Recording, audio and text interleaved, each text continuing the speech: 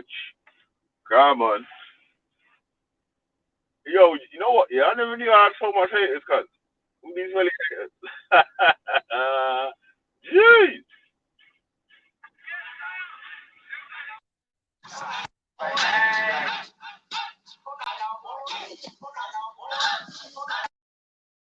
You think we don't know them? So all them no like me. See them all alive, but that still not strike me. But me I cut down, got two call up in a me hand. None of them want to fight me. But them no like me. So me let up a laugh again in a day like me. Two we know for me, but everything we don't listen on.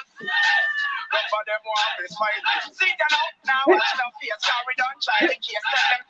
Mama, them girl, them no know how we run the place. Car machine, party base, a man that's done with a day from we are 20.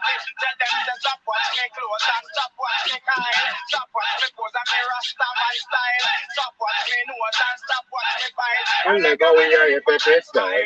Pussy over there, no, the pussy them not like it. So we got that, but that's me not strike it. Love me now, yeah. Enough of them want it. Yeah. Pussy them not like it. Either way, Nike.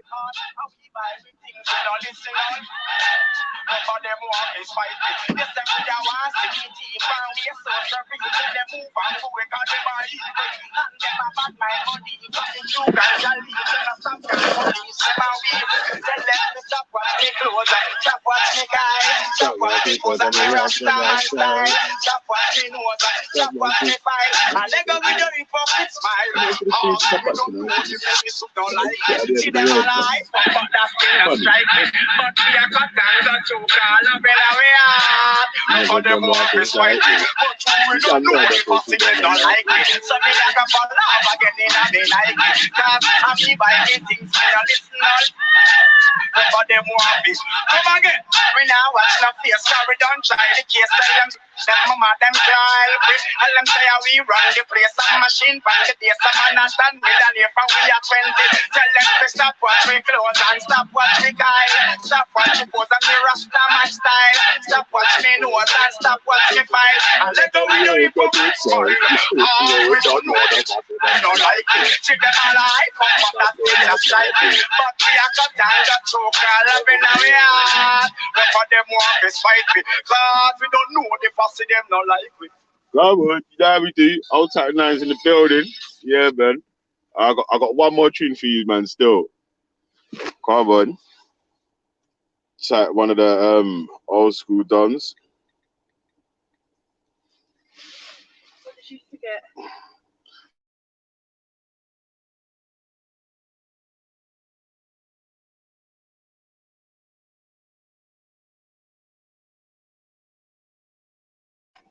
Yo, one sec.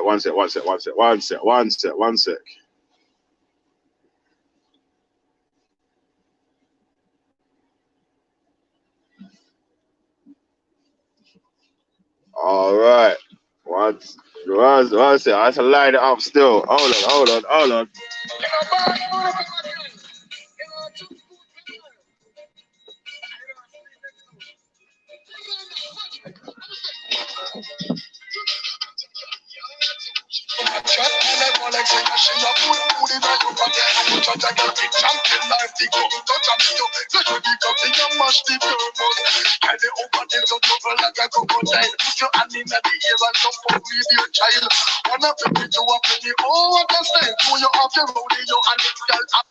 Can't afford a bus station if you walk a couple miles.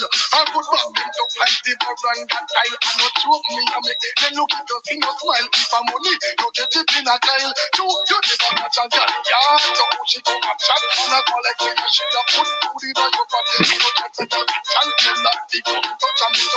That's when you got to get much the turbo. Can I buy the money from a girl? Can I choose food from her?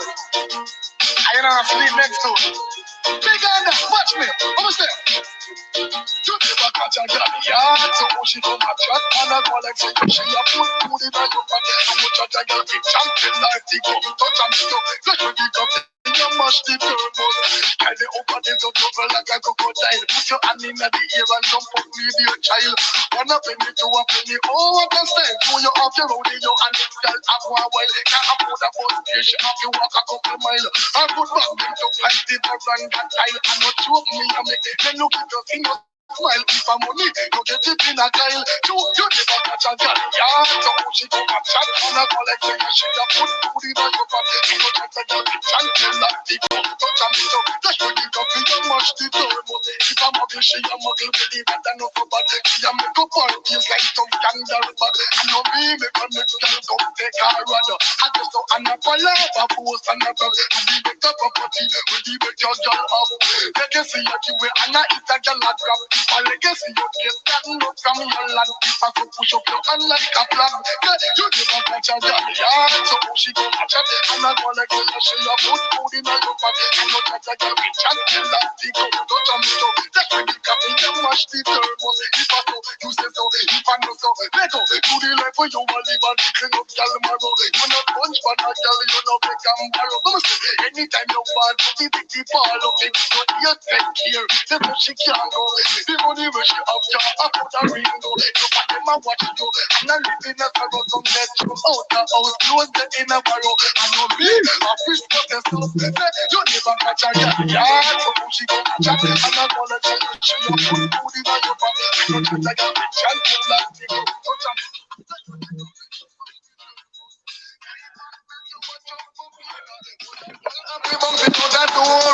And if your father if I go so and find some rain, my friend, I'm not saying for sure. Let's do the back of China. Yeah, so she go catch up, I'm not gonna let it. That's what they call me, how much the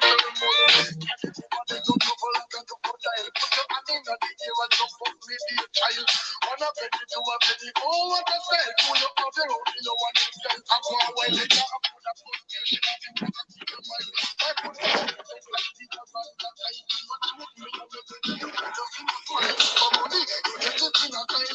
Junior va catch a girl, yeah.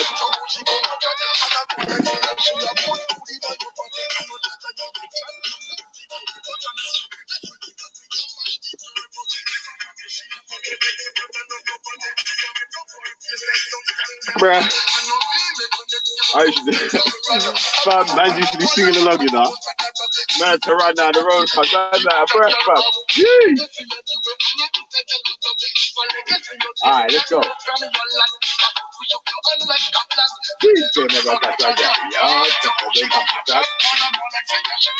Food in your pot. That's what they got too much of me. Hey. Come on. It's G Block in this bitch. Jeez, come on. Man's a little bit out of breath still. Man had to run down the road still. But yeah, man. Woo. Oi, oi. Hey, big up Nines in the building. I'll tell everyone in the chat and all that still. Yeah, man. Come on. Jeez, yeah, big up Trill. All time Mr. Lee, Marshall Mathers, 90 for 99. Come on.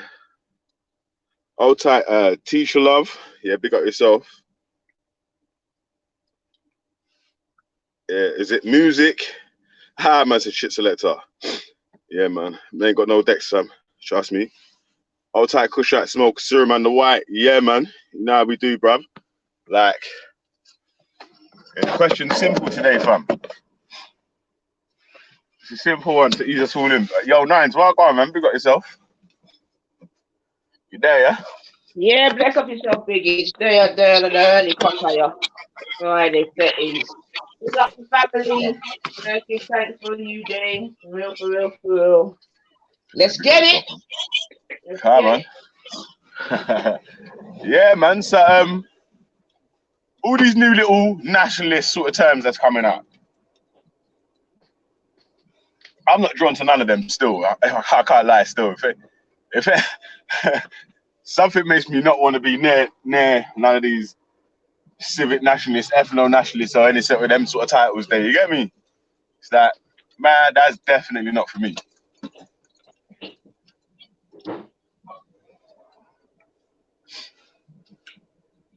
I need to think about this ethno-nationalist, civic nationalist thing. The thing is, though, Biggie, as well as that, on a real level, because I was even thinking about it this morning when I was hearing certain demolitions, let's just call it. But anyway, hopefully we'll get onto that. But I'm just thinking, like, within the community, do we really know about these sort of ideologies? Do you know what I mean? Because I'm just thinking more time within the communities we know about Labour, Conservative, you understand, and anything in between. Yeah, Now, yeah, so I'm just asking you. yeah. I'm not disputing it. I'm just asking you, like, is I it? don't know nothing Are about them. they And true stories, I feel uncomfortable around them funny labels, ethno-nationalist, civic nationalist, and all that. Like, I'm definitely not trying to put my name next to any of them labels. But are they terminologies that you hear in your daily life? That's No, what I'm trying to I don't say. know what the Has these fuck an ethnic national terminologies or civic terminated? national or any of them things there. Never So hear it's about just that, fam, on the ends. Never hear about it on the ends. That's all I was trying to ascertain, really, because it's not in my daily life, is it? And if we talk about Yeah. politics, most of my people, it's like I said, in it, Labour, Conservative, you know what I mean? Just the normal thing, and then obviously whatever Pan-African thing. But definitely, we're not talking. That's what I'm saying, Tommy and all of these things, and Martin. All them You blood get clot me? things there, man. That's not, we're never, bah, it's never, You know, I don't know, man. and you know, us I still don't deal with politics, you know, my blood clean. But anyway. know. Yeah, it's mad out here still, fam. And like, obviously, like, everyone's entitled to views and opinions and blah blah blah, but like, I don't know about this. For me, yeah, people are too easy to just jump onto label bandwagons. It's like a new label comes out and then everyone says, yeah, well, I'm one of them, I'm one of them, I'm one of them. You ask them what it is, they can't even explain the shit to you. Bullshit. Well, but I think we need to be careful though when we say everyone though, Biggie. Do you get me? That's what I'm saying, man. Because Yeah, obviously not everyone. It's that's just like I'm generally talking in it. Yeah, So it's like, okay. you know what I mean, like a crowd.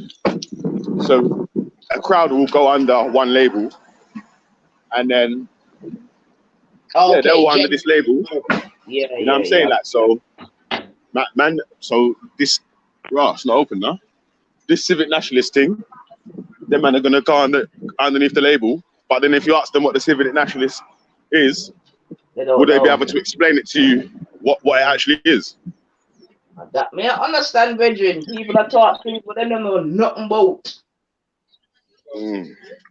But I'm here to learn.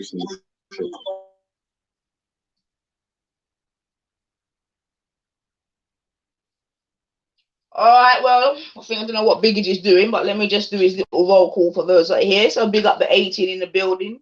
Like I said, happy Friday to each and every one, you know what I mean?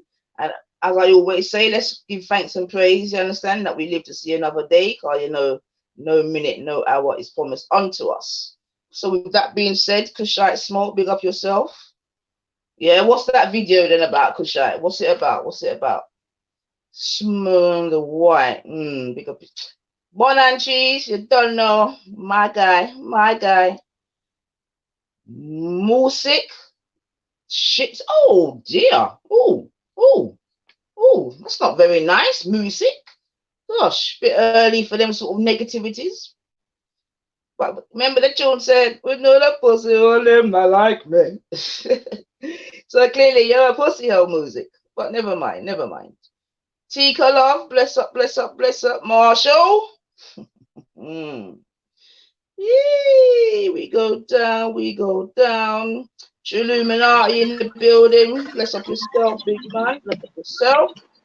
Yeah, that question that you asked, I think it was on yesterday or the day before. I didn't run from it. I just never kind of understood it. But I still would like, you know what I mean? If it's such a difficult question, I don't mind trying to go through it again. Tristan Name, you're back, Big Itch. C4 Blaster, big up yourself. Jay the Barber. Hey, big up Tristan, man. He's on my end still. Come on.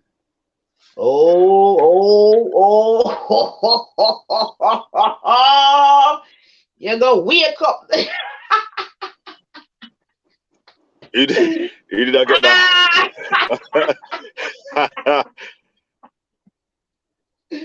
Ah, Easy wait now. Who did I get? ah, ah. Oh, my chest already, man. So my brother Scattered Minds has said, I know of these terms. People who are into politics at a geek level will be familiar with these terms. They are not new. They are just coming more into popular discussion as the right rises in the UK. He followed it up with big up family. Big up Scattered, big up man. Yeah, big up Scott, bro. Yeah, man. So I'm That's a saying fair all point. these that nationalist thing, yeah. For me personally, yeah, I feel like it's like, you know, like the soft racist.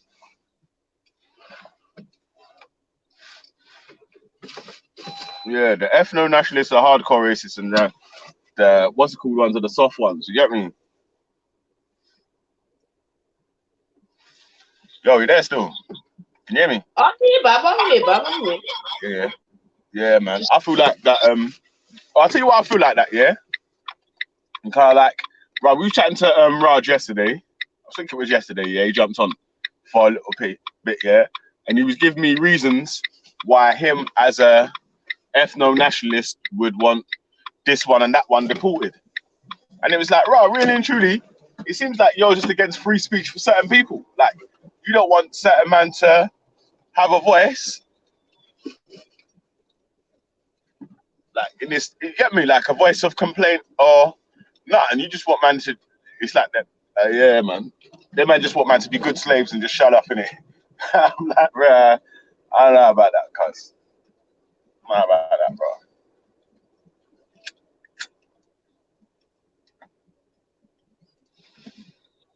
no, I'm okay. So Scattered, you said, what do you say wrong? You ain't said nothing wrong, Bob. To be fair, I do agree. You understand? Probably we need more geeks saying Scattered. That's all.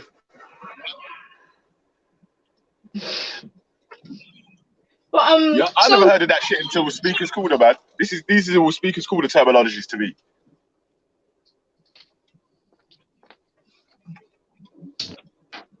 well, yeah. I mean, like I said, and that's why I'm saying we need more geeks, man. If it's something that's actually going to become prominent and whatever, then clearly we need more geeks, but more geeks that actually know what they're talking about. That's what I would stress.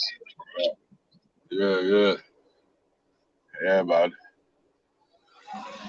So, do you think because I know somewhere else it was said that the right wing, etc., is like what black people fear the most in Britain, or the rise of. Do you agree with that, Babs? Not really. I don't think that 9 out of 10 black people were even paying attention to this left-right thing. See, that was my point. You get me? But man's out there saying that. You understand?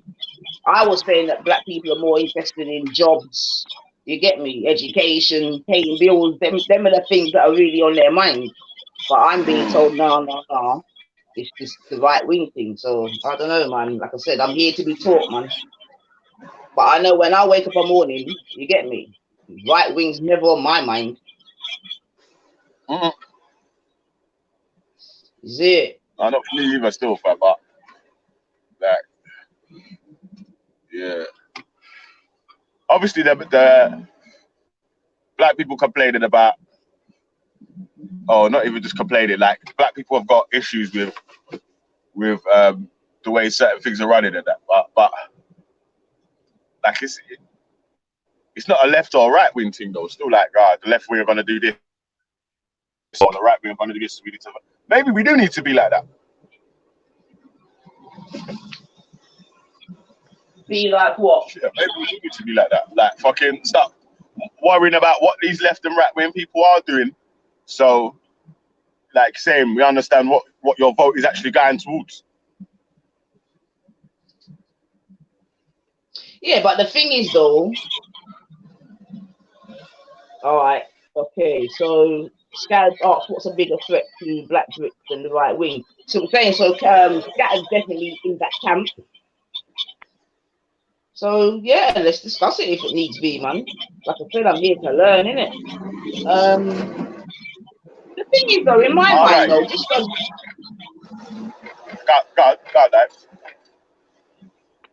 no, so I'm just saying, in my mind, just as we're kind of talking about it.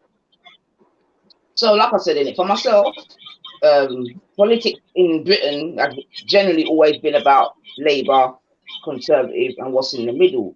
Now, there's always been like them fringe, if you want to.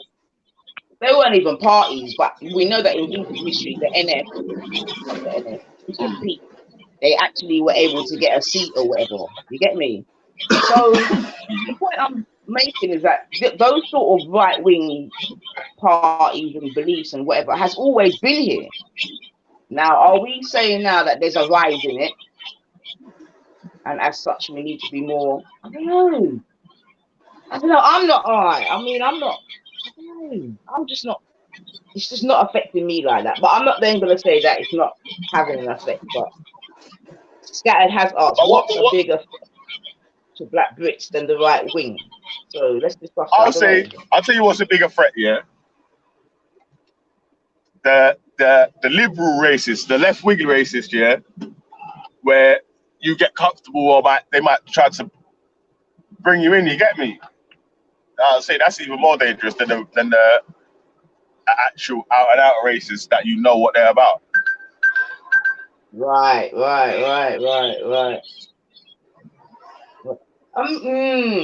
see, yeah, I hear you. What do you think, Scattered? Then what? Give us a quick breakdown of, you know what I mean, how you think the right wing is a threat. So maybe we can discuss a couple points. Yeah, big up, Captain. There you go. That's what I'm saying. EC saying it's never been away, and I agree with that. So my thing is now, is it definitely becoming more prominent, or you know what I mean? Yeah. What's that, man? We got Maybe 41 early in the morning. Come on, use that. Make sure you slap the like button, man. You get me? Help the channel grow.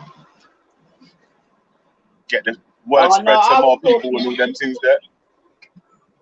I was talking more in terms of the right wing racists, Scattered. Right. Yeah, left wing liberal. An example of a left wing liberal racist. I'll say like. Let me think. Let's think. Let's say like. I don't know, man. Like a man that's gonna mollycoddle you and not make you be able to reach your full potential. You know, like them sort of styles. Where fucking. Yeah, man are just Because taking you for that's some. basically what Ralph accuses the left of, isn't it, Biggage? Yeah. You know what I'm saying? When you hear his type of breakdown. And I think there's a little bit of truth to it, if I was going to be honest. When I really deep it, man. But it's hard to explain it, though. It's hard to explain it still. Obviously, it's not blatant. Yeah. So, for example, Biggage, I don't know, it might sound like a dumb question, or really basic, but let me try anyway. Do you think that a black person that follows Labour versus a black person that follows conservatives or conservative, you get me, conservative? Who do you think would be? I don't want to use like most successful, as it were. I know it's very, very basic and rudimentary, but you know what I mean. If one was following kind of Labour's, you know. You know what? It's like what? Do you understand what I'm trying to? Yeah, I understand what you're trying to say. Yeah, but like even that will come down to the actual person's upbringing, their morals and values, what they value, and all them sort of things. There, you get me? Because yeah, you might be a right-wing conservative that values like fucking some black issues or whatever, and you might put that forward, but you might be a left-wing Labour guy that don't value no black issues. You know what I'm saying? Like you might just value gay rights or something like that, and then you're just going to be supporting for that. So yeah, I I'll was say it's more down thinking to the more. actual more down to the person's character and what they actual. This is what I'm keep trying to say. Instead of voting for names, we need to be voting for policies. If we're going to be voting, you need to be looking at what the people actually stand for and what their policies they're going to be trying to put in place before we start standing behind these people. Like, yeah, he's right. He's the first black prime minister. Watch, when there's a first black prime minister, I bet you he's a waste man. Yeah, that fucking is not gonna do shit for the man them. But everyone's gonna have a picture of him in their fucking in the yard food shops, like Barack Obama done with the same thing.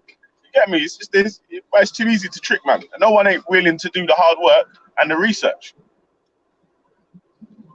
But that's what, because I was more talking in terms of like, I don't know, social economic sort of achievement and development. You get me? Because what I'm trying to in my mind, as I'm trying to reason it out with you, yeah. When we talk about Labour and Conservative, yeah, like Labour was very much like for the, you know, the working man, you know, kind of Yeah. more socially driven. You understand what I'm saying to you? Whereas Conservative was more sort of individualism. I'm trying to summarize it, you get me? More individualism and sort of capitalism and just, you know, getting what you can get. You see what I'm saying to you?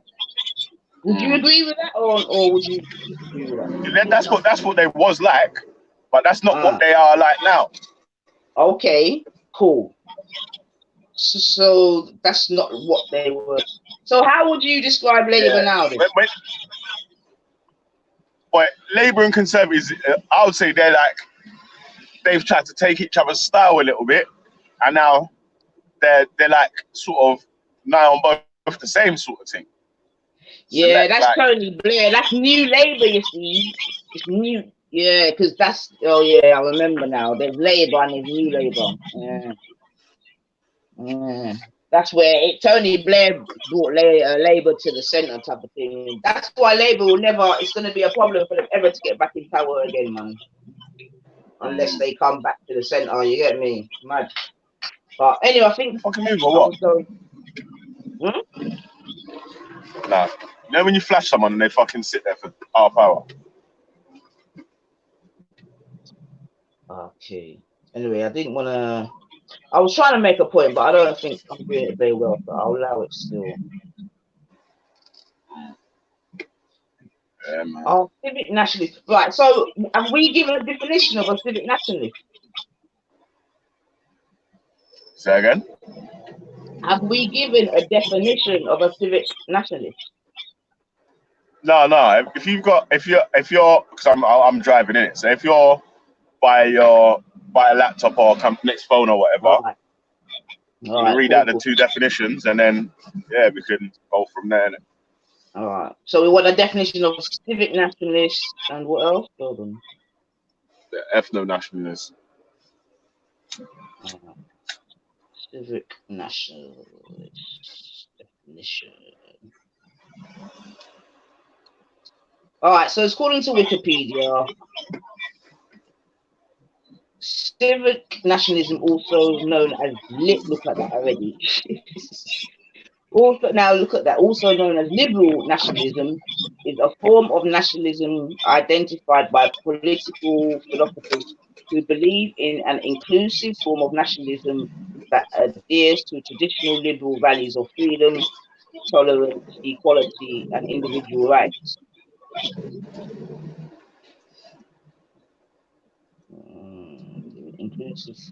Inclusive form.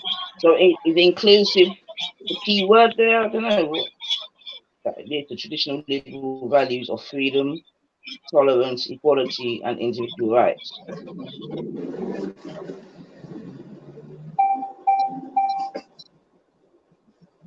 Let me see. I'm gonna get another example. All right.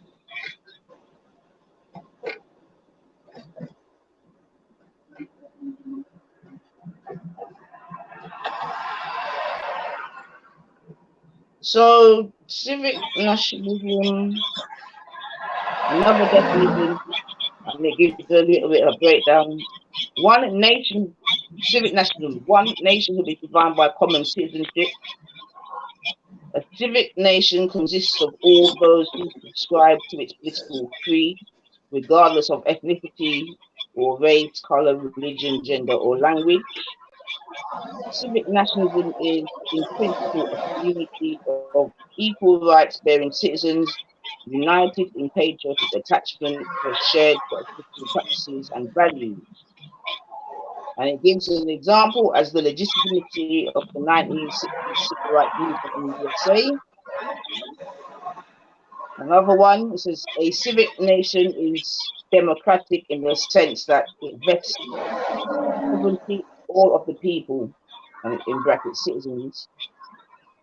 A civic nation state claims self-governing rights and rights of its citizens, and vice versa, other nation states. It also goes on, civic nationalism is exemplified by the creation of British nation state in the late 18th century out of the English, the Welsh, the Scots, and the Irish, united by a civic rather than an ethnic definition of belonging, and by attachment to civic institutions like parliament and the use of law. Civic nationalism is also exemplified by the French and American revolutions, one which created the French and American Republic and put forth civic nationalism as a world embracing project. The USA preaches its version of civic nationalism around the world. We hold these truths to be self-evident. So that's civic nationalism. That was quite long-winded, but at least it gave more of a breakdown and some examples. Did you hear that, Biggs? Yeah, so it's basically a foreign person can be a civic national because it's not really to be it's more to do with the values of the country rather than the people in the country. Say like the race of the country sort of thing. All right. So there are quite a few points, but what I'm going to do is do the ethnic nationalism now, yeah? Yeah. Because I think there's quite a few. So now this is ethnic nationalism, people, yeah? Yeah. Nationhood is defined by language, religion, customs, and traditions. According to ethnic nationalists, it is not the state that creates the nation, but the nation that creates the state. This sounds like Liam, innit? Glue that holds people together is not shared political rights, but pre-existing ethnic characteristics. European ethnic nationalism is exemplified by Germany's reaction to Napoleon's invasion in 1806 and Germany's quote-unquote romantic reaction against the French ideal of a nation state. The German ideal of ethnic nationalism appealed to the people of the 19th century Europe who were under imperial domination. Poles and Baltic peoples under the Russian Empire, Serbs under the Turkish rule, which is the Ottoman Empire, and Croats under the Habsburgs, which was the Austro-Hungarian Empire. It goes on some contrast between civic and ethnic nationalism. Right, hold on a sec. Civic, okay, hold on. Civic nationalism. Hold on, I'm just trying to work out what they're doing.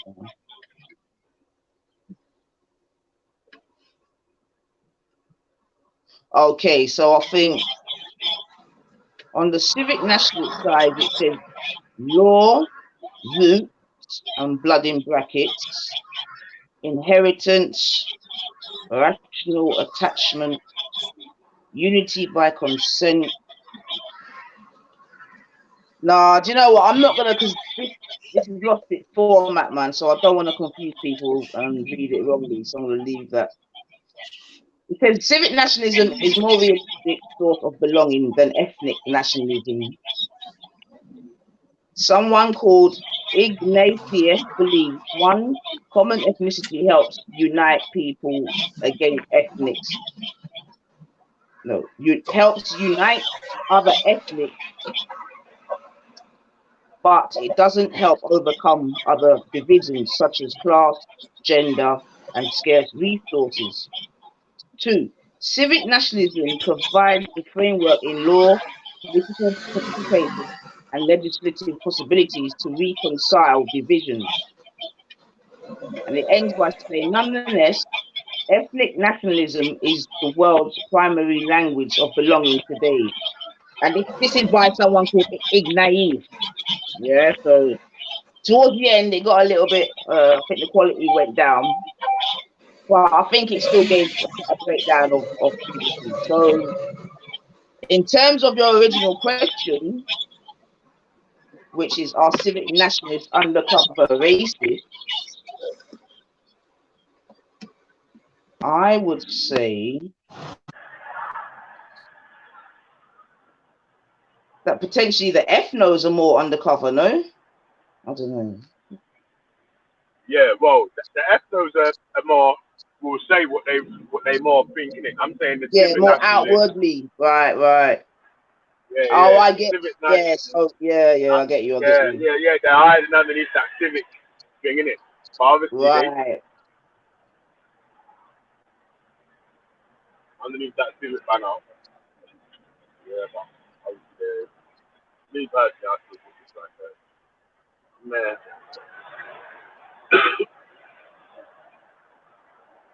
All right, let's see what the people them are saying. Age Case documentary has said a civic nationalist is someone who loves the land and borders they were born within. Doesn't really have much to do with the hating on man for his skin color, although civic and ethnic nationalists do mix. Okay, thank you, Age Case. Scattered said, yeah, that's basically it. It's the idea everyone can be part of a nation, etc., if they subscribe to it. Okay, Jack has said more and more people will move from civic towards ethno-nationalism. At core, they are all racist.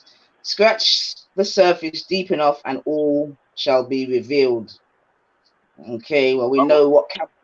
Hmm? But, I'm gonna say the come on for that one. Okay. I do. One thing I gotta say though, yeah, is when Jupiter was saying to Raspet that she's now an ethno nationalist, yeah, I do believe that Jupiter was trolling still, yeah, because yeah, it was like, yeah, nah, it was he was trying to keep that serious voice, and I was like, nah, you're trolling. I sort of believed it at first, yeah, and then I was like, nah, actually, you're trolling still, yeah, you're trolling. I don't believe you still, but like I'm saying, I still think that civic nationalist borderline. You know what I'm saying? Like, Racist. yeah, yeah, man. Yeah.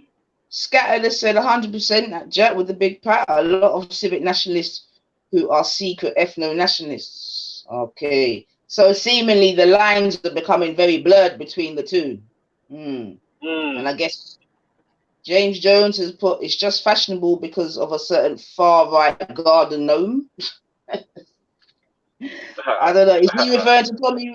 Who's he referring to there? Because apparently Tommy Robinson's yeah, not even man. far right, according to far right people. Yeah, well, Urban analysis. you know, like basically, yeah, that's the first thing to tip your toes in it. It's like you know when you first listen Yeah, to fair pirate enough. radio, and then The you go to a gateway. little you go to a bar. You know what I'm saying? Next thing you know, you go to a rave, and then you're involved. Yeah, Yeah, yeah, like that. yeah. Then what? Gateway, Hey, gateway. hold Fair it up enough. though, man. I'm just about to go for a tunnel though, yeah. So yeah, All right, well, I'm yeah, just gonna read through these chats still, but you know my settings. But yeah, man. So Urban has said scattered. Why would people lie? And Scattered's replied, however, it can be argued that us Pan Africanists are ethno nationalists Maybe that's a question for Billy Vision at G Block tomorrow still. Well,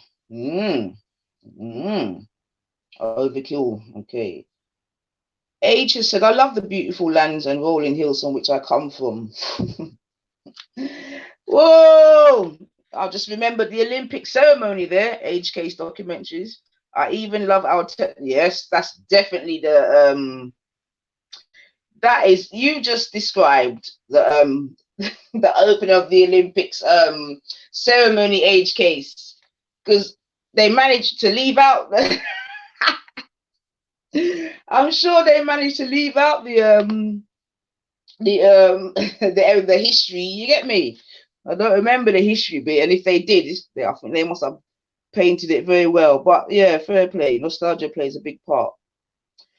Nostalgia plays a big part. I can appreciate that. I can actually appreciate it. That's a very good statement you just made, actually, Urban. I hear that.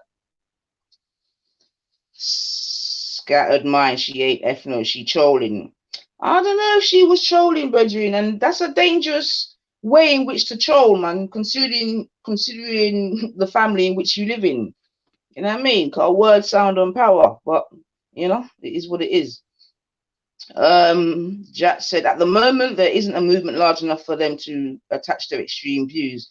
Okay, if a movement became popular, it would be inundated with people who view Tommy Robinson as being a little too soft. If a movement became popular, it would be inundated with people who... Yeah, okay then. So that's sort of underlining that they're thinking that this Robinson guy is not really far right enough. Like Ralph. Far more anyway. James has said most civic nationalists do not cabal their outlook as a form of nationalism. Okay. No, this is good. Continue. A culture of inclusivity is generally the default. Yeah, that seems to what the definition was saying, to be fair, James. Scattered is saying she's definitely ethno at Urban Analytics. Have you heard her speak? That's what, yeah, you see what I'm saying to you? That's a lot to say to be not more extreme. Remember, and the thing is as well, Urban, she's given her reasons to why she's gone from one to the other. You understand what I'm saying to you? So, and if you listen to her reasons, it's peak for Hector, man. Ethnos are extremely racist. So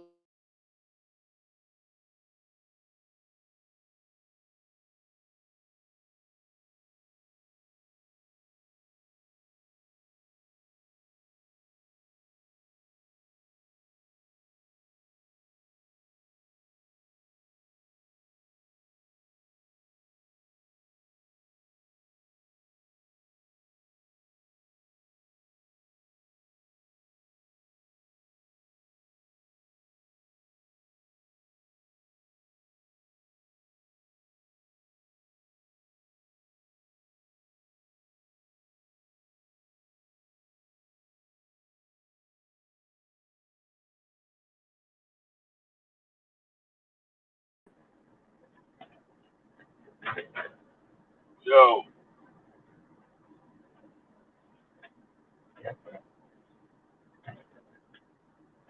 Oh shit, I dropped off here. I'm back just in time, B. Yeah. Yeah, man. I'm saying this slow nationalist thing is,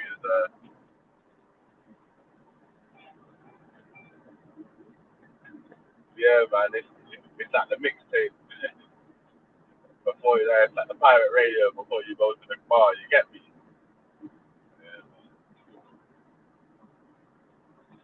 Yeah, yeah. Alright, when you're ready, come back, man. I can add you back still. Here's the link. Yeah, if anyone wants. You hear me? Yeah.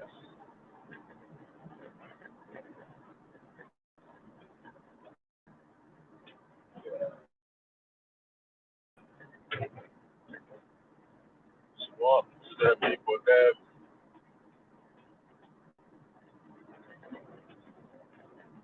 Yeah, B.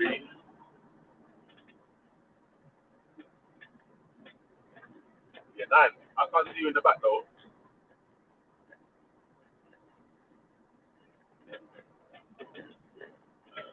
In the back.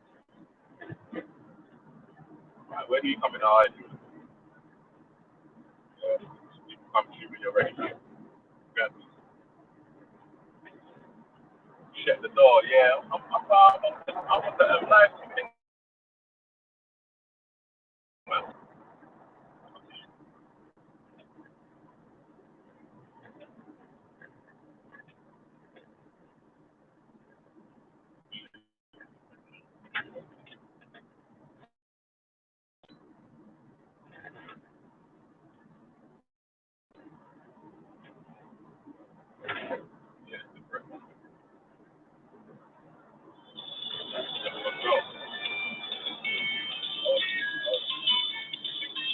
Business house.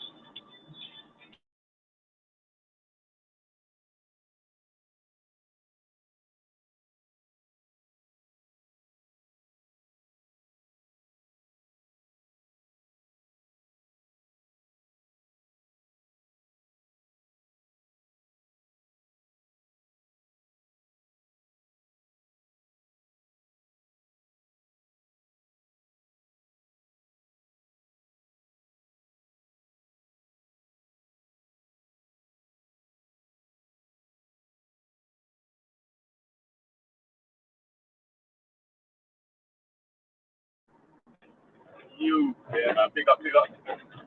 Yeah, you at the I wrong went to yard, the yeah. wrong yard to rot it. Yeah, Yes, yeah. all right, sorry about that. So, yeah, because there was been some interesting comments being made still. Yeah, man. Big up. Yeah. Whoops. So Scattered was saying that she's definitely ethno at Urban, you know what I mean? And I agree. I think she's definitely, because people can change their position, you know what I mean? Like everything's fluid, you get me? Ethnos are extremely racist, sort of like Nazis. Oh yeah, all right. So nowadays, anyone caught in a lie or wants an opportunity to backtrack, use the trolling tool.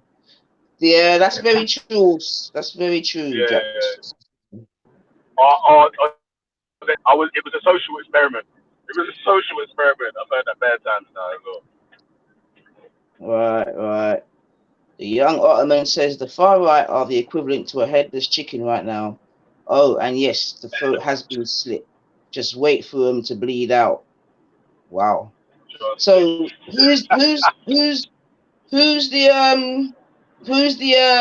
throat then? You get me? What was the cut? Who's the butcher? What the butcher? Yeah, and what was butchered? More Who importantly, got what him? was butchered? Urban has said Scattered Minds thinks she's more against hate of Britain than. Hold on, Scattered Minds. I think she's more against the hate of Britain than complaints. There's a difference between your view and say crimes of Britain. Right, I don't quite understand that. I don't know, Urban. I don't know, man. I don't know, to be honest. Because she's always been a bit dubious. Come on, man. And it just because you're sleeping down with a black man, that doesn't mean that you don't hold certain views. That's a fact. You get me? Because she don't look at Hector as black. We need to draw a line between real civic nationalism and the version being used as a covert entry-level racism used by such as Jupiter and Tommy. We need to draw a line between real civic nationalism and the version being used as a covert entry-level racism used by such as Jupiter and Tommy. Yeah, who made that comment? Who made That's that comment? Carnito. Yeah, I Rich mean, OK, you owe me 5 bills, yeah? You owe me 5 bills. He man said anytime Khanma on the panel or said, not even smart, you know, he said anytime Khan says something sensible on the panel, he's gonna put 5 bills in my PayPal. And just after he said it, Khan dropped a line that was serious, fam. I was like, oh shit. The Rich OK, bro, I'm a blood clot money. um, Age Case Documentaries goes on to say, look into the history of Italy. Ethnic nationalism can go down the route of fascism, which I think was also described in the summary that I gave. Scattered has said she complains about Britain being multicultural. Why is her complaints more valid than mine, other than because I am black? All right, so that's referring to Dupes again, and that was aimed at Urban. Urban has replied, scattered mind, so her complaints are multiculturalism, though her household is multicultural. But that's what I'm saying though, Urban. That's the that's the political, that's boy, that's what I'm saying. Must be mad in that household. Real talk, man. Because I'm saying, Urban, even if you're saying that she's trolling, you get me, to be saying them sort of things in such a household, that can't be healthy, man. Because words, sound, and power, man. You know what I mean? And like we've already said, a lot of people talk their thing in the guise of trolling. You get me? Like Afghan. In fact, TYO as well. You was one of them ones as well. TYO. I don't know. The truest thing you always said in jest, man. Man will try and bust a joke on you, but that's what they really think of. There you go. So, okay. Yeah, there's not, and when you're drunk, you see it. And you heard my girl drunk the other day. It all came out. It all came out. And we've been saying this for a long time, man. But anyway, yeah, but it's my bad. I didn't even hear it still. So like, give me an update. But true stories, yeah. Like, I've always kept to this saying that, you could be a fucking as racist as fuck, fam, and have like a partner that's as black as fucking midnight. You know what I'm saying? That. Come on. So, your color doesn't matter if you're going to be racist or not. So if it was that, then none of the slave owners would have set you any slaves. Yeah. Thank you. Oh shit! Jeez! Let's go! Oh shit! Oh shit! Yes, what was you got? No one went talking about you around there still. You know how we do. My ears are constantly burning these days. Oh man, yeah. So yeah, I thought you was trolling when you was doing that ethno-national thing still, but like I do think that a civic nationalist, or a lot, not every civic nationalist, but a lot of civic nationalists, borderline or undercover racist guys that don't really want to come out and say how they really feel. That's why, although I'm against ethno-nationalist people, I've got like a bit more respect for the ethno-nationalist position, because at least they're willing to say how they really feel, sort of thing. Do you believe that any country should remain in the majority of its people? Yeah, I do. And then you're an ethno-nationalist. But wait. I tell you one thing I do agree though, that if, imagine your country, yeah, and then they import 30 or even 40% people, yeah, that are better than or functionally better or can improve the country like 100 to 200%, then also that might be an idea as well. So, and then, you know what I mean? No, the thing is, with Britain, you can't have it go lower really than sort of like 80%. If you do, the chances of the population changing demographically is very likely. So if you say you was in Nigeria, for example, and you brought in 40% of the population that were white, quite quickly you would find that you'd be overtaken by the whites and the mixed race. So What? yeah. How though? Well, the thing is, the way that we've got 85. Well, we did have 86% at the last census, but recent figures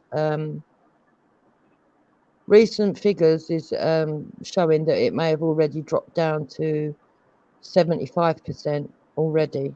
We're waiting for that. Wouldn't that be more to do with? confirmed. Sorry. Carry on your point.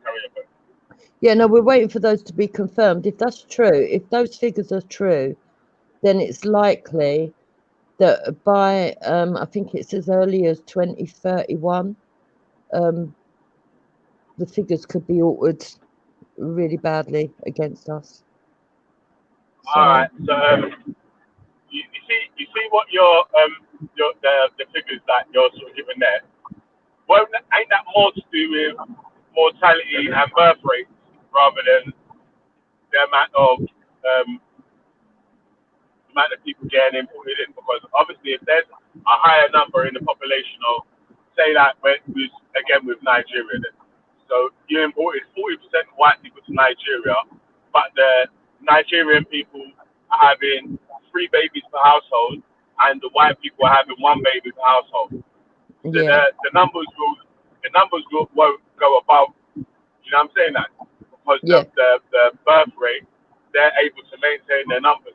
But if they import and then the white, if we did it the other way around, and then the white families are having 3 babies per household, and Nigerian babies having like 1 baby per household, then maybe they'd be able to, they would outnumber them in the end.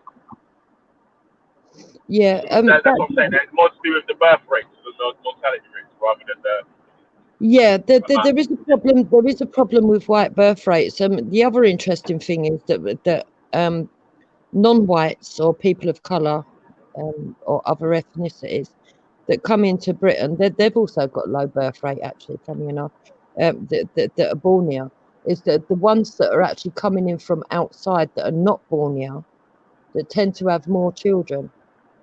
So the funny abnormally is that anybody that seems to be born on this soil, when they go on to have children, they're having less children. That's also amongst the black community.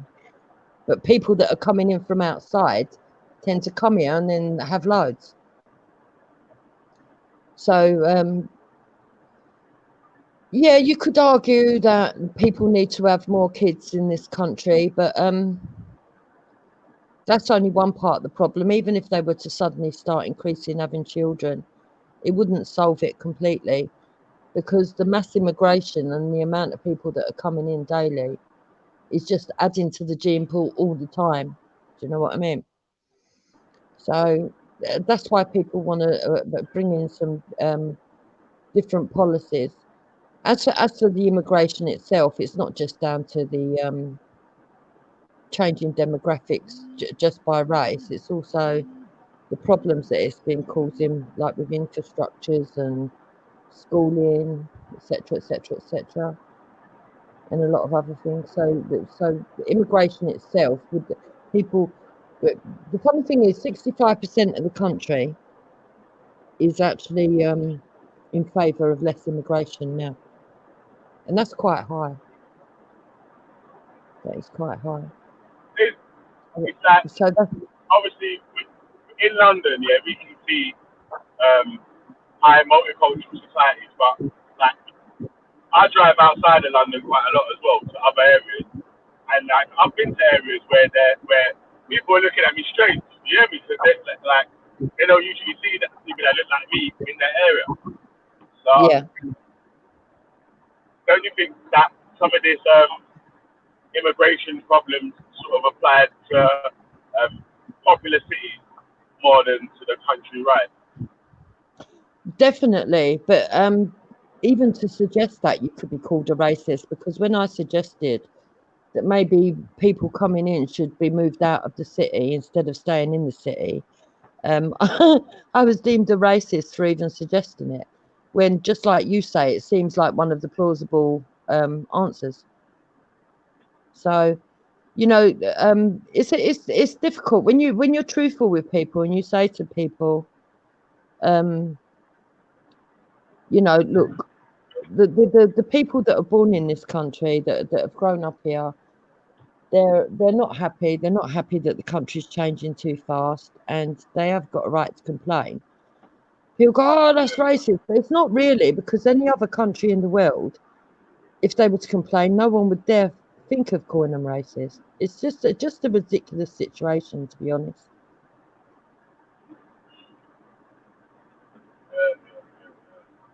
All right, all right. So do you think, yeah, because obviously because you're like English person, innit, from UK. So when people are making complaints from the UK side, you can sort of see their point more. So don't you think that, like, say I'm like an immigrant, and like my parents are immigrants, I was first Yeah. generation born here. Yeah?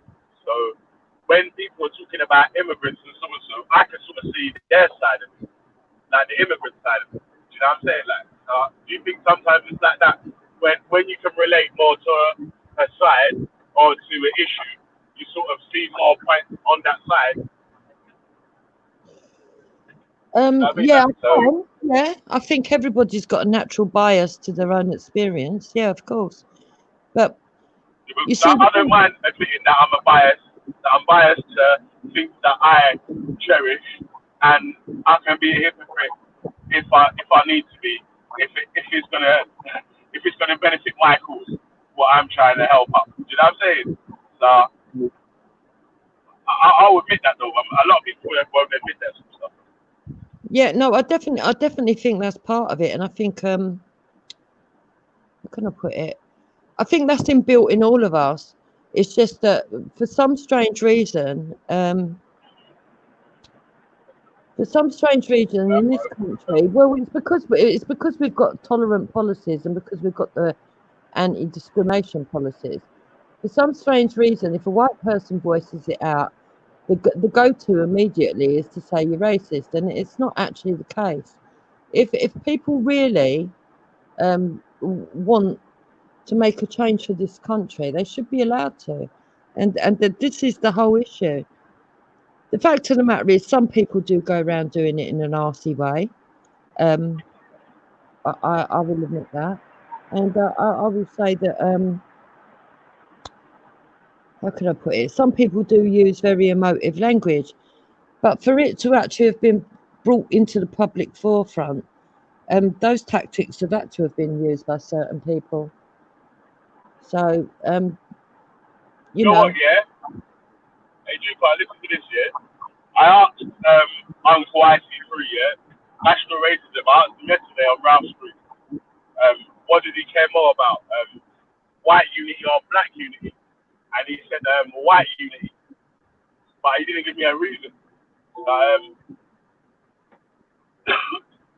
What do you think his reason would be to care about white unity more than black unity?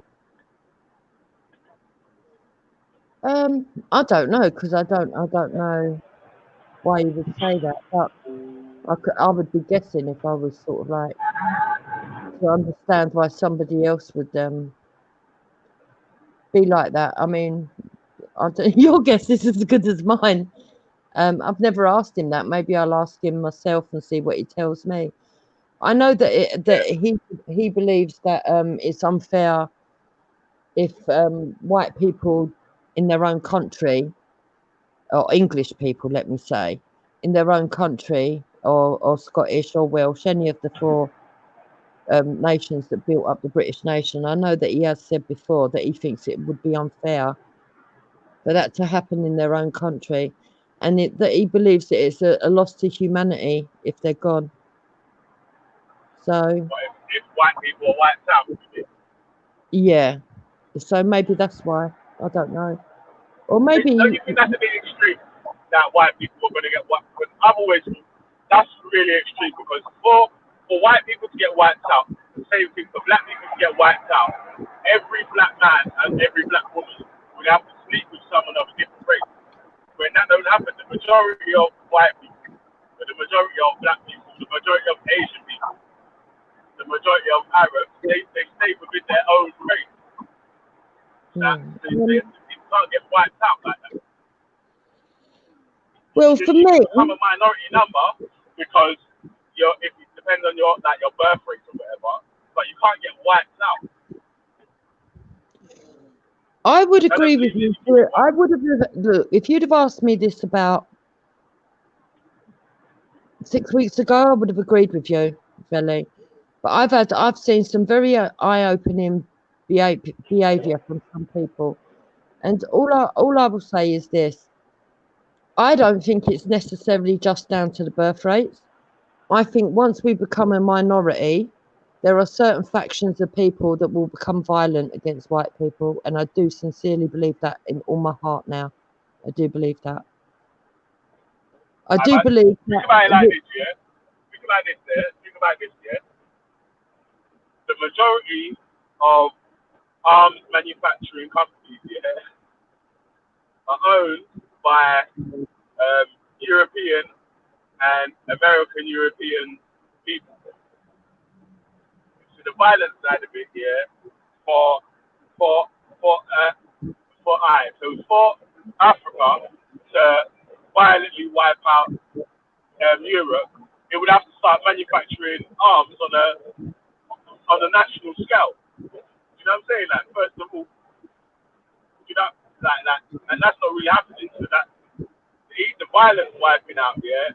Uh, that even if white people become a minority, yeah, and there is people that was fighting against whatever, I still couldn't see that that that black people or I don't know about Arabs or whatever. I was more talking about black people or whatever. Yeah, I couldn't see man being taken like into slavery or even being colonized or mistreated as bad as the situation has been and is in certain countries at the moment. Um, I disagree. I disagree, and I'll tell you why I disagree. In Arab countries, and even in countries that are not necessarily Arab, highly Islamic countries, today in this world, today there are still people being put into slavery. They're still being tortured and they're murdered. And if it can happen over there, if the demographics were to change in this country, it could happen. Now, add to that the anti-white hysteria that's going on from some sections, and then you can see that there could be a cocktail for not just one group but two conspiring groups for their own interest to do violent acts or to even enslave. And I believe that some people within themselves have got a need for revenge. They want to get a revenge. They feel that they should be avenged. And even though I can understand that kind of feeling, from what I've seen and the behaviour of some people, I believe that there are people willing to act on it. So, which is quite sad, I think. But There always, all right, we got to be truthful, yeah? There's always going to be a small section of people who are willing to be violent for whatever they deem as a righteous cause mhm, in their own opinion. Yeah. So that's always there's always going to be that them sort of people about. I'm talking about yeah, no, the no, I ruling agree with you. majority who's who's going to be able to install rules or whatever like that. I can't, but I just can't see it being yeah. Okay, Belly, let me give you Uh, an example, right? Let me give you an example because whether we agree ideologically or not, I think you are quite sensible enough to understand what I'm going to say. Would you say in the UK that if you was out in the public, not speaker's corner, out in the public, and a black person was being mistreated, and there was black people and white people, do you think the probability of a white person standing beside the other black person to defend the black person being mistreated would happen? Or do you think that the white people would just walk past? in truth? Not establishment now, I'm just talking about the masses. Just in general. It depends. I'll say Yeah. it Yeah, just in depends. general. So it depends, man. I would say the same for. It depends, man. Like if there's someone who feels brave enough to call out an injustice, then they will call it out. If it's like just a normal average person, then they might not call out. You know what I'm saying that because they'll be worried about the.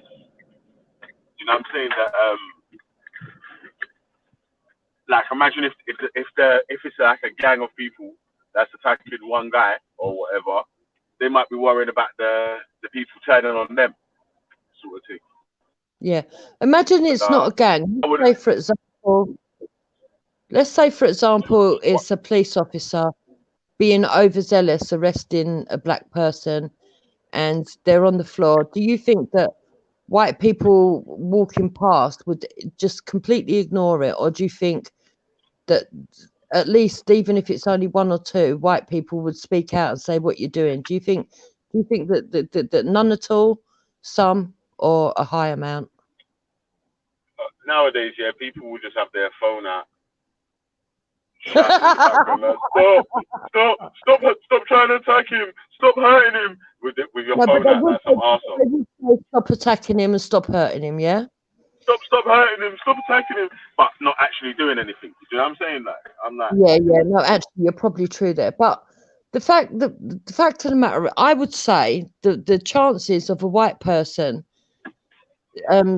stepping in, I'm not saying all the time because there are racists, stepping in and sticking up for a black person or a person of colour and saying that's out of order, what you're doing that for, is very high. you see what? Yeah, in them situations like that, yeah, I don't think that race comes into play. Like it's like if you're walking past and you see someone being hurt, yeah, the color of the person doesn't come into play at that time, innit? It's like you can see someone being hurt or attacked. Well, yeah, it shouldn't do. let me talk to my own eyes, innit?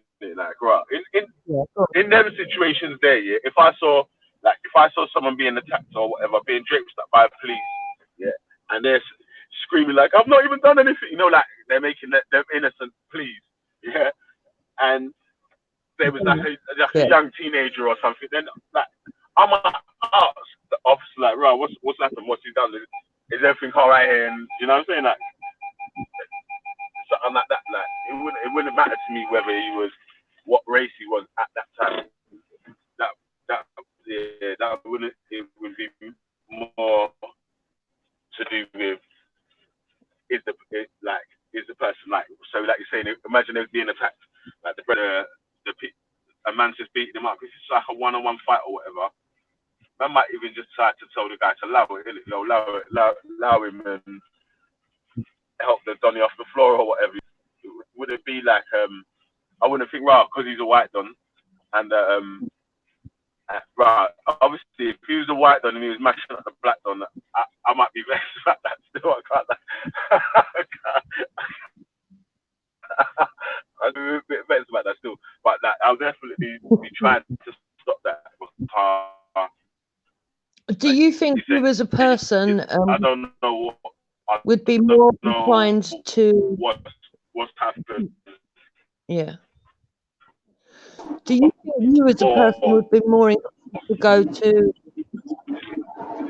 a black person's aid? You yourself don't believe the colour at all, which is a good answer. But for the majority of people, they do have in-group preference, right? For the majority of people. But in the UK, there's an odd phenomenon where even if they have in-group preference for who they're going to marry or who they want to live amongst, you will still find that a lot of white people don't like seeing anybody unjustly treated. Yeah? But I think that's rubbish, you know. Well, from my opinion, I'm not speaking to you, Jupiter. 1 sec, I'm speaking to Veni. I think that's rubbish in my opinion. You know what I mean? Because I think there's a bit of a phobia and a stigma associated to black people, especially the black male. Not so much the female, but they're very scared of the black male. Hence her talking this morning about revenge. No black man on the earth. We did, we'd have had it already. That is a guaranteed fact. Yeah, come. I did sort of say that the man and that ain't really been thinking on this revenge sort of tip anyway. But hey Jupiter, will you repeat the point that you just made? Yeah, because I was trying to hear what you that yeah, big up Freddie, my bad as well. Anyway, yeah. Come on, you know how we do, man. But big up Nani for on the panel. But yeah, sorry, Carl, I got to jump off in a sec here. So the reply to the point that you was trying. I didn't really get it still. What I'm trying to say is, in the UK, the people here, the mess of the people, forget individuals. I'm talking about on like group. If you take them as a group, most of the UK in general are very tolerant, and most of them, even if they've got an in-group preference of who they marry or who they want to live amongst, they don't like to see injustice out on the streets or from the police or whatever, and they would stick up for somebody that wasn't the same race as them. Whereas you can also say that other communities might not even involve themselves. They'll just say it's nothing to do with us. It's not our community, and just walk on by. So I don't believe that. I don't believe that. Like I'm saying, trying to say, when there's if you, we have to make it in a situation where people are gonna see a point that they need to intervene in it. So you're gonna have to make it a group versus one person. So at least 3-on-1. So there's 3 people. So it's yeah, 3 people attacking one person. Yeah, any group of black guys was walking past and they saw 3 people attacking one person. I'm sure that someone in that group would say, "Yo, boys, come, we need to stop that or whatever, or just see what going, or just you know what I mean that." Because if it's the black dudes attacking one white guy, yeah, man, they're gonna say, "Yo, you man are gonna get arrested or whatever." Yeah, so man are gonna try to make them and then not get arrested or whatever. But if it's the 3 white guys attacking a black guy, we're gonna try and obviously we don't want to see the black guy getting beaten up or whatever in it. So obviously we're gonna try to stop the attack on him. Like, and differently, even if it was a group of Asian guys or whatever, I'm sure that if they was walking past and they just saw one group attacking another what single person, they would want to try and have that stopped. They would, even if it was a group of white guys walking past and they saw the same thing, 3 black guys attacking one white guy, they wouldn't want to see the white guy getting attacked, so they would want to get that stopped. Yeah, and then the other way around, if it was 3 white guys attacking a black guy, they probably wouldn't want to see the white guys getting arrested, so they would want to like listen, get off. it's interesting you say that. You know what I'm saying? I don't believe it would be down to the arresting at all in the white person's mind. I don't think they would care that, for most white people. I think either way, they would look at the people that are doing the beating up. They would try to stop the fight because of the victim, but they'd want to know what the victim did. That they'd want to know why they were doing that. If they see it from start to finish and it was just the mugging and the kicking, for example, then they'd want the people arrested, even if they were white. And Yeah, it's but you put a interesting. different. Yeah, no, but wait. You put a different. Yeah, but you put a different perspective on the thing, in it. It was literally just an attack. Like it's just a random attack. It's not like they've been like. All right, so if you think about it, if there was mugging or whatever, I'm not even sure what the group would do. Yeah, but like you're saying, that's like we've added more to the scenario in it. Like I added the 3 people to make it a situation where people have to intervene in it. But that if we're adding between us, if we're adding the mugging, now we're making it a whole different new scenario now, isn't it? It's just it's just like who cares about justice in it? But the point I'm trying to make is that I think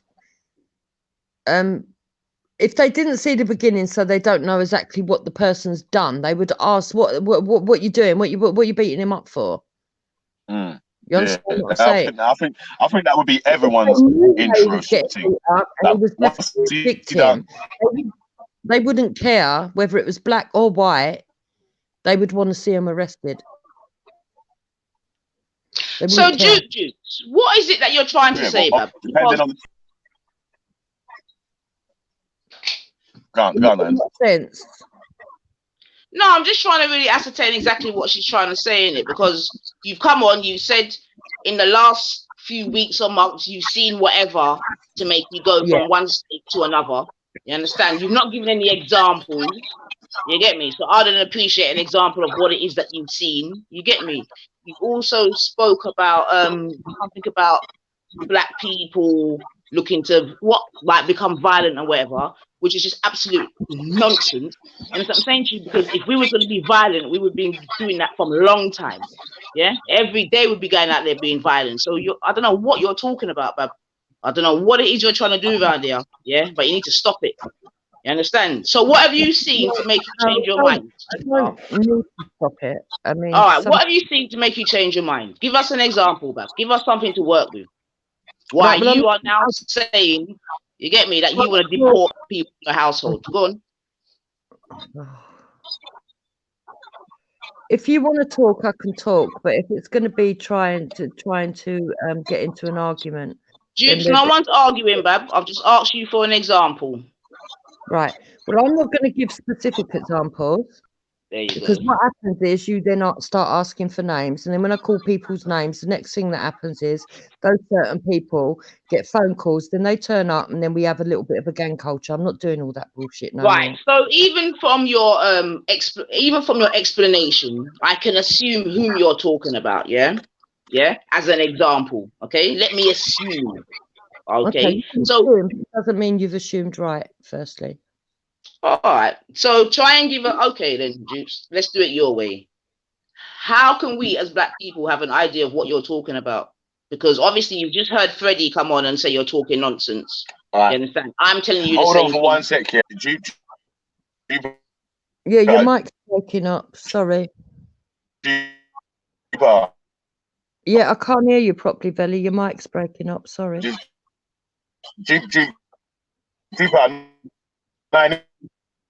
Yeah, anyway, Manasa and content up on everything. He's dropped out. Okay, I presume he's gonna come back in again. Yeah, I was just saying that, sis.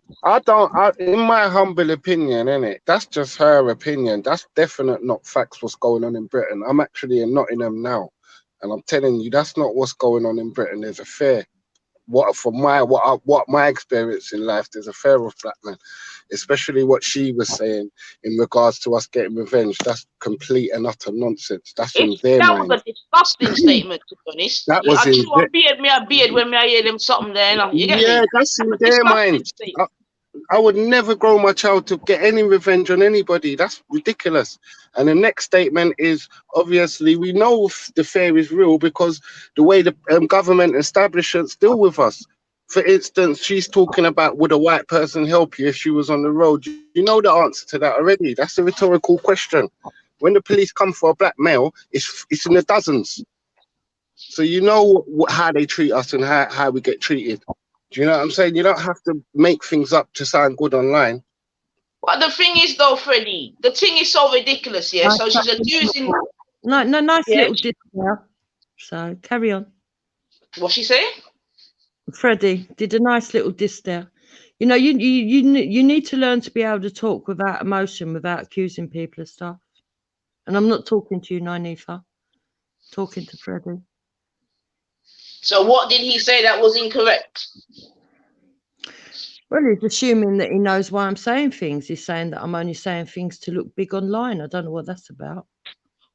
Well, to me, it doesn't even matter why you're saying it. What you're saying is completely erroneous. It's just completely false. And I don't know what you're up to, Bab. Because there's nothing in society that reflects that. There's nothing in society that reflects that, Jupiter. The mere fact that you lie down beside a black man every night just proves you're chatting shit. You get me? That we are so forgiving as black people that we're now sleeping with you. What are you talking about?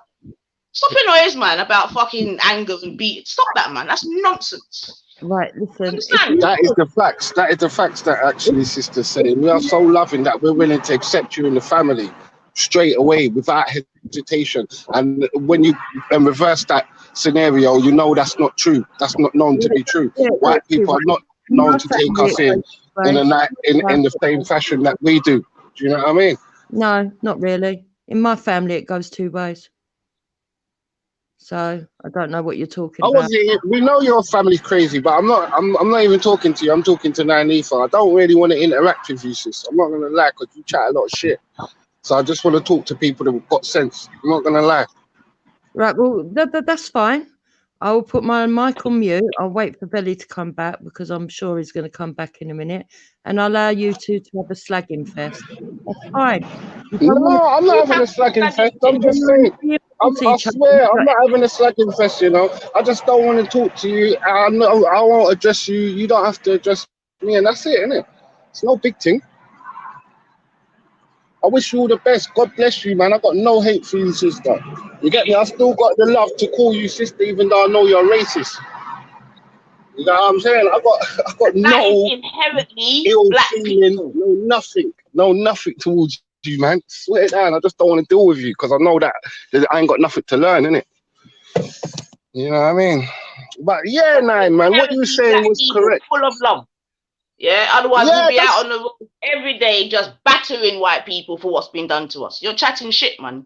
Even in America, in their living history, look what they've been through. Look how forgiving the black folks in America are. What are you talking about, Jupiter? And then you don't want to give it what? Because you are one person who had whatever, now you're going to tarnish the whole... Come on, Jupiter, man. Stop that, man. Sis, I don't know if you saw it, Nine, yeah? But I'm telling you, the biggest gang violence I've actually seen in that park, or gang mentality, is them far right people charting out my man's name and going on with the nonsense of running people down. Do you know what I'm saying? So I don't know what gang activity she's talking about, because a black collective is not a gang. I want that narrative to stop. Do you know what I'm saying? A collective of black people is nothing to do with a gang. Do you know what I'm saying? You don't always have to associate us with a gang and associate us with criminality. Like, that needs to stop now. So you didn't see two Shia brothers get chased across the park by a mob? Was that a black mob? Did I say it was? He said but you're referencing black people. Stop being defensive. He said the worst violence he see in that park, but we all know that the worst violence that's been in that park was a mob of people chasing down two Shia brothers. In your opinion, in your opinion, Bab.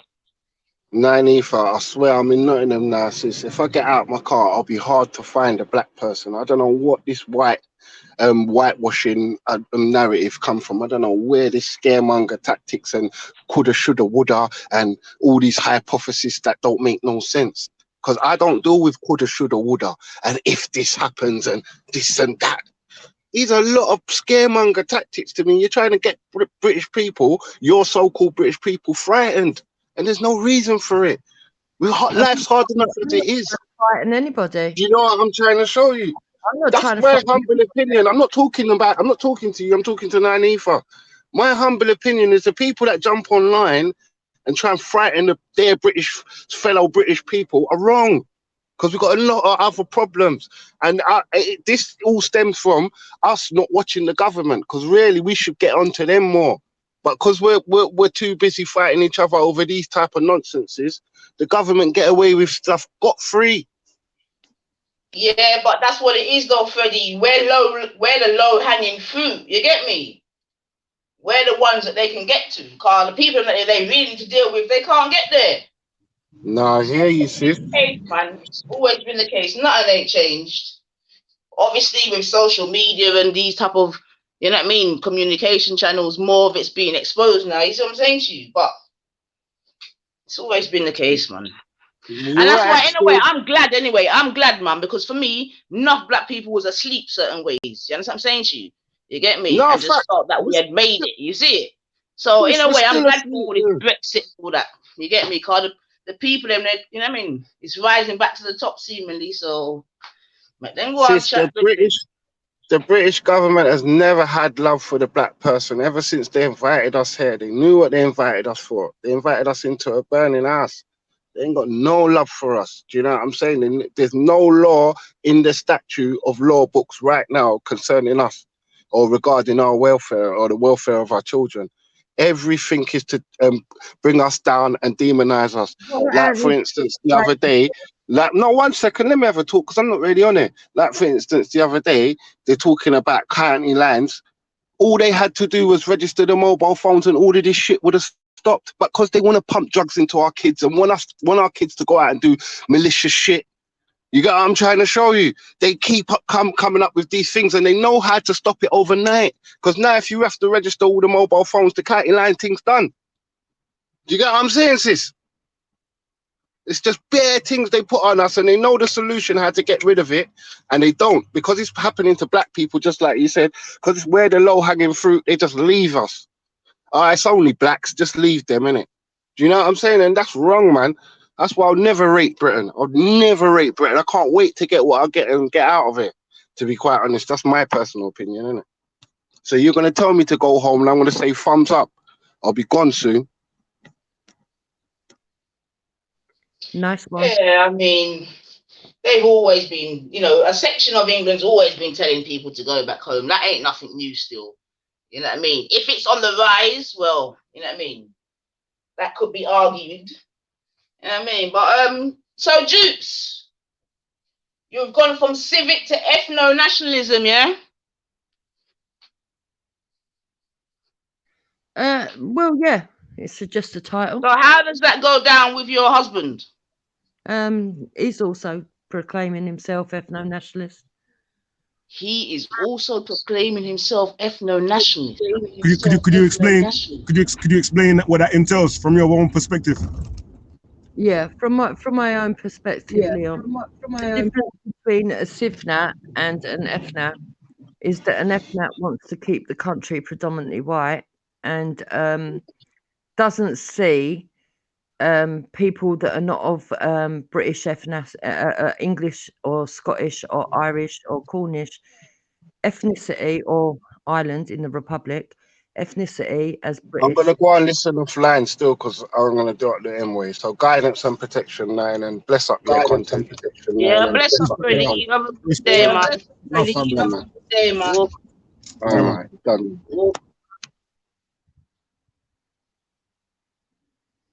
Did that answer? Did you hear me, Leon? I missed the end part, you know. Right, basically, it's somebody who wants to keep the country. What is... Hello, can you hear me? Yeah, go on. Yeah, go on. What is it that you're actually... Why have we got... like, why? Huh? We seem to have a background noise. You have a window open. No, I got it on hands-free because I'm driving in it. And my headphones are... they're wireless, but they need charging. As soon as they charge up, I'll be able to come in with it properly still. No, that's all right. Well, I'll deal with it with the echo. Can you just explain? Right. The way I see it, and I could be wrong, other people might come forward and say, no, actually, it doesn't mean that. But for me, basically, a civic nationalist believes that everybody, anyone can be British. They can come in once they're welcomed as a British citizen. They've got the same rights as people that are born here, and the ethnicity doesn't matter. And FNAT believes that ethnicity does matter, and that those people have got better rights to the country than other people. Just to simplify it. Okay. It's the same as every other country in the world. And so why do you class yourself as an ethno-nationalist? Is it anything to do with the amount of people that you want to see in this country from different races? I believe the country should stay predominantly white, but the reason why I've particularly gone. Any rough estimate of the numbers? For me, mine are quite low as an F now, 80% predominantly white. See. At the moment, the last we were 86% predominantly white. So that gives you an idea of where I'm standing. But there are estimations. So you would mind a little bit more immigration then. Would I? No, I don't. I don't advocate. No, I don't advocate. Not that you would advocate for it. If we're currently at 87% and you wouldn't mind if it was 80, or that's what you wouldn't want to see it go past. I'm saying you wouldn't. I would like. Mind I would like to if- maintain it as it is and have no more extra. Theoretically, if more people, I would as it is. is it at our limit right now? Is what you're saying? Yeah, but there are other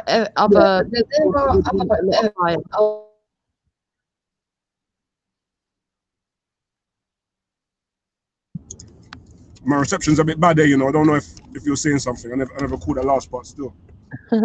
I said there are other people that would like it a lot higher. There are other people that would like a lot higher. Maintain it as it is. Stop immigration. Chuck out those that are illegal, and bring in policies to readdress the balance. I believe this country should have the same rights as other countries around the world that believes in FNAT. In other countries, it's normal. If you go to Japan, China, Nigeria, all of them are predominantly Nigerian. They believe proudly, whatever their nationality is, and it's only Britain that seems, and the rest of Europe that are being told, and mainly because of the European Union, that they're being told they can't be proud to be who they are. I think everyone should be allowed to be proud of who they are and to be proud of themselves, regardless of any horrible history, because the people that are born today are not responsible for past errors. And what values is it that you want to see maintained? And presumably, the more people that come in, the values are going to change for better or worse. But what values is it that you want to see maintained? But basically, I just want British culture to be accepted instead of having to put up with people that are in the minority telling me that there isn't a culture in Britain that's British, or that English people don't exist when we quite clearly do. I find it insulting. And when you say British culture, just for clarity, just for clarity, when you say British culture, you mean as defined by ethnically British people? Yes. Yes. So that's without no influence from anybody else of any other ethnicity.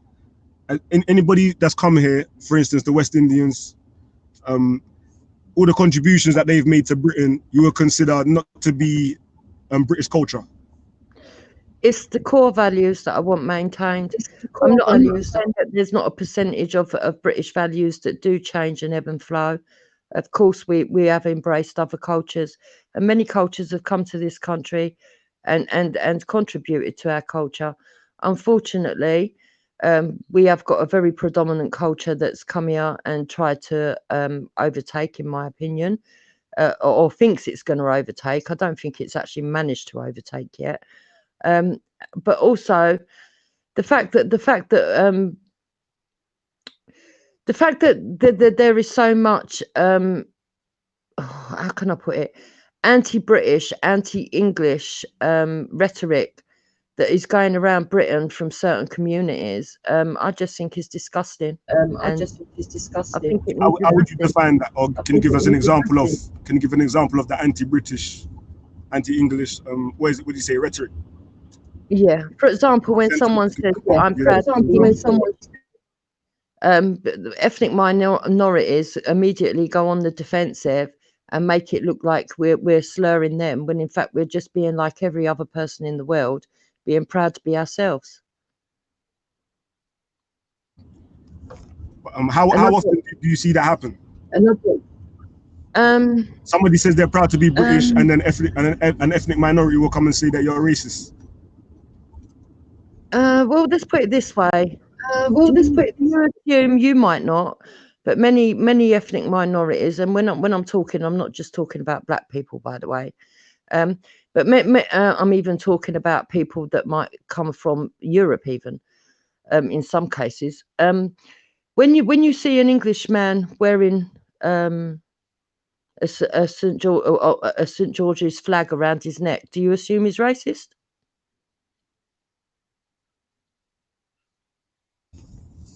For the most part, nah.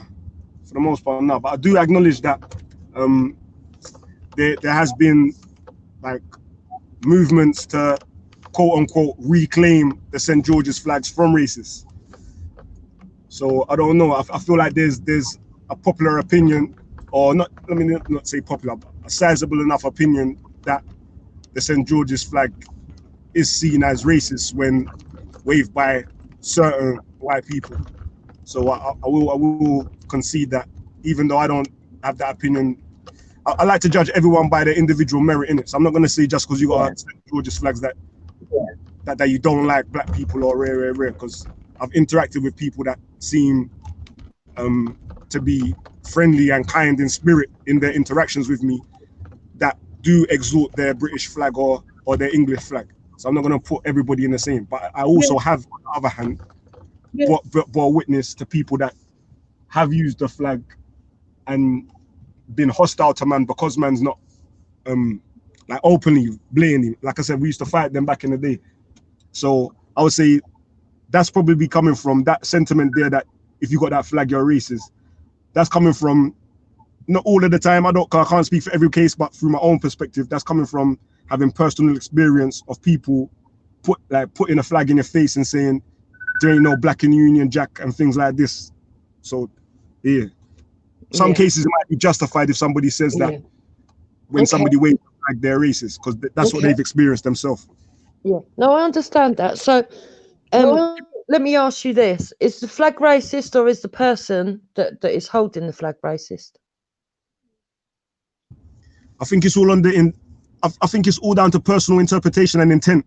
It's whatever you mean, and this is not always easy to tell, innit?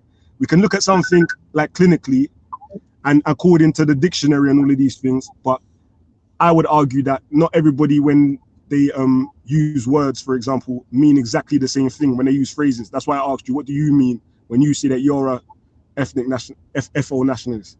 Because you might not say exactly what's in the dictionary. So it's important that people know. So I wouldn't say that necessarily racist. I believe that the English should be allowed to use their flag. They should be able to proudly wave it, and nobody should be able to call them racist. That if you want to judge someone for being discriminatory towards you, it should be but the person and their language or their behaviour. In fact, I even think words should be dealt with words.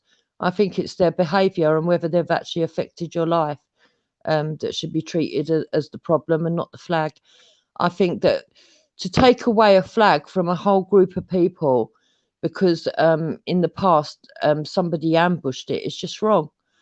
I mean, for example, let me put it this way. If we had a bunch of Jamaicans walking down the street being racist to white people waving the Jamaican flag, would you expect the Jamaican flag to be taken away from them group of people? From the whole country? When you say taken away, what do you mean? Would I find it acceptable for people to say that the Jamaican flag's racist? Yeah, exactly. You would. No, I wouldn't. Because I would know that those people don't represent all people that hold that flag daily. Exactly. And I know that you're wise enough to know, but you said not all English people are racist just because they've got a flag. But our governments have actively encouraged, and so has our councils, and so have pressure groups from minorities, have actively encouraged them to brand all English people as racist just for wanting to be proud of their nationality. Have you got evidence to back that claim? Yeah, I'm not saying it's not the case. I'm just saying I personally haven't witnessed it. Yeah, councils often tell you that you can't buy flags. They will tell you before now they've gone into shops and told people, shop owners, to take down the St George's displays. They've told people not to display it in your cars. if you work for certain Truth be companies, told, with all due respect, this is just you saying that. I'm saying, can you point to the evidence where I can see it for myself? Okay, let me see. Let me just see if I can Google a story. Hold on. Ah.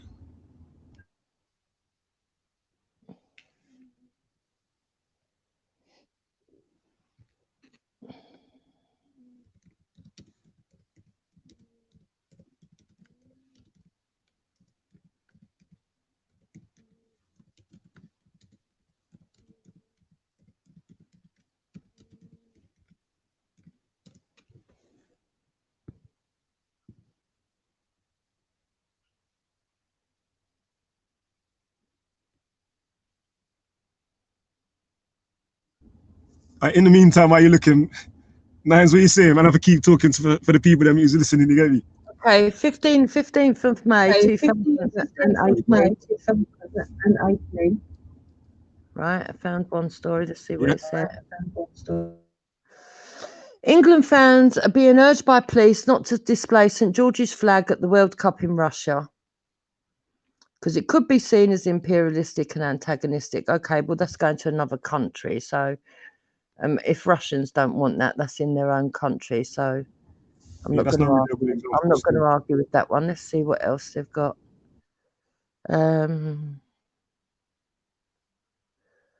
Okay, more PC killjoys, 15th of June 2018. Let's see what this one says. Okay, here we go. England flags were banned yesterday for causing offence amid a growing row over politically correct killjoys.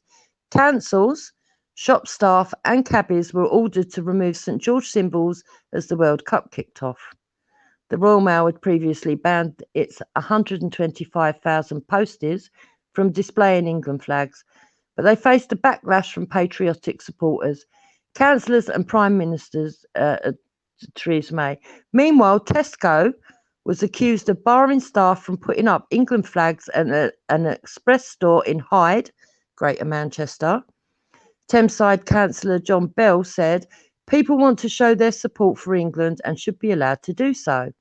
Andrea Colburn, a Conservative candidate for Thameside Borough Council in May's local elections, added, "Tesco staff at a local express store have been told they're not allowed to put up England flags. It's infuriating." So there you go. One shop in Sheffield, Giant Mail, stopped using carrier bags printed with England flags following customer complaints that they were offensive. And Bradford Council ordered its 8,500 staff to remove St George's flags from council vehicles. Yeah, go on. Sorry, Leon. Yeah, sorry. And where's the article from? Right, that's in the Sun. And that's dated the 15th of June 2018. Yeah.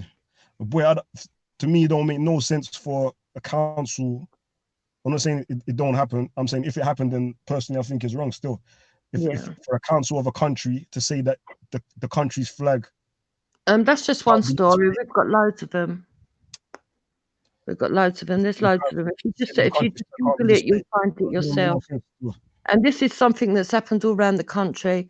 People have been told that this has come from what you would say is pressure groups, ethnic minority pressure groups, telling them that they can't wave the flag. Not just the ethnic minority pressure groups. It's also come from lefties and what I would call virtue signalers. I don't know if you would call them virtue signalers, but people have been brainwashed to believe that being proud or waving the patriotic flag is racist, and it's just not fair. It's not right. And these cases that you listed out, was they all for around national sporting events, like when something's kicking off, like a World Cup or something like that, or was it just some of them was just general times of the year?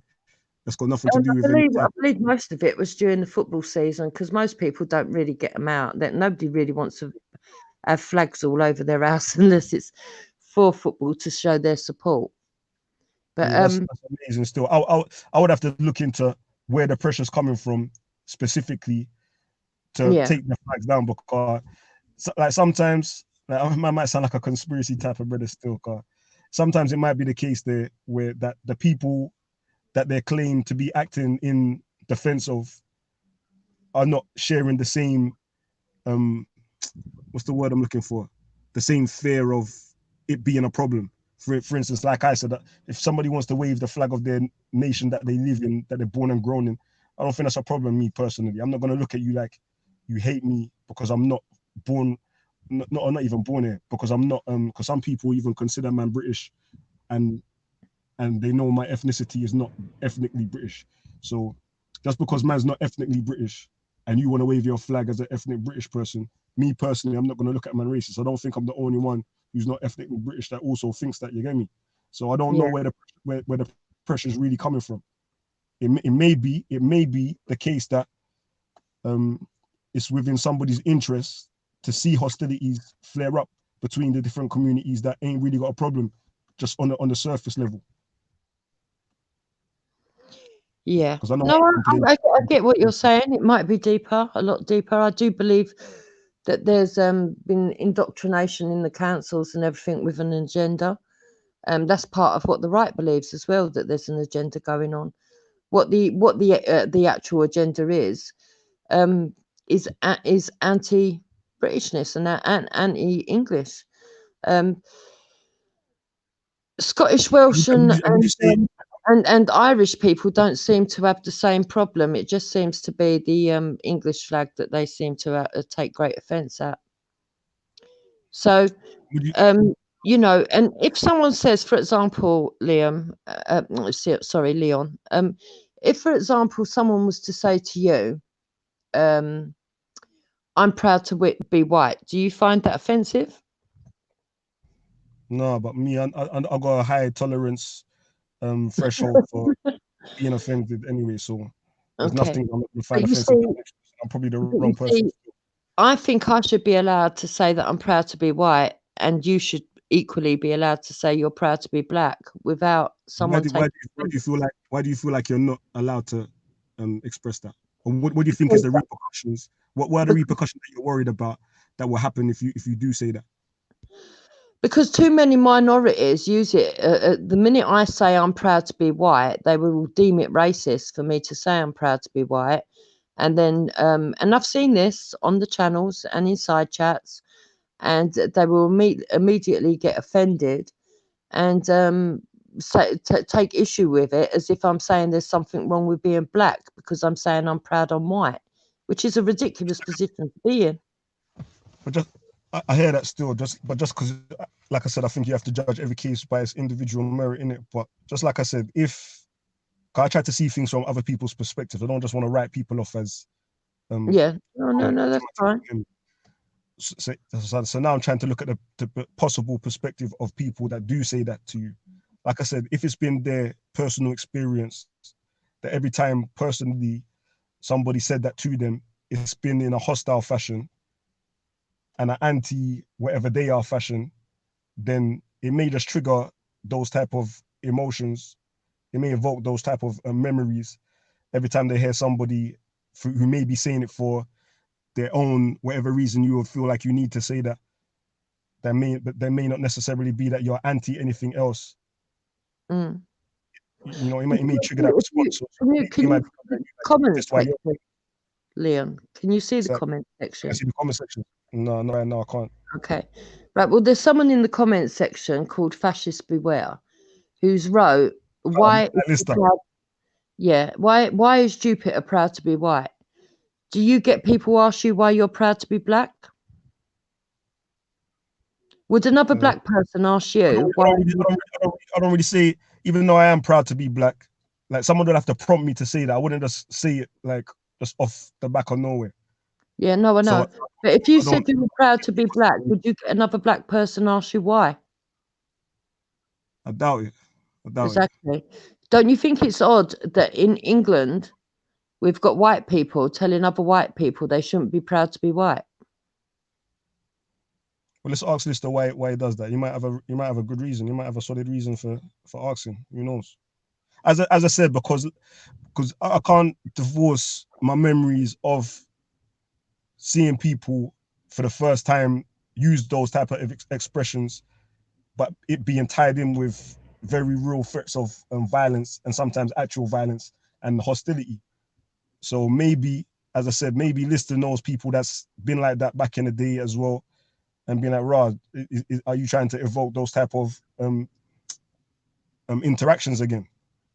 You might not be, and personally, I don't think you are, because you're in an interracial relationship, so it doesn't make sense, innit? Yeah. No, I don't want violence. If all Lister knows, In fact, the reason that I've gone further right is to try and avoid violence, because I can see what's happening. I can see the other undercurrents, and people can deny it as much as they like, but I can see it. I've seen it on both sides, and I believe that it's got to be redressed. I believe that instead of people just dismissing white people and saying that, listen, this is your country, you've got white privilege, blah de blah de blah de blah de blah. They should actually be listening to people and saying, well, what is it that you're really upset about? Why is it you feel this way? And what do you think is going wrong? And I'm glad that you're talking to me, Liam, because that's exactly what you're doing today. But other people don't do that. What they do is they dismiss you.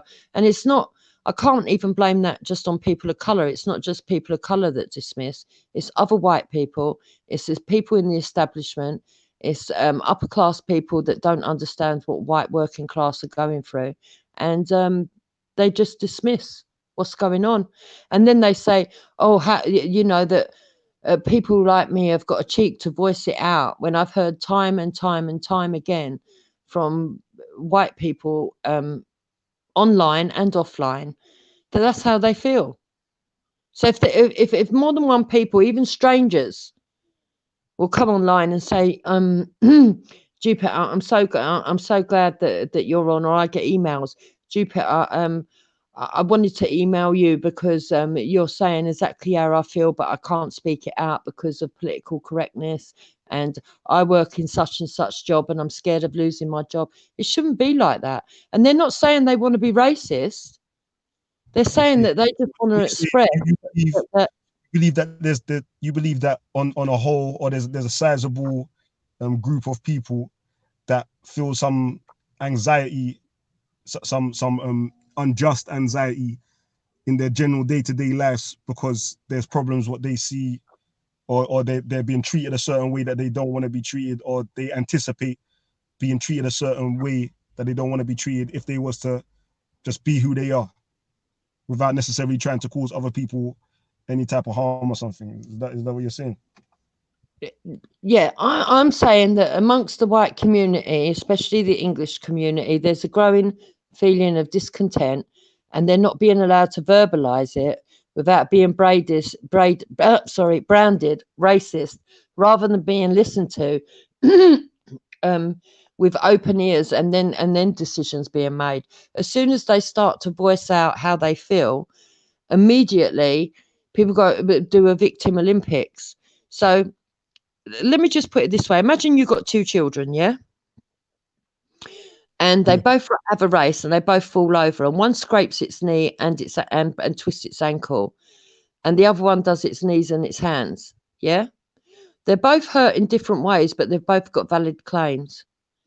But because one sprained its ankle and twisted its knee, some people would prioritise that because they think that they need to check the ankle in case it's broken, which is fair enough. But then they forget to look at the other one. They say to the other one, "Oh, stop crying. It's only just a little cut. You'll be okay. I'll get to you in a minute." But they never seem to get round to listening.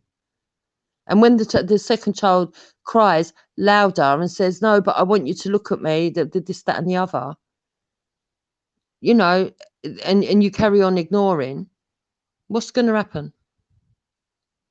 Do you understand what I'm saying? It's what I'm trying to say. I mean, it's a bit of a bad simile, but you get the drift of what I'm trying to say. The two people might not be equally hurt Are being or disregarded. damaged. They might not be equally hurt or damaged. Yeah. But at the same time, there's being damage being done and no one's listening. So what do you believe is the necessary steps in order to get people to be more like how we're just having a conversation now, without because I also want people to be able to discuss whatever it is, if their concerns are genuine to them in their own mind. They might not be genuine concerns in reality, but as long as they believe it personally that this is the case and there's a problem, I want people to feel comfortable. I want to facilitate an environment where people are comfortable, where they're not anxious, where they can express themselves because genuinely they don't believe that they're acting unjust. As long as you believe you're being just in your expressions, I want you to hear it without fearing that you're going to be treated bad for it. Well, you see, this is part of the problem, Leon, because it's not as easy as just listening anymore. Because now what's happened is it's actually gone into what I call reality. Because what's happened is they've allowed the mass immigration, which has changed the demographics. And now the major complaint from British people is the demographics is changing. It's causing us problem. We've got, I mean, in the inner cities for a start, you've got the infrastructure problems, right? The schools, the housing, etc., doctors, nurses, whatever, hospitals. You've got all that where there's not enough funds, but on top of that, you've got more and more people coming in. So you've got the infrastructure problem, which is causing the British people to cry out. But now they're actually seeing their culture being eroded, and some people feel that even the fact of the aesthetics, in other words, the British people don't even look British no more, and they don't act British no more, and the culture's not being upheld, the behaviours being affected, society is being affected because there's no cohesion in society, and all these things can only now be readdressed by taking a look at it and saying, what realistically can we do to bring it back into balance? And the only way to bring it back into balance is to change the demographics. And unfortunately, the only way to change the demographics, or to put in place things that will change the demographics of the future, starting like from as soon as possible, is going to be stopping immigration or slowing down immigration, sending out illegals. Do you understand what I mean? So now it's got to a point, a crucial point, because they didn't listen long ago. Let me put this to you. I believe that a lot of the people that ain't British ethnically that live here, and the British people like yourself who are ethnically British that may have these concerns, in order for us to have constructive dialogues, well-spirited dialogues, like I said, we're going to have to not worry about offending each other, but we're also going to have to enter the conversation and try to leave our prejudice and our biases aside, innit? So we have to try and facilitate. We have to give each other leeway for that to happen, innit? But then we also have to acknowledge why the people, we have to try and put each other, we have to try to see things from each other's perspective, innit? We have to look at why the people are coming over here in the first place and address those issues as well. Like, if you don't consider it any of your business, any of your problem, or anything to do with you, then I would argue that the people that are here right now have that attitude, then they will also respond in a similar fashion. Like, I don't think everybody that's here right now that's not ethnically British snuck into the country. They've been allowed into the country, so they feel they've got some moral high ground for them existing here. So if you don't listen to them and their concerns, which they may say is partially your government's responsibility to rectify problems that they may have been causing with their foreign policy, you might not want to hear that. But if you don't want to, then we won't never get to have no sit down where you can express your concerns, and they maybe listen and listen intently with the intention of trying to alleviate those problems if they may be causing them. So basically what I'm saying, both, like, you have to be willing to listen to the reasons why they're here as well, innit? Yeah, I've heard these kind of things said before, and I'm not dismissing that they don't have some sort of like weight to them. But the problem is this, yeah.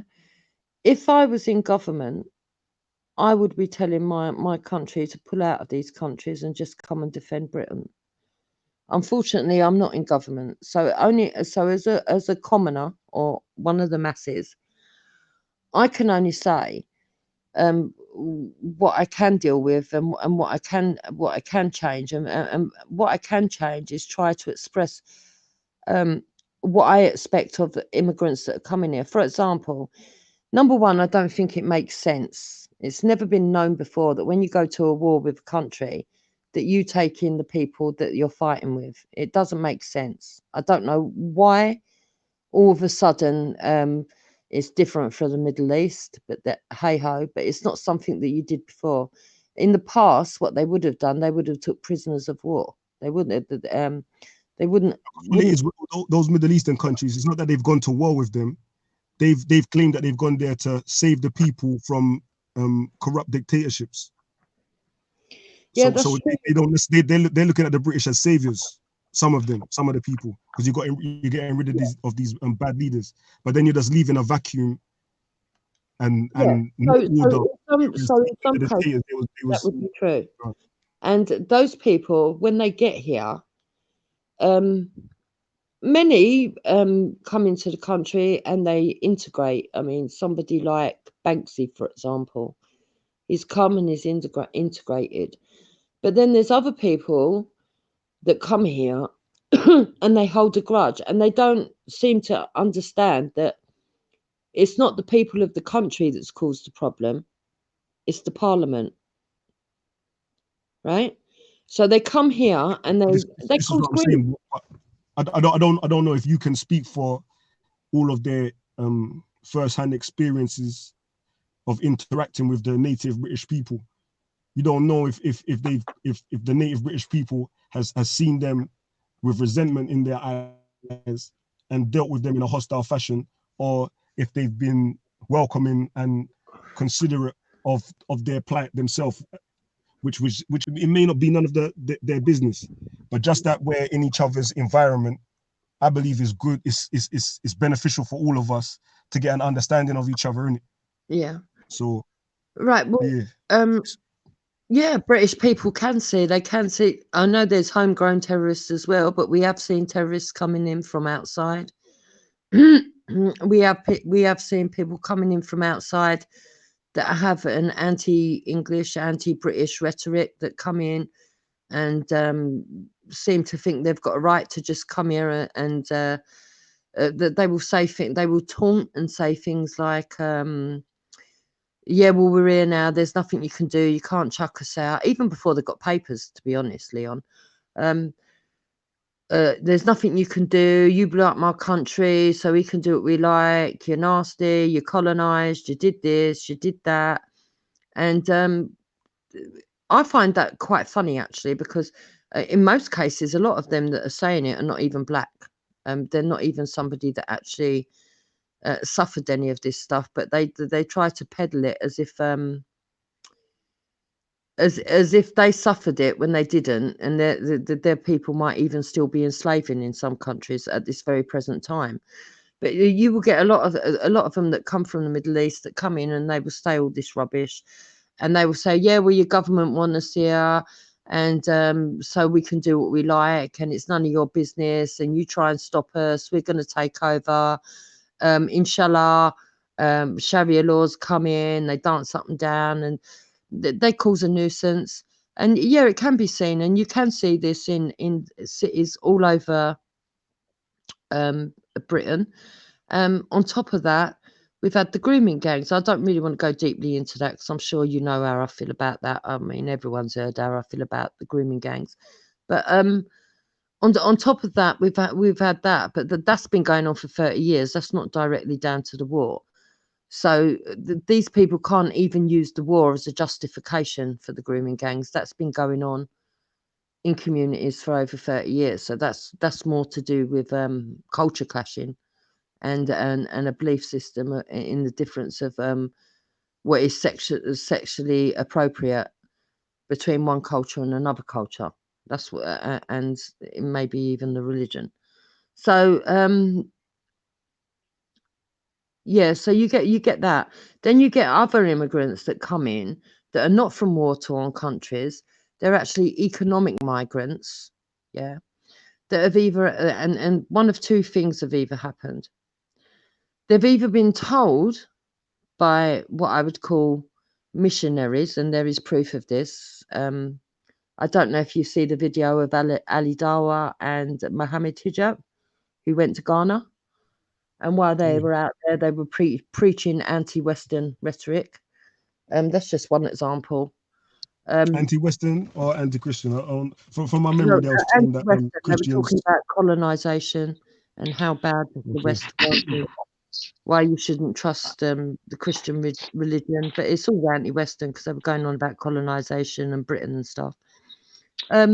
So you might get some people that have heard these kind of missionaries that have gone out there, or Dawa teams, whatever you want to call them. To be fair though to them, to say talking about colonization is anti-British, it's not necessarily that you're trying to be anti-British. If you're just stating a fact about colonization happened and it was bad to you, you could say that the reasons they're using it may be to inflame some anti-British resentment. I don't know, but I would say just to mention that, because then they're falling into the same they're not intending to be.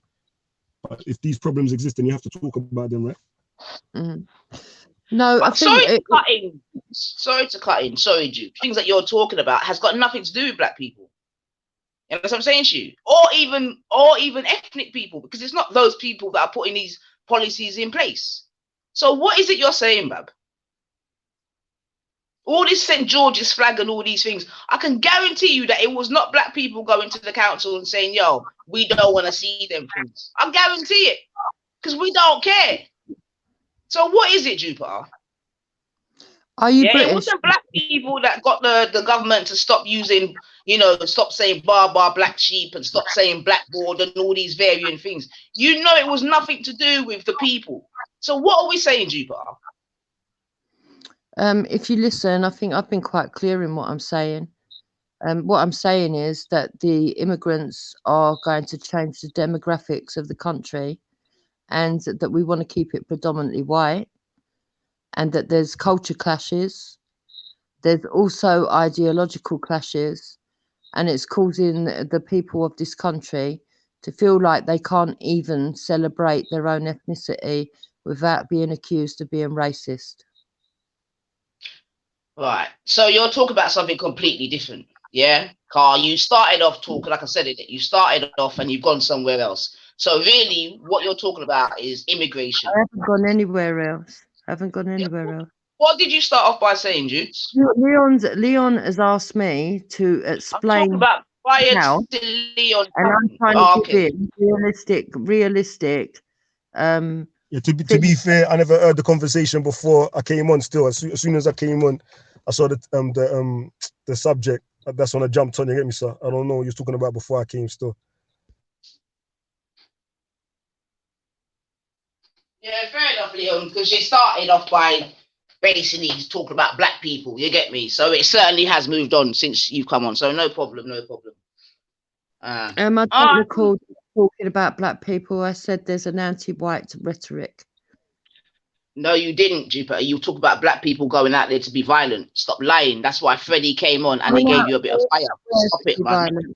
I said anti-white rhetoric. And that I believe you're starting your lying in real time again, Jupiter, because you came on talking about how they're gonna I'm not doing this. Some people can't have decent conversations. They want to argue. Don't start all your bullshit about decent conversations. I'm calling you out on your lie. Yeah, it's best you go on mute, man, because you're not lying around there. I told you, Jupiter, you lie in real time. What do you remember her saying, Nanks? What's that, Bab? So what do you remember her saying? She started off coming on displaying as why she's gone from a Civic to an ethno. Yeah? And she was talking about the things that she has seen. Yeah, and then she started talking about how she can see black people going out there to be violent. You get me? That's why Freddie came on and told her she's talking nonsense. Check the comments. Freddie. I heard Freddie say, I can't even see the comments, man. I heard Freddie say something about yeah, black people ain't violent. We would have done this and that long Right. time Can I ago. explain what I actually said? Because that's her We interpretation know of it. what you said, you are. We Go on, know let's what you hear it. said. You're not going to Well, come and talk remix over it me all now. the You time. can try and remix it, but I heard exactly what you said. Let's say a thing then. Let me hear what she says. What I Yeah, go actually to. said was that I can see that there's been a change in the mindsets, and that at the end of the day, if white people were to end up in a minority, I Which believe is impossible.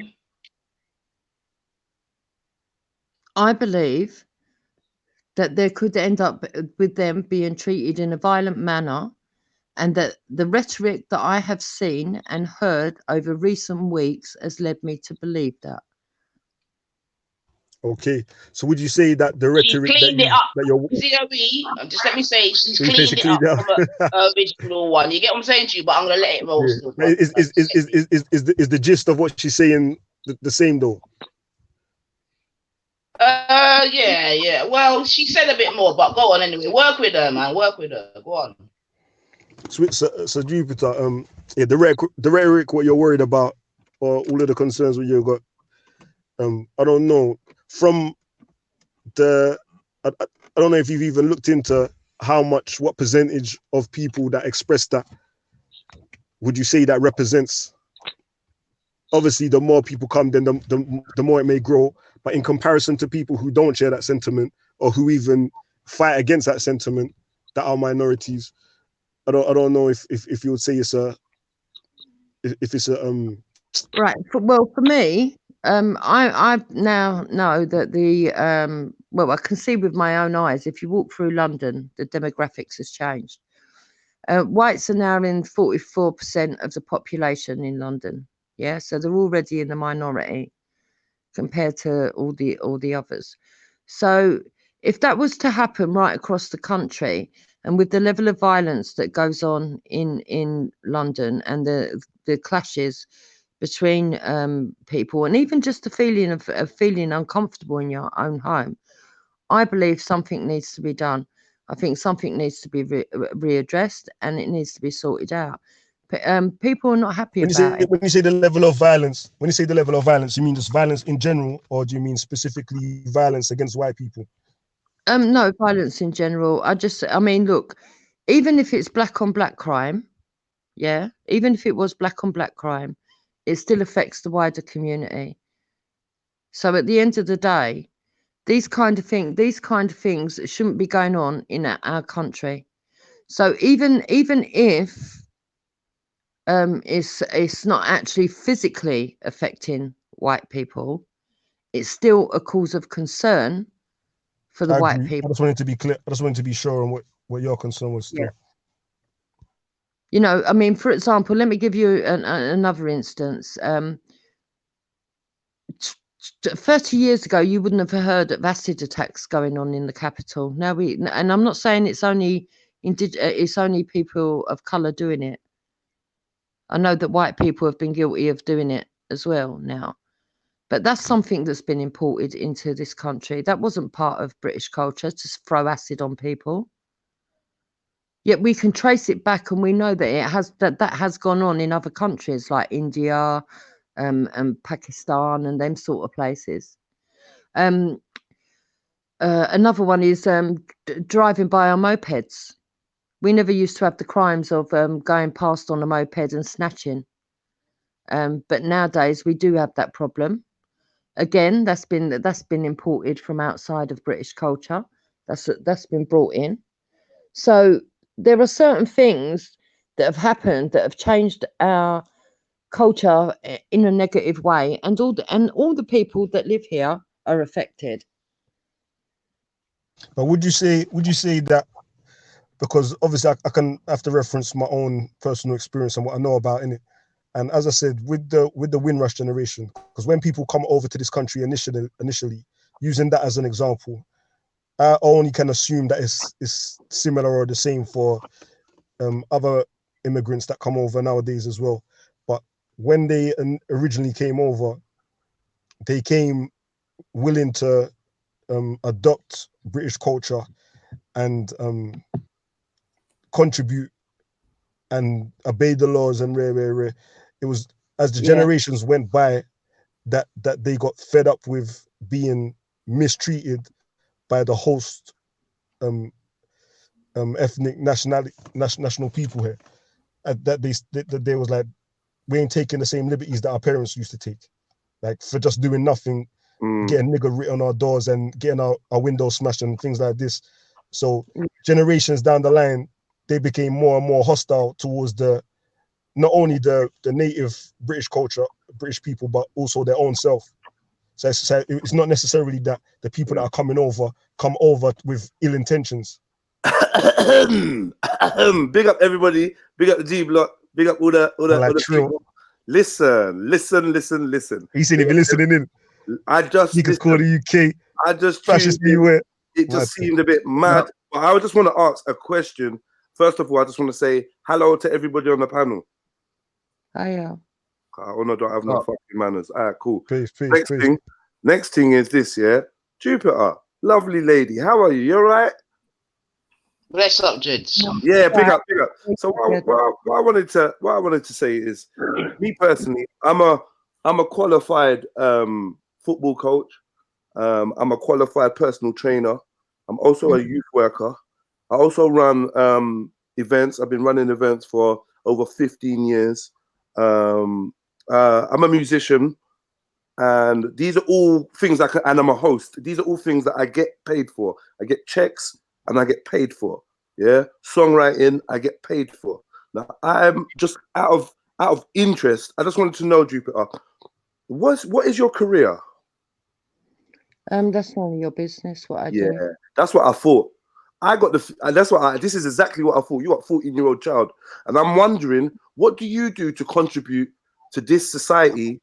Find like as in with your skills, or like, how do you add to this country?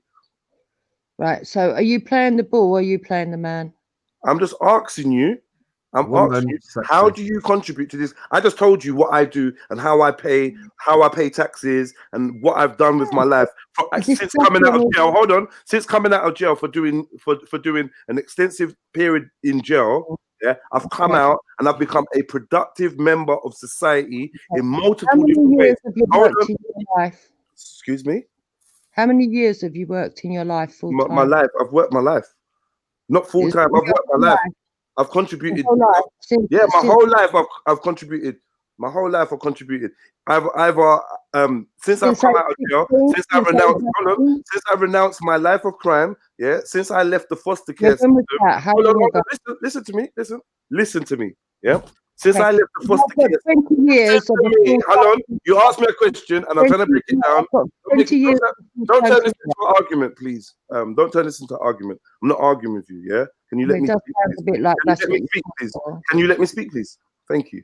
Right. So, like I said, since I renounced my life of crime, yeah, and reformed myself, yeah, and by the way, I'm gonna let you know that it was the British system, yeah, that let me down, yeah. When I became orphaned at 13 years old, yeah, and had to go into social services, yeah, I was messed around and I was literally mentally and emotionally tortured, yeah. I wasn't looked after by the system. I became a ward of the state, and despite that, yeah, I am the man I am today. Now I'm asking you, Jupiter, you got like what, 8 kids? Like you've had like some of them are like 30s, blah blah blah. I just want to know, what's your career? What do you do? That's none of your business, but I can tell you I've paid taxes. Yeah, and I can why is it such a secret? We're being open and honest and frank now. I've told you what I do. Why is it you cannot tell how you contribute to this society, but you want to talk about what other people do? Jupiter, we're just listening. We're just listening to you. We just want to hear what your answer is. And I've just told you it's none of your business.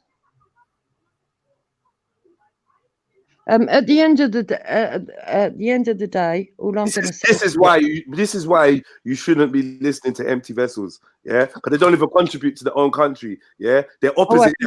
Even their lifestyle is so opposite to what they're pushing. Ethno-nationalism, and then you're talking about Ella Price, yeah. You look at Ella Price, Mr. Niger man, and you want to. You're a joker, man. What you want to do is make this into a competition between Jedi and Jupiter. No. There's no competition. I'm younger than you, and I'm pretty much sure that I am contributing to society way more than you are. You don't have a job, Jupiter. You're unemployed. Can you admit? That's what you Can believe. you admit that you are unemployed? So what day of this week, or what evening of this week did you I'm go? not going to confirm or deny anything to do with my Listen. 2020, we ain't dealing with no fuckery, you know. We take your criticisms and your concerns seriously. But you see, when you don't get up in the morning or in the evening or at any point in time here and go make a money, and you got 14-year-old you, I got suspicion that you're on benefits, or you're living off the back of your Nigerian husband. Which one is it?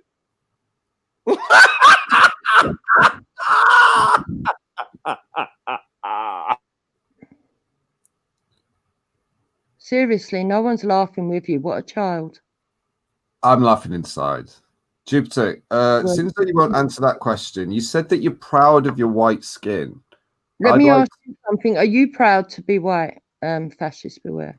I'm as proud of my white skin as I am of my like nails or my eyes or my nose or my lips. Like, it's just, I don't understand how someone can be proud of something that they weren't. Are you proud of yourself? Huh? Are you proud of yourself? I'm proud of myself, yeah. Okay. Is your colour not part of you? I mean, I'm proud of the things I've achieved through my own free will and ability and effort. I'm not proud of things that like I cannot control. So you're not proud of yourself? I'm proud of myself, yes, because I can control myself. I'm not proud of my skin color or my hair color or my eye color or the length of my eyebrows or my height or my weight. It just, I mean, maybe my weight, because that's something I can control, but like the arbitrary things that I don't have any control of. I don't understand why. So let me ask you, why are you proud? What about your white skin makes you proud of it? Are you proud to be black? Are you proud to be black, Leon? Jupiter, why won't you answer a question? I'm listening to you. I want to find out if everybody feels the same way you do. Leon, are you proud to be black? When's the last time you took your kids on holiday with the money you earned from work? When's the last time you took your kids? Asking questions. Yeah. When's the last time? I'm proud to be black. When's the last time? When's the last time you took your kids on holiday? Why is proud to be black? When's the last time you took your kids on holiday? Yeah, with the money that you earned. Tell me. She's not going to answer. She's not going to answer that. Jupiter, what is it? This is the problem with the system. Let me answer. Sorry. Yeah, Jupiter. When I say I'm proud to be black, as I said, I would have to be prompted to say that, because it's like Lister said, it's arbitrary. My skin, I don't mean my skin color. It's just I just so happen to be that in it, and it's fading out as well. And a part of me thinks it's because I'm being too nice to white people. But when I say I'm proud to be black, it's there's a context to it. It's that everything black is supposed to be bad. That's what I'm told in the dictionary. Just in general, everything dark is bad. You always hear me say when somebody says, "Oh, it's a dark time," or "that was dark," or "that was black," or "the." I say, "Why are you saying it's black for? Why are you saying it's dark for?" So it's more in terms of a reaction. I don't, like I said, I don't go out there. I don't feel no need, or there's nothing compelling me to say I'm black and I'm proud. And that's why I want to know, Jupiter, what is it about your white skin that makes you proud to be white? Because it's different for white people and black people to say that for a specific reason, and I want to know your reason for saying it. Fascists beware. What it is you get, with your white skin, you get the white privilege, which means you get to complain about brown and other people coming into your country when you do not contribute, but they actually do. I know, that's it. It's like she's proud to have white skin, could not be questioned. You are not helping your fellow white people. The only thing you're doing is waxing lyrical, online. Yeah, you're not actually physically contributing to the society that you're so worried about. You're breeding up for the black man. Yeah. You're jumping online, talking a bag of shit, wasting police time. Yeah. But you're not actually contributing. And this is the sad thing. Earlier, you said you're proud to be white. All I want to know is why.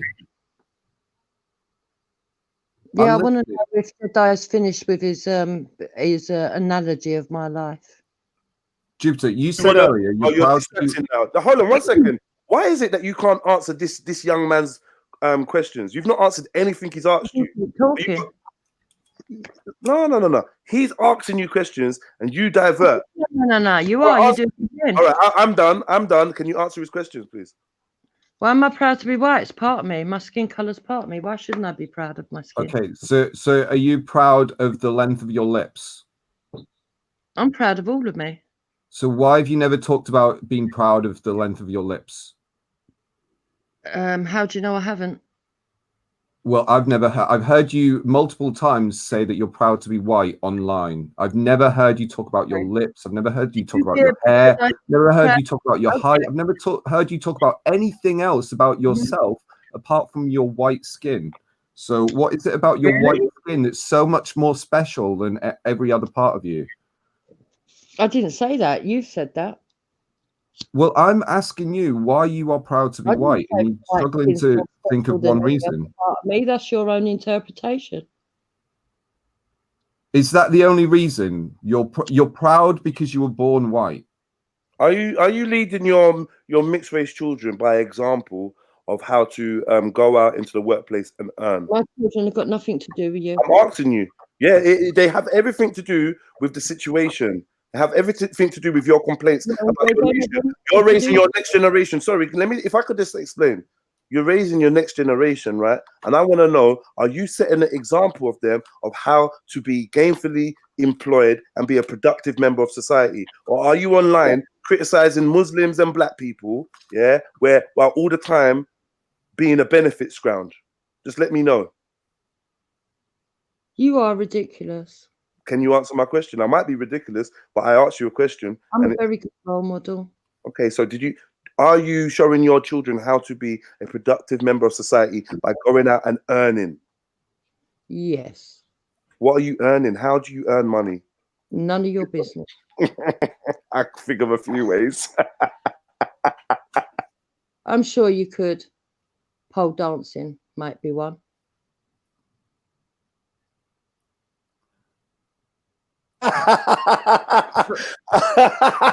So, Jupiter, if I was to ask a black person who openly says that they're proud to be black, they could probably list like dozens of reasons why they are proud to be black, about their history and the struggle that their ancestors went through. They could give a shitload of reasons why they're proud to be black, and I can see those reasons. What I don't understand is when white people say they're proud to be white, and then they cannot give a single reason why they are proud to be white. That makes me believe that they're not proud to be white. They're happy to be white because they can then feel superior. Scrounge off their black Nigerian husband. When people say scrounge off their black Nigerian husband while they sit online and criticize the rest of the people that want to come into the country. Yeah. So that's what whiteness does. Yeah, you're allowed to be white, scrounge off everyone else, scrounge off a Nigerian. Yeah, while he goes out and earns money, you're here chatting shit and going to speaker's corner and getting coffee thrown in your tits. Yeah, when I talk about pole dancer, you're scrounging off my Nigerian brother, talking about you're proud to be white. You should be proud to be with a black man. That's the only thing you should be fucking proud of right now. Proud to be with a black man that actually pays your way, because he pays your way. You don't do shit.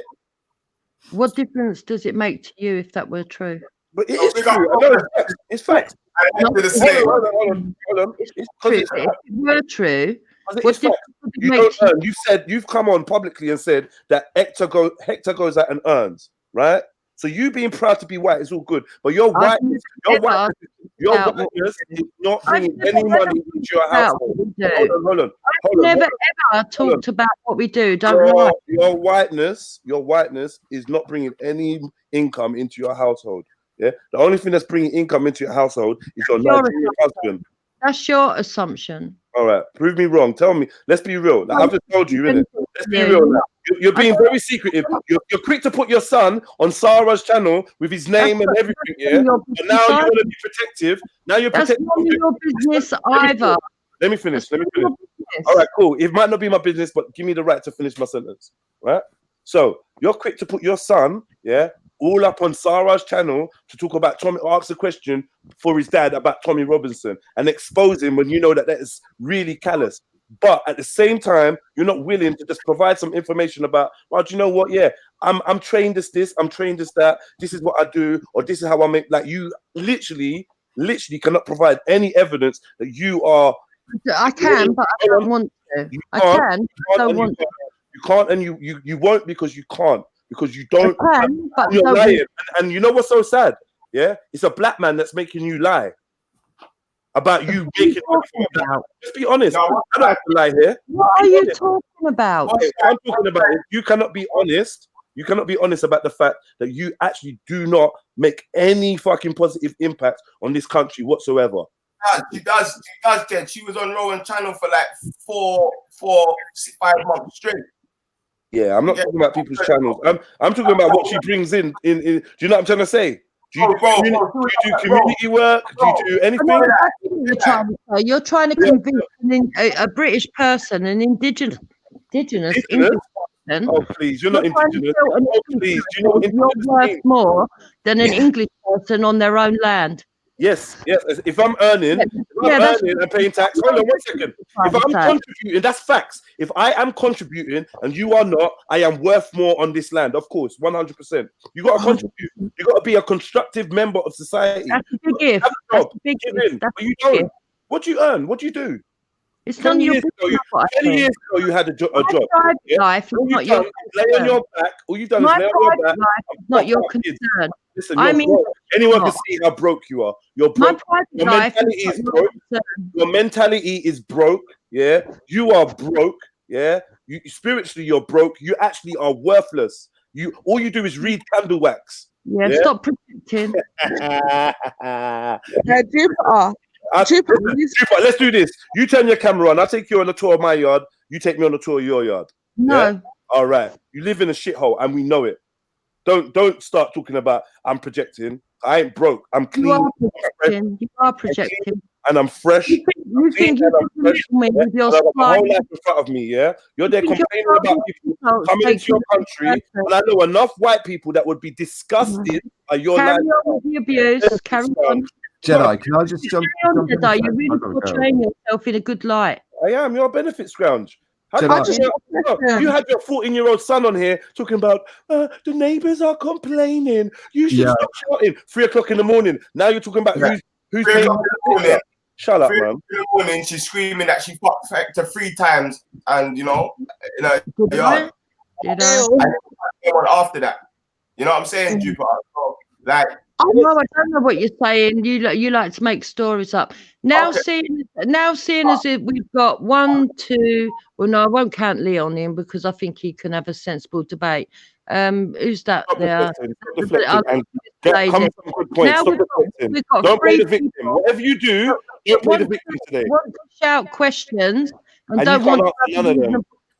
Yeah, I'm going to leave. I'm going to leave. I gotta go, but I just want to. I gotta go, but I just want to say something. Jupiter, like, no, you don't. You don't have to go, Lister. You can stay with your people. I've got to go to work, so I'm just. No, you stay with your people, Lister.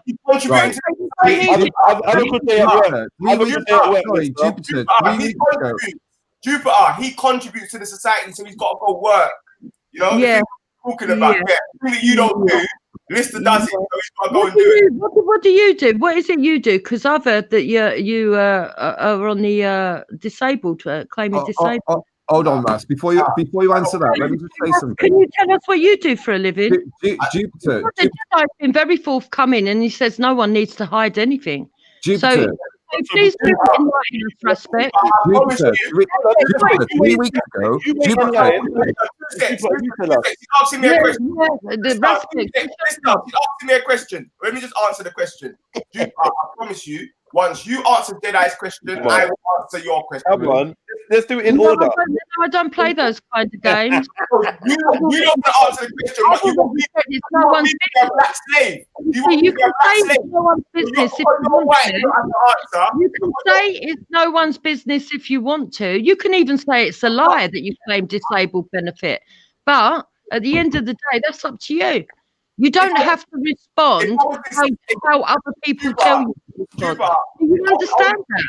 Do you understand that respect? Do you? I don't know if you know. So you don't tell me jump and then I jump. Do you understand that? Goodbye, people. When you can have a decent conversation and you grow up a bit, I'll come back and talk to you. Right. Okay. The only person who's claiming disabled benefit is you, Jupiter, because you're mentally disabled. Yeah?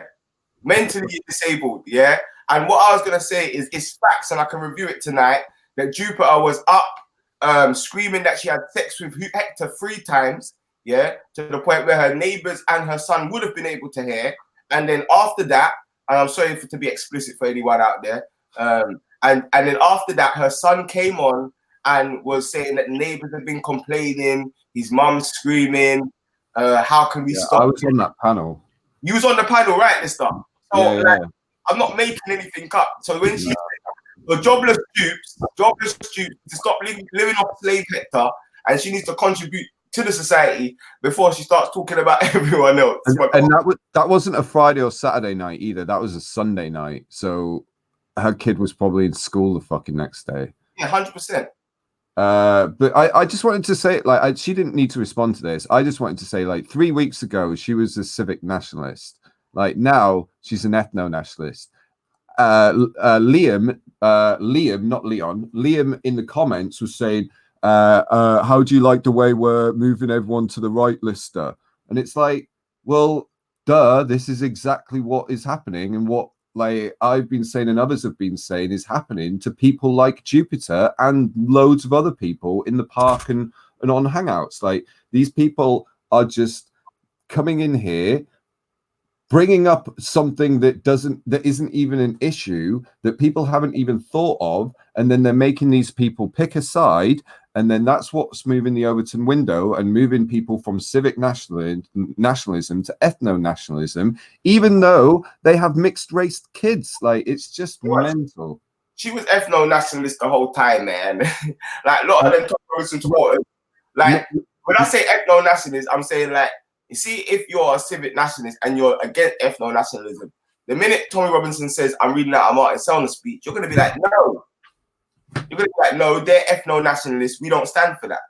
But Jupiter's been lying the whole time saying, no, civic nats ain't going over to ethno-nationalism, and then she went over to ethno-nationalism herself. Do you know what I'm saying? I mean, I don't think she would have done it if it wasn't for ethno-nationalists pushing that shit. No, but I'm saying already, before this, she already had the mentalities. Yeah. You know what I'm saying? The mentality. Yeah, well, the ethno-nationalists have spotted her as a vulnerable person and someone who could be convinced, and they've just worked on her. It's taken them. I think it's taken them months. Like it's literally days ago that she was like arguing with some of these ethno-nationalists, saying that it, like, race doesn't matter, and now she's like proud of her white skin. Yeah, but the thing is, yeah, for her, yeah, she wants everyone to be like submissive to her. Do you know what I'm saying? Yeah, so, definitely. I'm not sure. If you're not like Hector, it's like even that's my problem with even a lot of these right-wing civic nationalists, Tommy civic nationalists, because I know the label is much broader, and I know they're just claiming the label. But right-wing civic nationalists, my problem with them is that they say they haven't got like Jupiter when she was a civic nationalist, yeah, they haven't got a problem with black skin, Lister, but they've got a problem with like a black mind.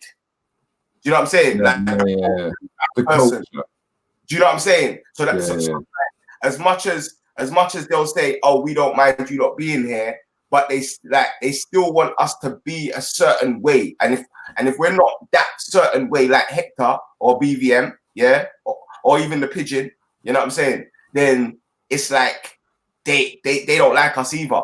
So it's like even the ethno-nats and the civ-nats, one's dealing with skin, but the other one's dealing with mindset. And for me, neither of them really like us. but the ethno nats is just more. They're just more upfront with it. The Civic nats would tell, like for example, Jupiter and that would have told us, yeah, come into the Tommy movement. We're not racist. We like you lot. We're not racist. And we'll get in there, and then we'll get to the pub, and someone will try to knock our phone out our hand. Do you know what I'm saying? Yeah. Whereas Ralph and that, you know when to go to no pub with Ralph. He's not telling you come in. He's letting you know if you come here, we're probably going to treat you bad. Yeah, could I make a point, please?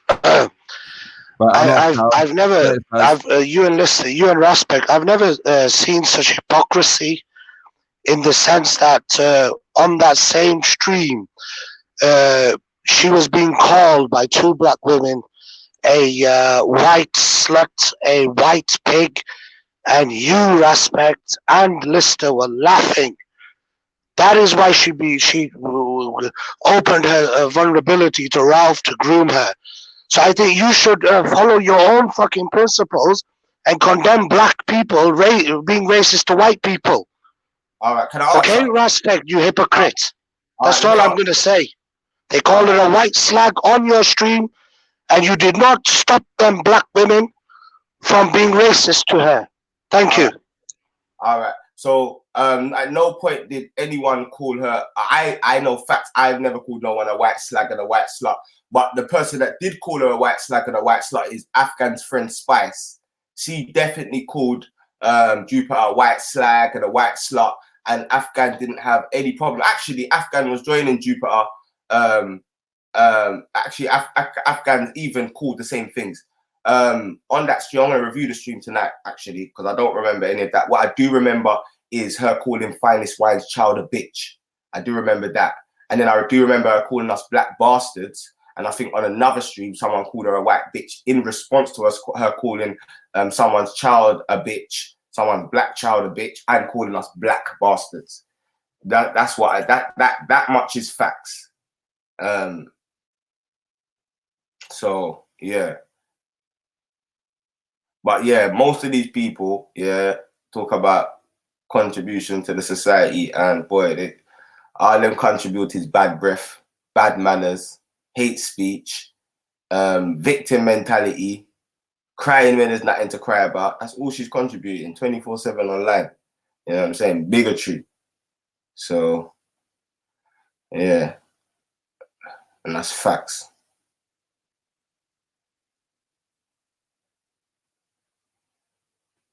Yeah. And anyway, Afghan, bless up Russ. Anyway, Afghan, in response to that, if that were the case in that Spice or whomever else done that, it's always in response to Jupiter. Jupiter is always the first to bring the color up. Always, always, always, always. And I've been on the end of that quite a few times. And I myself have never reacted by doing the same thing. You understand what I'm saying to you, Afghan? So chill out with that nonsense, man. You understand? She always brings up color. You can see, you can just follow it even this morning, the way in which she, you know what I mean, journeyed herself to where she was. It was ridiculous. You know what I mean? So stop that, Afghan, man. Seriously. Well, to be honest, I know that's definitely reviewed Anifa and Finest Wine and a couple people, she brings up the black thing first. But there are times when Afghan's friend, and I gotta be honest, Afghan's friend Spice, with Becky, remember, she just said white bitch. Becky didn't call her a black bitch. You know what I'm saying? So Afghan's very close with Spice, but he's calling out all these other black women. But the one black woman that does actually just call people white bitch, like without being called anything black, is his friend. So he's a hypocrite anyway, because if he's really got a problem with people calling people white bitch, he'd have a problem with Spice, but he's got no problem with it. You know what I'm saying? Because, do you know what I'm saying? He's very cool with Spice, so he's got no problem. Because the one person who has done the racialized language thing when it hasn't been attacked on them is Spice. That's facts. Do you know what I'm saying? So, like, yeah, and that's his party. You get me? Their party. So I'm like, he can't really come on here and tell me about Finest Wine or anyone else. Do you know what I'm saying? It doesn't make sense. But I know in the case of you and maybe Lady Divine and other people, she's definitely brought up race first. And even with Spice, maybe. But I know with Becky, that wasn't the case. That's why I'm saying it's not always the case with some of his friends. Do you know what I'm saying? Yeah, well, all right, but let's keep it to the context of dupes. You get what I'm saying, Juice? I hear you, but we are dealing with us. So what's going on for you anyway, man? I'm there, man. There upon the plaza. You know what I'm saying? That's thought I just come spice up Benny just for a hot second. Get me shout out the whole people that inside the Block, place. ever spicy blood. We're good, man. Ever spicy, but give thanks still. Fire. We ever spicy, boy. But you come back, man, and defend yourself, man. No other way like that going on. Like you get me. You always do that kind of. I should have just left you at it because I got that run devil man run thing about me where these racists they can't even sit around me too long. You know what I'm saying? It wasn't even you, really. To be fair, is it? It was it anyway. Come back, Jupiter, man, because you spoke a lot of shit, man. You get me? And no one was getting at you and stop all that. Like, how come white people, I have to admit, though, yeah, because I'm a little bit older than some of you, though, and whatever. And I have to acknowledge, you understand what I'm saying to you, that there's definitely a victim mentality really growing amongst the indigenous. And I don't really understand why and where it's coming from. You understand what I'm saying to you? You know what I don't want to do like anything, yeah? Like, people like use like, you know, individuals, yeah? Like you have an individual black person or an individual religious person and like we'll use those individuals as if they're representing the masses. I think Jupiter, as much as I do think there's a lot of racist people in this country, I wouldn't say Jupiter is like a representative of like no mass victim movement. I think she's herself and she's been like that since she's come online. I'm not saying there's not other people that might not think like her. But I'm saying online. Nah, man, because you got Vinny and them man there, man. They're all part of the same thing, man. But Vinny's been BNP from a long time. That ain't a new thing. Them man are back. Them man go way back to the BNP. A lot of Ralph and these people, they go way back to EDO and BNP. And that was my main point. Yeah, but Vinny's a young man, Ralph. This Ras, that's what I'm trying to say. These are young men. You understand? These are not men that will what. Vinny's not young. You might be talking about Liam. Vinny's the old man that Jedi stuck it on his speaker's corner. Vinny Sullivan. You might be talking about Liam. Yeah, no, I know the difference. But what I'm saying is, Ras, in respect of white people being victims, yeah, he's a young man. Like white people are having their best time right now. What are you talking about? Do you understand what I'm saying to you? So for me, like when Jedi just asked Jupiter, "What are you doing with your life?" in it, she had no answer in it. You get me? So for me, and like Vinny himself, you know what I mean? Like he's not being disrespectful, but I don't know if he works in construction or whatever, and he said he's not happy. But my thing is, why is it that as an indigenous people, like, why haven't you done better? You've got all the resources that you ever need, plus white supremacy and all the rest of it, and what you still ain't, you know what I mean? What are you up to? And then you want to come to us now and bawl and cry because we're out there working hard, trying to do what we're doing. And you know what I mean? That's causing nah, man. I'm not with that, man. Nah, man. And they're making white people. Okay, obviously. Sorry, Freddie. Yeah, nah. Hey, sis, I'm in agreement. Everything you're saying is on point. Because what she just come on and said this morning was a bunch of lies. And it's not just her, it's like a large majority of the public now are getting towards these type of views. Like we're getting taken over and this and that. And I roughly know, I've got my little own conspiracy. I think they want back London, innit? Just like how they wanted back Brooklyn and Bronx and certain parts of New York. They want to run. But there's been a fringe community, yeah, from the BNP and the EDL and the White Defence League, yeah, that just don't like black and brown people, yeah, and you have a movement of them like Jupiter who have been trying to pretend that, you know, we don't mind your skin, it's just your mindset, you know what I'm saying? But and the thing is, Rod will advocate for these people, but they don't want to hear his language. They don't want to see his turban. They don't want him to carry his kirpan. You get me? They don't want to see his culture. Like, you know what I'm saying? Even if they live away from it, they still just don't want to know it exists. No, but I hear exactly what you're saying, Ras, but I always think of America. Anytime we make any moves, you know, I always think of America.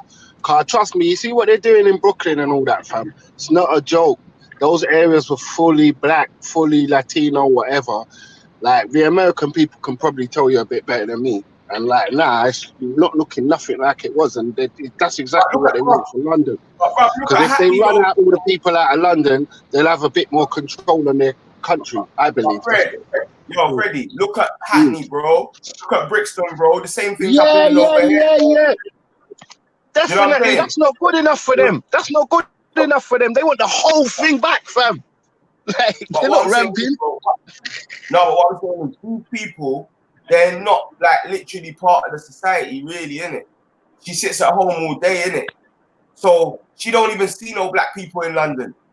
You know what I'm saying? She don't even see these Pakistanis. No, I hear You you. get me? She don't see them. They don't even affect her. Yeah, she's just Yeah, I looking for hear you. that. Bruv, she's just looking for something to complain about, bro. If you get rid Yeah, of all she's of a sick the, puppy.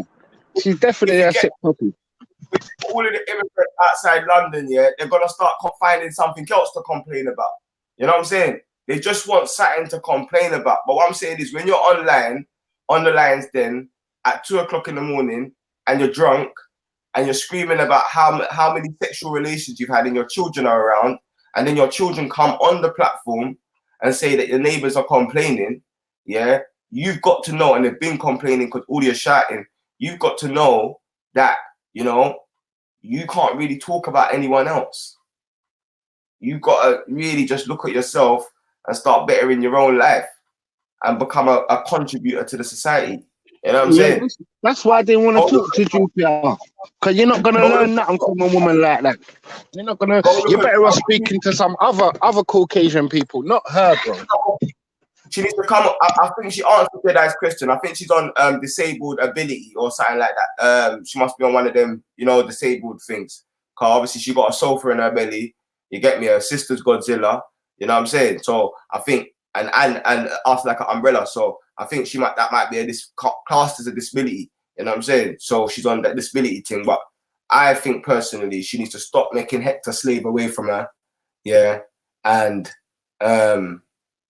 yeah, she needs to just, she just needs to go and get a job, man, or contribute to the society. Set the example. Set the example for the immigrants. Set the example for us, innit? But let me, morning guys, let me just ask you something. I listened to your conversation. I didn't actually hear a critique against her idea about wanting to have a white society. All that Jedi came on and did, and you guys have now repeated, is tell us how bad she is. Let's just say she was a benefit scrounge, everything else. What's the argument? That's not an argument against her position, right? So what's the argument Nah, against her position. Her position, she's fairmongering, bro. It's plain to see, bro. She ain't got no statistics. She's That's just not an talking out of argument her against her arse. position. Dude, telling No, her telling her position is that she's that talking out of her arse is Britain's not an being argument overrun. against the position. Yo. No, but I'm saying Britain's being... Freddie, let him get his point out so we can just answer him properly. You get me? What is the argument against the position? And saying she's talking shit or she's bollocks is not an argument, obviously. That's an assertion. What is the argument against her claim that she prefers or she wants, or whatever the term was, about having a white society? What's the argument? I've got an argument against it, but I want to hear you guys have an argument and not let me. I want to say, I haven't got no problem. I've got no problem with Jupiter wanting this whole country to be white. I don't mind whatever she wants. That's good for her. I'm saying, do not come online and lie and make up things off the top of your head and make it sound like your country's being overrun or it's being overthrown, because there's no proof to back up that claim. That's all I'm saying, you know. Whatever she wants, it's down to her. I don't mind. She could want fairies to come out the sky. That's got nothing to do with me. But then, okay, so you haven't got an argument against it. That's fine. Has somebody else got an argument against that position? What is the position? Put the position forward. Exactly. As I understand it, her position, it's the fact that she thinks... Yo, speakers call up. Freddie, you got bad background noise coming. Sorry, cousin. So sorry, cuz. Oh, you're good. So, yeah, so you tell us them, because I'm still trying to ascertain what her position is. I want to answer his question, innit? But I just want him to be able to get it out. You get me? Because I don't really understand. No, that's what I'm saying, Rap. But I'm clearly saying to him to tell us what he thinks her position was. Because when we were asking her, she wasn't really giving a position. But go on, speakers. She was just giving a rant. But go on, Bab. What do you think her position is? As I understood it, she seemed to suggest that it's a better thing to have a white majority, or it's better to have a white community, or words to that effect. And and obviously she didn't have to justify that, which I didn't hear at all. But if you have an argument against that, that's fine. But Jedi coming on, or anybody attacking her personal circumstances, she could be a hypocrite and she could still have a good argument. So that's fine. You can point out her hypocrisy. Yeah, but you didn't hear it from the beginning, did you, Bab? No, you didn't hear it from the... No, I didn't Yeah, hear. so From the what it beginning, is but is what I don't. Right, so hold no, on what I 1 minute, was asking. speakers. No, but let's answer his No, question. We don't want to go back and forth and tell him he didn't hear it. Let's just answer his question, innit? Let's just be direct, innit? Yeah, that's true, but he also needs to understand the context in where he was hearing the answer that Jedi was giving us. You understand? But go on anyway. And that is true because we don't even understand the question he's putting forward. Like you know what I'm saying? He needs to be a bit more precise. I think you misrepresented what Jed's done there. You get me? Like I said, I should have really stayed in the chat because I was enjoying it. All right, well, let me just check. Respect, since you heard it. One minute, bro. Yeah, I did ask for you to be able to finish speaking. If you could give me the same thing. Yeah, I do think you misrepresent what Jed's done there. Like she's made a point that, you know, the immigrants, they're not contributing to the society. You know what I'm saying? She's making a lot of these claims, yeah? And what Judge has basically pointed out is that she's not contributing to the society, and the only person who we know who she's confirmed is her black Nigerian immigrant husband. You know what I'm saying? So it's just the hypocrisy of her saying black immigrants are not contributing, but yet she's living off of a black immigrant. You know what I'm saying? And I think that is okay, what so I didn't hear that part. So if that was his critique, because I came on a little bit, well, he came on, I was listening before he came on, but I didn't hear her initial thing. So if his critique was against her because she's claiming that the immigrants don't contribute, and yet she's not doing it, and in fact, it's demonstrable that immigrants do contribute, that's a fair point. I thought his critique was against her saying that it's majority white. It's not just that, she's living off of her black immigrant husband. The only person that we know is actually contributing is her black immigrant husband. Yeah, well, in that case, then I agree. There's obviously demonstrable evidence that many immigrants do contribute, so that's not a good argument. So I thought he was answering, because the last thing she talked about that I heard, because obviously that might have been early on, but the last thing I heard was this whole thing about it's better to have a white majority, etc. And I wanted to know from her what specifically is about whiteness makes it better. And that's the question I wanted to ask her to see if she could justify that. She's a right-wing civic nationalist that's gone over to ethno-nationalism, but she always had like ethno-nationalist tendencies. So I think she's one of the people of the belief that, you know, she doesn't really want to see too much black and brown people. And I don't think it's just the skin though. I think it's mainly a mentality. You know what I'm saying? So black people that might take pride in their culture, or might, you know, speak honestly and boldly about their history, or even their engagements with racism in this country, that's what she doesn't like. She wants us to be good slaves, like Hector, shut our mouths, you know, go to work and say yes, master, no master. Yeah, so, I think that's a bit of a caricature there, Respect. You'd have to ask her the question. Maybe to some degree that is part of her fear, and she can articulate that. I think that's a bit of a caricature, though. No, the reason why I'm saying that is because you've got no problem with Hector and BVM and Sarah. She seems to love these black men, but then a black man that is more politically outspoken about black issues, those are the ones she has a problem with.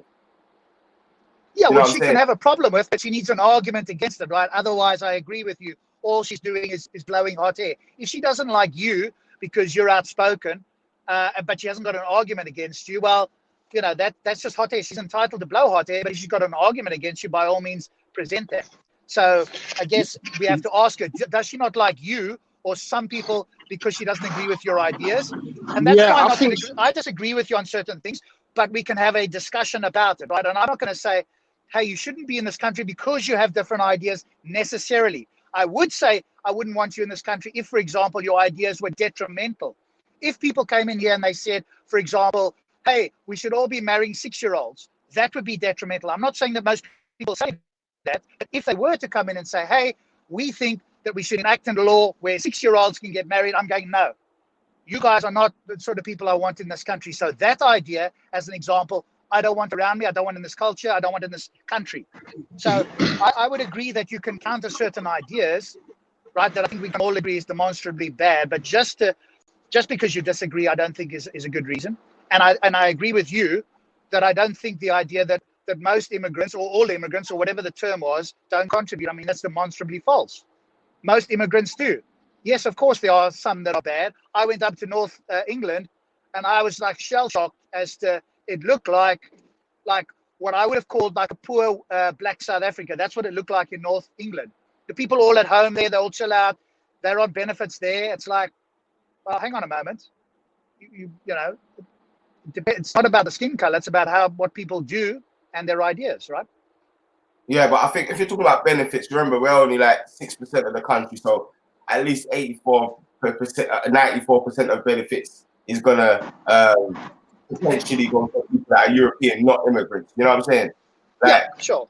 And, you know what I'm and saying? you see how you just came on with a little statistic, Russ. I know it was only a little one, 6%, but this is the thing we need to do, man. Yeah. Ready?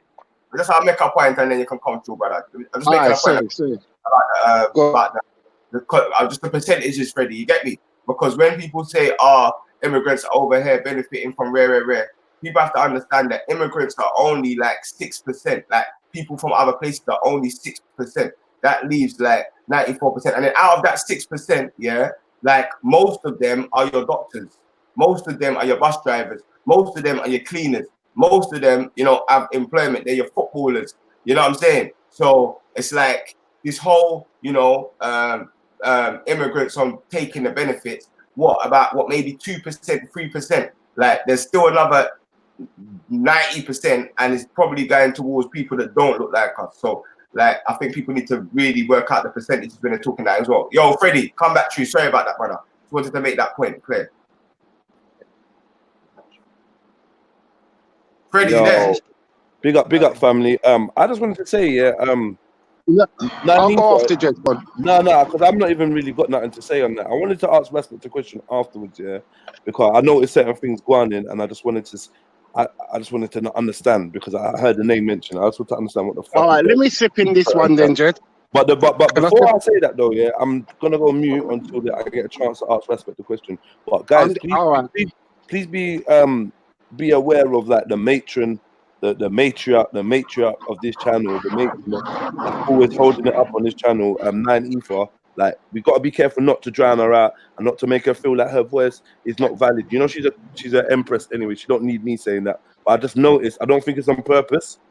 But I just noticed that like her voice she was holding the show, and then she kind of like them kind of speak over her, and she just does this thing where she's like, all right, I'm just gonna mute up rather than cause argument.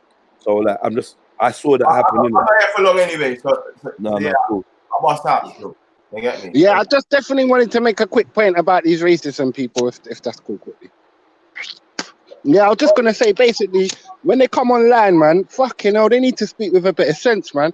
Because all this coulda, shoulda, woulda thing, I don't mind if you're racist and you're coming online and you got straight facts and you got statistics and you know what I'm saying, you're speaking with common sense. But they're just speaking like cowards. Oh, I can't fight the government, so I'm going to blame the littlest and the most vulnerable people in our society. Do you know what I mean? That don't make no sense. Like, go after the real people that's silencing you and that's persecuting you. Freddie, have you noticed, yeah? Well, I know you noticed, didn't it, yeah? But, like, it's funny how those people that come up with these views that we interpret as racist, yeah, they seem to display a phenomenally low IQ. And I'm not just saying that but it's like when you ask them a direct question, it's like their levels of fucking comprehension and that it's ridiculous. How could anybody trust these people?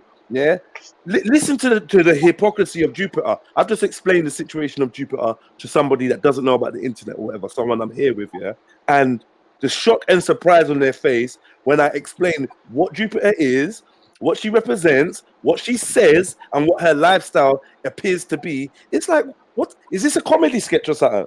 Even Speaker's Corner come up in there defending, but he has no idea what her stance was. When you ask him a question, he's like, oh, I don't know. I've never seen any real racist. Ridiculous. I'm back and forth, Jed, but I'm not here for long, and I don't want to dominate the conversation. So no back and forth. What back and forth? What are you talking about? No, I'm saying, what's your question, bro? I didn't. Oh, no, yeah, I was just. I didn't want Speaker's Corner to respond. I didn't want Speaker's Corner to respond to you, and then that debate starts. So if you got, I don't want to. You get me? You just cut me off. No, Alright, just cool, man. Anyway, man. Anyway, forget that. Whatever. I was gonna what I was gonna ask you was a side thing. That's why it wasn't even about this subject. It was like, what the fuck is wrong with Black Spice? Is what I was gonna ask you. I never saw what happened or the transition. But you lot used to be cool, and all of a sudden she's on shows like trying to diss you up and trying to like promote some. But see the people calling you a pole dancer, it's not just me, bro. As well. When Odd said he's gonna come and lick you down, and she's there, I can play it right now, and she's there like. I'm answering because I know what my issue is with Spice, so I wasn't answering about what's her issue with me. My issue is the same issue. She's dissing the man them. You get me? Good people that are dissing the man them, and I don't like the way that she goes. Says call people packy, white bitches, a Somali this. I'm gonna wrap your scarf around your neck. I think she got a very vile mouth still, and I think that if I'm gonna be onto white people for calling black people black bitch, I gotta take that same dance with black people that like to put out racial prejudice as well. But yeah, she was with Oz yesterday when he was talking about calling you all sorts of names, and you know what I'm saying, talking about how he's gonna come and lick you down. I was reviewing it yesterday still, so that's probably my problem with Spice still. She's with Afghan and all of these man. But I was gonna ask you a question, but you ducked out. You get me? You get me? Hold on. Yo, Nanifa. Hold on, continue. Back to the racism. Yo, Nanifa, I'm sorry if I cut you off in any way, shape, or form. You get me? Obviously, man, don't really like man came on specifically to ask you personal questions. You get me? But I let you take over now. You get me? Because and I'm gonna bounce as well. I just wanted to say that if you're racist and all that, we want to hear from you. Of course, we want to hear from you. But just speak with sense, innit? Like, I don't even deal with the low IQ thing because obviously I know that's crazy offensive, innit? So, but just speak with a bit of sense. Get some sort of statistics. She was chatting bare-ish, man. I don't even mind if you're talking facts. You with me? And then we can reply to that. But she's lying down with a black man, and then she's scared of black man being violent. You understand what I'm saying to you? It's a nonsense. Listen, man. She don't get. Sister, I promise you, she don't get no love from me for lying down with a black man. That's for sure. You don't get no brownie points. You don't get nothing. Get me? I'm just saying, you're out here talking stuff like, boy, you're scared that black men are going to become violent, but every night you're lying down with one. So what is that saying? Do you understand? She's talking. Remember, I'm really glad of what she said in the beginning. You know, says she just started to change. I'm saying to you, which is even why you already. You burn out these sort of narratives, man. It's idiot talk. Yeah, we are the most loving people. Yeah, so till it's to our detriment. Yeah, so all these white folks that are trying to come on with all this black race, we're not having it. Well, I'm certainly not having it. Not on my fucking watch. It's fucking nonsense, mate. Yeah, and if we were truly racist, out there every day busting heads, because every day we still face racism. You understand me? But we just seem to love our way through it. Yeah, but the thing is, she's not saying it with chest, Freddie. You see what I'm saying to you? Because she's talking about particular people, but she ain't got the fucking bollocks to say, ooh, she a top-bo. Same with Vinny. You get me? All these people, they talk about certain people, but because they can't really call out them people, they come to us, because seemingly we are the low-hanging fucking fruit. You see it? And I'm not having it, man. Yeah?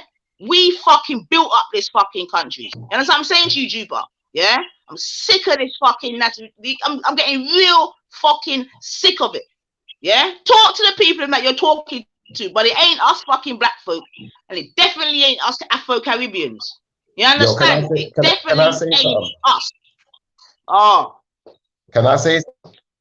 I'm hearing this debate, yeah, and I agree with most of what you lot are saying. I'll be honest with you. I just wanted to add something to it, yeah, and I want to say that a lot of this racism stuff, yeah, is more to do with miseducation in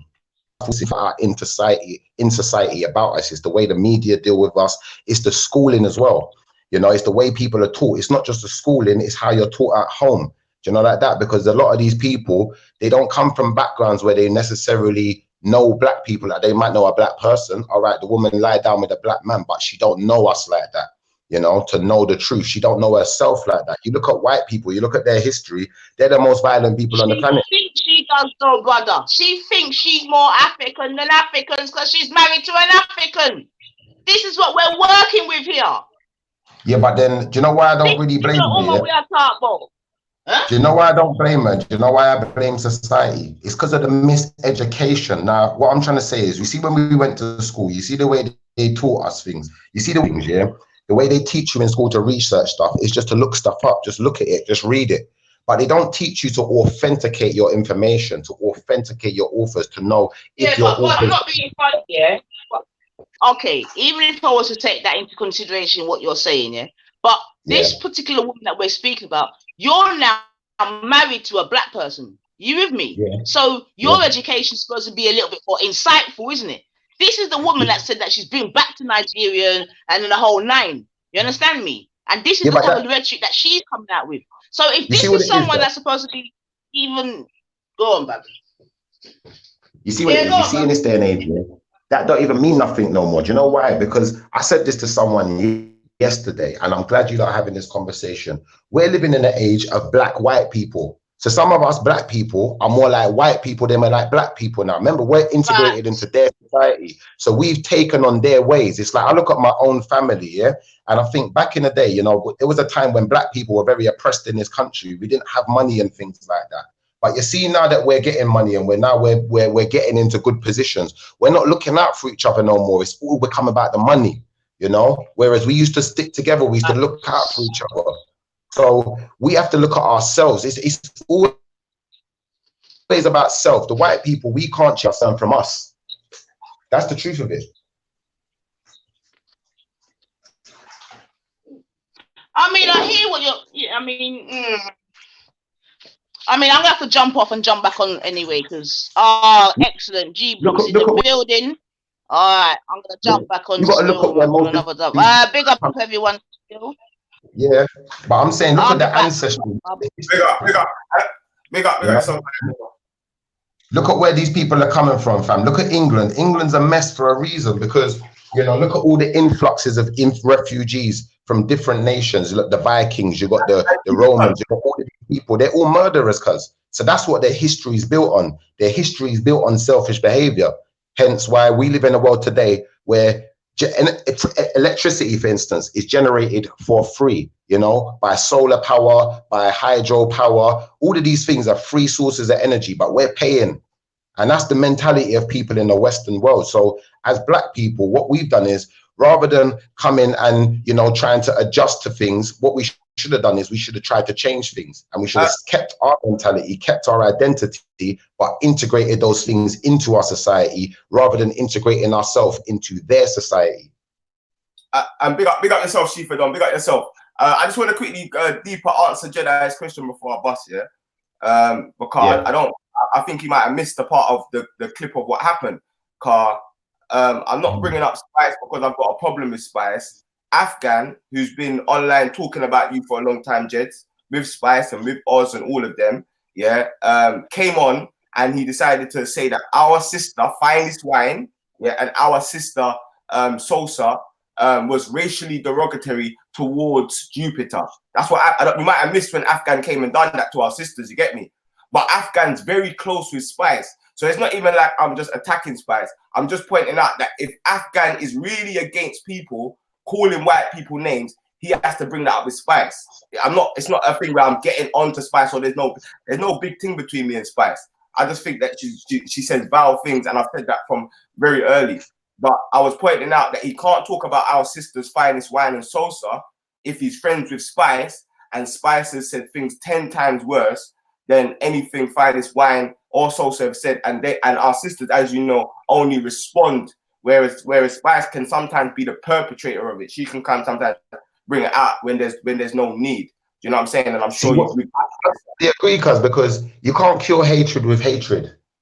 Yeah. You know, for instance, watch this. I grew up, I didn't have my dad around. My dad ain't never bought me a Christmas present, never bought me a birthday present. He don't phone my phone. But you know what? As an older man, I said, you know what? I'm going to check for my dad. I got to knock his door. I bring my kids down there, and I go on function and show him that, you know what? Although you're a dad, you're someone's child too. So we have to each one teach one. And there might be areas of life that I'm better at than you. So I have to teach you the good stuff, not learn your bad ways and say, oh, because you were selfish, I'm going to be selfish. That doesn't make no sense. 100%, bro. 100%. Like that. It's about progress. It's not about going backwards. It's about positive energy. All that negative stuff, we got to leave it behind. And when people are racist and they say uneducated things, we got to stop getting angry about it and just educate them, you know, because like, for instance, my son put up a post, yeah, because my son, he's not into no bad man isms. He's not into it. Like, so as far as he's concerned, he don't like when he sees youths running around with hoodies and masks on their face and stuff, because he's been taught a different way. But what I had to say to my son is, you're not supposed to hate them. You're supposed to talk to them. You're supposed to educate them. You're supposed to show them, you know what, bro, that's not what you're supposed to be doing, you know? And that's not respectful, you know, and talk to them on a level so you can get them on a car. People respect when you're respectful. People respect honesty. They respect humbleness, even the bad ones. Real life, Fuzzy. But yeah, I think it's definitely an important subject though, because there's too much of this racist talk going around. But yet, you know, it's only now we've got the scientists and the governments to agree with us and start teaching the kids in schools, you know what, everyone evolved from Africa. That means there's black, white people, there's white, black people. We're all got the same DNA. So when you're in a hospital and, you know, you need treatment and they've got to give you blood, you need a blood transfusion. They're not saying we need a black man's blood because you're black. They're saying we need a blood type. That could come from a Chinaman, a white man, India, it don't matter where, as long as they got the same blood type. So we've all got the same genetics in our DNA as far as blood is concerned. And that connects every human on this planet. So, you know, we have to start thinking about togetherness, coming together. We're one people, because, you know, and I've got a whole heap of white friends. I've got Chinese friend, Indian, black, all sorts. So I'm not discriminating against no one. If someone's discriminating though, I'm educating them. I'm not going to hate them. I'm not going to fight them down. I'm just going to educate them, and it's going to change them, because they're going to realize, you know, the truth is still the truth. It's out there. Once you know the truth, you can't hide from it. It's like if you pick up a, you learn about righteousness, you can't go back to that. It depends, innit? Someone sincere, yes, you get me. Someone who sincerely doesn't know, but there's people who definitely know that they're racist and they're deliberately racist, and you can try to educate them till your tongue goes dry. They're gonna still be on what they're on, innit?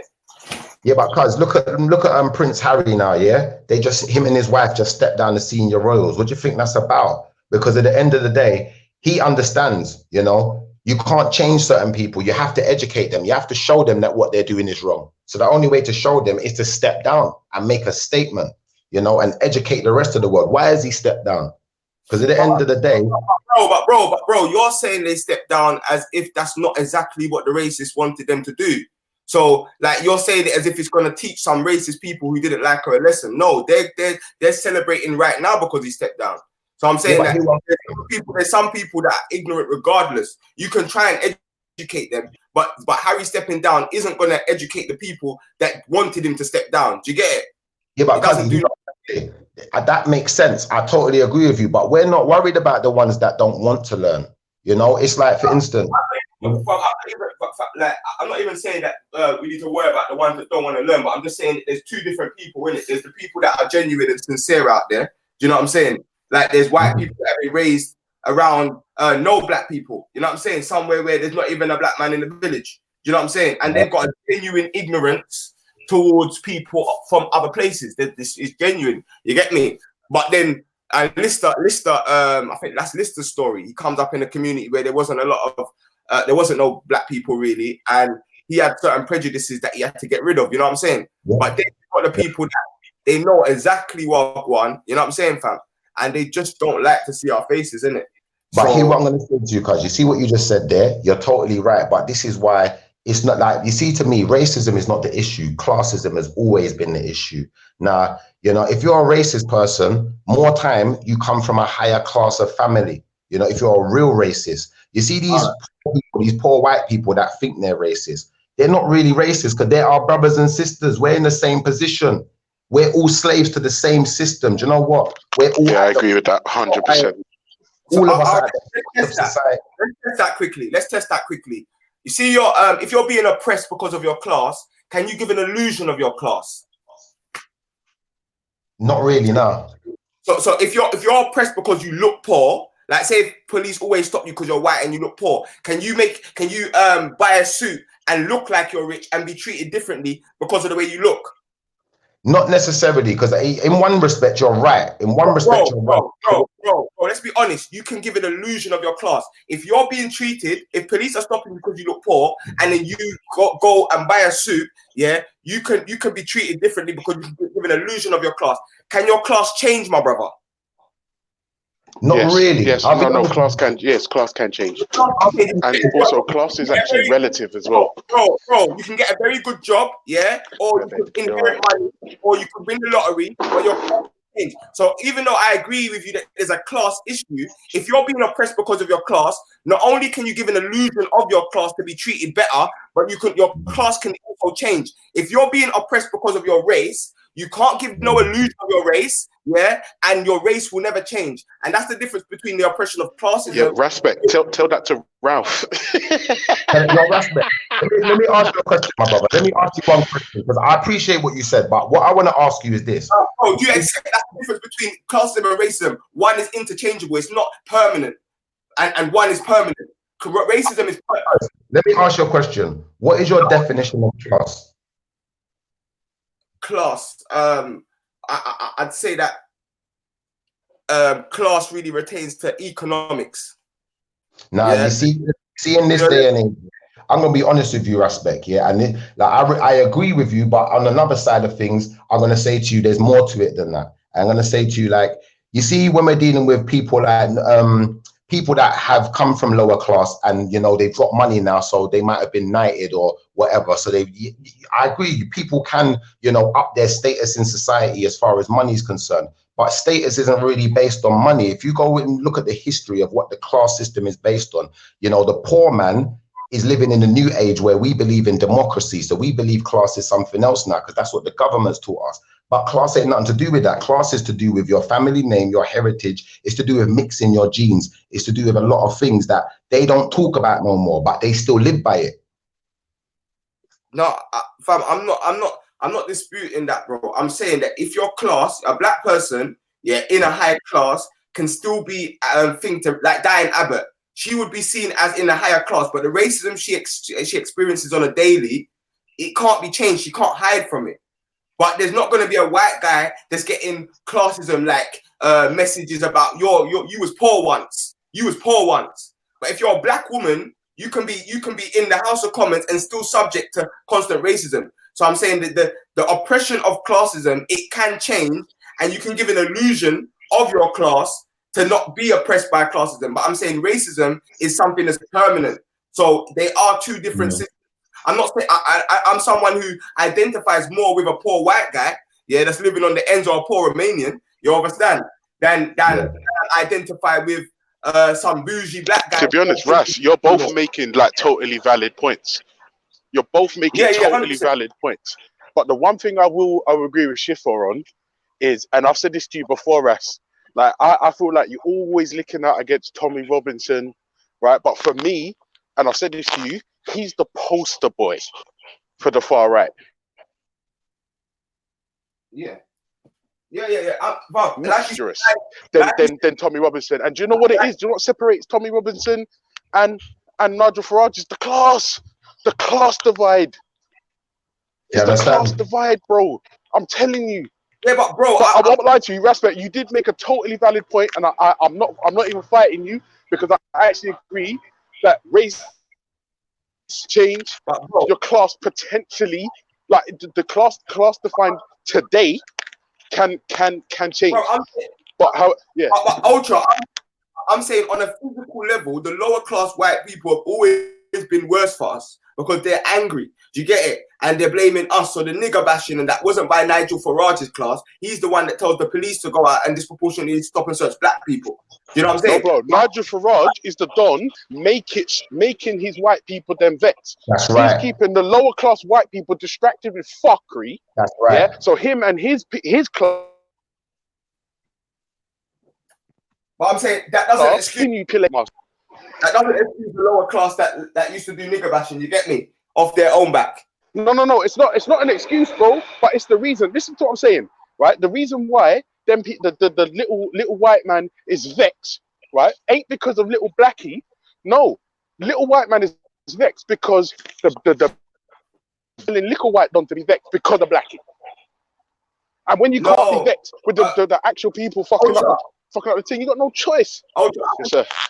I can show you a video from Nottingham 1960, yeah, where these times the government was the ones endorsing us coming in, and you had lower class white people, yeah, not politicians, bro, setting up the White Defense League and saying they don't need the Negroes in their country. So I'm saying from the onset of us coming over here, without no push from the actual political ground, there's been white people that on the ground, like in lower class, that don't like black people. And the same thing happens in America. So it's like, I hear you. No, I hear that, right?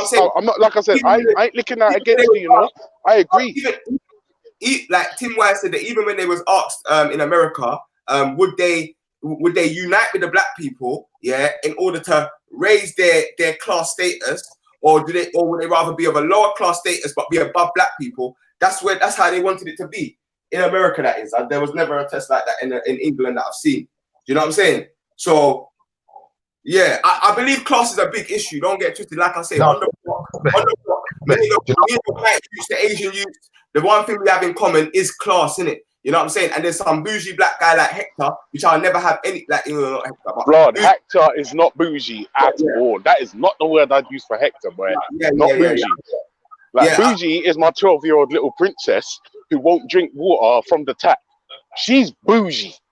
Yeah, Hector, that's not the word I would use personally for Hector, but I don't want to slander no one. Yeah. I don't want to use bad hominids right now, so let me just ease off, innit?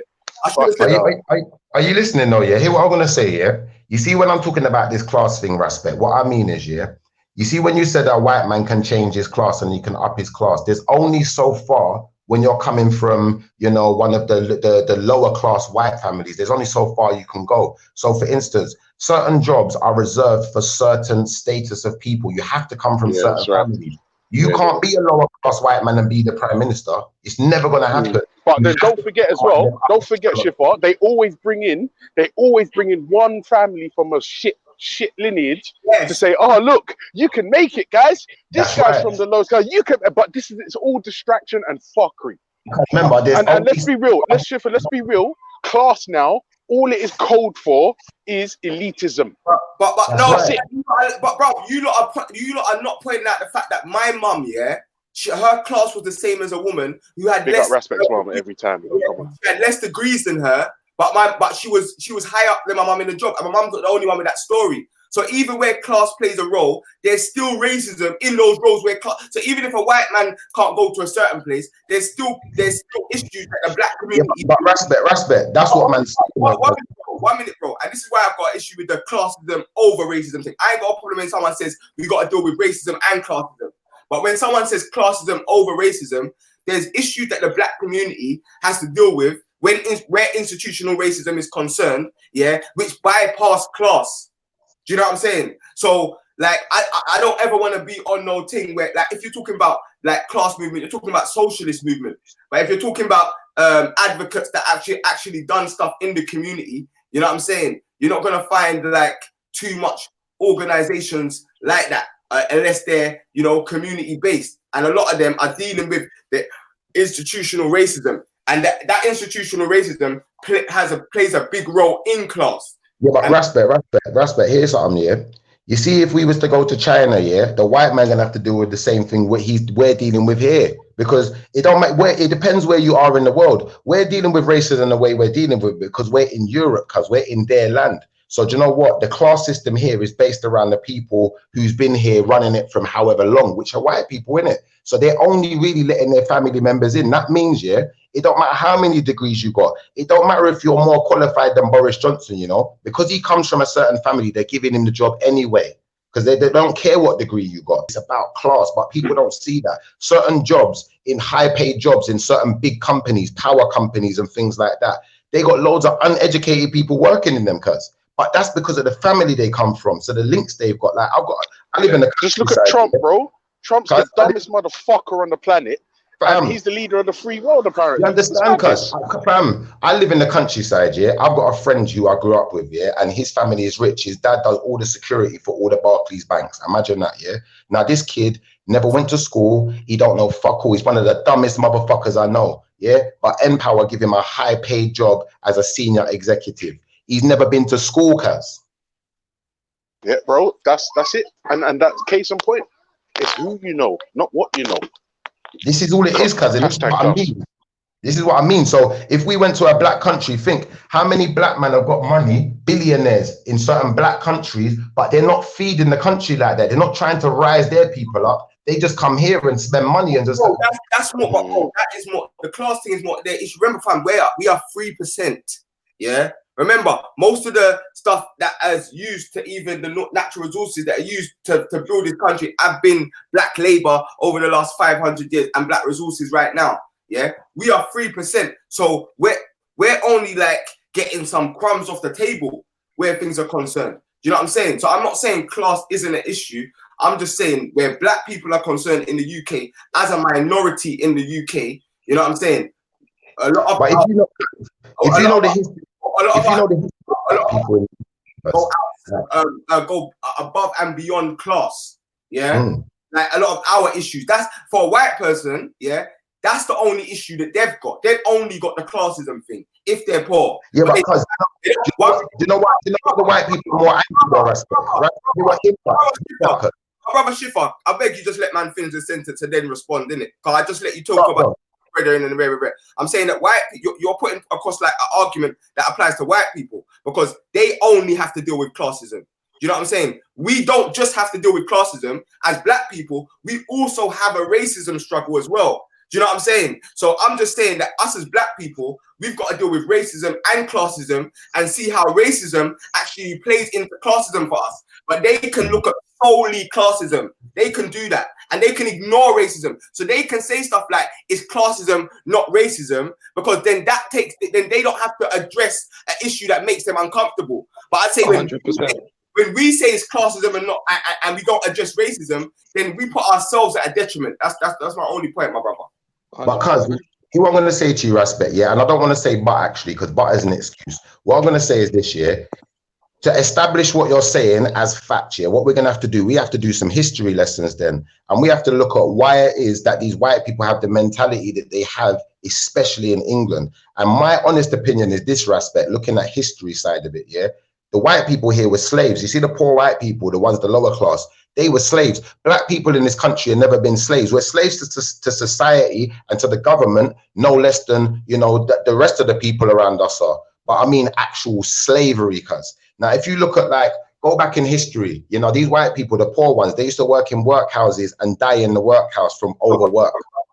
Brother, can you tell me about the Irish indentured servitude, bro? Can you tell me how it was? Can you tell me the specifications of it? let me come in. Say that again? Can you tell me about the Irish? Could you talk about the slavery? Can you tell me about this Irish indentured servitude? Can you tell me what the specifications of their slavery was? Well, I can tell you the specifications of their slavery. In real reality, yeah, the specifications of their slavery was no different to the specifications of the slavery that black people endured. Now, when I say, the reason I say this, yeah, the only reason I say this, yeah, is because think about it like this now, yeah. Now, these people have had their history stripped from them just as much as we had our history stripped from us. All right, maybe the only difference is that they weren't whipped and lashed and beaten to death, but they were getting shot and killed and worked to death. So it's still the same kind of thing, you know? Okay, can you hear me? So quickly point out something that might not know.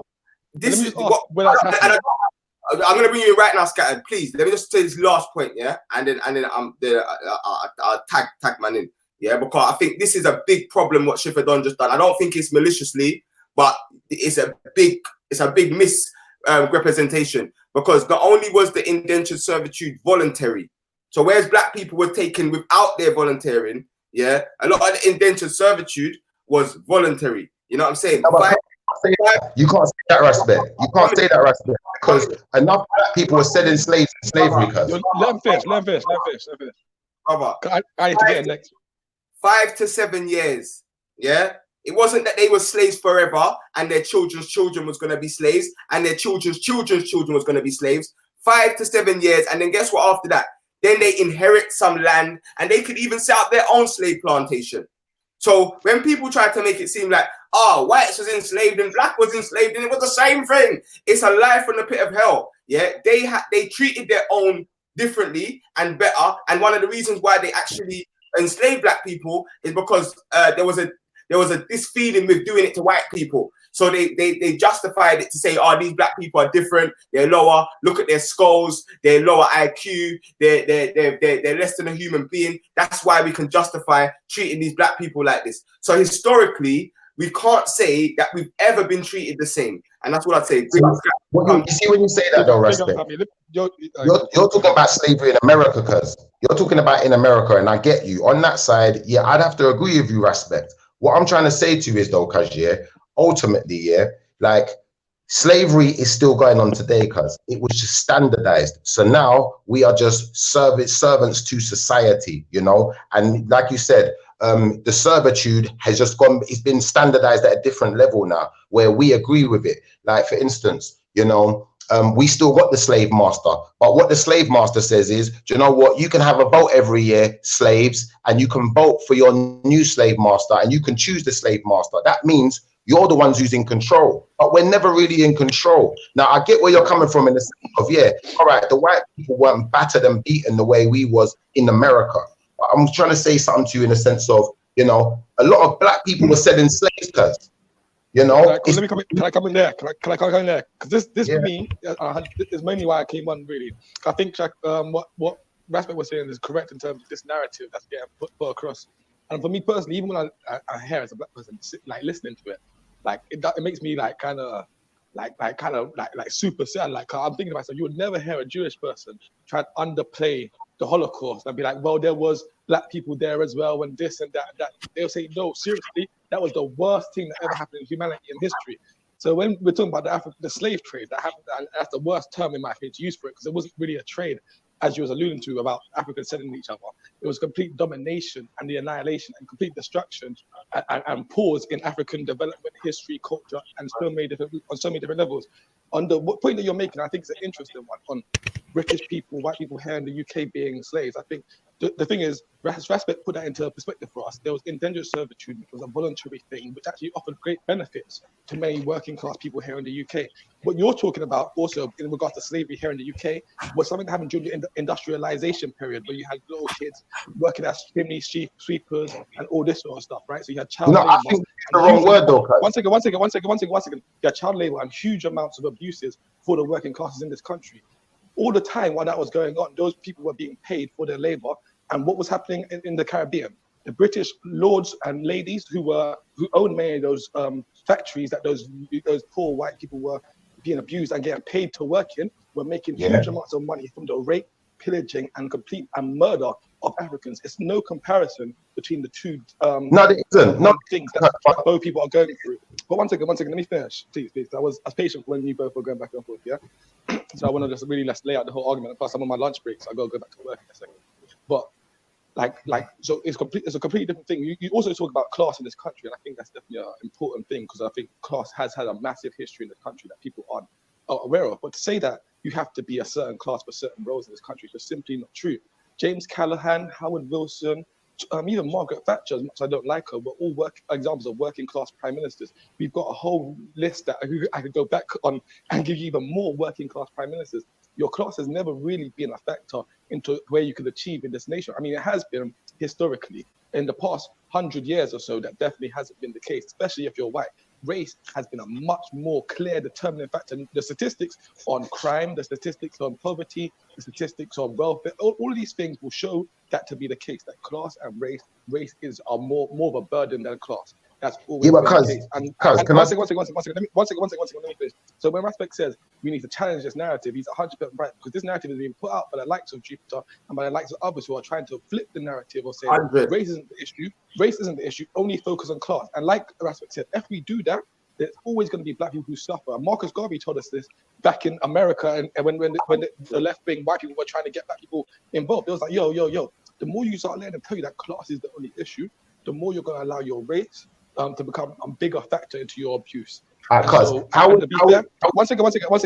be fair, the black community here in this country have done it. Because if you look at places like Lambeth, if you look at places where you have massive black popularities, you'll find Labour candidates who push this class narrative, yet in those same boroughs, they're being gentrified, they're being run out of their areas, and black unemployment in those same areas where these so-called class warriors who are standing for black people or as a working class factor, black people in those areas specifically are worse off than any other part of the country. And I'll end my rant there.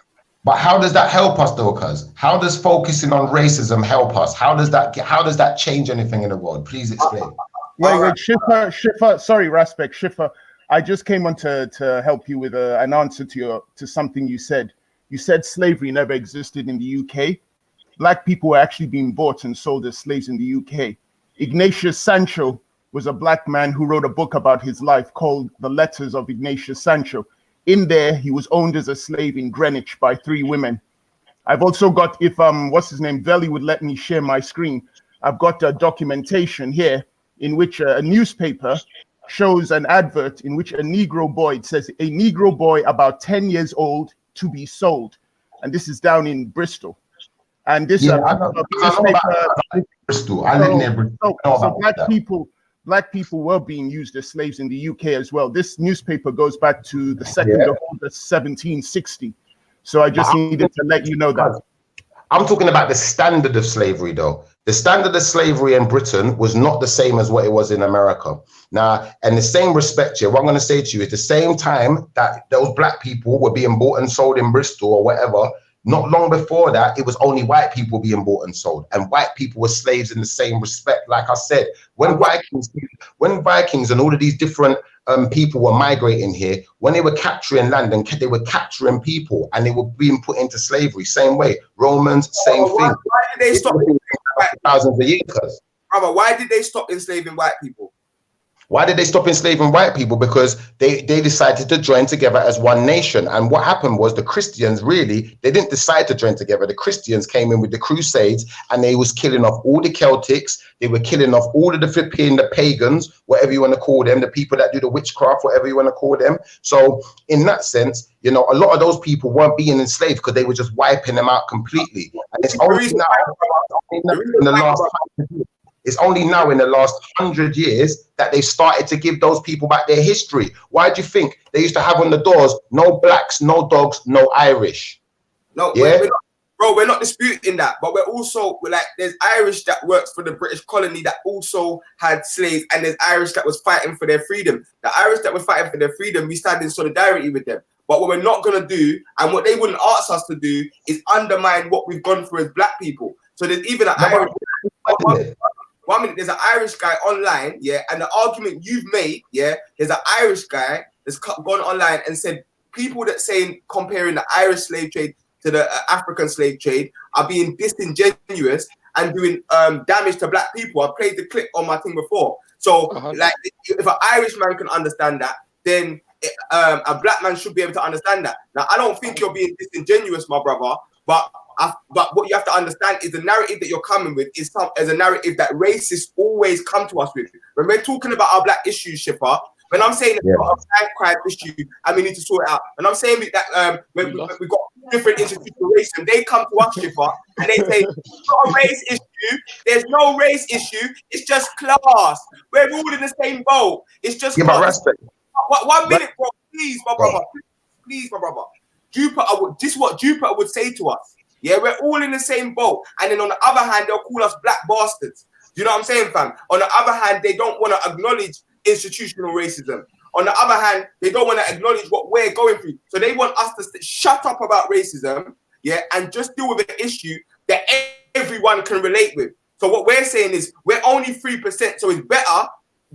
Like they are a majority, we're 3%, so it's better for us to deal with our issues, the racism issues, and also deal with classism. But what we're not going to do is throw out institutionalized racism and our issues that we have as a race in this community, in this country, and just deal with classism.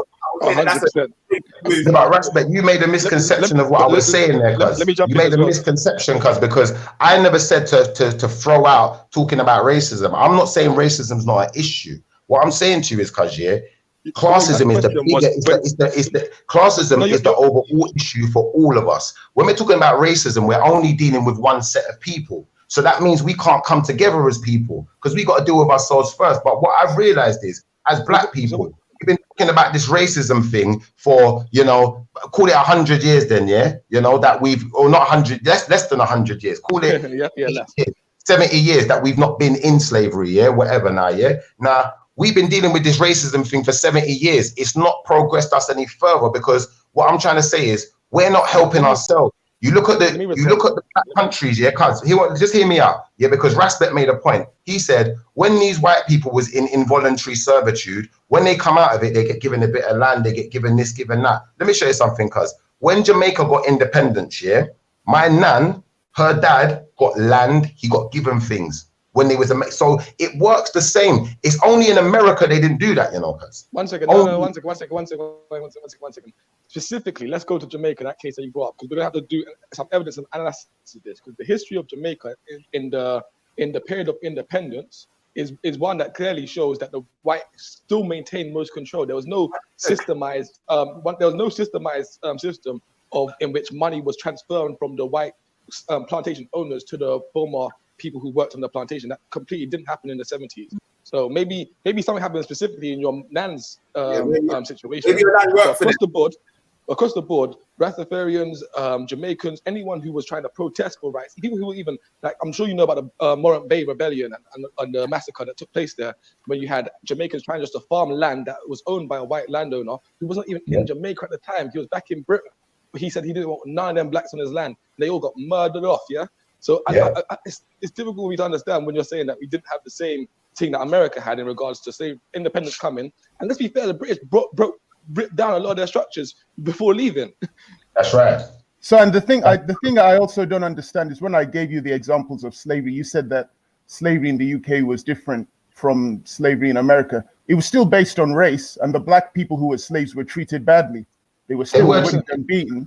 And also, sorry, because the question you also asked in response to you even saying that was where does focusing on race get us, right? And my thing is, it get us a lot further than going along with simple narratives that that class is the issue. This idea that we have to join with the majority of people because class is what unites us, when we know those same people hate us themselves, makes no sense. We're telling black people to join with their enemy. It's crazy. It's crazy. That's why I would say race is definitely important. Can I just reply to that quickly? Yeah, I just want to say one thing. Yeah, at the end of the day, yeah, if we've tried something for 70 years and it hasn't helped us to progress to where we want to be, I think it's time to try something new. That's what I'm saying. I'm not saying that it's not. I understand that. I want to respond to that.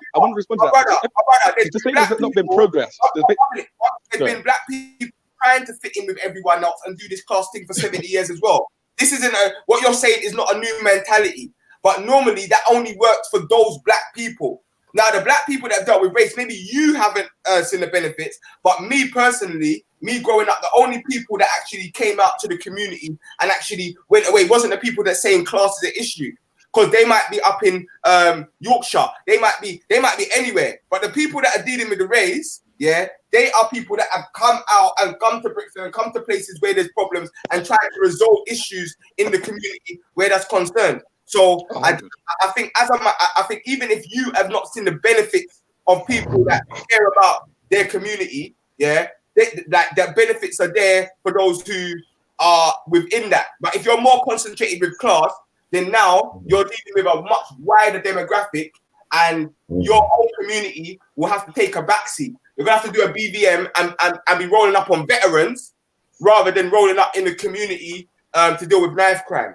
100. One second. Let me just because I wanted to add on to the back of that. Yeah, like it's kind of like asking people to choose between being Ainsley Harriott or Benjamin Zephaniah. Do you know what I mean? Ainsley Harriott, he's been here caping for the Europeans forever. Never wanted to talk about race, experiencing ridiculous amounts of racism, but just going through it. He didn't want to talk about race. And then you have someone like Benjamin Zephaniah, who knows himself, was offered a knighthood and everything, regardless, but said, "No, I'm not taking your blood clot knighthood. That's not me. That's not my culture. That's not where I'm coming from. I'm going to be myself. I'm going to be independent with myself." And I think we've seen great progress to the fact that you have people like that around. And the idea that you would say in 70 years, where have we got? Like, I think that's like massively disrespectful when you think about where we were to begin with and the amount of leadership and the great leaders that we've had. And to be fair, I would say it's more down to the people than anything else. To be fair, I think any other group of people, and I'll say this straight, who had the leaders that we've been blessed with in regards to Marcus Garvey, Malcolm X, etc., who have been on this black power thing, they would be in a much better position than we are right now. So really, the thing is, I don't think the issue is with the people who do think about the black issue and talk black. It's the people who don't and who try and bring them people down. That's the biggest issue. Yo, I big up Belly, big up, shout out Belly, shout out everyone in the place. You don't know, they don't know. Me don't want dominate conversation and all these things. Me want 90 but me hear Jedi say 90 and I feel comfortable. So me want them feel comfortable to come on the channel. So you lot come on, man. I'm busting up. You know what? I understand what you mean, Schiffer. Some of what you're saying, I understand. I'll give you 5 years ago, I had a good job, an IT job, working and supporting hedge funds. So I put all that racism aside and I said, if you focus, you can get a good job. But you know what I noticed, Schiffer?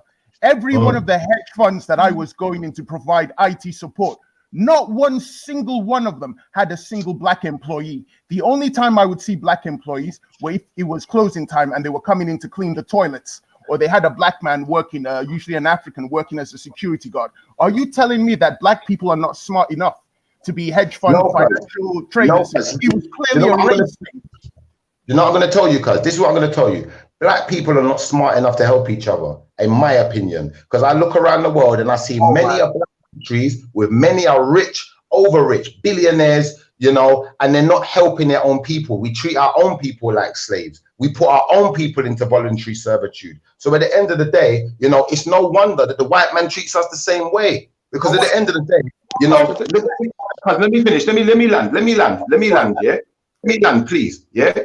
England is a Ross Bumbleclaw island, rude boy. Yeah, Africa's one big fucking landmass with holly per land and holly per resources, holly per things. But we don't utilize it for ourselves. We war with each other, kill each other off, and then the ones who's got money keep it to themselves and go selfish and go splash out and then go and flash and buy flashy car and buy fucking what's the thing, Ferrari and them stupidness there. Yeah. But they're not helping their own people. But we expect someone else to do it, cuz. And that's why I'm not into this race. 1 second, I just got to jump on that, because Jiffa, are you doing that within the community? We got classism going on in our own society, with our own black people. We got rich like kings, queens with billionaire oil funds and rare, but they ain't helping their own people. They ain't employing black people and giving them good jobs. What they're saying is that's a lie. That's a lie. You're telling lies now. Money, and then we have to help them. That don't make no sense. Cool. So when you go to Africa and when you go to you find a man like Ibrahim, who's an African billionaire, you're gonna see the people who are working for him are all Africans. Yeah. When you go to Nigeria and you see Dangote, who's an African billionaire, you're gonna see the people who are working for him. Majority. What's he doing for the poor people? One second. You let me talk in that. Yeah. Cause it's easy for us to go and do this flash. Cause I can say the same thing about Richard Branson, about a bunch of white billionaires within their own community, right? Like this sort of this analysis, I mean, I understand it's factual. What you said isn't factual, right? Isn't false, right? So you said that black billionaires don't do enough for their communities. True. Africa is a massive landmass, much bigger than Britain. True. Africa, there's a lot of corruption in Africa. True, etc. All of the things you said were true, but what they all did was lack and ignored context completely. Especially if your advice into solving that is for black people to join with all the other groups, right? Because the history of why that is. One second. Please, cool. No, you said it. It's a misconception. I'll correct myself now. Yeah, cool. Bro. I said it already. No, I'm gonna correct myself. I said it already. Yeah, chill. All right, relax. Yeah. So cool. So you're not saying that. Your thing is that we should unite with the people here in this country on this whole class thing, yeah? That's not what I'm saying, cuz. This is the point I'm making. You, man, are interpreting what I'm saying wrong. Hear what I'm saying, cuz. Shall I tell you what? Let me finish what I'm going to say, and then afterwards, if I'm wrong, then you can just smash my argument to pieces, because clearly it's built on false premises, yeah? Cool. So let me just finish though first, yeah? All right, cool. So as I'm saying, so this idea, and damn, I don't even know where I was now, man. There are interruptions. But anyway, basically, forget, man. Yeah, go ahead. So, bro, I'm going to tell you what I'm actually saying. I'm not saying that racism's not an issue, and I'm not saying that as black people we don't have to come together more. I'm saying that as black people, what we have to do is, rather than looking at the rich white man, rather than looking what the white man's got, what he's got to offer us, we need to look at what we can offer ourselves. We got whole Ross Clark continents of land, resources. Yeah. We're richer than them. They ain't got shit. That's why they ain't sharing. We can go back to Africa right now, and we could. Let me respond to that. Because I think that. Bro, at no point did you hear us talking about, bro. When you're talking about us, yeah, we're people that go to the black community. Yo, let me. Cares, Yeah, 100. And we build institutions. We try to stop stuff like knife crime. We go back to Africa and build up Africa as well. So no one's But we're poor, cuz. What about the rich ones? We're the poor ones. What about the rich ones, cuz? We're the poor ones doing that. One minute, bro. Man's not waiting on no one, fam. Yeah, if you're not doing it yourself, then you can't even talk about the rich ones, about we're the poor ones. Get rich then and do it. That's what it is, bro. Go grind hard. Grind hard. If that's what your love is, grind hard and you do it and set the example. I ain't watching for Yo, Raspect. Yo, Raspect. Let me give you an example right now. Raspect, let me give you an example right now. What you just said. Go on. Let me finish talking, bro. Yeah, if I was waiting for a rich black man or a rich white man, yeah, I would have never brought Umar Johnson over and had standing ovation in this country. Man, there would have been no trying to mobilize for gang and dealing with knife crime. There would have never been no going to the motherland and you like man would have never done nothing. So there's no point in man waiting for anyone else. But what I'm saying is that comes down to man clocking institutional racism, not classism, institutional racism. How it's affecting the youth and how we're disproportionately being stopped and searched, how the youth services have been affected in our communities, and how that has our children going from the school to the prison pipeline, and what we can do as a community to save our children. So that's right. But the thing is, though, this is my issue though with the narrative that you're coming with, Shifter, doesn't it? There's people in the community, especially the Pan-Africanists in the community workers who are doing that. And then you would come out and say, all the black people do is talk about racism and stuff like that. And we need to not do that. And we need to do more for ourselves. And even your thing about the rich people doing that, like that in itself just shows the issue that we have in our community. It's like we're always putting into somebody else and say, you should be doing it, you should do it. Right? If you know if there's a problem, don't wait for no rich person, you do it. And also, like Raspect said, if you're not really a millionaire yourself or a billionaire yourself, it's very, I don't know, I don't understand like the mentality of people talking about why aren't the rich people doing it. You have no idea. Can I explain it to you? 1 second, let me finish, please. You have no idea what the rich people are doing, yeah? So I work for an organization has multi-million-pound budget, yeah? So when I actually look at how that money goes and how it gets spent, man, sometimes I see that rare. Talking about a black billionaire or billionaire doesn't really mean much, because when this money starts getting spent up and divided, it goes quick. You need more than just 1 or 2 or 3 of them. And no rich person is going to say, you know what, I'm going to try and solve the whole issue of poverty in Nigeria, Ghana, etc. on my one. It's something that needs to be done at a political level from the top down. So it makes no sense for us to even talk about what rich people do unless you're in that position as a rich person, or you know some rich people who you can really negotiate with. Like Raspik says, on the grassroots level, across the board, it's man them in the community who are doing the works. Cuz talk about what you're saying though. Forget about what Raspik. I just want to hear from you when you're talking. I've heard Raspik, but hear what I'm saying to you though, cuz on a level, I'm hearing where you're coming from, but I'm going to tell you the good reason for me saying what I said, fam. At the end of the day, what Raspik's doing is brilliant work. He's gone over the top. He's gone overboard. He's gone out of his way to try and provide something, to try and help our own people in our own community.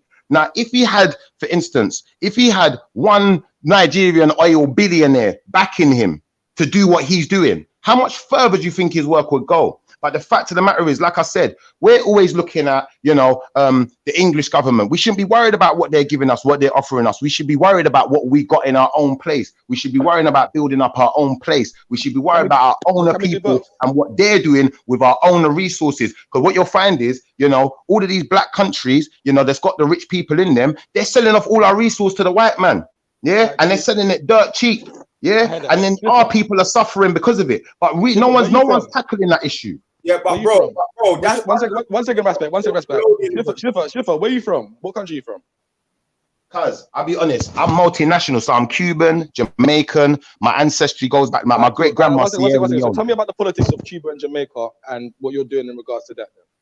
All right, so here what I'm gonna say to you, fam. Yeah, you see when I'm talking about politics and stuff. Yeah, I'm gonna be honest with you, cuz I'm not at a level like I was a criminal growing up. I'm not at a level of knowing people in politics and knowing people like that, cuz but I tell you what I do in my community. Like for instance, you see any of my brethren there, any of my people them. You see if I see my brethren hungry, starving, here, bro. I'm not gonna say I'm gonna lend you £100, bro. Here's £100. Don't pay it back to me, cuz. Do you know why? Because we have to look after each other first. And if we're not going to look after each other, I can't die with this money, And you know what? My children, they ain't dying without. But Shepard, the reason why I asked that question was because you're Jamaican, brother. You're like yourself. You've got very similar mix. Jamaican and Cuban is actually almost identical to mine, right? But you're Jamaican, but you admit yourself you're not really that much into the politics of Jamaica. And then, but at the same time, you're telling us we shouldn't necessarily be focusing on the politics of Britain. I'm not into politics full stop, cuz I don't vote. I don't vote. I don't like politicians. I think all politicians are scumbags. I think the black politicians, the white ones, the Chinese ones, politicians, no matter where they are in the world, cuz they're all the same. They all sit at the same round table. They call it the United Nations, cuz, and all of them are there. All of them are eating. The rest of us ain't, cuz. I heard that. So you said you focus on the politics back home, but you don't focus on the politics of Jamaica. What's good? Yo, Shiva's got me doing a Captain Rambo because I said I've gone like an hour ago and I'm still blood clot. Bro, I'm on my lunch break. I'm on my lunch break, bro. What are you putting me out for, bro? No, stop that, bro. Don't put me out, man. I'm gone. This lunch break's over. Big up, man. Big up. I got like 2 minutes left. I'm over lunch break, but anyway, bun it. Yeah. My thing is like to tell us not to focus on the politics of, like, I personally think we need to be telling black people to focus on politics across the board rather than telling them not to focus on any area. We should be telling them, right, you're able to chew and talk and walk at the same time. You don't have to just do one. We Okay. as black people, we can multitask. So you should be focused on the politics of Britain, one. You should be focused on the politics of your direct homeland, two. And then, and as a third one to that, for myself as a Pan-African, you should be focused on the politics of Africa and the African Union, the whole geopolitics. I think black people should have all of those things, and they should be able to talk competently and effectively on all of those areas. So when it comes to British politics, we should be able to talk about the far right-wing politics, racism, classism, and how they affect us, and why it's more of a priority for us as a community.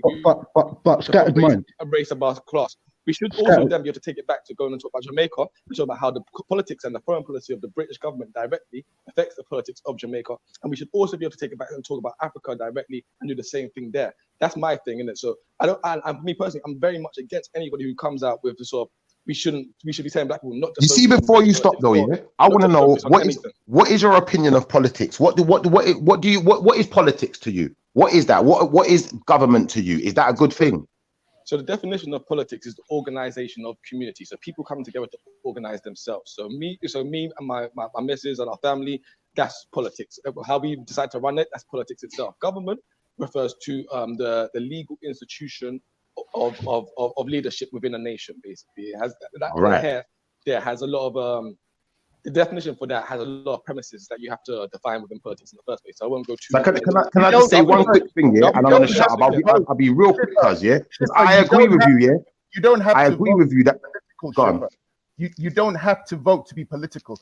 I'm listening to what you're saying, and you sound like someone who's very much political. You don't have to vote for the three main parties. That's right. Or any of the parties to be political. I was just gonna say that. I'm so glad you said that, because hear what I'm gonna say. I think it's very important for everyone to understand politics and exactly what it entails, exactly what it is. Although I wasn't really like the best schoolgoer, I didn't go to university. I read books, so I educate myself, so I understand things. Cousin, let me explain something to you.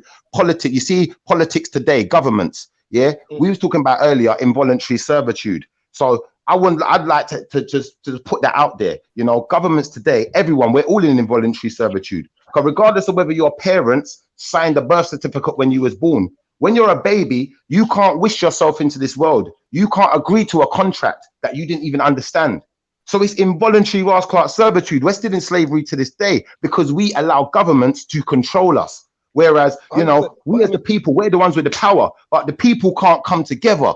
And the only way the people can come together is when all the poor people realize we're all in the same boat. If all the poor people in the world decided we're not listening to your government no more, we're not working for your system no more. In fact, we're not going to work unless you pay us all £20 an hour. Do you think the governments are going to have a choice? We've got all the power, but we don't take it. What we do is we divide and conquer. That's what we do is we're divided and they conquer. Yeah, literally. That's how it works.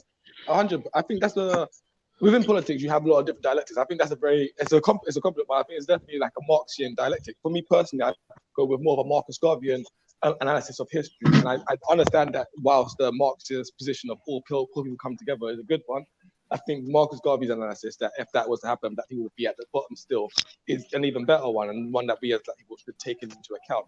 But I definitely agree with you. Like Whitney said, like I explained, like politics happens at the smallest levels. People always think about the political parties or this. Politics goes all the way from the bottom down to the ground up. And like you even said, or you alluded to was the theory of the social contract. And I think people should be aware of that. It's a theory, even though we do have legal tenements to it, right? So like you say, the signing of the birth certificate, all these types of things, those are the legal tenements of it. It's still a social contract. There's nothing that says for real that we are imposed upon, like you're saying, for the slavery model that we have, other than the fact that we are all compliant to it. But that compliance in itself is the social contract that we have signed with the state, right? The fact that we are compliant to the state. Like when you talk about politics, right, and you actually start trying to define a state, and you say, for example, they talk about Somalia as being a failed state. The only difference between a failed state and a real state is the legitimate use of violence.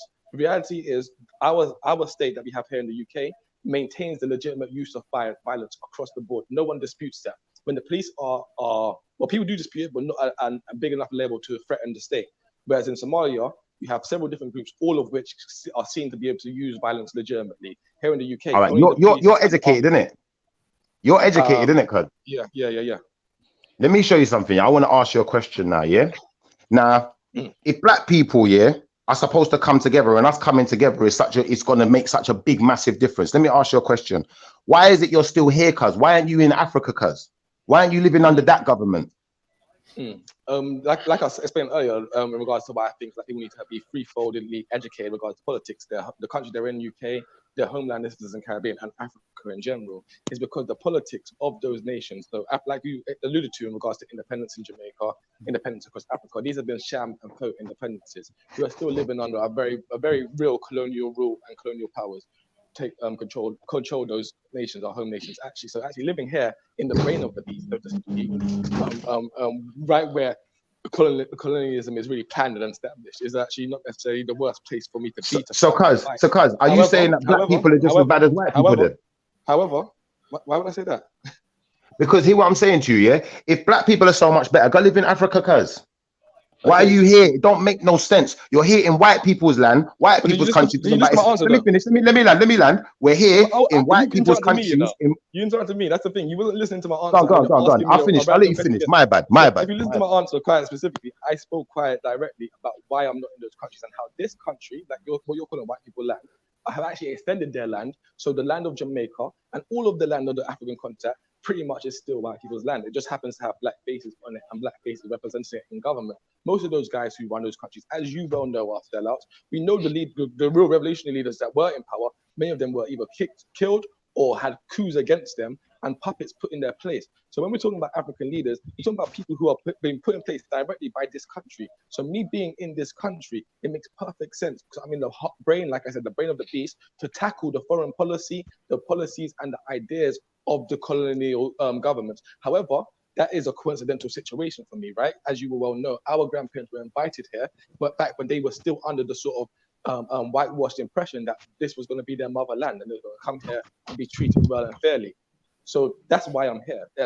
And to be fair, it doesn't make much sense for me to up and leave and go back to Jamaica where my country is still being ran by Britain, or go to Africa where the countries are still being ran by Britain. It makes more sense for me to build with people like yourself, Shifadon. Let's work together. Let's start businesses. Let's start organizations. And once we are financially viable and stable, we could go wherever we want in regards to Africa. But I think like people who like to do this whole, why don't you go back to Africa right now kind of thing, miss the entire point of what we're talking about. We're not saying that Britain's bad, so we have to go back to Africa. We're saying there are issues with the policies being conducted by the government and being supported by the people of this country. We as people in this country with equal rights, because we have that passport, because our grandparents suffered for this nation, so we have a right to put forward alternate policies and ideas against the ones being put forward, which are bad and detrimental to our people globally. All right. I'm totally getting what you're saying. I'm totally getting what you're saying, cuz, yeah. But I think the point I'm trying to make to you is, yeah, at the end of the day, yeah, realistically, some black people had to have agreed to that for it to be able to continue. And at the end of the day, certain black people are still eating off of that and still living good off of that, where the rest of us are suffering. So that means we don't care about ourselves. And if we're going to sit back, let me finish, let me land, because I'll let you finish, cuz. Cool. Because you're saying I need evidence, cuz. Let me land, yeah? If that wasn't the case, there wouldn't be so much black people trying to come here. They'd stay right where they are because their country's looking after them, cuz.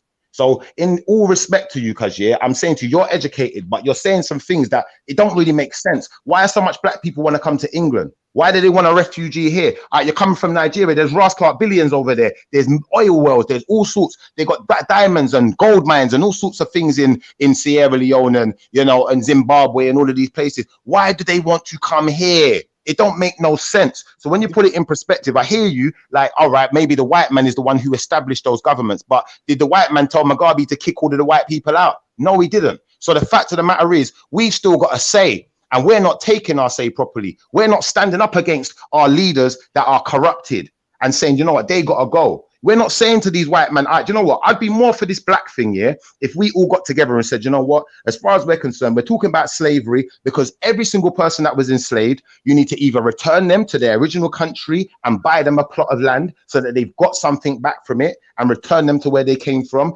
with money, with resources, so that they can live a good standard of life. Or what they need to do is they need the same way they went to Israel or to Palestine and made a fake state of Israel and gave all of these Israelite people land, or these what they call Jewish people land. Yeah, that's what we need to be asking for. But us as a nation ain't coming together and making any kind of manifesto like that. What we're doing is, you know, we sit around arguing between ourselves, talking about, oh, this is the problem, that's the problem, this is the problem, that's the problem. But that's not getting us to advance in society the way that we should do.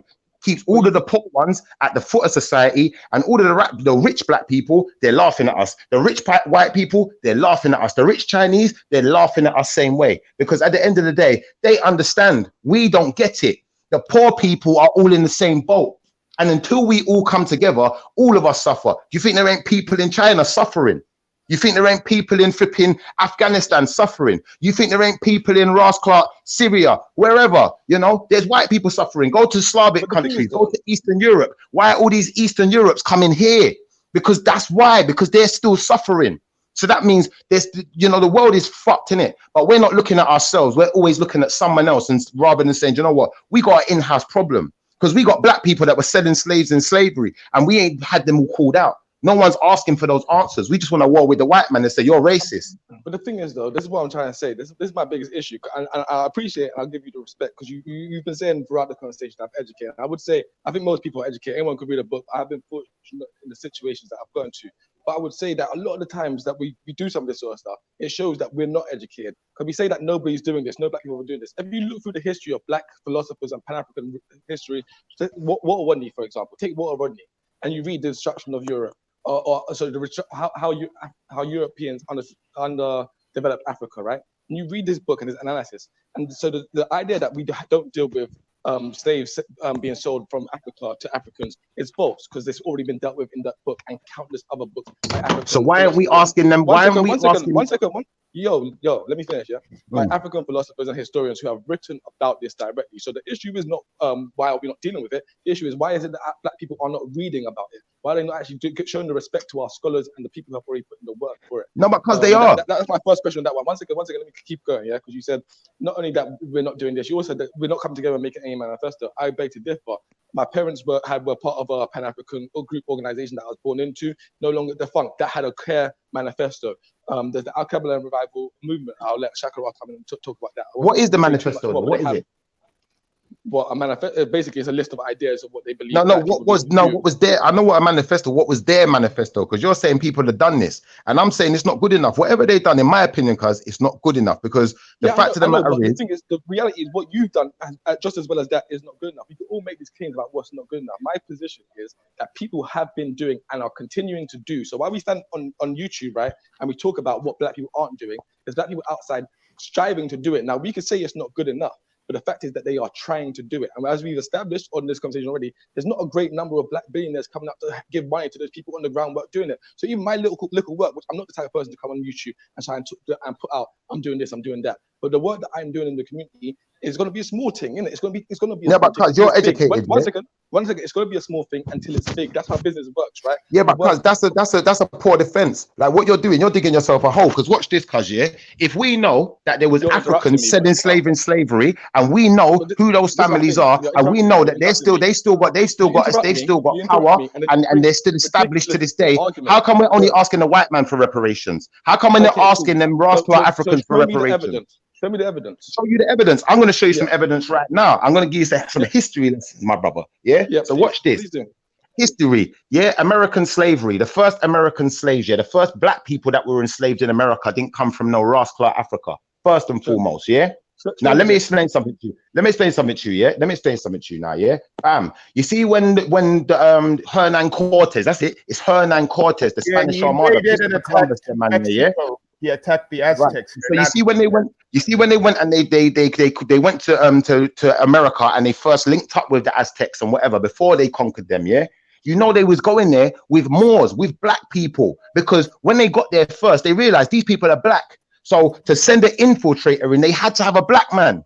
And one of a few of those black men. Let me finish. Let me land. Can I ask for evidence? No, because I asked for evidence, and what you're doing right now. I'm gonna give you the evidence. I'll give you the evidence. I've heard this story before. I want documents and stuff that I can go and look at. Cause what I'm saying to you is, if you want documents, what I'm gonna do, I will pull out the send me your email, give it to Veli, bam, and I will send you the evidence, fam. Yeah, 100%. Or you can research because it's easily researchable, and you're educated, so really you shouldn't need me to do that. I've heard you shouldn't need me to do that. Arguments. No, listen, Jeff. I've heard people make this argument over and over and over again about this idea. So what am I going to say then? What am I going to say then? What am I going to say? I want you to tell me what I'm going to say. Cool. That the Moors had assisted in the slave trade, that they had shown the Europeans where to go to in Africa, helped them with their trade routes. There was direct trade between certain African kingdoms and certain Europeans. That's not what I was going to say. Fundamental. That's not what I was going to say, cuz. That's not what I was going to say. That's not what I was going to say.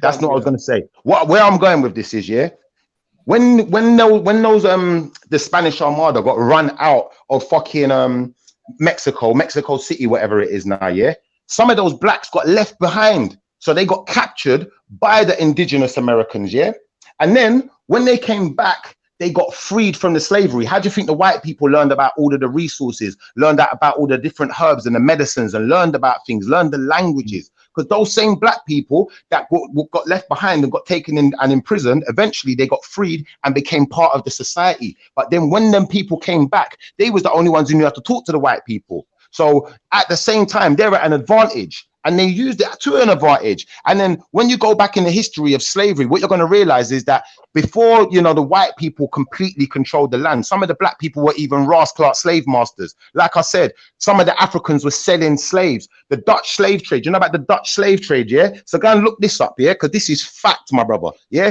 The Dutch had slave trade going on in Brazil from before the fucking the Portuguese, yeah? And then what happened is the Dutch couldn't control the slaves because the Dutch were also running slaves from Brazil and slaves from Angola and certain parts of Africa. So what they done at certain points, they was taking slaves from America to Angola, yeah, to go and help out on the plantations over there. But enough of those slaves, they disappeared and run away, but they couldn't tell the difference between them. That's how we know that Americans were originally black. We know that because they couldn't tell the difference. So even if you look at history now, go into history and look up, you know, what the actual, what they was calling them. When these Spanish Armada and these people were coming there, what were they calling these so-called Indians? They weren't calling them Indians. They was calling them Negros de Terra, yeah? And that means Negroes of this land, yeah? And when they was talking about their slaves in Angola, they was calling them Negros de Angola, which means Negroes from Rascla, Angola. So what I'm trying to show you is now, realistically, there's a lot of lies been told, and people are painting history their own way. Until you go and pull out the manuscript, pull out the document, you can't really authenticate it, cuz that's the truth. And it's when you realize we're doing half of this to ourselves, you understand where I'm coming from, in the sense of, if we're going to always point at the white man, the white man's going to think we're ignorant, because you're going to say, well, you need to take the plank out of your own eye first.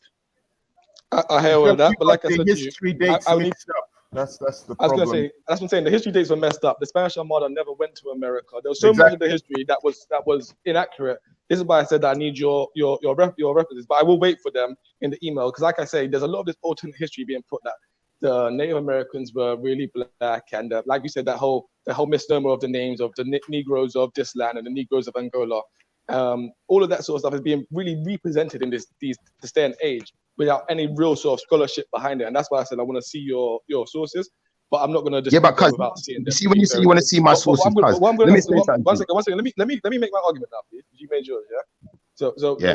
But from my understanding, is that you could do this, right? Vasco da Gama, the first Portuguese European on the coast of Africa, right? Immediately he raids the land. It's not a trading situation. We do understand that even throughout the slave trade, and this is put to us by Walter Rodney in his book, How Europeans Developed Africa, is we actually get to see that there's an unequal relationship of trade, probably most clearly exemplified by Jaja of the Apobo, as I was talking to a witness about a couple of days there, of the unequal trade between them. So Jaja of the Apobo is a man who's born into slavery within Africa, which shows us we know we had slavery in Africa, right? He excels within his position, and he becomes a free man, and he actually comes to control much part of the empire or that part of the kingdom, specifically that part there, to the level he's given the rank of king.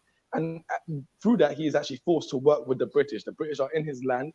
He is a king. They have guns. They have weapons. They are forcing them to work with them. So we're seeing an unequal relationship. What's a relationship nonetheless? And we firebomb that because we don't respect it. But we understand that he's being forced into it. So much so that actually down the line, within, I think, 10 years of him working within the British, he ends up in cuffs himself because he cannot keep up with British demand for slaves that they had on him, basically. They end up running up on him, murking off many of his guards, putting him in chains and sending him to slavery in St. Vincent. Whilst there in St. Vincent, this black brother of ours, and this is why I asked you to show me the evidence of the families that were selling slaves and still have that money now. Because this one is men who were selling slaves, but he doesn't have the money now, clearly not, because he was taken as a slave himself. Once he was in St. Vincent, he organized a slave revolution. So many so, and the British are saying, yo, this guy's too much trouble for us, let's send him back to Freetown in Africa. On his way back to Freetown in Africa, he is poisoned, right? So this case is an example that shows there's a clear unequal relationship between the slave traders and the people who are being taken as slaves. It shows case an example that that really there was Europeans at the forefront demanding and driving this entire situation. And it shows actually that when we do our own history and we actually rely on our own African scholars, we don't have to worry about Europeans turning around and saying that we're foolish because we're not looking at the black plank in our own eye. Our scholars already took the plank out of our eye time ago. We've had reparations with African nations in Ghana, where you had Ghanaian leaders, you had Nigerian leaders come out and apologize for slavery, inviting African people from the Caribbean back to those countries. And there's actually been whole ceremonies conducted by witch doctors in Africa to apologize for anybody's involvement or selling of slaves. There's one. Your phone's echoing, you know, friend. Oh, is it? Yeah. I gotta go now. I gotta go. But yeah, I'll just end it there. Basically, I just think. Honestly, personally, I think we need to have a lot more faith in a lot of our African Caribbean scholars, a lot of the research they've done, and not just African Caribbean, the ones from the continent, from America as well. Look at the research they've done, and I think we'll find true answers to these stories, especially when you actually look at how Africans tell the history of the slave trade for themselves, rather than how Europeans try and tell us or trying to justify their own savagery by trying to make it out like it was some black relationship thing. But like I said, I look forward to receiving your document on how we were so involved in this trade. But like I said, I really feel like what I'm going to say to you before you go, by what you said, I'm believing that you perceive that my information comes from white scholars and it doesn't come from white scholars. Do you know where it comes from, fam? Yeah. So you got these people that call themselves American Indians, like you got the Tainos, you got all of these indigenous tribes that are supposed to be Indians, yeah. And when they started looking at their history and started finding out facts and looking at documents, like government official documents, that's how we know where people come from. That's how we know that if you don't know about the Dutch slave trade, this is something you need to go and look up, cuz, you know, and you need to understand that this is real stuff that happened. This is history at its finest. It's not fake. No. There's nothing altered. Go and look up the Dutch slave trade in Angola. These things happened. The Dutch were some of the earliest and most brutal. No, I never argued with you on any of that. The Dutch were some of the earliest and most brutal. I'd argue that the Portuguese in Angola, probably the Dutch, but the Portuguese had arrived in Africa first and started the whole trading and slaving thing. But the Dutch slave trade and the Dutch Christian company in particular have an appalling record in Africa. You don't need to tell me about that at all. My dispute is on the idea that like you say, the Tainos, the Amerindians, the Arawaks, all these people, etc., are somehow black people, etc. No, cuz they were black, and it's irrefutable. Cuz hear what I'm saying to you. Listen to me, bro, because I have to go back to work now. But what you need to do to me, I'm gonna drop the thing to Valley right now, my email address. And the next time around, we could do the conversation again, where I'm more informed. Well, what I'm gonna do, cuz, you're using, yeah. Before you go, what I'm gonna show you is, you see these documents. These aren't things that you can get online. Just so you know that. Bro, I do research. Trust me, I know how to find documents. Just let me know what the name. I guarantee you, these aren't documents you can find. What I'll do. No, you don't have to find online. There's loads of ways to find documents, bro. Just give me I'm gonna show you some stuff, and then you can go and you can.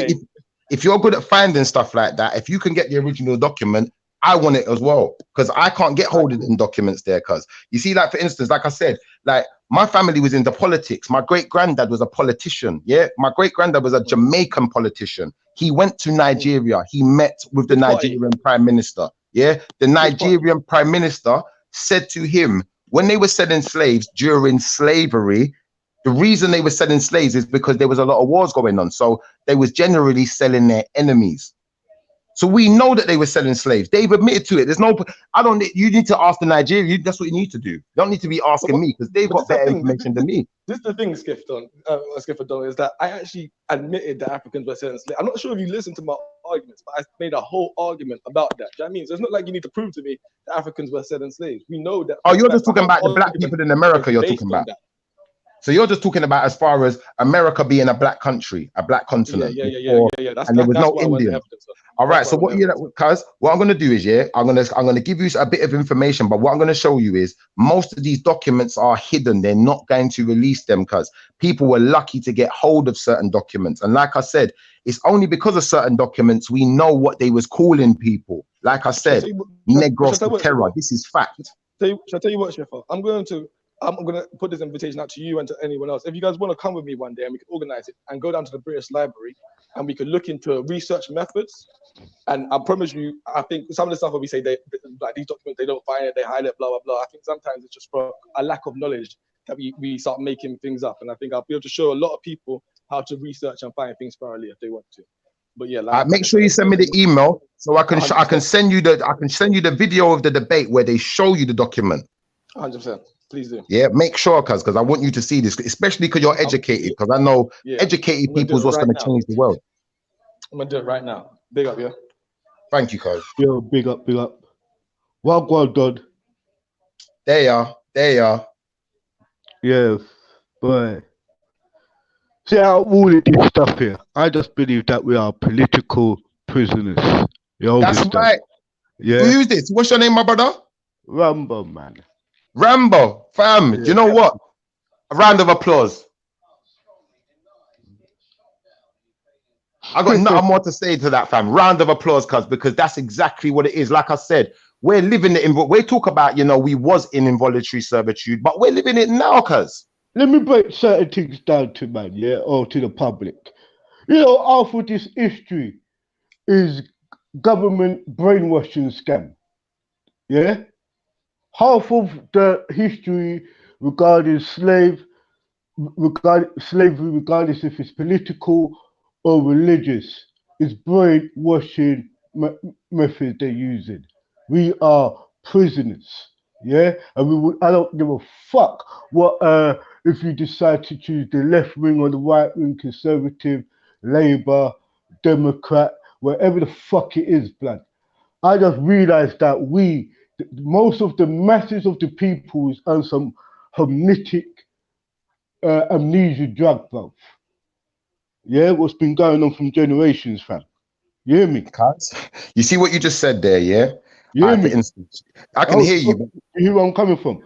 And I'm saying, this is the problem, right?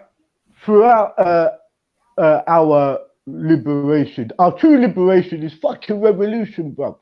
If you don't topple this government, what is killing millions of people by capitalism, yeah? Round of applause. The fucking queen with her or the royal family of the worlds, yeah, because they're all part of the imperial.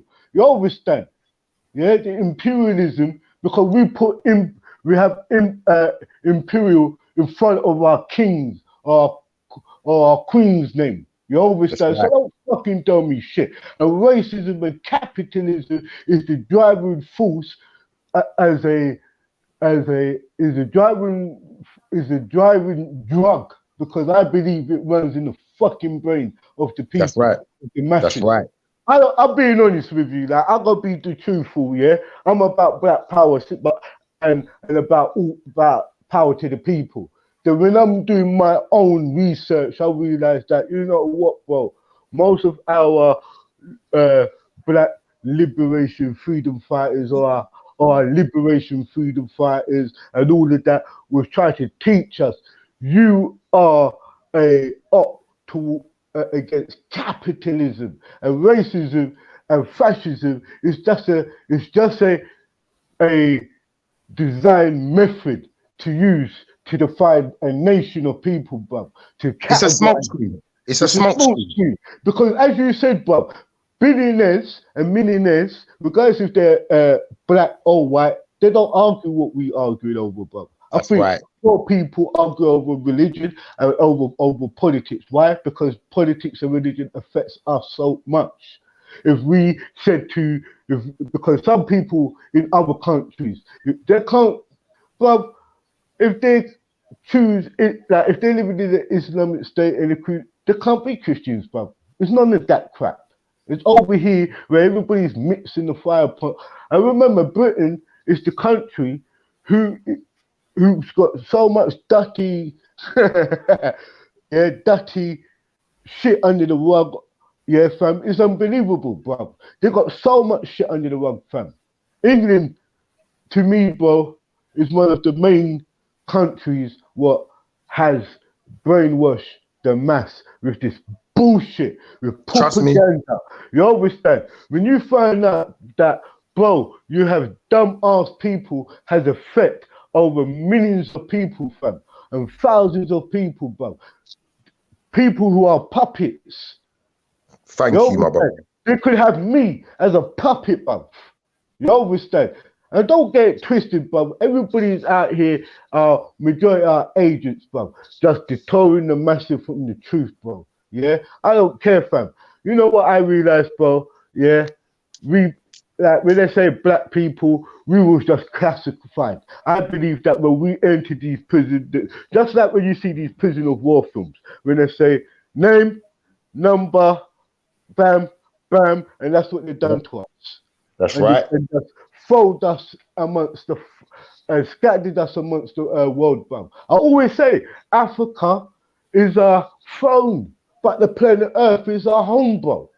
You get where I'm coming from? Like That's Africa is the school. Like everybody can believe that Africa had better schools where you could go and study, bro. And it was a throne to some people. And some people, there was just, I would have called them, you know the worstest thing? Slaves was not called slaves, we were labor. We were labor force. The labor force is the working force, working people, right? So when we look at the word slave, that's a European terminology for Slavis. That's right, Slavic country. You're right. What was them in Europe? That's Nothing right. to do with us. That's right. Now, somehow we brainwash ourselves to believe that we are slaves. We was not slaves. First of all, we were political prisoners of war. We were kidnapped. I agree with you. We were kidnapped. And if you want to put shackles and chain on us, we were bondage. I agree with that. You always said if we went through a mind control programming to believe in Jews, what they call him? Michael Angelo portray of a Jesus Christ character, and brainwashed us to believe in that everything is all right long as it's white. You understand? Yeah. To be pure is white. Do you get what I'm saying? They come with the color spectrum. It's them who taught you about the angel shit from in the Bible, bruv. The color stuff from in the Bible by dealing with the Ark of the Covenant, talking about this bow what goes over. What is the Ark? What is the bow between man and God? The covenant. Yeah, what is the rainbow? And somehow when Joseph, who had his Technicolor dream coat, came out with this rainbow crap, and came out with this. That was about your aura, bruv, about how a person, deals with his emotions. That's your aura. Your aura has a color, depending on your emotion. But, bro, all I realized that the Bible was a device tool to brainwash the mass. When I say the mass, it started if we say it started in Rome, then went into Africa, the mass. And we Yeah, but black guys, people, you see what you just said there, yeah? I totally agree with you because that's why they took certain books out. Like certain books that there's a part of the Bible that's supposed to be written by Jesus. And Jesus speaks out against involuntary servitude. He speaks out against any kind of servitude. So at the end of the day, they took that part out, but we're living in servitude.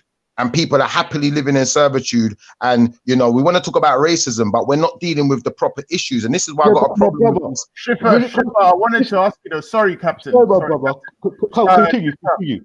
Shiffer, I wanted to ask you. Politically, you were talking about class struggle, and you mentioned a lot about class, how class exists within Britain, and people of the lower classes are being oppressed by the upper classes or the middle classes or whatever. If we as black people are in the class that is being exploited, and the same white people who are in that class, the working class, think that you are nothing but a nigger and they don't want to work with you, you have no other choice but to bond with your own people racially, because they're not just looking at things from a class perspective, they're also looking at it from a racial perspective.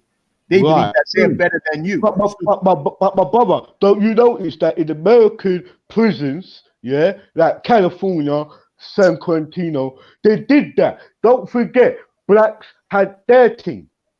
Mexican and Latinos had their thing. That's right. White had their thing throughout American prisons, bro. And what happened, black people, it was a code there what did not break, fam. If they break, pair whites were happening in the ring. No black man does not congregate and discuss black matters with no other race, bro. And vice versa with their colors. And this is the same thing where I'm trying to say. If you look at a prison camp, they fucking did that during the wars. Every war, there were classing people, categorizing people in the same damn order what came out in the projects. Do you know what a housing estate really involves, bruv? Do you know what a housing scheme really means, bruv? Do you know what it really means? Yeah, but cuz, let me just answer back to him quickly, yeah? Because I agree totally with what you're saying, cuz. And what I'm going to say is this, yeah, it's due to the miseducation. And I totally appreciate where you're coming from in the sense of if the white people ain't trying to integrate with us and they ain't trying to work with us at the ones that are at our level, then we have to come together first. Yeah, we do have to come together first. But if we don't educate the other people that are on our level and we don't get everyone to see eye to eye, nothing actually changes. We can try change things for just us, for ourselves, but that's never going to change anything because there's so many billions of other people in the same position. Yeah, but what I do with, bro, and I don't want nobody to try. Anyway, I just wanted to say, Captain Rambo, cool. take care. I'm out. I have to go back to work. Don't leave that, bro. What was you gonna say, fam? I was gonna say it was a pleasure talking to you, Captain Rambo and Schiffer. I have to go back to work, so I'll no problem. Take care. All right, brother. No problem. Yeah, big up, bigger belly. Yeah. Come on, big up belly all day, every day. Yeah, and God, and when they call it G Black, big up. Yeah, but as I was saying, bro, yeah, right, more you study and more you, it's not more you fucking study. That's bullshit. More you understand. I will say like this, more you see that is a big stage, is a big show going on, and we involved, bro. You have to realize that. I think the message of battery died. Bro, this is what Streamline does, bro. Streamline fucks you, fam.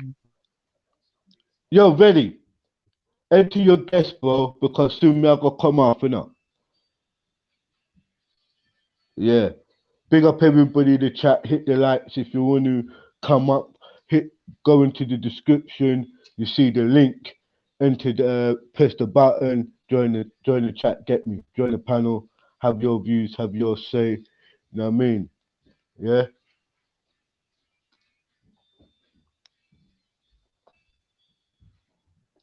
You know what I mean? It will be good to hear what's his name? Hey, Ralph.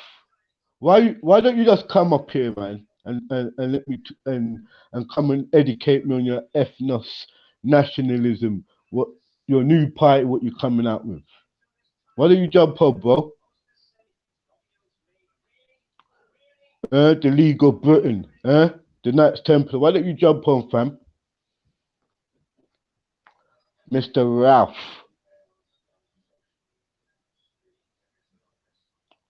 Ralph, jump on, bro. Know what I mean?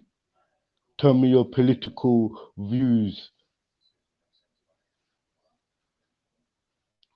Yeah, yeah, bigger, bro. I'm gonna stay up here for another 5 minutes. You know, don't come on, man's off, bro.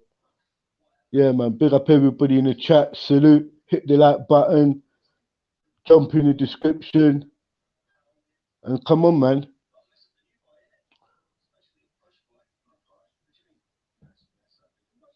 Ralph, it will be a pleasure, mate. Yeah. I want to see what you're really about, bro. I'm hearing all this talk about you gonna be the new prime minister or something for Britain. Yeah, you gotta leave the right, the fascist party. So I want to hear what your views, bro. Alright, and you will do, yeah. Okay, cool.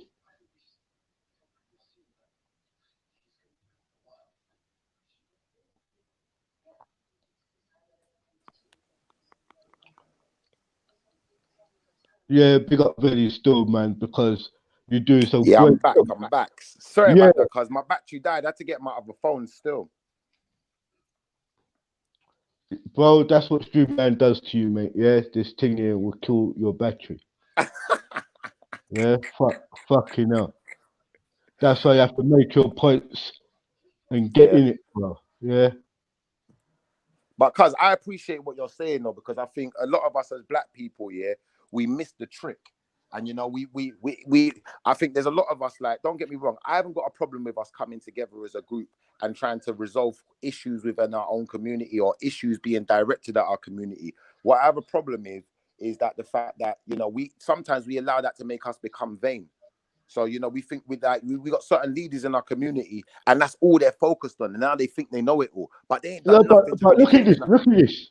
Let me talk to you about me, my ideology. My ideology, personally, I told these white nationalists, I speak to these people, you know, Yeah. bro, yeah, they come up on these panels. I tell them, you know what? I big you lot up. You know what? Yeah, fight for England. England's your country, big up. But see, when I'm fighting for Africa, Jamaica, and the Caribbean, don't ever fucking tell me nothing and don't Real ever talk. tell me I'm racist. Because what you standing for, you're white nationalists. I'm really a black nationalist. I'm dealing with black people nationwide, yeah? You Yeah. deal with whites nationwide. Cool. But guess what? You know when you fuck up is when you talking about you lot should leave and you should do this and you giving orders. That's what I don't fuck about with. Where you want to burn down my churches, I haven't seen no black group ever burn down your churches yet. I haven't seen black people jump out of vans, yeah, and purposely call you a white trash and fuck you up on that. But I see reports in the news, on YouTube, throughout the media world that anything was related with white. Are you cut out for a sec, you Go to know? the football.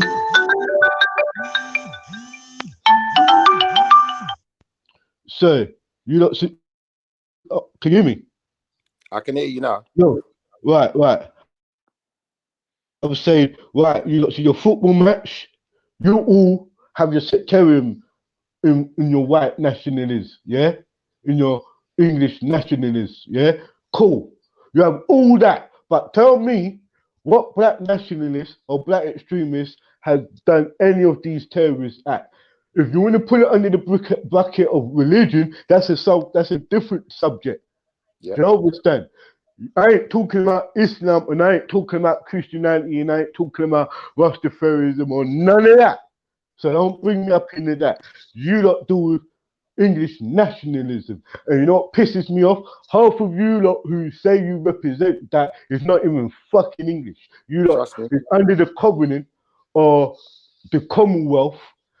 You're under the Commonwealth where the English country has invaded your country at some degree, regardless if it was in Europe or Africa or the Caribbean, then now, or India, now you want to represent and say you want me to leave. Bro, you need to know your ethnic background.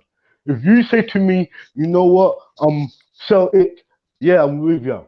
I'm Anglo-Saxon, which I kind of relate with you. But when you come in telling me shit, where you know your ancestors even come from fucking the Jews and all of that, and Saudi Arabian and African, but you at the forefront defending I'm a black British, not even British, you know, but you're an English nationalist. Get the fuck out of here. And I end it like that.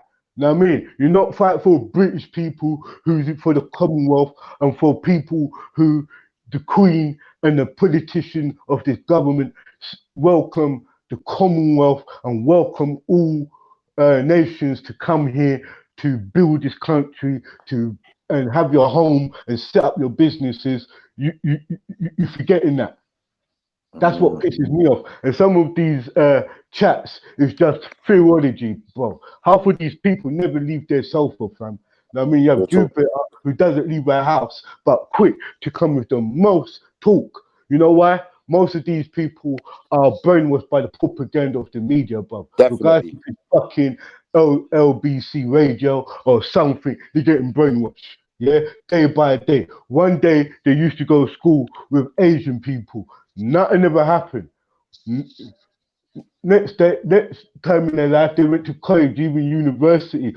Boom! All of a sudden, the news say terrorists talk about Islamic this. Now these people suddenly hate the fucking. They even switched on their fucking friends. But this is the thing now, cuz some people don't even talk to their Islamic side because of this crap, this propaganda. Just remember, from the 50s, 60s, 70s, 80s, they made sure that mixed race people got jumped into this because they will remind mixed race people that, yeah, your fucking dad was this nigger, he didn't do fuck all for you, and all of that propaganda shit, bro. Yeah? So they already make all this class bullshit. They do this color thing. But this is why it's important what you're saying, because there's a lot of miseducation going on. And then once you've divided all the poor people into groups, now we can all run around fighting each other while all the rich people are eating all the food cuts. Now, in that respect, this is why I get pissed off with people when it's like, you know, don't get me wrong, I ain't got a problem, like I said, with us, you know, having an agenda for black people to come together and do good, positive things for our community. What I have a problem with is, you know, we always want to aim things at the white man, and we always want to talk about racism, but we never talk about the shit that's going on in our own back garden, you know. And if I lived in Africa, I ain't voting for no one over there no more than I'm voting for any of these English governments. They're all the fucking same, cuts, you know. Yeah, for real. Oh, me, I'm not involved with no politician. I believe in the people. The people are the fucking government, to tell you the truth. Right. It's we who put them into power. You understand? That's right. And I'll be honest, like, you see, even when, like, for instance, you got these British nationals, because, like, for instance, like, white and black, there is no such thing as a black. There's no black nation and there's no white nation. You've got nations of people from different land masses, not from colors. So if we're gonna put that in perspective now, yeah, like, as far as I'm concerned, yeah, like, because these nations are based on land masses, who owns the land and why do they own the land? These people are murderers. It don't matter what race, Clark, color they are. They had to murder and colonize. Now, you got that, for instance, you got that film, The Black Panther, and they're calling the white man the colonizer. But remember, that same African king who had to conquer that land, he's a colonizer too.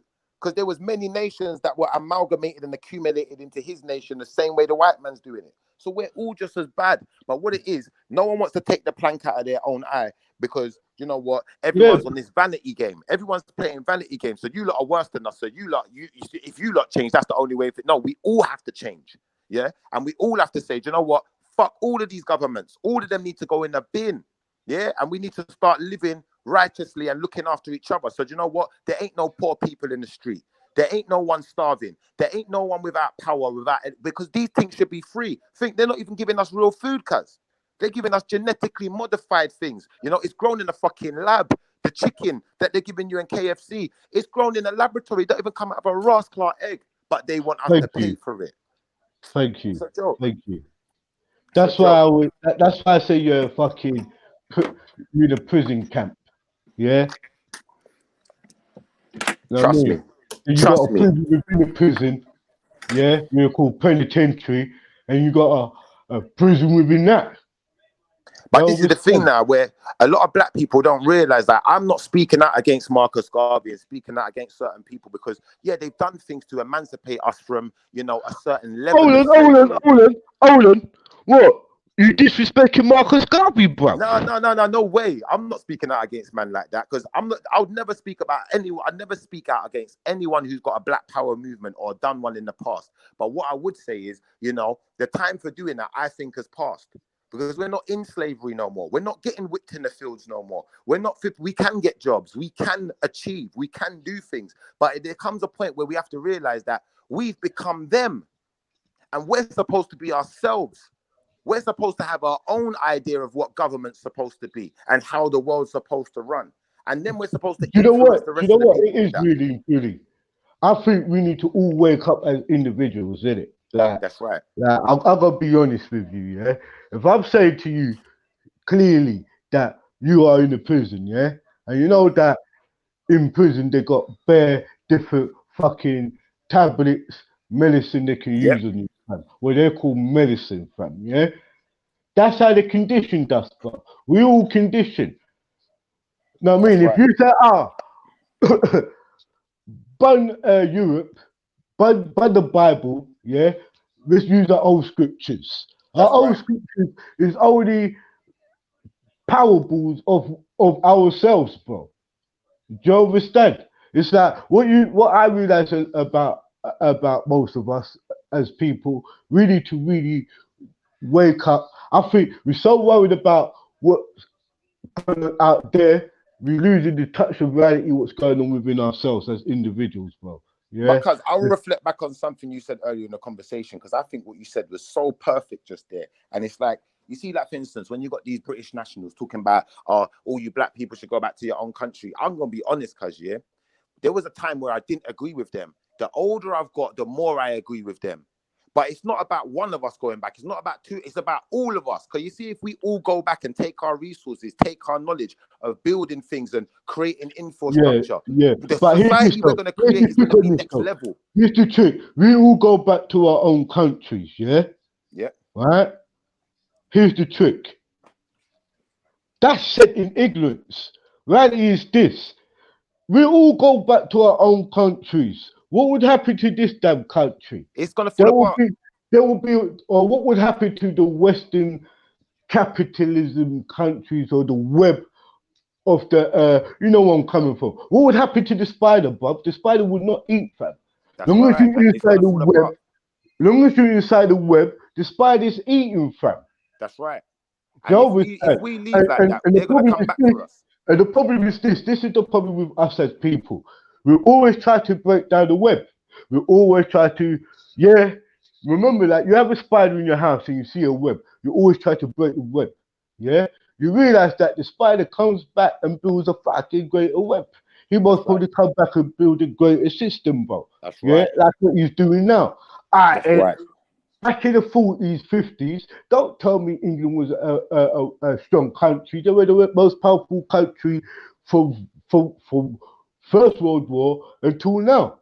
Yeah. Why is England so strong, bro? Because that web, that spider is not a dumb arsehole. He realized that back in the 70s, 60s, when the revolution was really popping off, and the RAA and the Middle East, so they call it, was coming over here, attacking England, and Margaret Thatcher come with the SAS. So this is the baddest Queen's Army, baddest Secret Service Army, bam, right? Came with her elite death squads, bro. Right? That spider realized, Ross Clark, we got, they never killed us. You know what? We got to do with this web more and more. So now in the year 2000, we are living in, that web ain't being popped about now. All we got is psyops. We got fucking people, we got the, if you work in the security industry, every fucking minute, we got from red to fucking, to red, right down to amber, not on security alerts. Do you understand where I'm coming from? I believe that they play with the minds and the hearts of the people, because most of us have not woken up to That's right. that that the reality is this: they're using religion now as the main focus point while they're doing some other fucking stupidness. And as I Because said, this is that this by the ensemble. because this is why, yeah, you see where I'm coming from is like this. I'm not really like, don't get me wrong, I believe in black people coming together, yeah, but I don't believe in all this Pan-Africanism. I believe if we're gonna have some kind of Pan-African movement, what Hold we on, need is bro. Hold on. I believe in Black Britain first. yeah, come on. But Yeah, see what I'm gonna fuck say you to lot you. in the What chat. I'm You saying, you lot see can have when you your said that. country, you know. Fam, you see Come what you on, just man. said there, yeah? You see what you just said there? I believe in it too, but I don't believe that Black Britain should be in England. I believe that Black Britain, what they need to do, they need to get us a piece of land, the same way they gave to the Jews, afford us a piece of land. And all of us British people, all of them people in Europe, and all the black people in European countries that either came here voluntary or was brought here involuntary, Yeah, give us but that piece of land so we can build our this own is society. this is the trick. What they give to the people, yeah, in Jerusalem, they gave them a temple to make them know that they got them up with the religious aspect of things. Yeah, have that because long as you lot are Israel, Jews, yeah, you understand. I don't want no religious monument, bro, or none of that. I don't want a None of that. land I don't, where they cuz try to I'm give me with the you. biggest fucking church in Jamaica. Cuz, We don't want that. Jamaica has got too much churches. We you don't want no understand? more church. We don't But want cuz no. this is my problem with Pan-Africanism and them saying, all right, go back to your... It's not about go back to any of those countries because they got the same political system in place and it's still fucked up. So we need something new. We need to abolish their governments and we need all of our people, all of these people at the lower level, the black ones, if we're going to come together, give us a piece of land so we can build our own society where there's no kings, there's no queens, Let me explain nobody's living something. on top of no Let one. me explain to you. Yeah, when you say I get the sense what you say. I get. You know what I mean, I don't want you to feel you can't say what you feel. You got every right to say how you feel from. But in logics, yeah, do we Pan African? I believe Pan Africanism is a tool to help the Africans on the level. You understand? I Yeah. believe it's a great tool. Yeah, if you want to get together and create your own nation, it's a very good tool.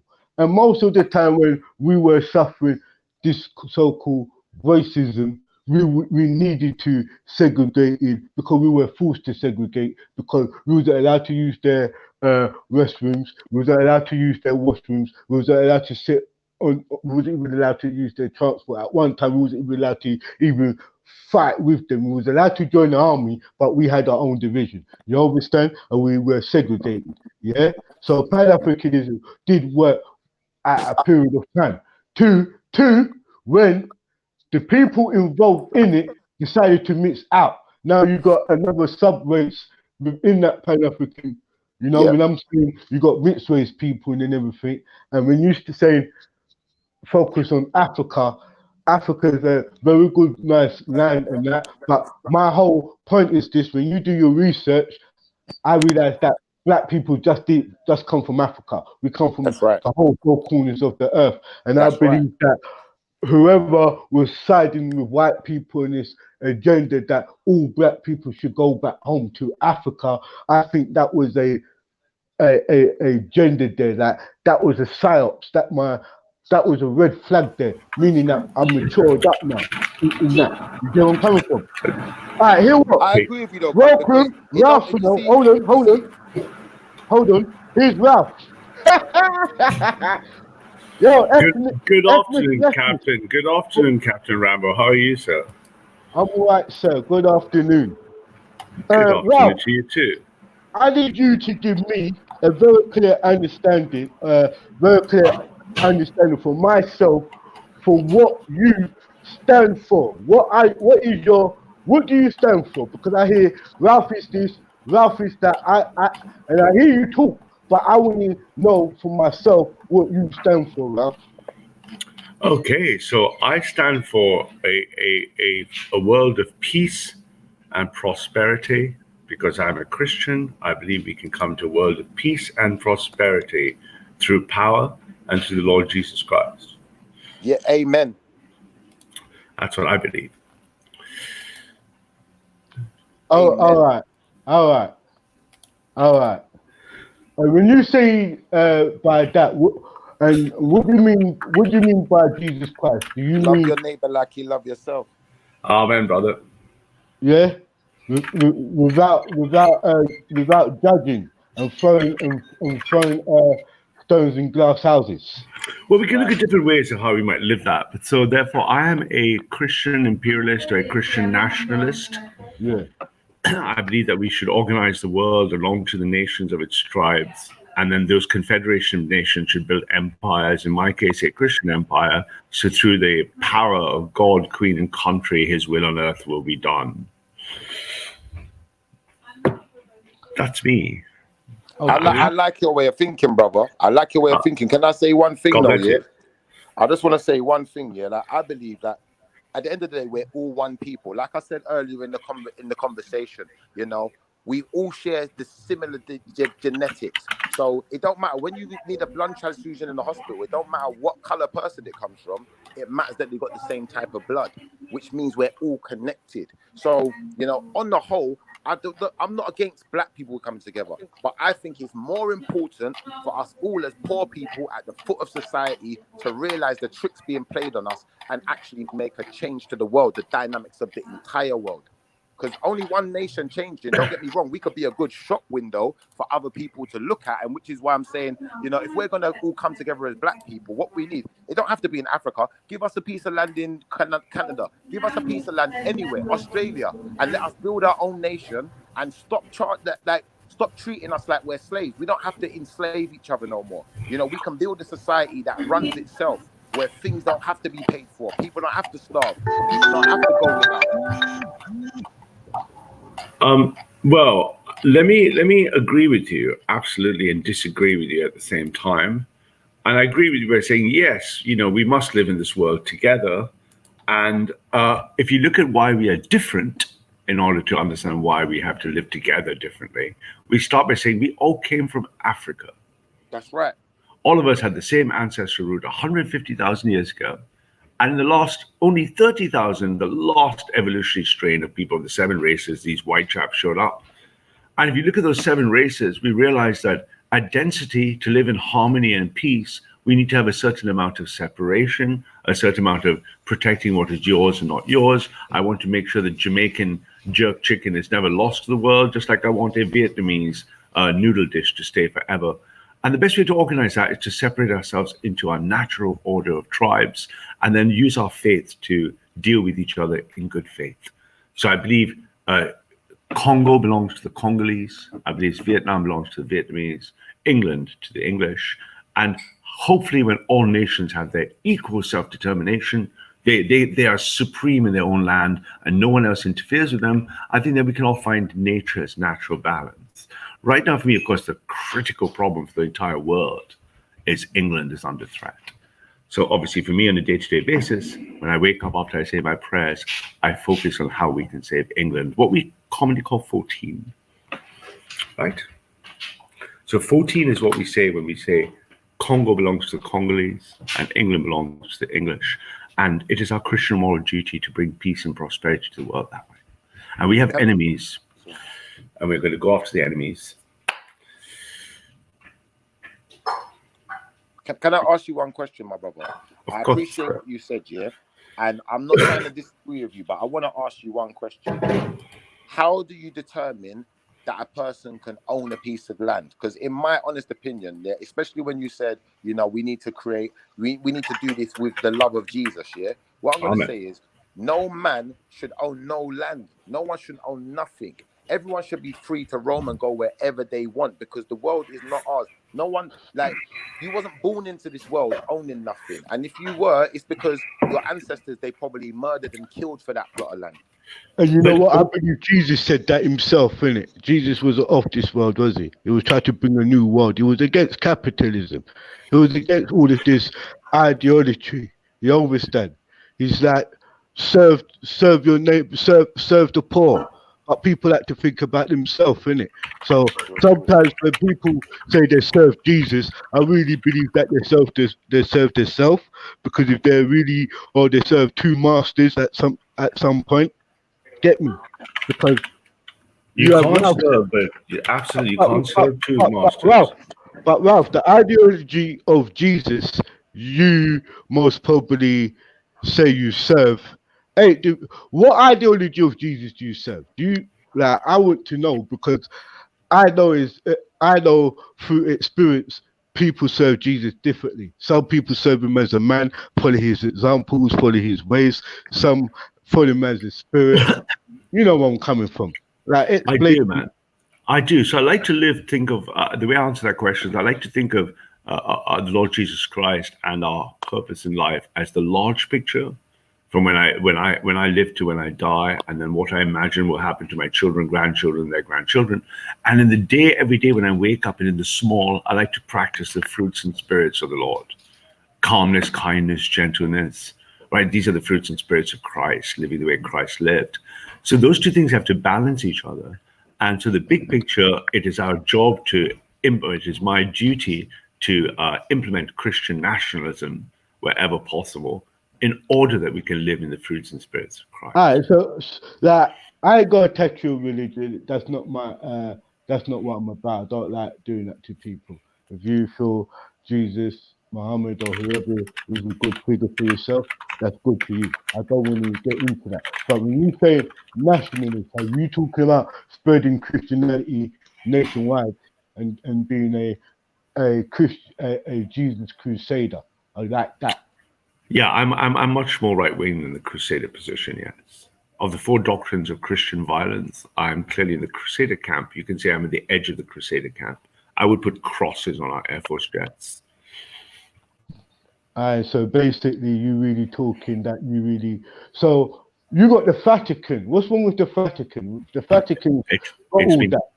It's been corrupted and corroded by liberalism. Liberalism, one of the most pestilent diseases that is spread across the world. Freedom, liberal, equality, these things are pestilent diseases. But Ralph, in the Catholic, in Vatican, yeah, you got the Knights Templar, you got the Christian Crusaders, you got all of those people from the pyramid, from the capstone of the pyramid, right down to the soldiers. You got ones who comes over here, talking on the streets, roadside, talking to the people. Yeah. What is the difference between them and you? Because I believe with them. I believe we have learned from our mistakes. And when we were children, we thought like children. Now that we are men, we can think like men. We have seen the errors of interfering with other cultures and other nations. And I can speak for the nationalist movement when I say we hold a strong position of non-intervention. We wish the Vietnamese people well in Vietnam. We wish the 14 words for the Vietnamese people, and we do not want to bomb or interfere with the Vietnamese people using our people. We wish to separate. Like what we like to sing is glory, glory, segregation. Glory, glory, segregation. We want to separate ourselves into our natural tribes where we can live with each other in harmony. Ralph, cool. I hear that. So what I'm trying to say to you, yeah, why don't you build a conservatory, yeah, on the Vatican land? Like you in the Vatican can relate because you will still kiss the Pope if you go past your house, yeah, because the Pope is your leading figure, yeah. So why don't right? So what I'm trying to say to you, you could build a station on his land. Surely he will welcome you. And the problem with what you have done, why did you go to other countries and put up churches? Because I understand. No, I would like to wish to spread. I wish to spread his word across the world. Don't get me wrong. But what I'm trying to say to you, yeah, spreading the word, yeah, is not spread. It's not being enough. It's not spreading the word is nothing in it. But what you're saying is that you want to segregate. So if you want to segregate, you got a piece of land in the Vatican land with got acres. You can live with the Pope side by side because you've got the same ideologies, you got the same nationalism state of thinking. You be cool there. You know what I mean? Africa was content. You know what? Africa was very content and very comfortable, yeah, with their with their spirituality, with their way of life. They didn't need Christianity to come in and indoctrinate Yo, them. cuz, They didn't need none of that. Sorry. I don't mean to interrupt you, yeah, but Sorry. Christianity comes from Africa, cuz. You know what? You step aside, you know, because see what Ralphie's talking about. You ain't talking like that, bro. Yeah, right, Ralph. Yeah. Yes, sir. Go, Ralph. No, absolutely. I think so. Once we understand the position that they are nation states because we are different and we organize them, some will be Christian nations, some will not, and some might be mixed. For the ones that are Christian nations, glory be to the Lord. For the ones that are not, for the ones that are not Christian at all, we will look at them as either they are hostile to Christians or not. Yeah. In the case of Hindus and Taoists, they're not. In the case of Islam, it is. And the ones that are partially Christian, like Nigeria, we will enforce and support our Christian brothers across the nation boundary to make sure their victory is absolute. But Ralph, I believe what you're saying. I'm saying this: if you want to segregate, there's a nice place in Europe. Majority of Europe is for your ideology, and I would not disagree. I would say, but this is Europe. But I'm saying this, yeah. I'm saying this now. Look, your concept, yeah. So when you say segregate, right?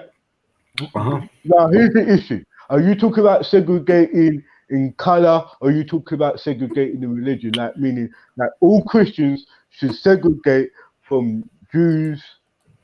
No, I'm saying I want to segregate by national ethnicity. So I want the Yoruba in Nigeria to be segregated from the Bantu in Kenya, the Mandenka in Senegal, and the Mozambique in Algeria. Yeah, just like I want the English, but just like the English and the Dutch and the French, all white people, to segregate from each other. How does that help anyone? But that don't work. That don't work. That don't work. Listen, what I'm saying. That don't work. Well, if you were saying to me, I want England to segregate from Scotland, Wales, yeah, and Ireland, and maybe Cornwall if you really want to be. Yeah, we find find different balance. The different balance, different scale. But what you said, Africa has nothing to do with your concepts. That's not you. That's not. They don't have your. Remember, you brainwash Africa. Africa never come and civilize you. Lot. Remember that. Nigeria never civilized Britain. You went to civilize them. Rome never. Nigeria never civilized Rome. But Rambo, deeper than that. Yeah, deepen it more than that. But don't do that, bro. Don't say, because don't forget the concept of Christianity or the Christian concept of Africa or ancient Africa. Ain't that modern stuff? Ain't that Roman Alexander? What's his name? Herald shit in that Bible crap, bro. What Ralphie's talking about? He's talking about the Pope, the great Pope. No, I'm talking about the Lord Jesus. I'm not just talking about the Pope. I'm talking about the Lord Jesus Christ. What and the Black Madonna? No, so I don't care. I would support my Nigerian Protestant Christians. So do not. Absolutely, 100%. My Nigerian Protestant Christians will be armed to the teeth in my perfect world. All right, can I just ask you a question? I'm getting a bit worried of your Jesus character. Is it Jesus with hair thick like lamb's wool, voice like question waves, feet like brass? Is it that Jesus, or is it Jesus who I see every day in the Catholic churches? That portrayment of Michelangelo portrait. Cuz, is it Jesus at all, cuz? Because here what I'm going to say, Jesus came to unite the people. Jesus never came talking about no segregation, cuz, you know, and if we're going to uphold Jesus' commandment and love each other like we love ourselves, there can't be no separation. Unfortunately, that can't happen. And then if you put it in perspective now, cuz, what I'm going to say to you is this now, yeah? If we're really supposed to be Christians, yeah, we're really going to uphold the Lord's commandments and them things there now, yeah? Realistically, like, for instance now, he's talking about all these different tribes, you know, he wants everyone to be in their original place. Like the world, through amalgamation, everyone's connected. So no one can be really in the indigenous tribe unless your genes have never been mixed. So it's going to leave billions upon billions of people, you know, in limbo. No. The majority of the world is 95% plus homogenous in its own ethnicity. The majority of African people in Africa, the majority of Indian people in India, the majority of Chinese people in China. It's only the West where white people are that they're trying to mix out white people. Why you say they're trying to mix out white people? Because that's exactly what they're trying to do. That's their words. Ralph, you're not white yourself, so don't do that. Correct. Don't do what? Please. Don't do what? Your race is Indian. You from India.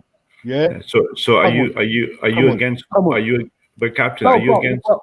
Allow me to answer. So are you against white people? Are you against white people standing against black oppression because they're not black?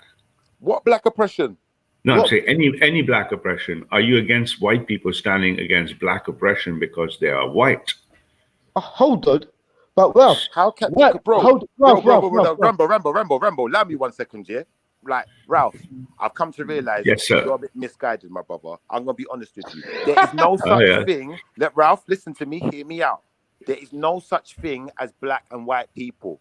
These are constructs, what were invented by white and Euro Asians, or white Euro Asians, whatever you want to call them. And then you've got the obviously you got the Chinese, you've got the Arabics, and all of these people came together and devised this concept of black and white.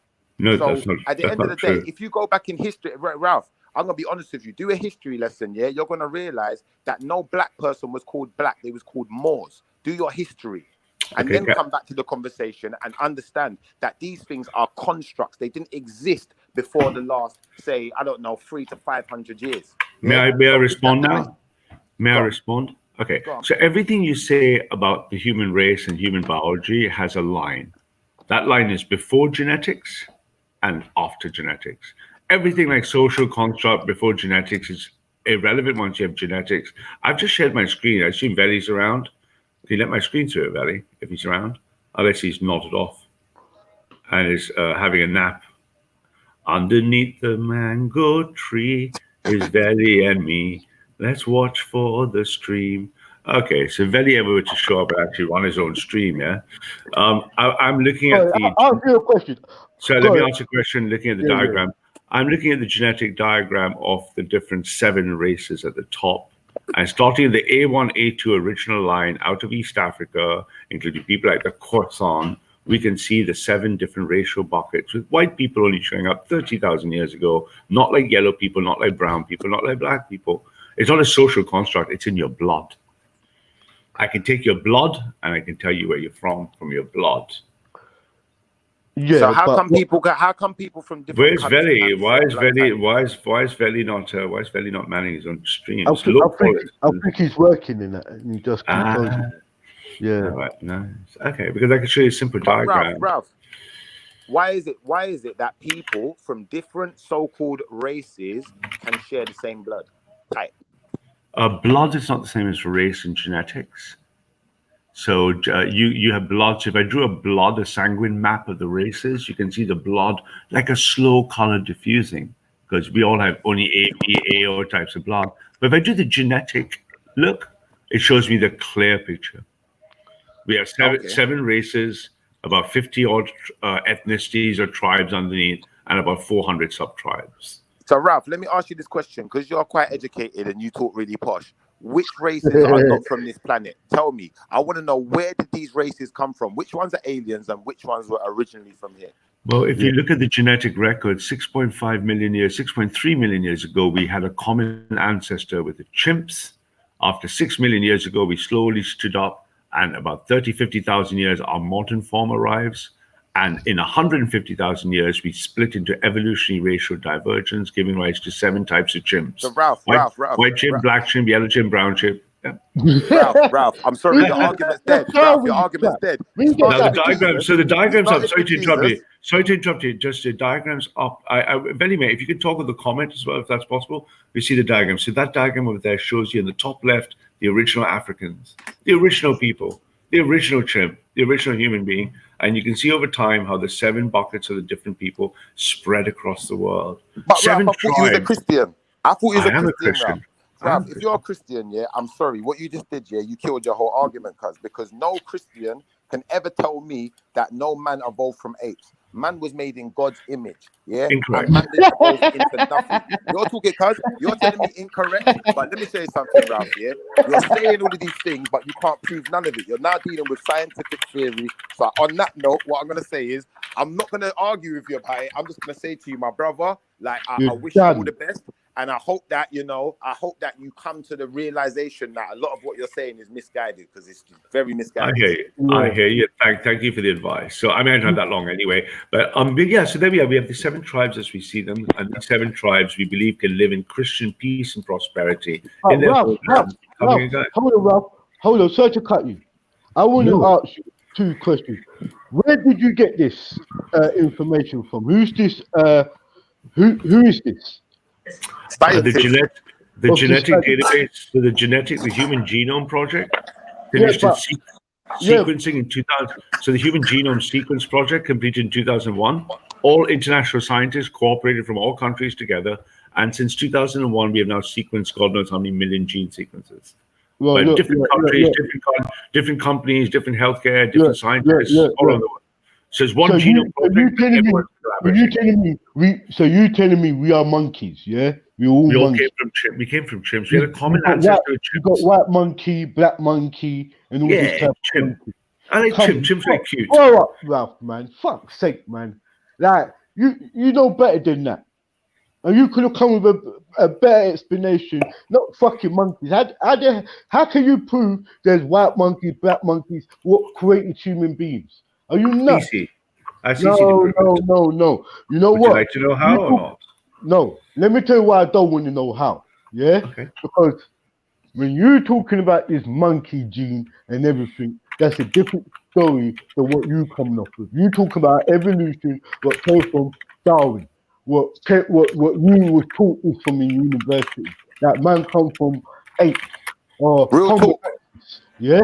From Homo erectus to Homo sapiens. Then it leaps to man. So let me tell you something. From man, when it was Homo sapiens to man, the other guests on this panel were saying what was the alien genes what came in between man and Homo sapiens? You coming back with these old Darwin crap about Homo erectus. Don't do that crap, bruv. We ain't talking about, we don't need to go far as dinosaurs, mate. Yeah?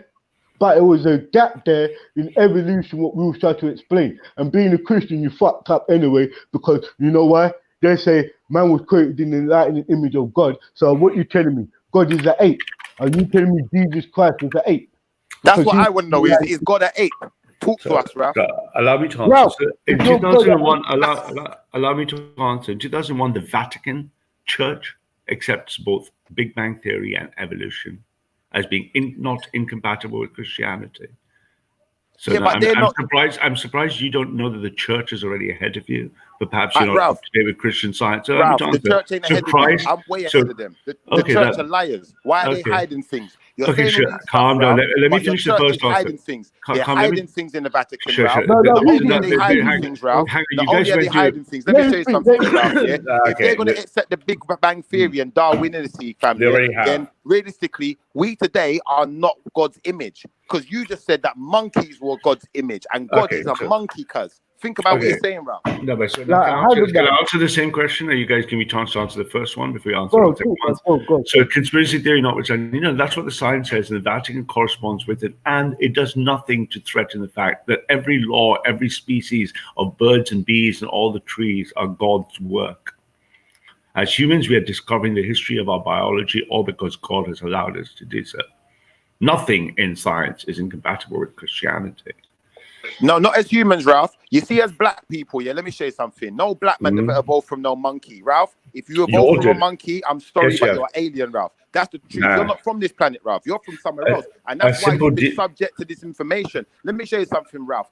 other I'm going to planets, suggest eh? to you. I'm going to suggest to you, Ralph, that your Darwinity and all of these things you're talking about are theories. None of them have been proven, but I can tell you one thing. Yeah, you can find white people and Asian people, yeah, with defective genes, like growing tails, like fucking wolfman, like elephant man, yeah. But let me explain something to you, Ralph. Yeah, realistically, that does not mean that we evolved from no monkey. That means they got defective genes, yeah, or something's been added into the gene So pool unfortunately, at a later I date. hear you. I hear you, Captain. But unfortunately, the entire scientific community, including the living, hang on a second, including the living greatest scientists who invented and discovered the DNA, disagree with it. Now you're happy to have another theory that it might be lizards Ralph, and you're dead. aliens. You're dead. Ralph, you're dead. What did you say? Hold on, Ralph. Hold on. Wait. You see what this guy just said? Ralph, who discovered the DNA strand? Dr. Watson, correct. Fuck Dr. Watson. Let me show you something. Go on to look at the Your Sumerian. sexual desires for Dr. Look at the Watson? Sumerian stone carvings in the wall. Look at the Sumerian stone carvings on the walls. You are going to see the Ras Clark DNA strand with the picture of the Anunnaki and a picture of a fish beside it. So how are you telling me this guy invented a DNA strand when thousands of years before him, the Sumerians have already drawn it on the wall? The Weavers, argument dead. I'm sorry, the Weavers geneticists argument unfortunately doesn't hold up to scrutiny. Weavers kings maybe, but Weavers geneticists, nah, sorry, man. Yes. Weavers geneticists. Ralph, you are Indian, yeah? What is your detachment with India? What is your detachment? Why don't you love? I support the Indian Prime Minister Modi. I hail the BJP, hail the RSS, hail the Shiv Sena, hail the most far-right government in the world, showing the rest of the world how to run a proper ethno-state on right-wing principles. Hail the Indian people, the world's ethnic superpower. Hail the solution to the 200 million Muslims. Hail Prime Minister Modi shutting off the internet. I forgot last thing. Hail the 300 nuclear warheads. Ralph, man. So what? Are you in favor for the bleach? You don't like the dark skin? Did you hear anything I just said? In India. Did you just hear anything? Are you a supporter of the bleach? No, this is just some colorism problem that colonized post-colonial trauma has. I have no such colonial. I'm just saying hail everything about the Indian nationalist government. So of all colors, all Indians of all shades. This is just some post-colonial slave problem, man. Like hair straightening and shit like that. Just forget about that. Just be yourself, man. But hold on. But you know that Christianity is also another colonialism stunt. What they're putting them off, and what you represent. Huh? What do you mean? I'm saying, you know that you're Roman Catholic, that I'm a bit scared of when you say you with your Jesus, because I remember when Jesus ship docked on my land, get me? And ever since then, my people haven't been the same, bro. So, I believe that. My heart goes out for the black story. My heart goes out for the black diaspora. My heart goes out to all my black Christian brothers I've known all my life, to the difficult problem of you being removed from your lands. Ultimately, peace will only happen when you're back home. You will never be peace. You never be at peace as a black man and white man. But why can't we be peace back at home? Why can't we have peace being at home, doing our own things? Because when you're surrounded by the white man, you will be reminded forever of what they did. Your true peace will only be when you're back and you're your supreme leaders of black people at home in Africa. Every time you look around a building, you see what white men built. Every time you do something, you hear a white man song. You're alienated from your true black power, from your true black spirit, which can only be when you reside in Africa. And you know what? We were alienated, because most of the people who really built up Europe and built up your establishments were black people. So I believe that what you were saying there is wrong, because I believe that black people went throughout Europe, right? I don't believe it. I know it because you could research. Black people has built outside Africa, built Europe. I'm not saying that, mate. I'm not saying anything. I'm the not guys putting who down do it black people. I'm with Christian, black people on they're this. built to it. I'm with your Yeah? sufferings. I'm with you. I'm with yours. I'm on your side. I will continuously quote again, emancipate yourself from mental slavery. None but ourselves can free our man. You're free. Your heart and soul as a black man will never be free when you're subjugated to living in the white man's land, where you look around and you're reminded of what he did to you. You're only a free African man when you walk on the lands of Africa that are your lands. Then the white man is little compared to you. But when you live here, you will always feel the pain of the black man abroad. Hold on. When are you going to be free? Are you going to emancipate your mental? Are you going to emancipate yourself from mental slavery? I did that as soon as I accepted the Lord Jesus Christ into my heart. Yeah, but Jesus, but your Christianity comes from Europe. It's not coming from India. Why don't you have that same passion? Hold on, but how come you don't have that? How come you? But did you grow up being Hindu or anything? No, my family have been Christian for 2,000 years. Since St. Thomas, one of the 12 apostles, he left and landed in India in 33 AD, just 17 years after the death of the Lord Jesus Christ. Christianity came to India at the same time it went everywhere else. But So did you call that Jesus Krishna though? Weren't that Hare Krishna? That's a different religion altogether, dude. Sorry, bro. Sorry, fam. Wrong dictionary, bro. So anyways, you can see when you look at the diagram, fam, the Lord has given us 7 tribes. So Rome got to your people as well, then, yeah? Well, you can look at it that way. There's interesting historical fun conversations, but everything changed after the arrival and the departure of our Lord Jesus Christ. So with that in mind, we look at the 7 tribes, and let me, because I'm going to have to leave soon, because I'm going to have to set up a 14-channel stream in a minute, because we know we are after all 14 channels, and we're at war. But I'm going to have to go back and set up a war room stream. But at least it's nice to understand. You can see that now. You know your quick question is where I stand. I stand on peace and prosperity, peace through power, peace through principles, peace through prosperity, peace through segregation. Segregation. That's a question. Glory, glory, segregation. So I must leave you on that wonderful note, and I think Africa belongs to the Africans. God bless the African people. Let me just say something. Hail the African people. Hail Captain Rambo. I give you a hail for the But African one second, Rob, 1 second. You know what is for us is economy freedom. How are we going to get our own economy freedom? How will we be able to trade our own minerals with our own prices? I'm going to go and sleep and set up my own 14-channel war room stream. But let me tell you this. But Rob, isn't it better for you to fight on? We will teach you how. Don't be worried. No, because look, the future technology depends on the future technology of mineral of Africa, innit? Your laptop, your phones, all of these things, yeah? Well, we can have a different stream. I can explain the material supply value chain of economic theory across the world, but don't be scared. Don't be worried. We are going to help you. We're going to help you build Wakanda. We will help you. You know Julius Malema and them mans. Yeah, of course you know, but exactly. I would say we will save the border and we will let you do what you want in Africa. We will ensure you're self-determined. I respect that. We will give you black power in Africa because you'll never be at home in peace. Remember, this is the argument we need to be having, like how we need to actually come together and get economy freedom. Exactly. Because this other shit is cowardice, man. We can't be. Exactly. There you go, brother. There you go. A black man will always be a slave. Black man will always be a slave in a white man's land. Don't give in to this white bee. Where's your black power? Bro. There's no point for us to be begging. Take Africa. That's it, you know what I mean? We will assist you in your return. We've got the whole continent for ourselves. We've got mountain sites. We've got beautiful landscapes. and they're allowed to come to visit us. We can come and visit them. Yeah. But the first thing is we can't be having Ralph. The thing is, we can't be having children working for $1.50 working in mining fields. Exactly. And we want to help you. We will help you do that as soon as we have made everything safe and nice. No, we need to get the big companies out: Apple, Google, Microsoft. But you know, my friend, I'm going to have to leave. I have to do a war room. Set your friends out. I have to do a war room stream. But I would like you to talk about that one in the future, maybe, Ralph. Because I think when you're Afro nationalist, you need to consider that side. Because imagine we. Again, I'm just actually walking out of the room, so I'm happy to have that conversation next time we have that. God bless you all. Save the Boer, Black Power for the 14. We're on your side. We're going to help you build Africa for you chaps. Toodaloo. Oh my God. So Uncle Rambo and that, yeah. You see, the thing is, are you there, Uncle? Nah, I'm the one that only one left. Okay, I think okay. this man's phone's probably Yeah, cut yeah. off or something.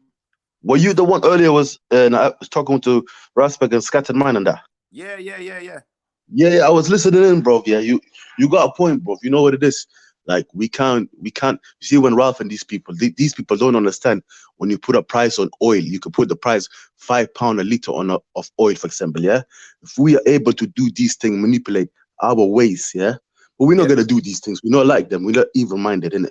We know, right. like they can't fly the planes without oil, things like that. You know what I mean? But we need to, like, when we come together, and especially. I believe, you see, the people in Africa, they are more quiet, like, because they're like somehow hold hostage to a ransom of aid you get from US and UK on a yearly basic.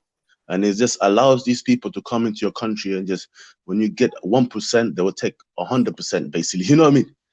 And we don't know this, We do know this. Mostly people know this, but we divided, fam. Certain people are fighting to stay here and fix the racist problem. It's not going to work like that. Exactly. And this is what I'm trying to say, in the sense of, we got to start dealing with the issues in our community and stop bringing other people into it. Okay, yes, maybe white people have been racist. Okay, white people have put us in slavery. That time has passed, and they're not going to fix our problems for us. If we've got problems in our community, we've got to fix it. The only other solution is then, we all come together collectively and we all agree on a manifesto of what the Jewish people agreed. Give us a piece of land for all the estranged people. Out of Africa, get them out. That's because you see people like us who's from the diaspora. Why do we want to go back to Africa? We've got corrupt leaders. It's just like you don't want to go to a dead end. You know what I mean, my brother? That's right. Like you're saying, like you're right, bro. If you've got children in this country, for example, and you hear people pushing the racist side, you want to think for your future. Imagine you die tomorrow, you can't defend your children. You know what I mean? Yeah. So like you need to have a plan for them, and you need to teach them. This is like when you grow up, try to work towards this. Don't be confused and like wingling around racist people and that. You can't change them. Rasmus already said it. These permanent. Let me say something. You see what you just said there, yeah? I'm sorry, but I'm gonna have to disagree with you, yeah? You see where I live, cuz you see where I grew up in London to the age of 14, yeah, and I was a bad boy in school, so I got kicked out of school. I had to go countryside to go to school. You see, my area is one of the most racist places you could ever go to, cuz, yeah. But I'm gonna show you something. Do you know how much white friends I got in this racist area? Do you know the white people more time they treat me better than my own black people half the time when I go down to London, cuz. And they're supposed to be fucking racist. It's the generation changed, but it's even hard for someone like Ralph. Imagine he's got a kid today, yeah? It's hard to, unless he lives with them outside London and that, it's hard for him to change that kid to be racist, isn't it? Because he's going to go to school with black people. He's going to meet black people eventually, innit? That's right. But ultimately, like I said, I went to a school, cuz, yeah? If I showed you my school picture, yeah? I'm the only black person in my class. I was one of 3 black people in my entire school. Yeah, I was one of 4. One was a mixed race boy, what you'd call mixed race, but I still identify them as black. I don't call them mixed race, but same time, some people identify that as mixed race. So I'm gonna say I had 2 little cousins in my school. Yeah, 2 young girls. They was about 3 years younger than me, and then there's 1 mixed race boy. I'm the only black male face in my entire school, cuz, yeah. Now, the amount of racism I've suffered, yeah, it's uncanny. I'm not gonna lie. I've had people say also, they've never said it to my face because I was a bit of a bad boy, so they know I will lick out at you, innit? But what I'm gonna say to you is this, cuz, you see, by me being around them and by not being upset by the racism, change their views. Right. You do that's change it. their I views. just show them a different way until I got. Do you know what? 2 of my white friends, yeah, one of them, his dad's a racist. He come to me, apologized to me, said, "Bro, I'm so sorry." I'm like, "Bro, why are you sorry?" I'm sorry because do you know what? My parents are racist. So you know what? When you first came here, when you first arrived at this school, I never really embraced you the way I should have because I like you. You're a decent person. But because of the things I've been told about black people and because of my parents or because of certain people around, I've always had this image of black boys being different to me. But we're no different. We got the same mentality. We're into the same things. We do the same things. We like the same things. We like the same girl, and it just opened up his mind. Now, what I'm trying to say is, what I was trying to say to these men earlier is each one teach one. So although we're at the foot of society, do you know what? we can open the door and we can change the world. We can change people's perspectives by acting different. But we have to come together as a community But and make that I change believe for we ourselves. need to be in a higher pedestal to be able to do that. And this is where we need to come together, innit? But unless we come together, we're just gonna be more divided. You know what I mean? That's it. That's it right there. And then, like I said, you know, people are just people. I don't look at no white man no different to I look at no black man. No different to I look at a China man. Look at I the don't look at Saudis, people in colors. I don't. Look I at them. don't. Saudis are getting though, the Saudis and that. They're able to trade with their own prices on oil and all of that and benefit fully from it. You can see a country like Senegal, yeah, they're pumping directly into petroleum, and they're benefiting nothing, or like they pump it into total because they're like still colonized by France. To say, you know That's what I right. mean? That's right. But really and truthfully, what we should be doing is we should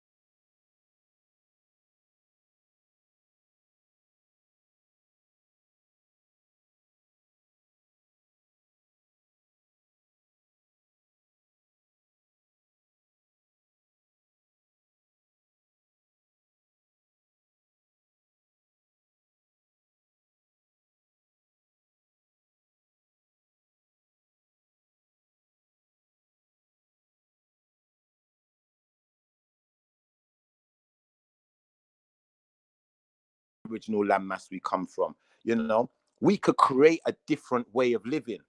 Now, the rest of the world can look on that and take it however they want. If we decided to make a free society for people where no one has to suffer, you know, where we all look after each other, we treat our neighbor like we treat ourselves. Even if our neighbors made a mistake, we don't look down on them. You know, we just make sure no one goes without, regardless. People are going to make mistakes, you know.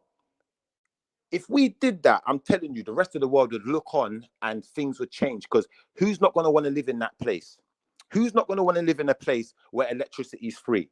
Who's not going to want to live in a place where food is free? Who's not going to want to live in a place where we honor Jesus' commandment, which is love your neighbor like you love yourself? He didn't say nothing about if your neighbor's poorer than you, you shouldn't love him the way you love yourself. You should look down on him. He never said that. He didn't say nothing about if your neighbor's a crackhead or if your neighbor's a drug dealer, or if he didn't say nothing about none of that. He just said, love your neighbor like you love yourself. So if you see someone with a problem, you try to teach them. You don't force it on them. You know, I'm not forcing no Bible into no one's hand and saying you have to be a Christian or you're going to hell. I just say to people, do you know what? I think the Bible, although there's books missing from it, it's still a good guide. So, you know, if you want to read it, because it might help you. It might not, I don't know, but it's helping me. And I know from that book that I can only go to the Father through Jesus or through Yeshua, whatever name you want to call him by. So, you know, if you miss out on that, it's not going to be my fault, because I've told you there's a book there. It's down to you to read it. Who's that? And Anglo. Yeah, what's up, man? What's happening, brother? Yeah, good, man. Just I thought I'd jump on because I see you on your own, so I thought I'd just come on. You're good, cut. You know what? I'm one of them man there. I'll talk on my own. I don't even care. If I've got something to say, I'm going to share it. Okay, yeah, I'm not very. I need someone to. I hear. So, what's your opinion on what I've been saying, though? In what regard? To say in the regard of this is what I believe. I'm not going to hold no lies back here. I believe that I want England to be 90% English, and when I mean English, I mean to be English. One of the criteria is being white. Now, the other 10% can be made up of French people, German people, Somalians, Indians, or whatever, right? But to do that, I think we need England as people, yeah. Where England buys a bit of land, builds a gated community up, and then gives people X amount of money to go back to it. Whether that's one bit of land in maybe Africa for the Africans to go, and somewhere maybe Asia for the Asians to go as well. But that's what I would like personally. Yeah, you see me and you, yeah, we see eye to eye. Now, I'm going to tell you that the reason your government will never let that happen, yeah, is because your government needs to keep you down. Yeah, but listen. It's done for me and for my people to be the government. That's right. But what I'm trying to show you is now, my brother, yeah, how likely do you think it is that British people are going to rise up and abolish this system of government? Because how much people have got money and things invested in it? And so if we look at if you look at Germany and you look the AFD, hello everybody. How you doing? So if we look at Germany, there was just in 5 years. No, hello to the brown man. No, is that no hello to the brown man? Yeah. Hello. Okay, Dapodida, Kanjro. Safe, brother. Let him finish though. Go on. Go. So yeah, if you look at in Germany, right, there was a party that popped up, yeah, and within 5 years they vote share. So that's within 5 years. So if you think in the next 5 years their vote's going to carry on going up. Now, a Brexit thing to deal with, where nationalism could not really start a party because it's had to go on the back. We need to get Brexit done. Now we've got Brexit done. It's my job and others' job is to call out the Conservatives. You're coming further right, otherwise, literally, we're going to start our own party, which has already started. There's a party in line, so it's already started. Can I give you a piece of information on my brother? You said, yeah, that you want the UK to only be 5% populated by other nations other than actual, genuine people from this land. That's right? My thing's 90%, and then 10% can be on other people. Let me give you a funny statistic then, yeah? Did you know that this country is made up of 5% ethnic people? So outside of that, you know, I don't know, like, as far as Europeans are concerned, I can't tell you how many European settlers there are, but I can tell you ethnic minorities make up 5%. No, you can't, because 3% Africans, 2% are Caribbeans. This was just 1.3% of people are mixed race. No, sorry, 1.5. That was in 2011. I can't remember how many Asians, but it was actually 80% British, 5% whites, and then 15% were non-whites. And that was 2011. So obviously, with the immigration, I reckon it's put by the next census is in 2021. I reckon it's probably going to be around 77% personally. I'll be honest. I think it depends on where you're getting your statistics from. I'm not going to knock you on that. I'm not going to knock you on that because obviously, if you've done your research, you must know something to say something, innit? But it's definitely not 5%. It might be closer to 10%, I think. All right, cool. No, it's not. Literally, in 2011, the statistic said we're 80%. 5% are white European, right? And then the other 15% are other. So that's like yourself and you guys, right? Let me just give you another quick bit of information, yeah, because I don't want to knock you in what you're saying, because I think you're saying it wholeheartedly, so you must genuinely believe that there's a problem that lies within that. But I'm going to say this to you: there's no such thing as indigenous English people anymore. I disagree, man. Like if you so say like if you go back to 10, so when I'm on about. If you go back to 1066, right, and go right forward to 1948, in that time period, there was only 800,000 people come to this country as immigrants, right? Everyone else in the country has been there since at least 1066, right? Now, since 1948, we've had 14 million people come into the country. All right, my brother. The reason I'm telling you this, yeah, is because I'm going to argue with you that the original British didn't look how they look today.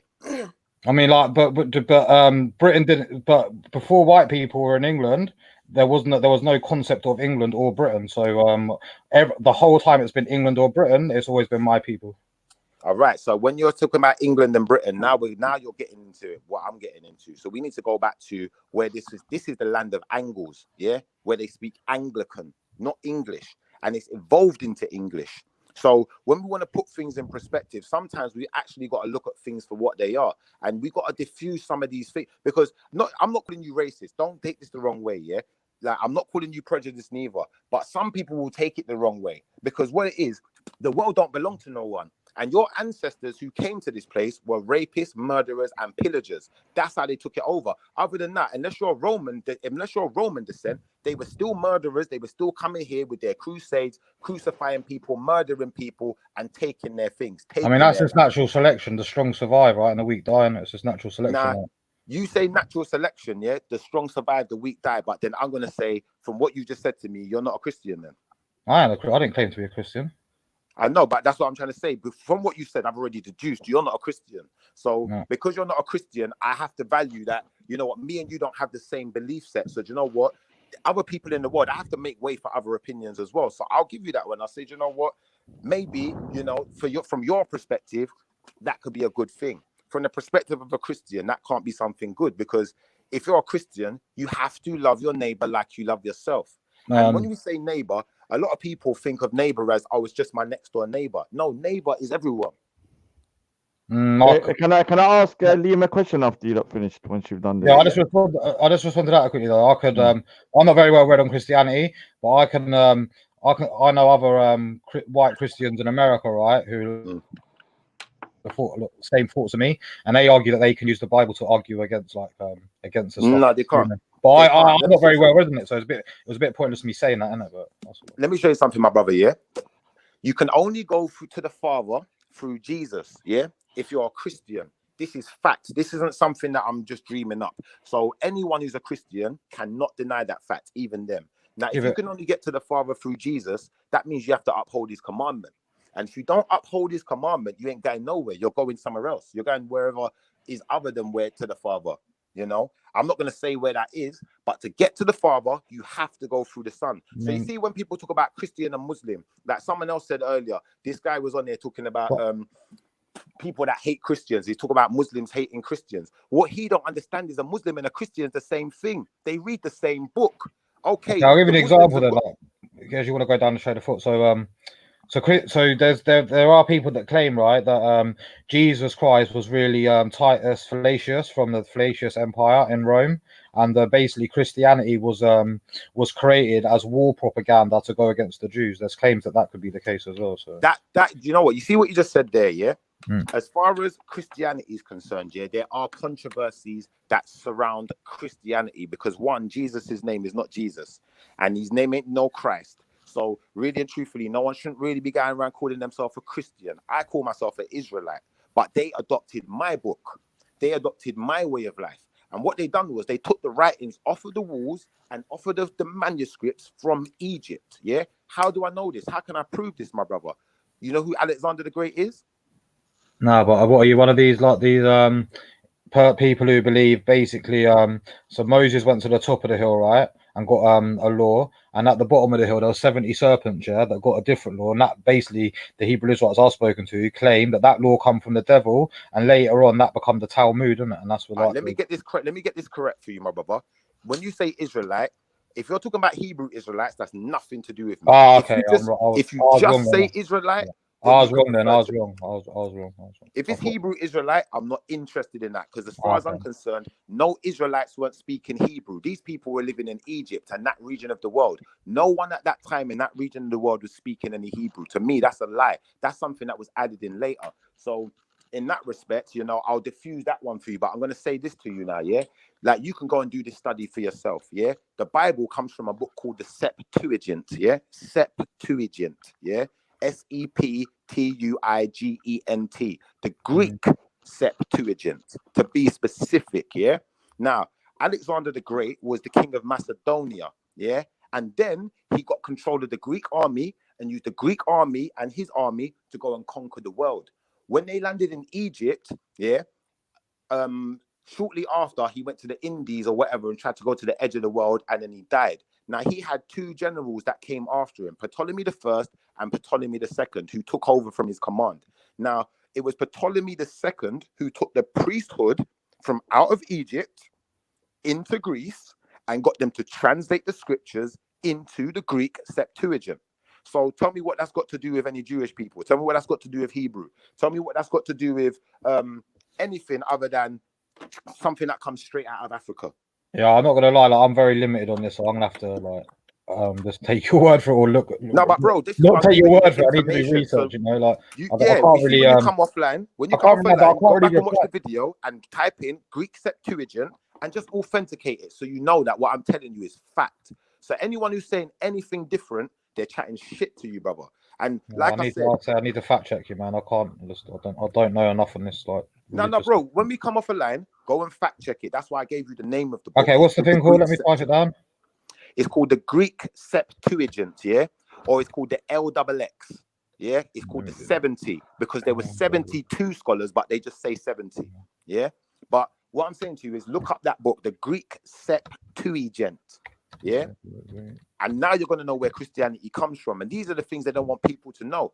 And then the Jewish people, they're going to have you believe that, you know, the religion comes from them because they got the first 4 books, which is called the Pentateuch. But then go and look up Pentateuch, research it deeply, and you're going to realize there's more than one Pentateuch. And the one that they're saying is the Pentateuch isn't the first one. So to some degree, there's got to be some lies being told here.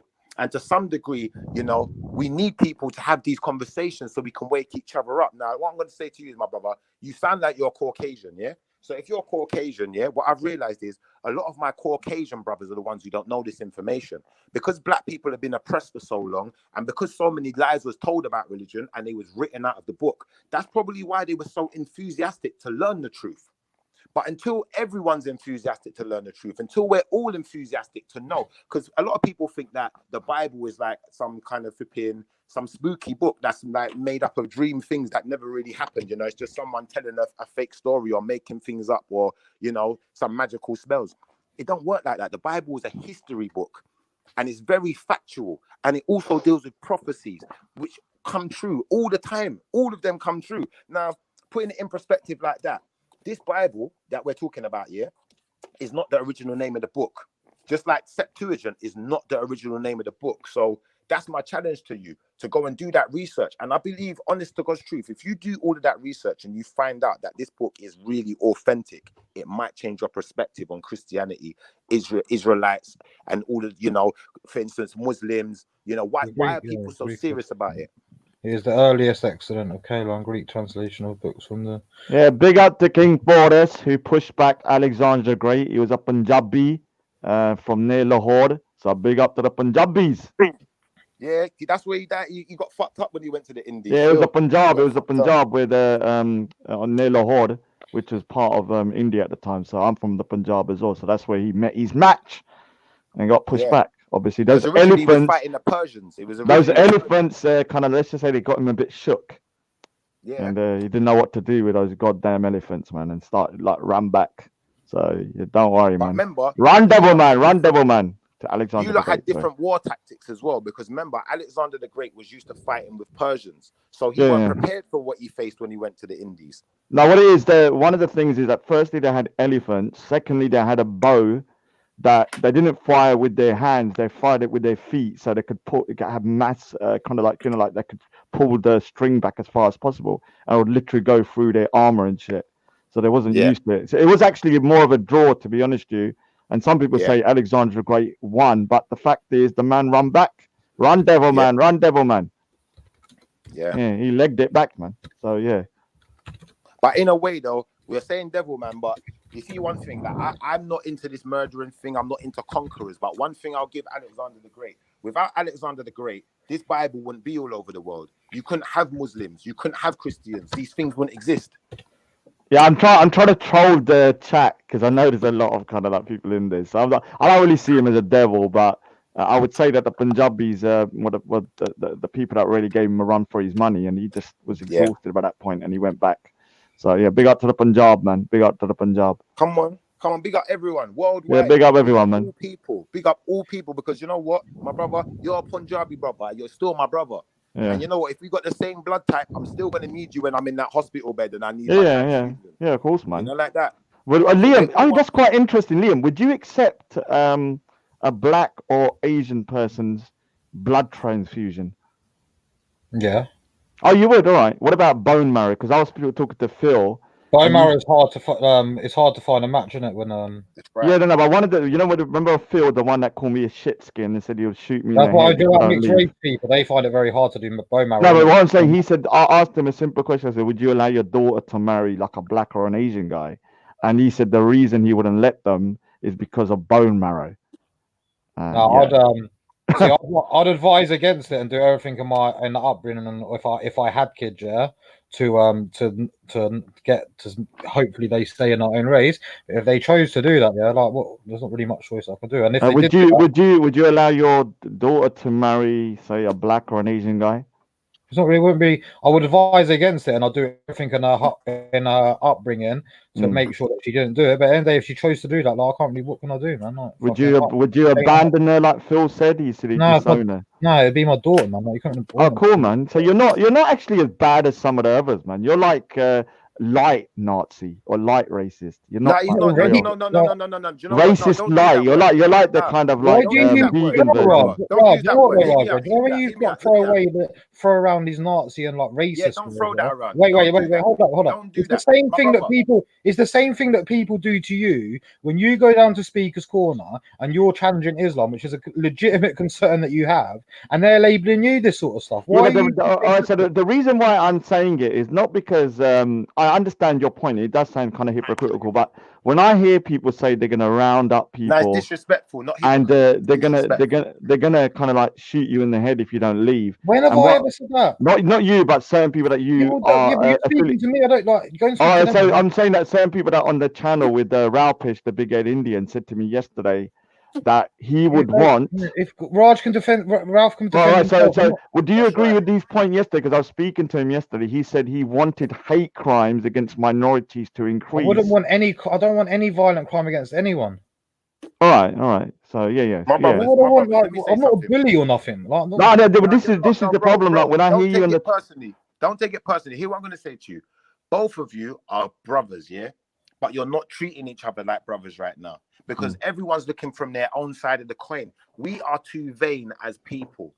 Yeah, so I understand where you're coming from when you're saying, you know what, you'd prefer for your daughter to stay within our race. But let me explain something to you. Unless you're an alien, you're part of my race. So unless you're from another planet and you're part lizard and there's something else under the skin, you're wearing a suit, a skin suit, you're miseducated, my brother. Okay, so we can change it to ethnicity if you wanted. Like, I think, you know what, Liam? I think we might be able to save you. Not race. We might have to save you, Liam. To put in there. Liam, I think you're like Darth Vader. I think we can save you. Save me from what? Yeah, I think I mean, the emperors, the emperors can't be saved, but some of the Darth Vaders can. So I might start working on you a bit just to get you back over to. Yeah, but my brother, you're doing the same thing again. You're belittling the man. He's bantering, man. He's only joking, man. He's joking. No, I've got a very dark sense of humor. Everybody I got you. People that know me. I hear the humor. I hear the jest in your voice. But I'm saying to you, as people, we need to stop belittling each other, especially when we're speaking on serious subjects. Because at the end of the day, my brothers, I'm going to say this much to you, yeah? I don't care what none of you got to say. Realistically, we are all one race. I don't care if you think you're a different race. I don't care if you think I'm a different ethnicity, so I'm different to you because I come from a different part of the world. Let me explain something to you. If I stab you or if you stab me, we die the same way. Yeah? If you get starved of oxygen, you die the Terry, same can I way. Let me ask you a question? Go on. Can you please the dates of Alexander the Great and Christ? How do you fix that issue? Because Alexander the Great was before. What was before Christ, Alexander the Great, right? That's right. He was before Christ. So how do you compensate? Christianity came after Alexander the Great. The Old Testament. New Testament. No, New Testament the New comes Testament. after. New Testament comes. Yes. New Testament comes after Alexander the Great. Old Testament. Exactly. Before So you have the Jews, the Messiah, all this happening. They're waiting for their Messiah. Years pass, constantly pass. Then Christ comes. And then the Bible starts to be put together. So where does it become from Alexander the Great if Christ didn't exist yet? Okay, so let me explain something to you. What you just said there was your misconception, not mine. So that my misconception. Yeah, but a part of it you got wrong. I'm going to tell you the part you got wrong. So yeah, the Bible as you know it today, yeah, is only after Jesus because it's got the New Testament in it. But That's before what's that, more important to the Christian. before the Bible as we know it today, with Jesus in there, yeah, it was just called the Septuagint, which was taken from the Egyptian Well, Kemetic you know way the of life. The Bible is just books put together, right? That's Over right. time. That's okay, right. so we're talking about Christ came, okay? The apostles went out into the world to preach the word. That's right. Okay? Okay, so why does it have to do with Egyptians here? Why does it have to do with Egyptian? Because because Christianity was made for everybody. Therefore, listen. example, You're saying I'm a this. pagan. Let's say I'm a pagan in Rome at the day of Christ. The apostles are coming out to preach the word to us, saying, here is a new covenant that's coming to you for you all you pagan people. This guy died for you. Okay, why should we as non-Jews care about? We are Christians. We followed the Jewish man Christ and his 12 apostles. Okay. For us, the real question? because What's the real you're question bringing you wanna ask? Alexander the Great. It came from Egyptians. It came from Moses. It came from this. No, it doesn't make sense to a Christian to even care about that. Yeah, but that's because you're biased. Point. No, but that's because No, you're we're biased. not biased. We know that the Jews. Christians are we very know biased. that the Jews were waiting for a Messiah. Yes or no? Bro, yes what are you asking me? Bro, don't ask me 5 I'm asking questions. you. No, bro, wait. I'm gonna answer your question. I'm gonna answer your question. Wait a second. I'm gonna answer your question, but respect me as a man. You see, if you asked me a question before, let me answer that question first. Don't run past the question and then go to a next one, then the next one, because you see what's gonna happen. I'll start feeling disrespected. Ask the question, please. All right. So this is my answer to your question, brother. Yeah. What you call a Bible, yeah, is not just about Jesus. Remember, there's 10 commandments that come way before Jesus. Right, which Jesus quoted. Yes, continue. That's right. So what are you going to say to that, my brother? What does that have to do with anything? What it has to do with Egypt is the fact that Moses was in Egypt, first and foremost. Secondly, what it has to do with Egypt is that the actual knowledge of those first 4 books of the Bible, yeah, which is the Exodus, the Genesis, all of that story comes from Egypt. Not from God? It was passed down from God, but the first place it was written down, the first place where it was written down was in the landmass that we now call Egypt, which So was Moses had originally nothing to called do with Kemet. It wasn't called Egypt. So Moses had nothing to do with God. God didn't speak to Moses. I never said that, and this I know you're not listening. But how do you go from Egypt to the? It was Moses speaking to God during the time when they were in the desert, coming up with the first 4 books of the Bible. Yes or no? Do you believe that? Yes, he was. So then, where did the Egyptian get that? So how did he get it from Egypt? How did he get it from Egypt? Since he was in Egypt. He was the one that gave it to Egypt. He was the one who gave it to Egypt. Why would he give it to Egypt? He removed from Egypt because they was kicked out. He said, "Let my people go." Therefore, they left Egypt. All right. I'm glad you asked this question because I'm going to give you. Because he went to the mountain. Go on.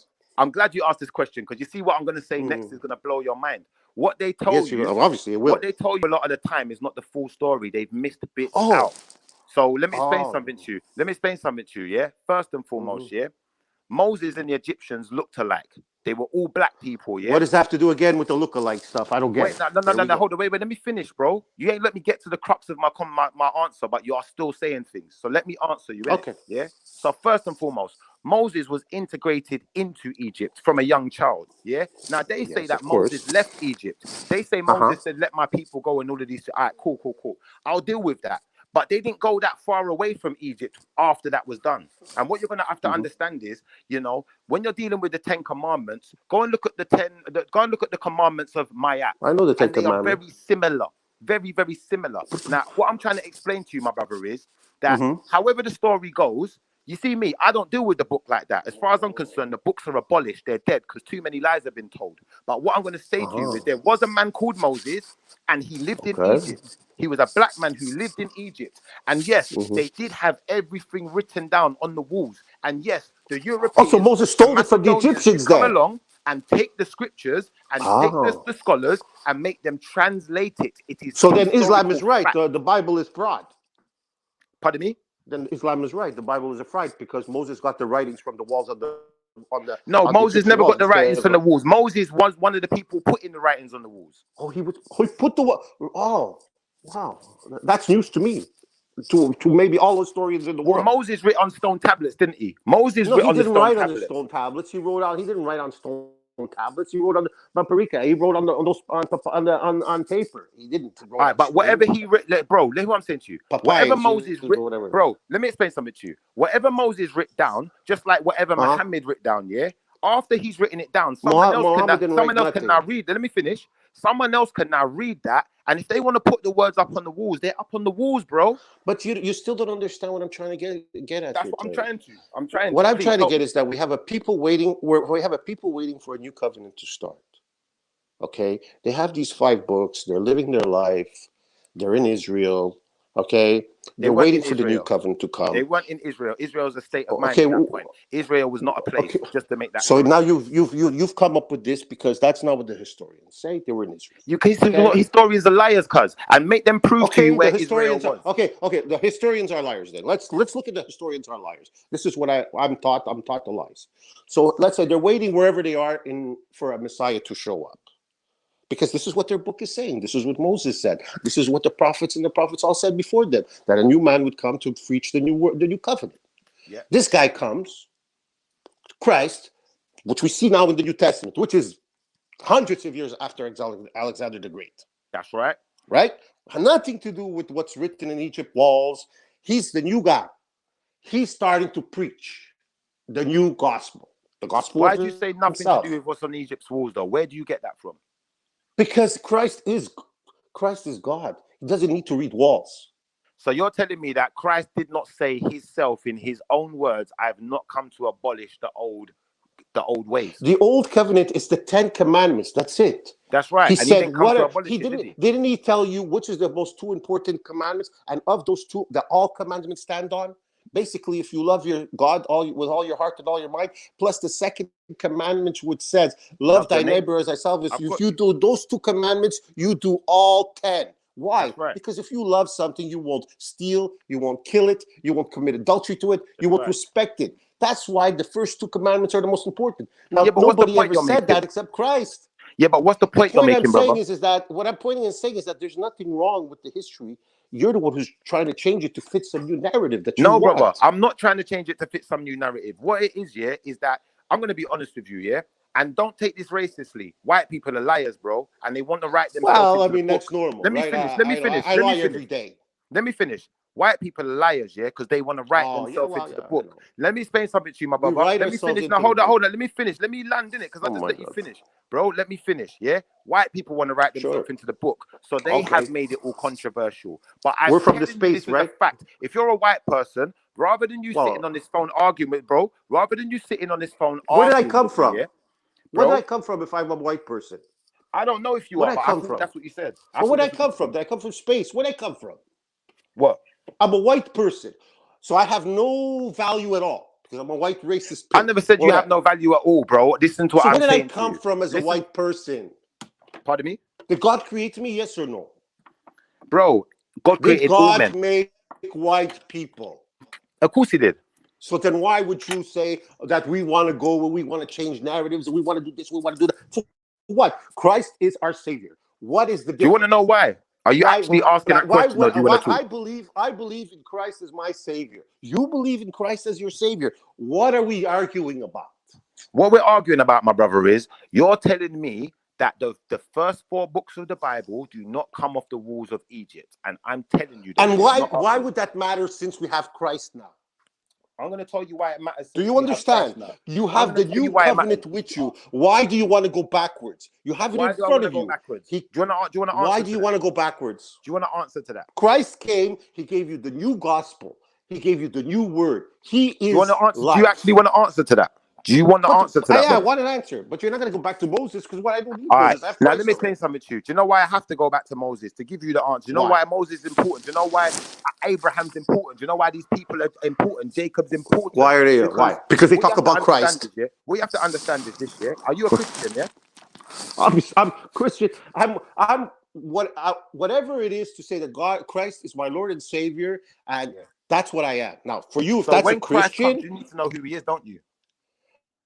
When Christ returns, you need to know who he is, don't you? Okay, how am I going to know who he is? Now ask your question. When Christ returns, you're going to need to know who he is, aren't you? But when I die, will he not return? Will I not see him when I die? Let me explain something to you. I just asked you a question. When Christ returns, you're Why going would to I need care? to know I'll who be he dead is. by then. How do you know that? Because are you predicting the future? there's 2,000 years that have passed, and there's billions of people that have died, and Christ hasn't returned. So he either returned in two ways. When you die, you'll see his face, or at the end times when it's finished. So do you believe in your Bible then? You don't believe in Revelation then? I believe in my Bible. My Bible says when the world's going to end. But you don't That's all believe it in says. Revelation though, do you? Well, of course I believe in Revelation, but So if you Revelations believe is a in bunch of dreams. Revelation- Revelations is a bunch of dreams that John had. And people have been trying to make out these dreams for thousands of years. Yeah, but bro, I'm just So asking. I'm asking you a clear question, and you're going off on a tangent. Do you believe in the Revelation? It doesn't matter if I believe in Revelations. I do believe in Revelations, but I believe also what Jesus said. Don't worry about tomorrow, because And tomorrow Jesus said, will come. "You can't go to the Father except through me." Did he not? Well, of course, that's what his Christian's all about. All right, so let me explain something to you. If you're praying to the wrong Jesus, you ain't going to no Father. Why would I be praying to the wrong Jesus? Because you haven't acknowledged who Jesus really is. Christ is the Son of is God, the Son of the Son of God. Yeah, but who is he? Who is he? Who is he? He is the Son of God. The Son of God, yeah? And what nation is he from? Who cares what nation he's from? All right, so you're disrespecting Christ from now, bro. God. Now you're disrespecting Christ, but you said you're a Christian. Bro. He is from the line of prophets. He is Now from you're Abraham, Moses, and all that. Cool. You know where he is. He's from the king. Yeah, but you're a Christian, and now you're disrespecting Christ. How? Yeah, but you're a Christian. Before I pray, I say, before I pray to Christ, I'm going to say, to the God that came from the street of what was it? The Nazareth. This is straight for you, because the other Jesus that might be listening to me, I don't want him to hear it. What are you talking about? There's this only is what I'm one talking God. about. Do you know what, bro? I'll tell you what. This is what we're gonna do, yeah. Because of the way you talk here, finish saying what you're saying, and then give me some space to speak. There's nothing to say. You're creating division.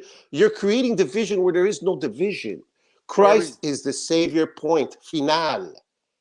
We don't need division. We need people to come together in Christ. All right, are you finished now? Yeah. Yeah, I'm finished. All right. What I'm going to say to you is that's the only thing you said that I agree with, because Christ ain't about division. But I'll tell you one thing, yeah? Too many lies have been told about Christ. Too many lies have been told about who he is. Name me one Christ. Let me finish, bro. Let me land, bro. Okay. Please. Sorry. Because I don't want to get aggravated with you, yeah? Hear what I'm saying to you, yeah? Too many lies have been told about who Christ is. Now, you don't know when revelation is going to happen. That can happen next week. You don't know when the rapture is going to come. So it is important to know who Christ is and what his identity is and what nation he belongs to. Because otherwise, you could end up bowing to the rascal Antichrist. Please, chapter and verse, don't forget. Pardon chapter and verse where Jesus says, you got to know what he looks like, how he comes, what dress he's wearing, what shoes. Please, chapter and verse. Bro, I don't need to go into chapter and verse of Jesus saying anything. All I have to say to you, no, bro, let me finish. All I have to do is say to you, pick up your Bible, and your Bible is going to tell you this. Yeah, it says, beware those who call them, let me finish. Beware those who call themselves Jews, for they are not. That's what your Bible is going to tell you. So this is important information. If it's in there, it's got to be important. So let me explain something to you. As much as there's a Christ, there's an Antichrist. So John 3:16. So John 3:16 means nothing. Bro, I said to you, listen to what I just said. So you know the verse, John 3:16. Bro, forget about that. Listen to what I said. You want me to quote it to you? Listen to what. Let me finish saying what I'm saying first, and then you can quote it. Yeah, listen to what I'm saying. Because we know that there is an Antichrist as well as a Christ. That is why it is important for you to know who Christ is. That is why it is important to dispel the lies that are being spread throughout humanity. Now, at the end of the day, if you don't want to acknowledge that, cool. But you, I know who Christ is. You know who Christ is. What nation does he belong to? He belongs to Israel. He belongs to the line of David. He belongs to God. All right. He is God.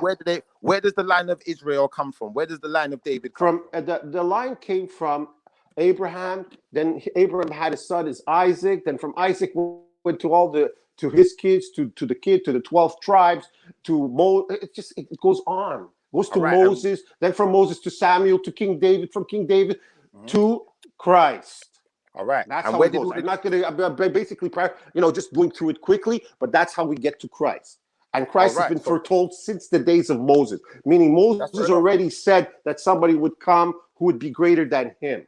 And they've all been expecting this man to show up. And this man was not supposed to, supposed to come in and bring a new covenant to the world, a covenant of that's supposed to, if you believe in it, believe in Christ, you believe in love and peace and forgiveness. Well, we all know with you, my that. brother. So it doesn't really matter if it's written on the Egyptian walls or not. Are you telling? Hold on, brother. Let me ask you a question.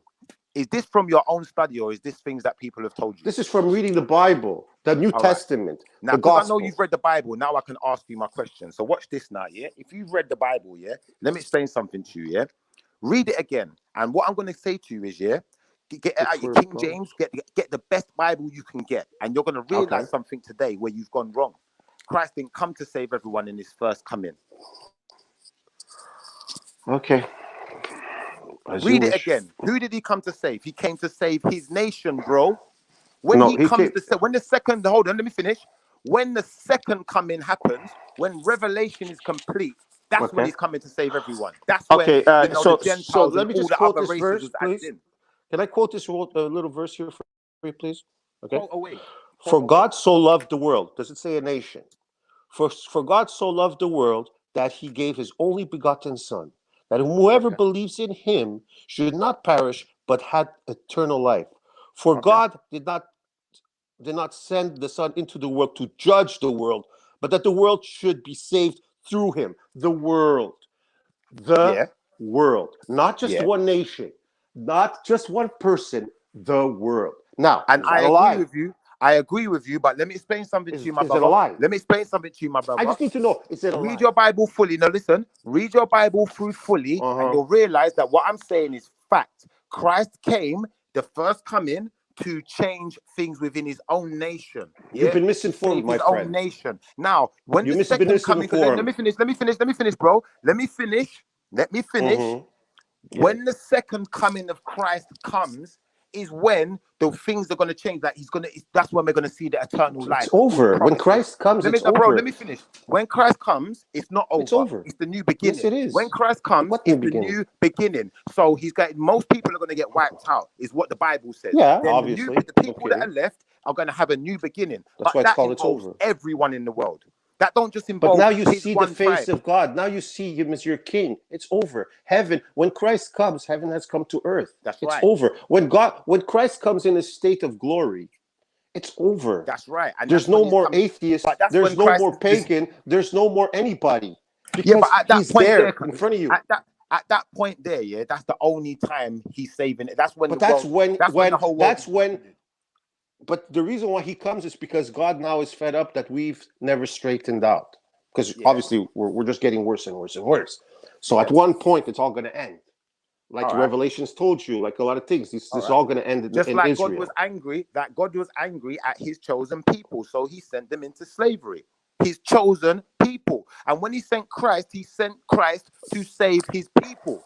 So save his people. After he saved his people, we are all his people. Listen, you're saying no. Listen, let me explain something to you. Christ is an Israelite. After Christ saves Israel, then Christ he saves is the rest God. Of the world.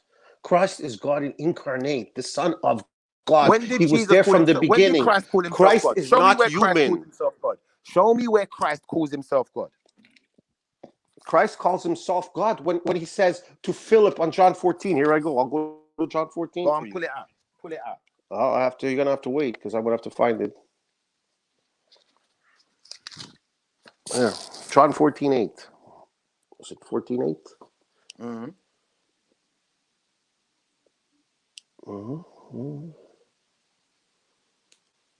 John 14. Oh, here it goes. Okay. If you had known me, you would have known my Father also. For now on you know him, and I have seen him. Philip said to him, Lord, show us the Father, and it is enough for us. Jesus said to him, have I been with you so long with you, and yet you do not come to know me? Philip, he who has seen me has seen the Father. How do you say, show us the Father? What is Jesus saying there? What Jesus is saying is like me what is saying he saying? I'm going to tell you what he's saying. You ask okay, me a question. You're comparing yourself to Jesus now. Okay, no, bro. Listen, I said I'm going to tell you what Jesus is saying there, yeah? And I'm going to give you the comparison. You see, my mum passed away, so you couldn't meet my mum and know her. But you see, if you know me, you know my mother, you know her mentality. He's directly saying to Philip. Let me finish. If you know me, you know the person who raised me, because you know what my moral standing is. You know what I'm about, and you know what was instilled in me. Now, let me. You can't compare your mother to Jesus. Let me finish, and because I can't hear you whilst I'm talking, so let me just finish. Yeah. Let me explain something to you. When Christ is on the cross, who is he praying to, bro? When Christ is on the cross, he's quoting scripture. Psalm 22. Psalm 22 predicts how the Messiah would die. The first words he goes, Eloi, Eloi, something like in Hebrew. Now, when you go to Psalm 22, that is exactly the first line of that psalm, and it's perfectly clear in the scripture where it says somebody's asking, "Look at Jesus, he's praying to the Father," and the guy goes, "No, he's not. He is quoting scripture. Even on his death, he quotes scripture." Did Jesus say? Now, when you go read Psalm 22, you will see exactly that Psalm 22 is exactly predicting how Christ would die. All right. And this is when David wrote it, and it wasn't in no Egyptian wall. It was actually on the Psalm 22. Bro, let me ask you one question. Did Christ say, "Father, please forgive them, for they know not what they do"? Yes, and that's who is he talking to? Nobody. Who is he talking to? Did Jesus say? He's talking to the Father. Exactly. You're dead. Your right, argument's dead. But you're wrong. You're wrong, because Jesus also said in John the Baptist to another one. He says, "No one has known the Father but me." Exactly. So nobody has known the Father but Christ. Therefore, nobody has been praying to the Father but praying to Christ. Bro, hear what I'm saying? Because the guy said, "No." Jesus what you said, just did, you just contradicted yourself. You just contradicted yourself. It's a Trinity. It's the Trinity. You don't understand that Jesus contradicts everybody all the time, and that's why the Trinity was created, because of the way that Christ spoke. Christ spoke in a way of authority, that he was like God, he was God, he was the Son of God. And a man who speaks that way is creating blasphemy. Yeah, but when you're read going by what people have told you. The way Christ talked is more of a blasphemy way. That's why they're always trying to kill him. Yeah, but bro, listen to what I'm saying to you, yeah? I hear where you're coming from, but you're going by what people have told you now. And you said you I'm not going by what people, I'm going by what's quoted in scripture. Everything I'm telling you, I read. You're not going by what's quoted in scripture, because I've just proven What are you talking about? Bro, listen, when you listen back to this, you're going to realize... King James, the Bible's fake? All right, go on. Bro, listen. When you listen back to this, you're going to realize that you contradicted yourself. The Bible, I'm not talking about the Bible. No, you're trying to play semantics here with, the Father, the Son, It doesn't make sense. No, you're trying to play semantics here, bro. You're trying to play semantics here, bro. You know that Christianity, is based on Father, Son, and Holy Spirit. You know that. I don't care I don't care what you white people base Christianity on. Hear what I'm saying to you, bro? Is there a Trinity in Christianity? Bro, yes or no? Let me finish. This is what you just did, yeah? This is what you just did. You contradicted yourself. When you listen back to this, you're going to hear the contradiction. I said to you, when Jesus said, "Father, forgive them, for they know not what they do," who is he talking to? You said he's talking to the Father. Wait. How can he be the Father and the Son both at the same time? Because how can he be the Father? Because him and the Father. Do I look like God to you, that I know how he created, how he works in three separate persons? So how's he the Holy Spirit? How is he the Holy Spirit, bro? How is God the Holy Spirit? How is God the Holy Spirit? Is God the Holy Spirit? You explain that.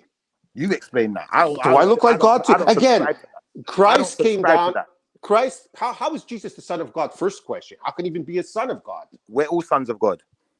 No, Christ said he will be at the right hand of the Father. He is the one who will judge the living and the dead. That's right. That's the only difference. He is the resurrection is through Christ. Who is Christ at the resurrection? How can Christ save anybody if he's not God? All right. So did Christ himself not say we are all sons of God? But can you save anybody? What's that? I'm a son of God. Thank you. Very nice. You're a son of God. I'm a son of God. He's a son of God. My dog's a son of God. Whatever. But everybody's a son of God. Can I save anybody? You're not a prophet. Can I give anybody eternal life? You're not a prophet. And you know what? Can I give anybody eternal life? Bro, you don't sit at the right hand of the Father, so no. Okay, can I give anybody eternal life? No, because you don't sit at the right hand of the Father. Who gives eternal life? Who gives eternal life? Yeshua. Yeshua. Who's Yeshua? Who's Yeshua? Who you call Christ? Bingo. So who is Yeshua if not God? Because only God can give eternal life. Well, let me explain something to you, yeah? Realistically, he can only give eternal life. He can only give eternal life because he can utilize the powers of the Father. But that doesn't make no sense. Then what do I need the Father for? What do you need the Father for? Because you Right. can What only do I get to need? the Why Father does through why Christ. does Jesus need to play this game for then? Oh, hey, Because, bro, whoa, this is what you said. You said that I was using semantics. Now you've realized it's but your own it doesn't people. make So ask sense. them, Don't you? bro. So, This bro, is when you where go to church this is next, why when you we go to know church next, the Father is bro. outside. Father is outside the planet. He's outside of space time. Okay, Christ is the inside part, and the Holy Spirit is another thing. This is the only thing I could make out. And if I was trying to work out the way God's mastery, because I mean, if I was God, it would be great, but I'm not. Okay, I would say maybe this is the way he had to communicate with man for centuries to create his creation is to create a different persona of himself in the word Christ, because he cannot become. He cannot take, the Father cannot take his energy complete, can't take the form without creating something of himself, which is himself. I don't know, but that's the only way I could see it. But Christ comes here, and he comes as a man, as God himself, to show how to live life, to show how to be good to one another. There was death and all this stuff. Anybody hear me still? I'm talking to myself. Hello? Hello? No, I can hear you, man. We can hear you. So that's all I'm saying. He left, Terry. Couldn't handle the English. I want to speak to the other guy because he's going in still. I can hear you, innit, but No, I see somebody. He yeah, left. No. he left the chat, but I think Ayo, I think he knows. All right. So Oh, what's Yeah, but happening, man? Right. Ayo knows this. He don't really know. Yeah, I think Ayo might know about this sort of stuff. I don't know about it. I'm muting. But you can't. The only thing is you can't. I'm not quoting anything different here. If anybody's listening or wants to hear this crap that I'm preaching, it's all of the New Testament. You go in there, you read it. I'm not lying. I don't want to make up stories. I mean, I'm going to die tomorrow, just like anybody else. He's come back. You have a book. You have the New Testament. He's come back though. Bro. Just read it. Just read it. Yeah, bro. Let me just say one thing, yeah? Bro, you said this in your conversation. You said I'm dealing with semantics, but you don't even understand the words of your own people that you're listening to, because you're there talking about Christ is the Father and he's the Son. How can you be, wait. I asked you a question. I said to you, the Father, the Son, both at the same time. And then you added in. You don't think Philip was asking? Bro, you had your time to speak, bro. Was asking the same question? Bro, you had your time to speak, bro. Don't disrespect me, innit? So hear what I'm saying to you, bro, yeah? You said to me, I don't agree with you, man. This is what you said to me. You said, how is God and the Holy Spirit as well? Ask your rascal people them in your church. Stop chatting shit, bro. You're dealing with semantics. They don't know which ras. It's No, ras in the New Testament. Words, because you don't understand the words and you want to listen to quoting scripture. Bro, I'm let me quoting finish and then have your. It's Jesus and have who's calling himself. I'm not going to stop talking until I finish. Let me finish and have your say in it. Yeah. So, because you're listening to people You're chat. not quoting scripture. You're talking without quoting scripture. Bro, because you're listening to people chat shit to you, bro. Because you're listening to people chat shit to you. No, What you I'm want not. I'm reading scripture. Let me explain something to you, bro. Let me explain something to you, bro. Let me explain something to you, bro. You chat shit, bro. This is what you said. You said to me, Jesus was praying to the Father, yeah, because he said, Father, forgive them. Of course, that's what's written in the New Testament. You're telling me that Jesus was praying to himself. In his personal state, he was praying to the Father. Oh, you're chatting shit now, bro. You're man, he became. You're dealing with semantics, don't you know the bro. part where he becomes man? The Word became flesh. Didn't you read that part in the New Testament? The Word became flesh. Schiffer. What you dealing with? Did you read that part in the New Testament?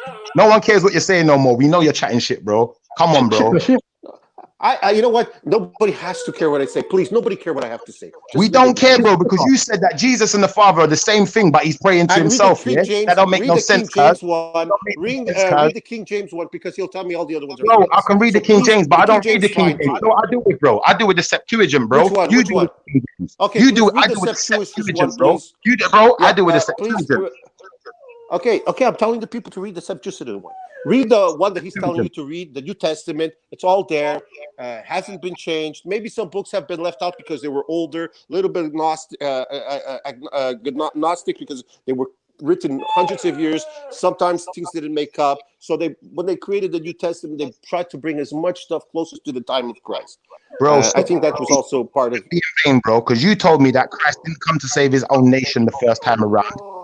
Christ came to save everybody. Hello, I'm not even going to everybody drop is no also more part of jewels. his nation. I'm not coming to drop no more jewels for you. I'm going to leave you with that one, and I'm going to say to you, bro, you said that Christ was praying. Christ, I just read to you 3:16. It's in your book too. I read you I've John heard you, bro, but 3:16. you Why said can't Christ you was not? praying to himself. Bro, I don't care what you say, What bro. does that have to do with John 3:16? Bro, forget 3:16. I've asked you a simple question that you could not answer. Why it And is you a couldn't part answer of that your question Bible? until you How answer can my you question. say? You're dealing with semantics, bro. Until you answer my question, What? you're I dealing. answered your question 10 times.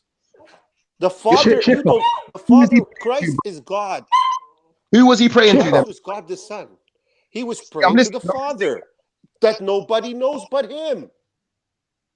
bro. I would. Praying to the Father that nobody knows but Him.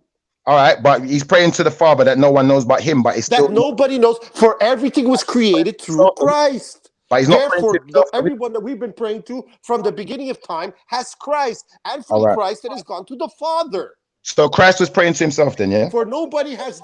Christ is praying to an entity that you don't even know about. Was he praying to himself? That's what I'm asking. Christ is praying to a Father you and me don't know about. We Was pray he to praying Christ, to himself? and Bro, Christ is the Father. I didn't ask you that, bro. Everything goes through Christ. Bro, I It's asked you not a that question. difficult, you know. Bro, please answer this. Say it again. Yes, he was praying to his Father. Right. Again. How many is it? 10 times now? Hold on. Let me ask you this question. When he was praying to his Father, is he his Father? No, he's not the Father. Your argument's done. In physical form. Your argument's done, bro. You're backtracking. Hello. Yo, no. Can I interject quickly? Yeah, go ahead. There's no point in Hold on, Walter. You guys are trying Just to to make clear me it, Walter, be like God. I'm not God. Walter. Give me 2 seconds. Just to clear up some of what you said. You said that Psalms quoted Psalms 22. You said 22 was Jesus. A prediction of Jesus quoted was no, not a prediction. Sorry, you said Jesus was quoting scripture. That can't be true. Yeah. That can't be true, and I'll tell you why. Because Why? when Jesus was alive, the only scripture there was the Torah, and that's only the first 5 books of So the Bible. what's the Psalms then? Psalms, hold on. Psalms isn't included. Psalms So isn't what? included But in the Torah. he was quoting Psalms. We said it in the New Testament. Yeah, It's there. no, impossible. You're saying that King If David is he, not a prophet now. Are you saying King David is not a prophet? that's not what I've said. That's not So what I've then, said. if King I've David's a clearly prophet, who's said not what a I've prophet? said. I've clearly said what I've Is said. And King David was in King David a terms of, prophet? that's not what I said. You're So playing don't Jews. What the try and Jews are change doing it to onto Christ. something. No, I'm not. I quoted you Yeah, but it's Anyways, over the It's so in the no, New no, Testament. hold on. A year ago. Sorry. 1 second. Hold on. The next thing Hey, I want Raheem, to can I say come in? is that you're Can I come saying in that after you, Jesus. Raheem? Yeah, sure. The next Yeah, thing that thanks. I'm going to say is that You want me to read Psalm Jesus 22 for you? praying to the Father, Jesus Yes. praying to the Father is not Yes. Jesus praying to himself. Thank you. Because the same Psalms say, know ye not that you are all God's children, of the Most High. So we are all God's children. He's not Exactly. an But individual. you don't understand. So, But you say yeah, I that. do You understand. say I've that in clearly terms. given No, you don't you understand evidence, because giving you Christ evidence is not. that You're what you saying have Christ said is is just not a mere correct. human. Are you saying No, Christ is a mere human? Let's go yes, he with this was. first. Is Christ a 100% he mere was human human. made out of blood? Okay. Yes, he Of course was. he was You're made. saying he's And not then the divine. next, hold on, next Are you saying he's thing, not divine in nature? point. Hold on. What added Next that So then thing part? that Christ is proves my alive. Add point. that part in, bro. Two Don't things, add in fact. what people say, Two bro. That's things. disrespectful. Two things that prove my point is this. John 3:16. For God loves the world; He gave His only begotten Son. To beget means to have a child. Next It thing that doesn't. It supports. doesn't have. Hold on. It Beget. comes Yes, from it is. God. It means you have no have. It is a Guys, you also lineage. have John Phillip. Also, hold on. You have countless Listen, of you like verses. to You want me to interrupt go start people. quoting Stop everything because it interrupting doesn't make people. sense. Stop You're doing interrupting. one Yes, verse it He's does. wonders. defensive, And bro. let me He's finish. defensive. Just Let me ignore. Now go to finish. Mark Let me 16. finish. Let me finish. Let me finish. Then on top of it, the Bible also says, flesh be. It's John 2 something. I think it's John 2. Oh, I can't remember. It says, flesh begets flesh and spirit begets spirit. So if God is a spirit into flesh form without breaking his own rules and laws, and God says I am not a God of confusion. Hey, believe Therefore, what you want. What are you going to say? God cannot manifest into man, and man cannot manifest into Then God. Jesus was a liar. Simple. Then Christ was a liar. Jesus never called himself God, though. Exactly. No, Jesus show He us never did. called John himself God. 14, God, bro. John You see they 14, done 8. that. You see what? John No, 14, 8. Raheem. Can you see what this guy's doing? Try to tell me I'm dealing with 100%. but when he's saying that, John you're not. 14, please read John 14, 8. I quoted that No, also. read it out. Read out John 14. Hold on, let the brother He read out said, John 14. Philip asked, show Jesus us is the not God. Father. And Jesus Jesus is said, God of have Hold you on, not hold known on. the people of Judah that Ayo, know who 1 the second. Father Ayo. is? Say that I have again. to quote it that, but I'm going to quote it again. No, quote it. Okay, let me go John 18. No, John John 14. 14, like you said. Yeah, John 14. and then prove that it means that he's saying he is God. It's clearly saying that he is God. I mean, what do you want me to say? To you it is, but to everyone else, we differentiate from you, bro. We don't Not believe that. everyone else. There's 2 billion Christians who's not everybody else. Yeah, only the white ones, bro. Only the white ones, bro. Oh, there's only white Christians. Jesus is not God. He's the Son of Joseph. Go John chapter 1 verse 45. That shatters your whole claim. That's not how it, guys. You know that it No. said the Messiah Go would come John as chapter a 1 man. verse Stop playing 45. like going with where it said he had to be from the line of David. In order to figure out who the Yeah, but Messiah in was, order to you had be to do certain things. Yeah, Joseph. Come on. That makes Joseph his biological father. Come on, guys. It's not that simple. I mean, it says the Messiah was going to come. Go John chapter 1 verse 45. Here we go. John chapter 1 verse 45. John chapter 14, 8. I'm starting where Philip asks him the question. It means you have to have Are a you guys listening? No. Are I'm you just listening? hold on. Just in regards to the point you made, you said that Jesus has a traceable lineage through David.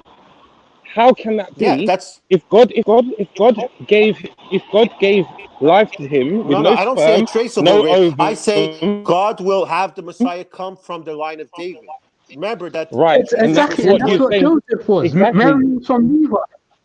So what But you're saying Joseph, doesn't make sense. there was no. Because that means then there's You no don't remember. sperm You and don't. ovum. Does anybody know how Jesus was came into the world? Like was like a Mary miracle? Does anybody know that? Yeah, they Mary had sex. They had sex. There you Joseph. go. Yes, of So there course. was so the New Testament then said that they made out. The New Testament says that John and Joseph and Mary made out. It says that. Yes, it said before they There was came no Holy together. That means Spirit. in There fact was they no have Holy sex with Spirit. each other. Wait. There was no Holy Spirit that came on Mary, became on top It of depends on Mary. what trans. The There's the Holy Holy. Oh Spirit is what wow! There's I the can't Holy believe you Spirit. was guys. There's the doing. Holy Wait. Am I talking to Spirit. Islamists here There's or what? hold on. There's the Holy Spirit that Am I was talking to in. Islamists here? No, I'm Wait, not am I talking to Christians or am I talking to No, Islamists? I'm a Hebrew Muslim. Israelite. I'm a Hebrew There's a Israelite. Oh, Holy Hebrew Israelite. There we go. Spirit. That Spirit that goes into.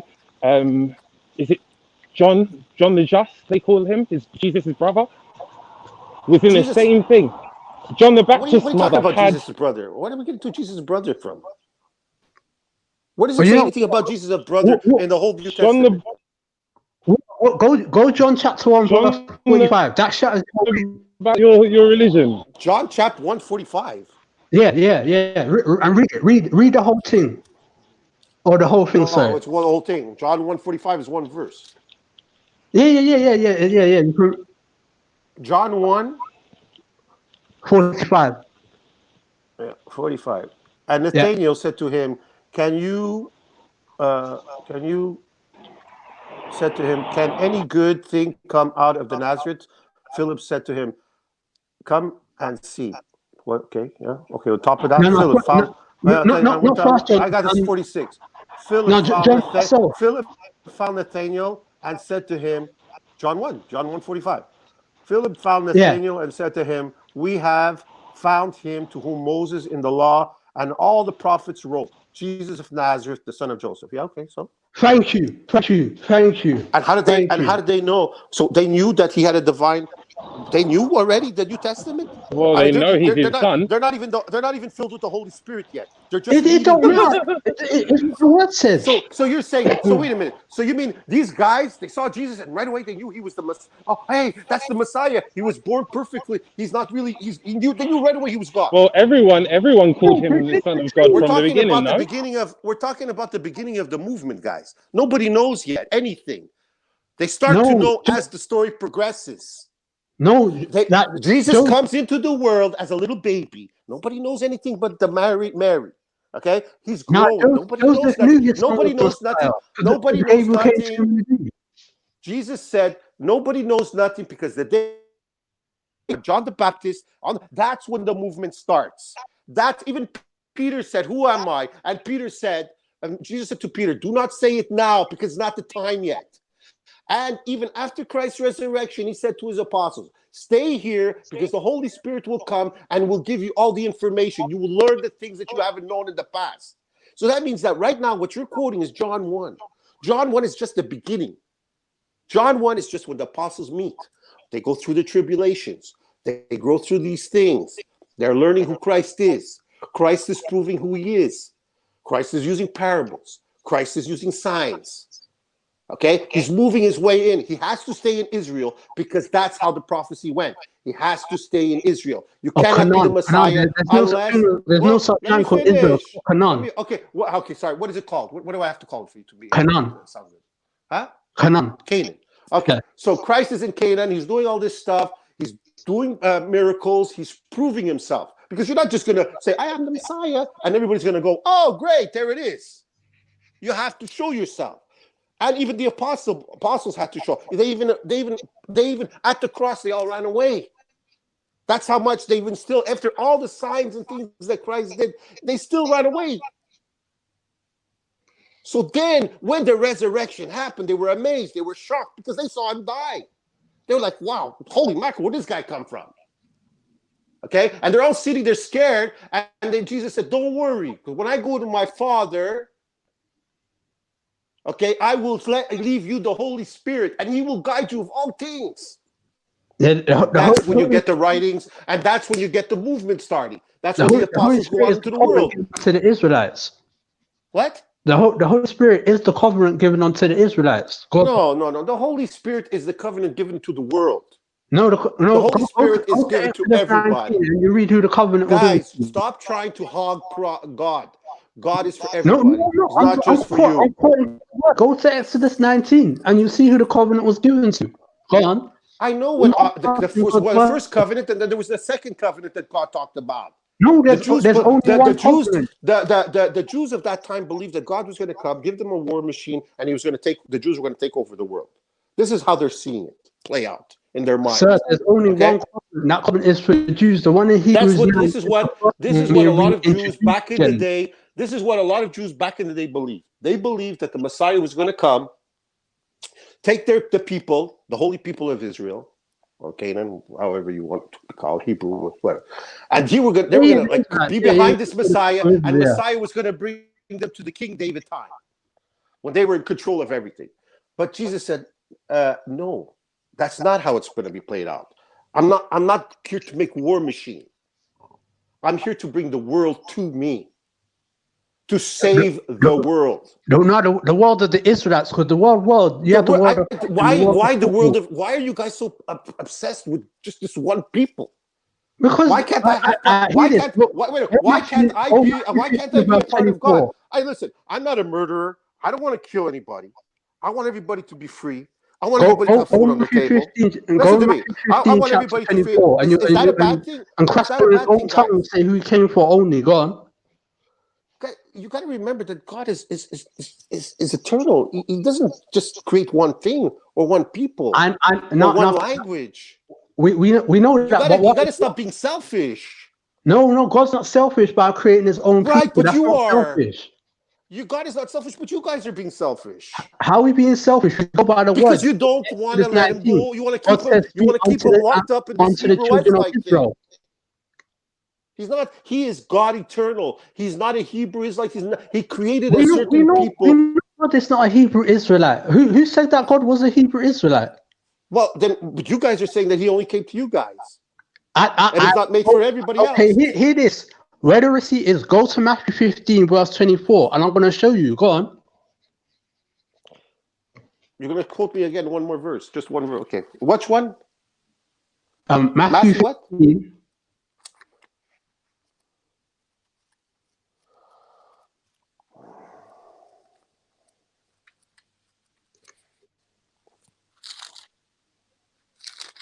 Matthew 15. Yes. Verse 24. Verse 24. 24. All right. But the boat was already many, steady away from the land, battered by the waves, for the wind was contrary. And in the fourth watch of the night, he came to them. Matthew 15, no? You got the right one. Matthew 15, 24. Actually, That's what I'm reading.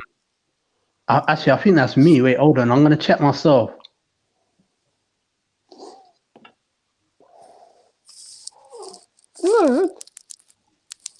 Yeah. I got it right. Yeah. Matthew 15. And when I say 15, I mean 15. Sorry, 1524.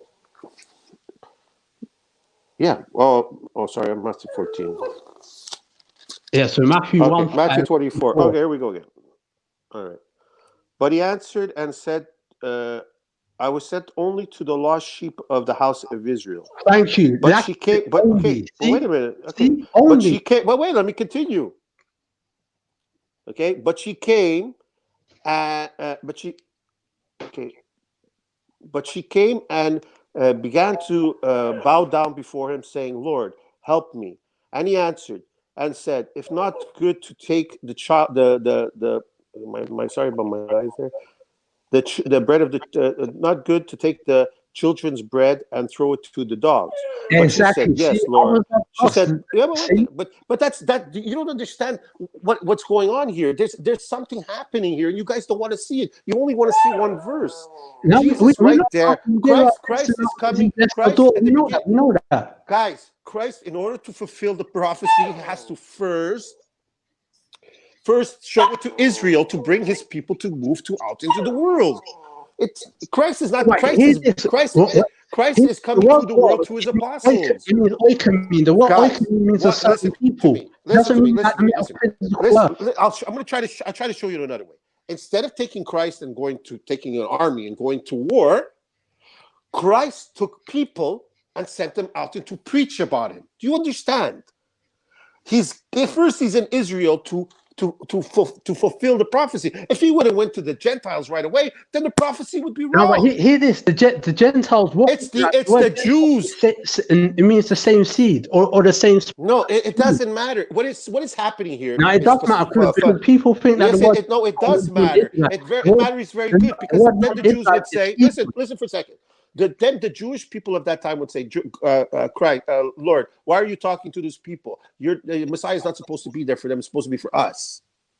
But so Jesus had to go by the prophecy first. And the prophecy is that he was the Messiah. And then from the Messiah, the covenant, they would go into the world. How would it go into the world? By the people. So he has to stay in Israel. He has to accomplish all things first. Once everything is accomplished, like he said, when he was on the cross, he said, "Now it is finished." Now it is finished. And when he said that on the cross, "Now it is finished," that means he has now finished his mission of the prophet. Now it's time to start the new covenant. But you guys are always sticking at anything. No, sir. We quote. Okay, I can't help you. I don't know why you're trying to say. You're trying to say that Christ is for you guys. Doesn't make sense. It means it's talking about the word oikomy. That means a certain group of people. For example, you have the world. Yes, but they're the chosen race. Yeah, but let the man talk. Walter. That's what it's talking about. Why are they the chosen race? Why are they the chosen race? Let the man talk then. Let the man talk. Let me ask a question. Why are the chosen race? Big up Ayo. Let Ayo talk then, innit? Here this song, I'm going to answer you. The reason why the Israelites are God's chosen people, why? Because Abraham obeyed God and God rewarded Abraham and said, "You know what? Out of you, I'm going to build it. I'm going to reward you by building an ethnicity out of you." Okay, that's it. Yeah. Like if you read about this, when God first contacted Abraham, they weren't chosen for it to put His laws in their hearts. They were ways of God and all that. And then was there a Messiah to come in this? I'm not denying Christ. Christ is my king. He's our king. Okay, and what's this Messiah supposed? What are you supposed to do as Hebrews like if he's your king? Obey Are is you what? supposed to keep him for Obey yourself? commands. Are you supposed to Recognize keep him him for as our yourself? king. Yes. Are you supposed to keep him for Yes. yourself? Of course, So you don't he's go our out into the world and relative. preach it. Hold on. Jesus is our relative to start with. How can we not keep him to Okay, well, ourselves? I don't even That don't make understand that sense. relative. Jesus is the relative of God, not the relative of people. No, he's a relative of You Israel. want to bring him down to a man's level. He's not a man. Jesus comes out the tribe of Israel. Full stop. So what? He came from the tribe. He became man. Hello. So what? So why are you arguing with his family members? Why would you argue? Why would you argue I am with Jesus' arguing family because members? you are saying that as a family Why member, are you you should be arguing with preaching the word of Jesus' God to family everybody. members? Because Are you you an say I'm not part of the Israelite? covenant. Are you You're what going tribe are against. you from? I'm the tribe of Christ. No. Where I'm the are your tribe of the descendants from? apostles. Where are your descendants from?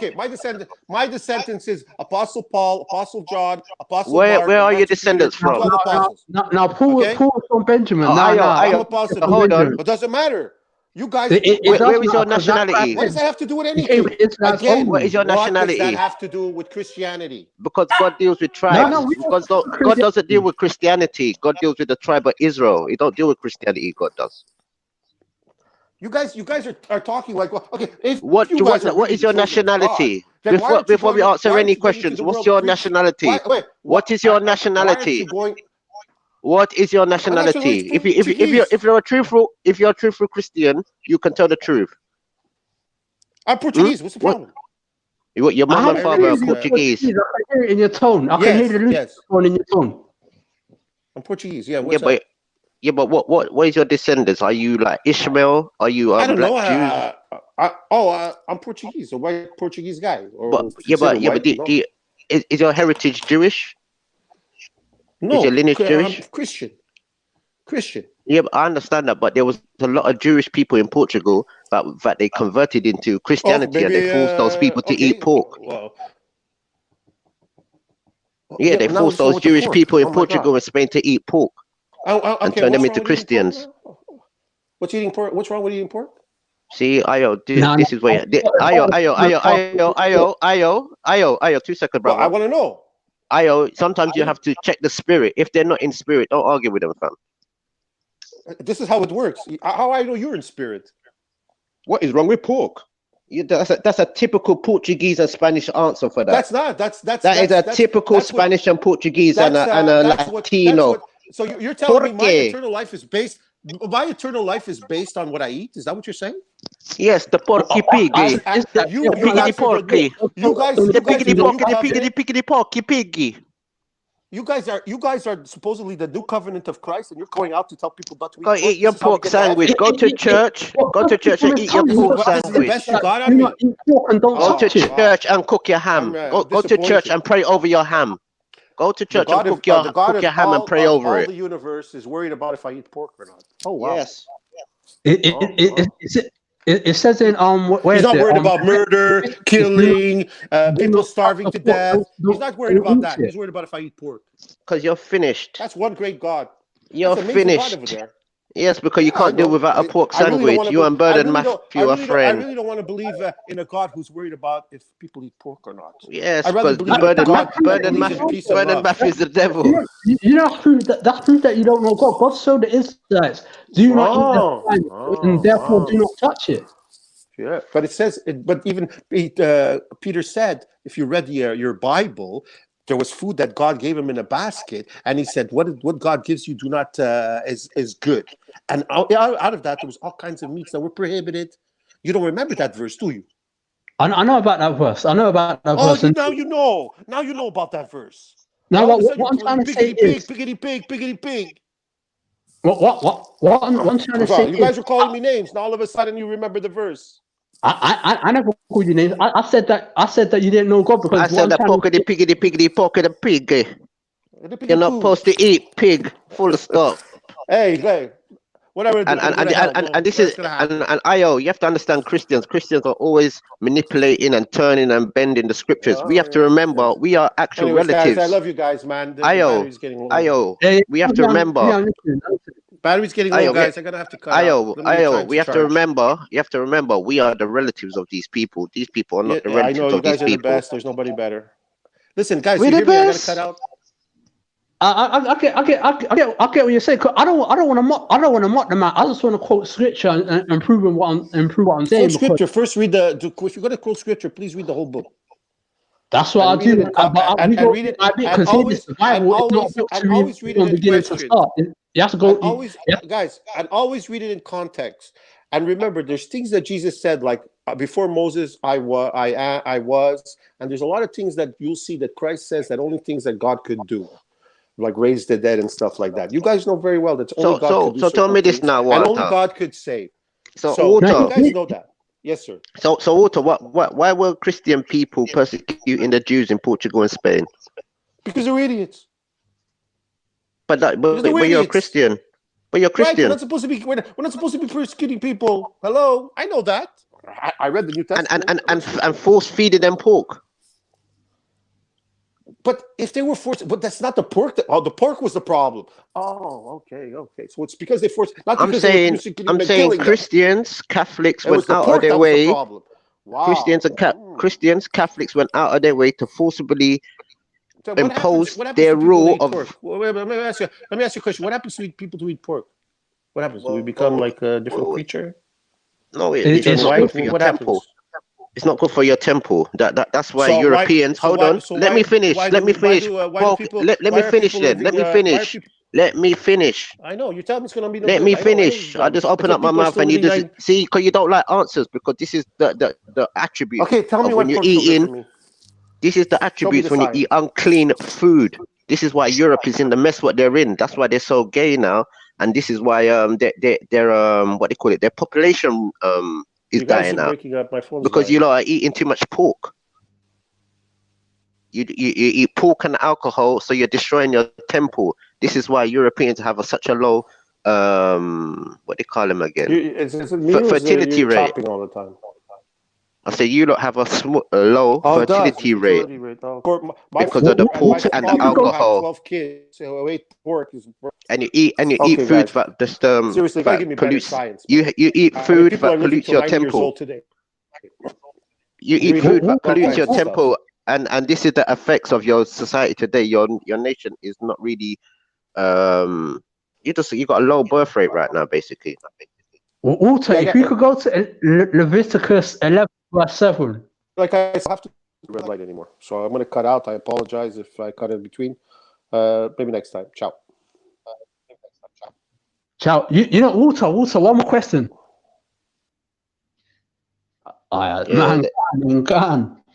Yeah, because they think they're smart Christians. They come they come with false tongues. See. Go on. Yeah, go on, fam. Go on.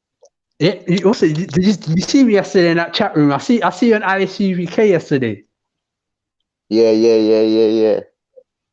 Now I was mostly listening. I didn't really see the chat board, but I just tried to say how shalom and things. Okay, cool. Yeah, I was there. There was a few there was a few services last night in America and everything. Yeah, man, they'll probably break down the thing properly, man. And it's nice that it's nice that we have our own Hebrew sort of society over in England now, man. Yeah, there's a lot. I remember it was maybe about 2008, and I first met a Hebrew Israelite person over here, or in England, but I didn't really know what it was fully. And after a couple of years later, I'd see like loads of different little camps and you know what I mean, and things. When I see the ISUPK in Birmingham, I thought, wow. Trust me, powerful thing, man. And all the other brothers in Europe, like the, I think there's Dutch Israelites as well. Yeah, they're quite good at English as well. They're very good at English. Yeah, I see the GSM lot. They're all right, man. I don't mind them GSM, man. But yeah, I like how they bring out their scriptures still on the road, like in London and things. Yeah, man. Just getting ready for the Shabbat myself. And I started on all my cleaning, cooking, everything. Ate, clean the kitchen. Yeah, and that it is the way of our culture. You know what I mean? Our people are very spiritual. You know what I mean? From our grandparents go to their parents. Like we've always been very deeply bound spiritual people. And we take this type of way of life very serious because it's so close to us. It's that for death, you know what I mean? My people ain't playing with this with the religion. And it's so sad that. Go on. No, I'm just saying, like, it's so sad that when you do look at these Christian churches, how they twist our brothers and sisters' minds and our young kindling. They literally, it's like they got all of our people in bondage still. You know what I mean? And they got no truth. They're not putting no money back into the areas. Not building no businesses. Just manipulating everybody. Yeah, it's true. And it's that it's that when you meet like example, because I'll get times where I'll get Jehovah Witness, I'll get like Jamaican Jehovah Witnesses knocking on my door and thing, and I'll be telling them that you're an Israelite, you're not African, and you show them parts that you show them that Christ came for the Israelites only. Then when they'll bring up parts of the Bible where it's saying like, it says all men, but they're not realizing all men goes back to Exodus 19, speak unto the children of Israel, and the Bible being a book only for the Israelites. So when it's saying all, it's talking about all Israelites. I'm trying to say. Then you go back to Matthew 15:24 again. Then and even if you look at the book Hebrews, again that's Israelites only. The book of Hebrews. You know what I mean? Yeah. It's our language. It's our customs. It's our way of life. We don't force it, and that's one thing I've noticed with even the Jewish people. They don't look to convert people. Christians and Muslims, every minute they're trying to convince somebody. With us, we're not trying to convert anybody or trying to give dawah. We're only looking for our relatives. Exactly, our own people. Exactly. We're just looking for our tribe. Our own people. That is it.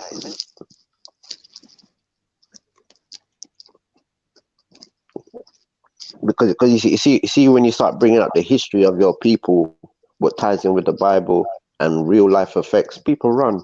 That's why I asked him more. So why are your descendants Jewish from Portugal and Spain and all these type of things? And you're like,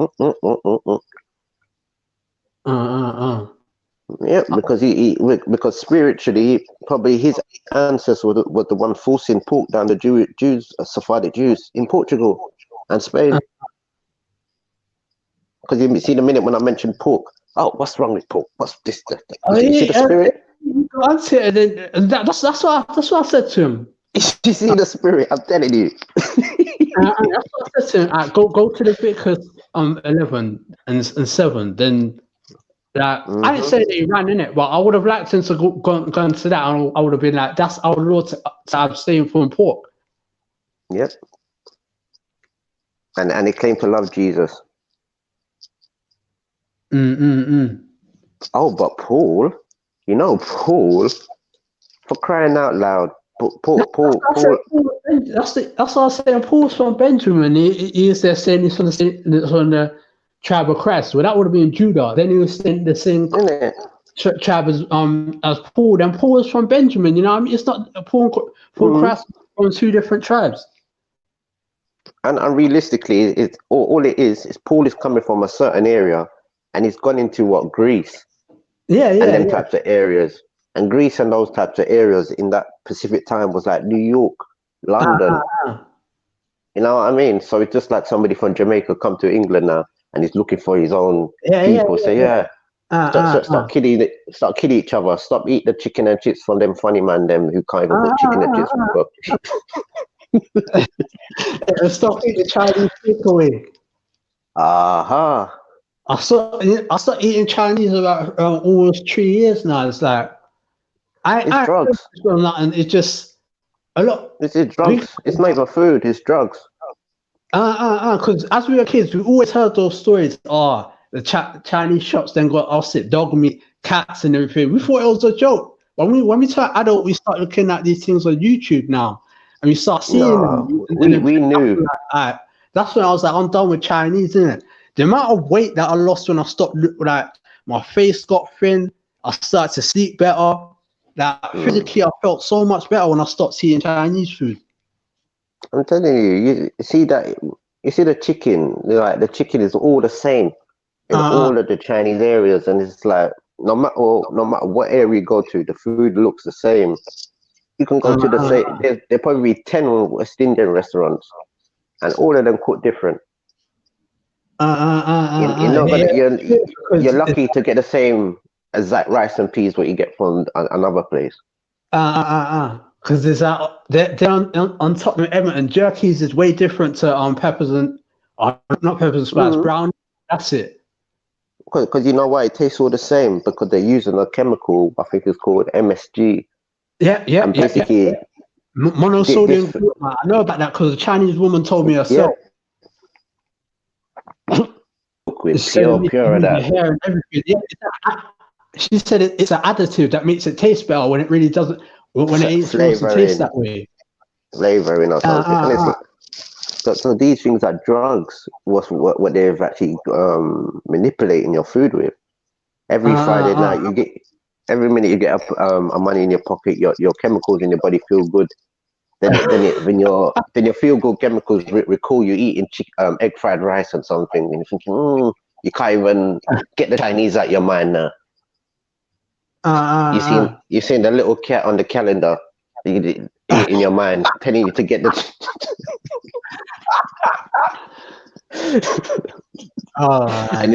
Trust me, it's terrible, man.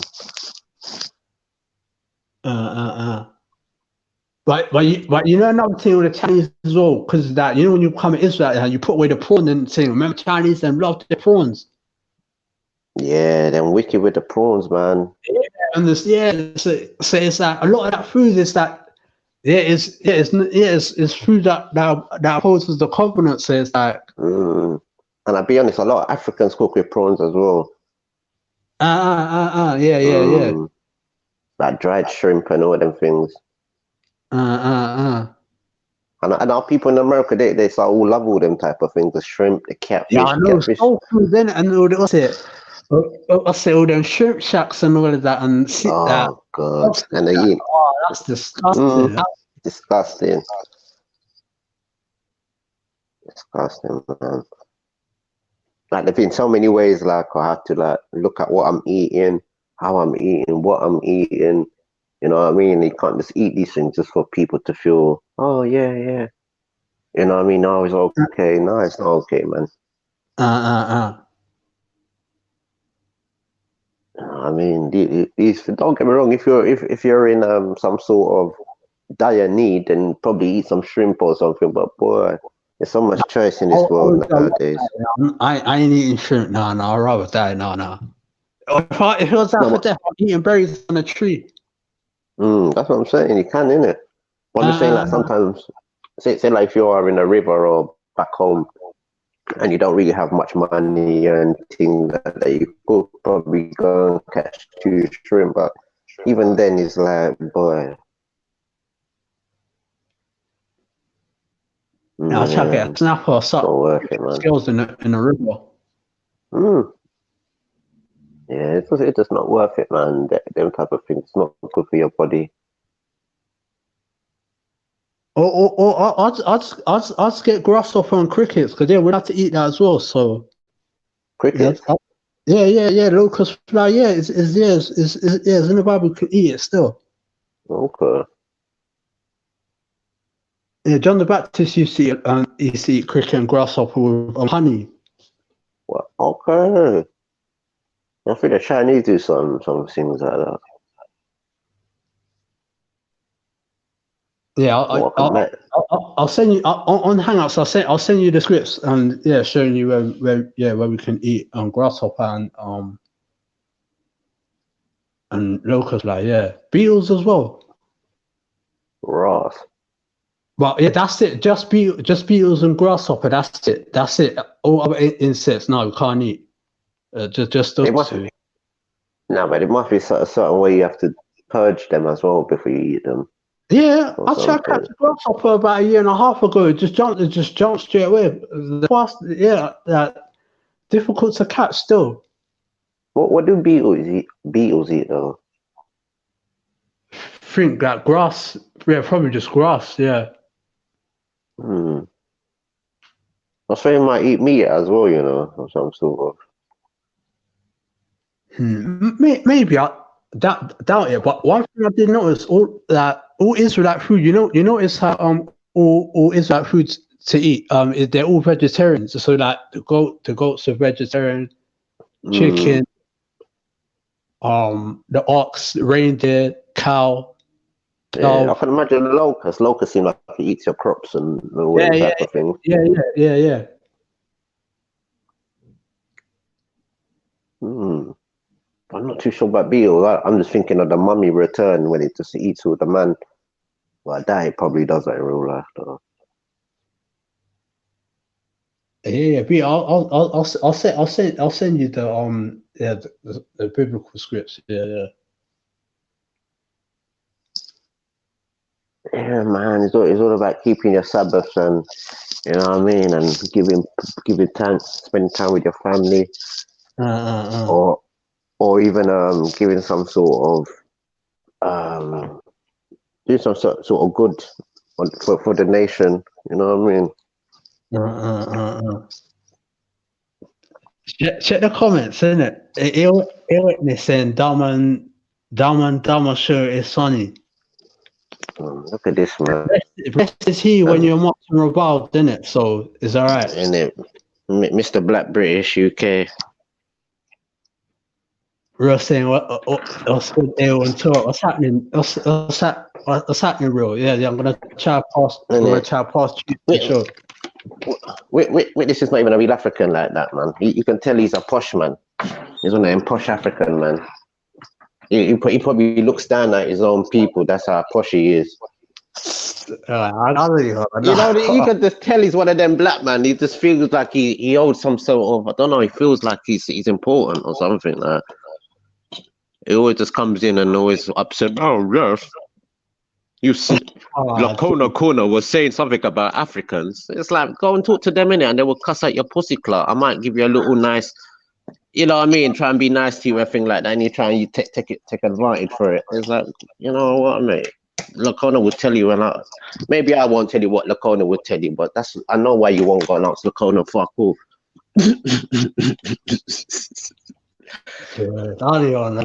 You say with me, I'm decent. You get me? And people need to give people credit where credit is due. With me, I'm decent. I'll be nice to him, but they will tell you straight about where to go and go, and quick.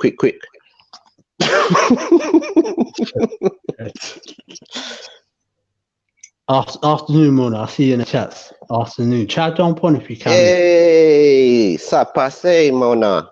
Now you know I've been teaching Mona. I've been teaching Mona about like the words as well. Still. This witness think he's so sly and nice. The man tried to tell me, "Oh, speak your language." It's like, why am I doing anything you command me to do, Mr. Sellout? I don't know. Your people never sell Africans to start with for you to even order or ask or even chat to me in the first place. You know what I mean? Good posh man. It doesn't love it, bruv. Every time I come on, you run like a Kenyan and you're Nigerian, you say.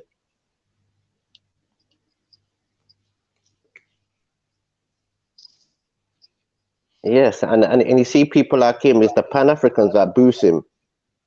Because they just love giving glory to where glory should not be given so fully yet. And he's so happy that like he got Pan-Africans to do cartwheels, backflips, somersaults, and backup dance for whatever is black and African, which he doesn't even agree with himself, but still he'll let you backflip and cartwheel for him. You dig? I mean, Pan-Africanism, it is a great idea, but it is Africa and that I try to stay out of continental things. I mean, Garvey was a great guy, you know what I mean? Garvey was an Israelite himself, but in terms of doing Africa, Nigerians themselves will tell you they're happy certain colonialists came over and gave them certain things. You understand? So these things are is an impression that has been put upon our mind that Africa was like some Egypt and everybody's Wakanda'd out and what they call it, dashiki'd out and all them type of things. Well, we need to get to the actual nitty gritty, what the continent of Africa is like, just like Europe. Not all white people get along. Not all white people think they're one like that.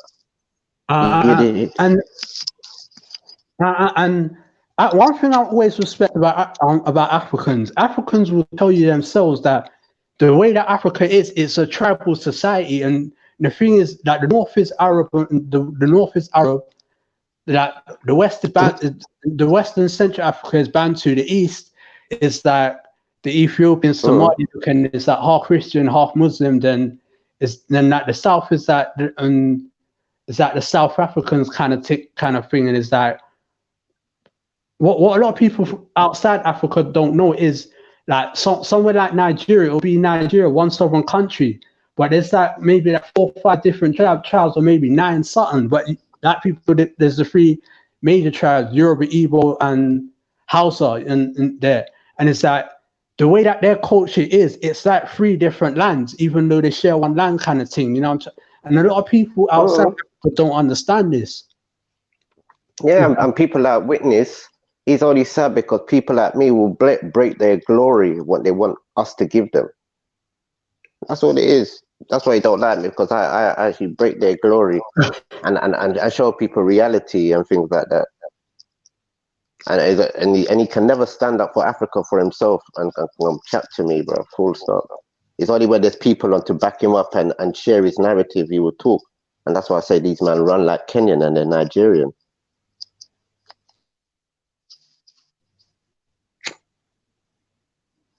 Ashe.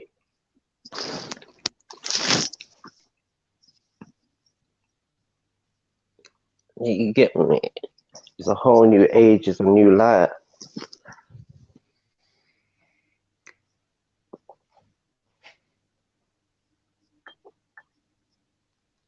Then I watch this fool of a fool now. This man goes and uses my my receipts. Oh yes, do you know about the Portuguese castle? And I'm thinking, Ras Clark, look on this man here, using my resources. Oh yes, what about the French? Yes, I think they might have looked at it different, using my resources, then call me dumber and dumber. This is what I'm trying to say with certain African people. That's why I don't want to give them no fucking teaspoon or anything, because they would take your thing and try and style you on top of it.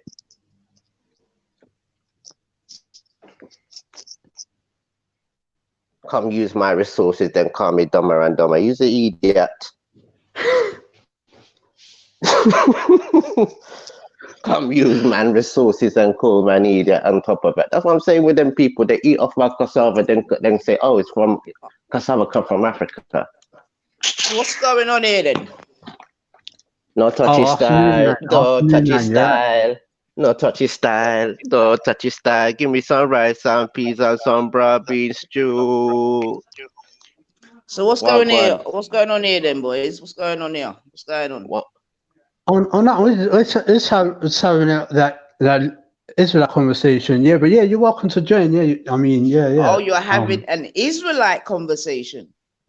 Yeah, you're welcome to join. Though. No, I mean, you didn't interrupt anything. We kind of freestyling as well. I mean, I didn't even intend to come in. I just came in because. So what made?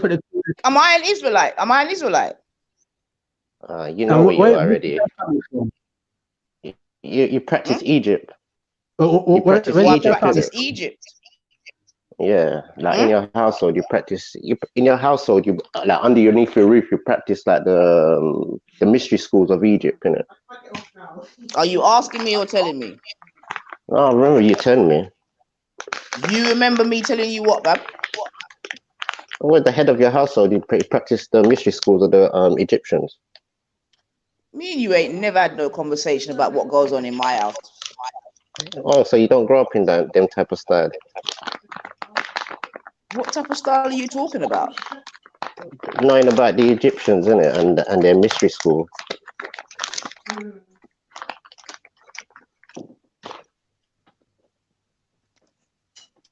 Yeah, you're an Israelite. What's it? Man, yeah, where's your dad's family from?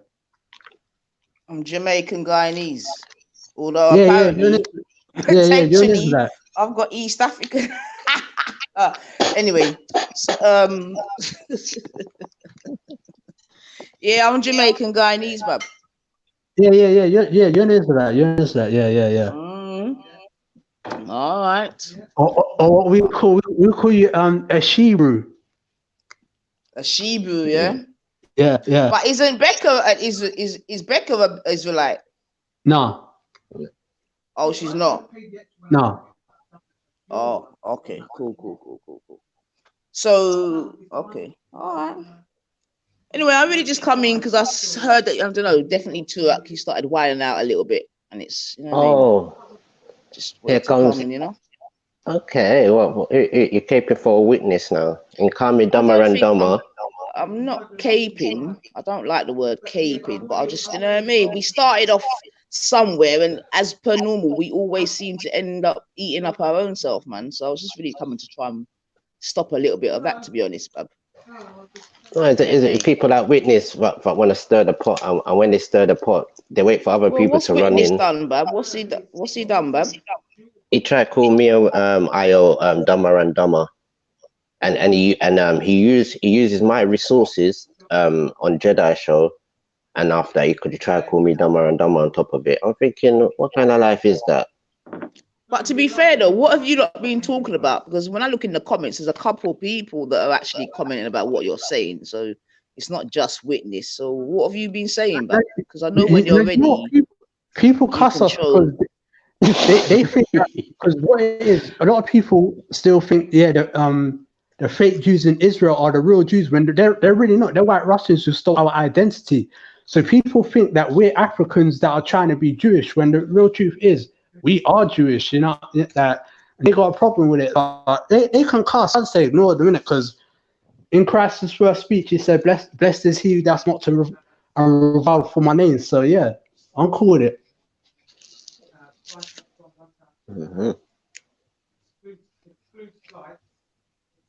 And like we're just looking over history, that there was a geezer on before from Portugal, and like he was trying to play down the Israelite thing, and I had to give him some history, what happened in Portugal, where there was forcing people to convert to Christianity and eat pork.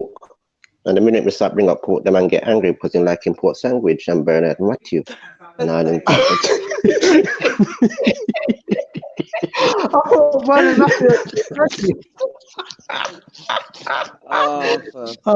think we doing turkey twizzlers back in the 90s.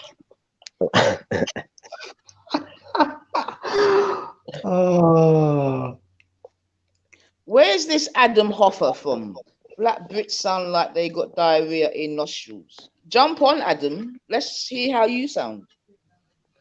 Come on, Adam. Don't just talk it. Jump on, man. I got 10 minutes. Adam. Where do we think Adam's from, boys? Where do we think Adam's from? What do we think? Sounds American because you got the name Hoffer. That sounds like Hofferman. Nah, I say it's from Gujarati. Adam Hoffer. I cuss Asians, like you got some serious cusses towards Asians. So, Jump on, Adam. Jump on, man. Let's hear how you sound for a start, and then we'll take it from there. But I know you won't, because you're probably like most emotional men out here, just bare chattings. And it just a yap. I mean, when I think Asians, I mean, I ain't being racist towards it. It's just the way Asians treat us in their stores and everything. I gotta call it out. Yeah, I can't take it no more. Stop fucking going then, Ail. You get me? Where am I gonna get cocoa butter from then? Where do you live? I can order online, innit? I get it. All right, cool. Exactly. Cool. Or if you live anywhere near Brixton, there's a woman in the market. She does it pure cocoa butter. Yeah, get me? Just pure. And I'm sure there's other places like that around, to be fair. So we don't have to go there, you know what I mean? We don't have to, especially online with the online thing now. You don't have to give them your money. So you need to find a way as to not give them your money, Bab. True. If that is the case. Get me? Yeah, they're just terrible, man. They stress me out, man. It's difficult because some of them, a lot of them are okay, but it's like a lot of them that treat us that filth. Is that I love a lambuna, you know what I mean? It's like their food is lame, you know what I mean? But no, I can't. Yeah, them can cook a dinner. I can't lie. You lot are mad, you know. We say you're like a boo. You're like a. The thing is, though, you know, the thing is now, so hold on a minute. Wasn't you online bigging up their women the other day, though? Yeah, I like their women. That's the thing. That's what I said. It's a difficult one because it's like I like their women. I like their food, but it's like stupid now. I know. Silly now. No one of them persecute us now. It's a difficult one. No, but you see, this is where I get upset with the man there minute. That's what I'm saying. You lot are weak, man. Cause how you out here cussing whatever, but like you're gonna take their gal? I get something that man. You give them leg to stand on now. You look mad. You look mad, man. Come on, man. That just looks stupid, man. You know what I mean? You need to sort yourselves out, man. That's stupidness, man. And why would you take their gal? As an Israelite, why would you take their gal? He said like the darker ones. That's a good question, isn't it? I don't even know. No, because we're in Babylon. But why Babylon, would an Israelite, if you're out here banging for Israelite, this, that, red, tear, and the whole nine, why would you then go and take an Asian woman? He probably means the coolie ones, not really. I don't even know how to answer that. Good question, Anita. Great question. But sis, this is what I'm saying. The man, them, they don't know what they're doing, man. No, it's true. They don't. You don't need to really think about what you lot are doing because you talk one thing, you do. That's why you lot are looking hella mad out here. And then they want to talk about they the leader, the house, they the head. Look at how you make decisions, man. Clean. How you make decisions? I don't even know. I don't even know why I'm doing that. Big up, dog magician. Big up, Mel. Big up, everyone. Big up. Yeah, man. So all the Bible bashers are gone. Just as I got home and I was ready to destroy a few people, they've all dispersed. The Bible they was bashing earlier. They was bashing the Bible. Oh yeah. But this is what I'm saying. That's not nice. The Bible is our book. You don't like the Bible.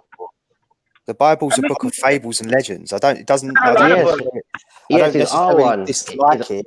There's much about the Bible that I do actually like, but to say that it's divinely inspired is just wrong. It's not true. No, but it's like Africans claiming Harry Potter's book and trying to live wear their clothes and you know what I mean. That's your lot stuff. There's certain things that pertain to certain people that can actually fulfill the true fulfillment of that culture, and a lot of that no happens one's to be claiming that there is actually a Hogwarts, and you know Yes, you they can are. go there by going to 9.5, the platform 9.5. No one's actually claiming that to be actually true. But if it was just like how Islam, a lot of the things were pertain to Islam would be in a Pacific area. So Hogwarts, it pertains to England mostly, even though they had the castle in Canada, but they're talking about places in England like we don't have trade in Africa. In Canada, I think the castle's a CGI. No, the actual university of that place is actually a real building in Canada. I'd have to look that up. I don't believe that's to be true at all. Yeah, it actually is. So really and true that's like your traditions, your cultures, and for anybody else to do that type of culture, they would have to go to England, innit, in a sense like that. Not really, because I believe Harry Potter's been translated into many different countries. Yeah, but everything for lots Harry of people Potter enjoy is Harry in Potter. England. Not really. No, not really. Yes, because the train station's not in Nigeria. Yeah, but It's like in anybody, India. so for instance, even the students that went to Hogwarts were from all over the world. So they say. No, it Y'all is done true. went to a whole Harry Potter conversation. I know. Like, Turok, you can't. But realistically, we're in. They try to make everybody exclusive, but it's really exclusive only to England. No one's claiming that you can wave a wand and say Avada Kedavra and kill someone. No, but what I'm trying to say though, you're claiming that if you pray, that things will happen. Can you demonstrate that? No, because that's my God and my family's God. It's not. It's like it only pertains to my people. It only works for my people. Just like Harry Potter, it might only work for your people. If you understand. No, I don't. So if every Israelite prayed at the same moment to end white supremacy, yeah, we could end. You know. Will it happen? Of course. Say that again, Melanie. If every Israelite prayed to end white supremacy, will that happen? Of course, yeah, it's happening now. But here's the way is that you guys are insane. You're absolutely insane. Please give me one clear example of when prayer has ever worked. Ever. So are you telling me that right now we have Israelites praying to continue white supremacy? Because I would be shocked if there are Israelites that is praying to continue white supremacy. I would think that Israelites are praying. Oh, he just the way he just Melanie, the way that us as Israelites, the way that we pray to God. Come on, mate. Come on, and I will destroy you. Seriously. Trust me. The minute we all start speaking our original language and get back to our original ways, and we all start praying and things like that, it's going to be a whole different scenario. Right about now, we have a lot of our people sitting the Catholic Church, all the other churches. They need to come back home to the real tribes of Israel and come and worship the true our God, not nobody else's God. Wait. What do you mean? What do you mean that as soon as you start speaking your original language, like why you got to speak a different language to pray? Since when? Why shouldn't we not speak our own language to pray? No. I'm saying, but why do you have to? Since when? So you telling me right now it don't even make no. It don't make no. I'll give you a good example. Let me ask my question first. Right now, speaking in English and praying, you're saying God can't hear you or understand you. No, but think about it. God is our Father. Yeah. How do you speak to your parents? Do you speak to your parents the same way you speak on Hangouts? Either way, my parents would understand me. Either way. Can you call your mom? Hold on, 2 seconds. Let me answer your question though. But how you going to say 2 seconds? I say yes. I speak to my mom. I say, "What's up, Mom Duke? What's good? What's good, Mom? Yes. Okay. Now what?" So could you do that as a 5-year-old child, and your mom would actually answer back to you and listen to you and yes, child, yes, Mom Dukes. Yeah, of course. Of course. You can do that with your granny. You can do that with your granny, yeah? I say, Granny, what going? Look, Turok, if I go to my parents or my grandparents and I say to them, it just goes to show how because a man couldn't do that to his mother and start talking about Mom Duke and this, that, and the other and things like that. There's a level of respect how you actually need to talk to your elders. It's not the same as calling me a bitch. It's not disrespectful. The point is, you're talking about the language. You're changing from slang. You're changing from slang to a whole different language. So I want to know if your we need guy, to speak properly to our parents. I want to know if your guy can understand you when you're speaking now. Understand.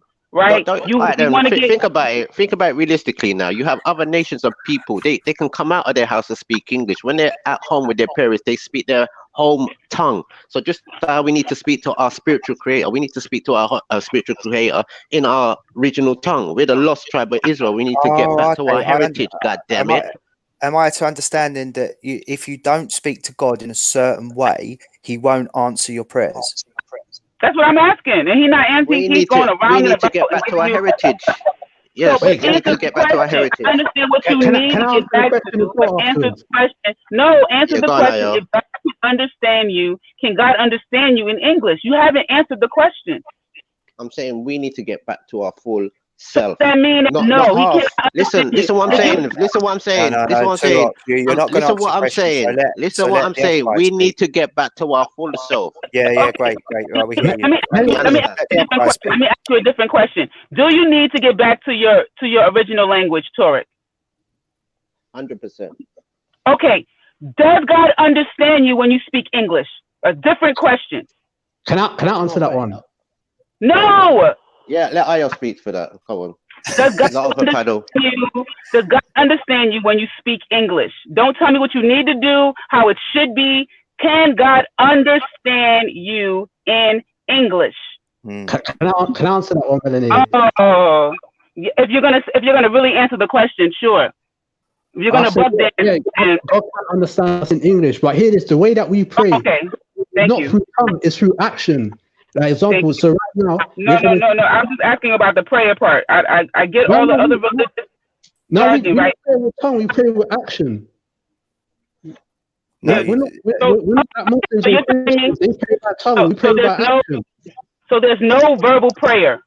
No, there's no verbal prayer. Everything is action. God said, "Walk in my commandments." That's action. Okay, but God did not ask you to pray. Now this is the difference. Okay, there's another way of dealing with this. Have you ever prayed to your God verbally? When I was a child, yeah. Before I was an Israelite, yeah. When I was a child, but since I was an But you Israelite, haven't done that since? No. Not at all. So you don't try to converse with your God at all?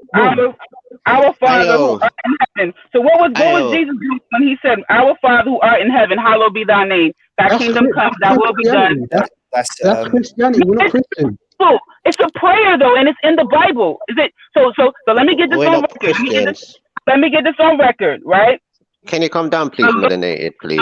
The Lord's Prayer. I'm sitting in my car. I'm not even hyped. You don't want me to get hyped.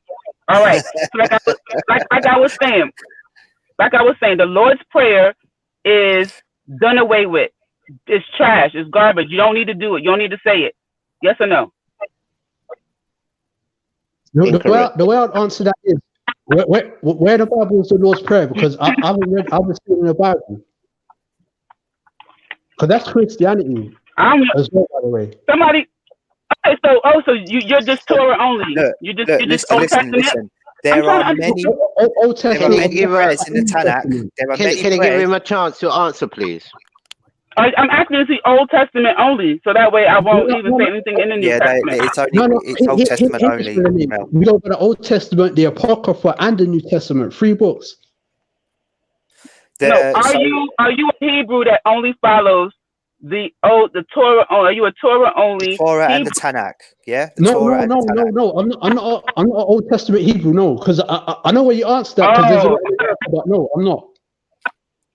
Well, because it confused me because it sounded as if you were dismissing something that was in the New Testament. So I do recognize that in your belief system there are Hebrews who only adhere to the Torah and the Tanakh, and they don't recognize the New Testament.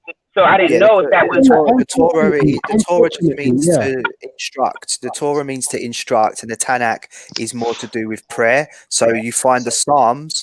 So you have you guys accept the Psalms, correct? Yeah. Well, for me, prayers. They are prayers. The Psalms for are me, prayers. no, it's not prayers. They're not prayers. Yes, they are They're prayers. songs. They are prayers to God. They're songs. They're part of prayer. Oh my God! Seriously, do you even know what Tanakh means? Seriously, the come Psalms on. are songs. They're songs by of David. prayers to God. Leave it. It's a song. Leave it. It's a song. No. Hold. Can you not just calm down for a minute and let everybody at least get that whatever they need to say out. But for me, I think for me, I think that it's not a religion; it's our culture. You understand? This is what you're getting us mixed religion are the with same Christians. thing, Turok. No, it's not the same thing. No, it's not the same thing. Where does the culture come from? In Catholic, do they tell you to get circumcised? Some Christian sects do circumcise still, yeah. Yeah, but we're not dealing with some. In Christianity, the real Catholic Church, do they tell you to get circumcised? I'm not too sure about. I'm not too sure about Catholic. Well, this is what I'm trying to say to you. Shall I tell you why? Listen, Shall I tell you why? There are. Shall I tell you why? Because it's our custom and our culture to do that. You Baptist understand? church, It's our Pentecostal, it's yes. a Baptist, yes. Two seconds. You don't can't speak at the same time. It don't make sense. You both can. You know, you're extremely uneducated. Who wrote Psalms? Who wrote Psalms? As far as I know, most of the Torah. See, that don't make sense. I mean, melanated. Let the man talk, man. I don't even understand you in No, English. no. Psalms are written by David. You understand? Can you calm down, please, melanated? Melanated, calm down, please. Go learn the Melanated, please, Hebrew. calm down. Go learn the Hebrew.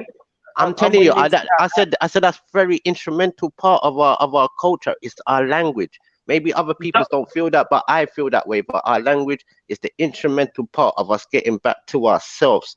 Listen, I'm saying that it don't matter to read the Psalms, to say the prayer, because apparently God only understands Hebrew. He don't understand nothing these people been saying in English. He not listening to nothing until you learn the language. That's not true. No, Melanie, that's not true. Yes, that's what Torah just said. God, Yeah, because listen, for one, when you're praying, don't pray. Yeah, because for one, the names of these people have been Englishanized, so we're not really praying to the right people how we're praying to. If you understand what I'm saying, we don't know who we're praying to. We'll cover the names or what we are using. Maybe our creator does sympathize with us. Hold on 2 seconds, please. I will let you land, Bridget. It's simple, bro. Maybe God does. Maybe God. What did you just say? What did you just say? I will let you land, bruv. Is that what's wrong now? Did I cuss you out? What wrong have I said now? He didn't just hear you. He didn't understand What have I you said said. wrong? What have I said wrong now? What have I said wrong? He didn't hear you, yo. Just go ahead. You just called me by a name. I said, bruv, don't worry, bruv. Can you give me a second, bruv? I didn't call you no names. I didn't cuss you or nothing. I said, can I land? I will let you land, bruv. I thought you said a name. No, he didn't. He didn't. But to that though, let me ask you something then, yeah. So yeah. I mean, I did hear you say at the end, maybe the Most High will sympathize with us still. So maybe you kind of answered my question still. But are you and Io saying that without our original language, that we're not really communicating in the most significant way that we could? Is that what you're saying? And that if we were speaking in our original tongues, that we would get that would get a better response? I mean, what are we saying here? Very much so, I think. But to be honest, because 100%. Because like with the Muslims, they go out their way to learn their language. At least they try to say their prayers in Arabic, or you know what I mean, or something, or at least understand the Arabic, because a lot of the English meaning, it doesn't hold the purpose of the language, and that when you start learning the languages, it opens up a whole nother understanding of your words and how people communicate. So I think it's a very instrumental part. Well, can I ask you a question? One second. I mean, I hear. I'll answer afterwards, but go ahead. I've got a different answer. Go ahead. All right, you go through, young man. Go on, go through. How can I say? Because what it is. How could I say the way I'd answer what you're saying is, how could I say the word prayer? It means to seek, and the way Israelites seek God is to keep his commandments. With Exodus 19 to the last page of Deuteronomy, that and God said don't take away or not to add to the commandments, and if anyone is to, they're to be put to death. So when you look at the commandments, everything is all action. So it's that not to eat pork, to eat the goat, to keep the Sabbath day in April, celebrate Passover, and there's like 1 week where we have to eat bread alone. So it's like things like that, you know, to recognize Christ as the King of the Israelites only, not to worship stone. Everything is physical. It's all action, and it's like in terms of that, the songs now. So you don't think language is significant then? No. That's why I said I've got a different. That's why I said. I hear you. I'm just making sure that I'm understanding what you're saying. All right. So we've got two Hebrew Israelites with slightly slight conflicts when it comes to the language thing. All right, no problem. So Turak, you're learning to speak what then, Turak? Yeah, what language? The ancient Hebrew is just like even like the Rastas when they sort of formulate, they started to learn Amharic. What did you say? What language were you learning? I missed that part. The old I'm trying to learn ancient Hebrew, and it's just like it's just like the Rastas when they sort of formulated, they decided to learn Amharic, which is another ancient Semitic language as well. Okay, that's interesting. Okay, so the ancient Hebrew is the language that you. So you believe in verbal prayer. Torek and AL believes in physical prayer.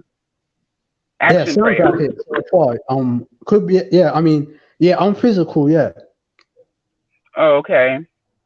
I'm a bit of both at the same time. You have to keep the commandments, and I do like to give reference, or like there's even like our people give thanks even with songs. Like this is where you get like gospel music, and we give reverence and we sing like we sing our Bible basically. Like Deuteronomy is like a passage called Shema, and it's talking about the covenant that we hold with God and certain things like that. So that is sort of part prayer as well, singing as well. Okay. Yeah, and the Psalms are a way of lamenting a prayer, giving thanks for prayer, for God's receiving of prayer, lamenting on God's forgiveness. There's many different ways in which you can lament a song, which I agree is a song, but it is a verbal prayer to God. It's like giving reverence. It's like what we call gospel music in a sense as well. It's like giving reverence. Right. So I can agree with you. Yeah. That it is, for me, if you're going to say that your religion is about action, intent, and a certain way of life. Wait, listen, you just said to me, to let you land. Now let me land, right? So you're explaining to me that if you abide by the commandments in your actions, that you will have a righteous life and a good life. Good life will come to you. Or talk alone. Yeah. Is that a question? If you're saying that's true, then I'm not going to disagree with that. I think that's a perfectly sane and objective way of living one's life. Absolutely. But to say that there is no verbal prayer in your creed is not correct, is it? I don't know what you're getting to with that, to be honest. I was very, very clear. I said to say that in your creed, which is you say you're Israelite, so you're not a typical Hebrew Jew, right? So you have variations, differences. You accept Jesus as a type of prophet, correct? He's our relative. But where the classical, like you would say, not classical, but in the classical sense, the European Greek sense of what is Hebrew, or you say the Hebrews, the people that class themselves as Jews now are not the original Jews, right? They're not. Some of them. Well, some of them that they have like ethnic variation, so you can't just say they're completely Caucasian. That's why I say some of them. Yeah, so there's Ashkenazi, there's European Jews, there's but I get on board with that, right? I get on board with that. I can understand that you're saying to me that the original Hebrews were Ethiopian, were black, and they not Ethiopian, not Ethiopian though. But they would have been a variant tribe, right? Yeah. What do you mean by variant? Like they were coming from that region, though there were certainly Hebrew Hebrews, right?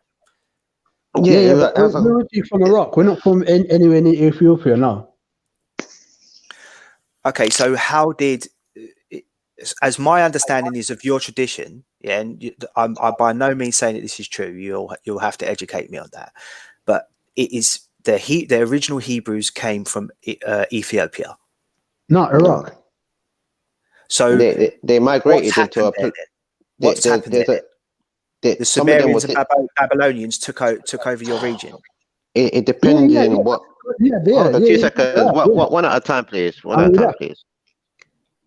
It depends on what times and regions you're talking about. There's times we've been in captivity in those types of locations, and there's times when we've sort of formed our own little area, basically, like places like Aksum and Gondor, which are in the areas which you would be called as Kush, not really Abyssinia itself.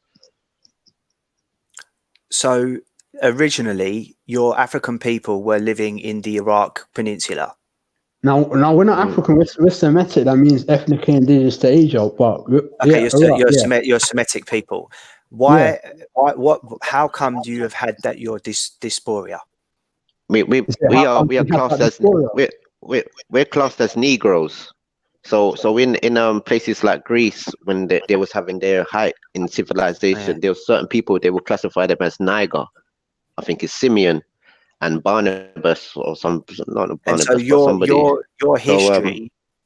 Hold on 2 seconds. So 2 seconds. So you have people in Ethiopia now that will actually identify us now as even Negroes, or they call them Nigers or Negus or Nigres. A lot of our people have sort of intermarried with other tribal people, if you understand, along the way. So take for Solomon and Sheba, and Solomon had various different wives and certain things like that. So your religion, you're saying, has been hijacked by the people that call themselves Jews now. Yes, it's been hijacked. No, but it's been hijacked. Christianity to Islam to even these other people have converted and took on our ways of life.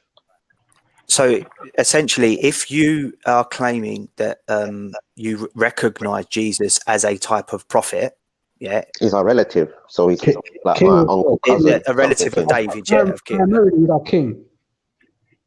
So he's a direct descendant of David, yeah.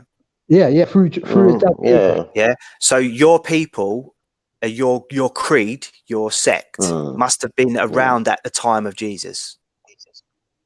He's our relative. And is there any evidence to show that they were accepting Jesus?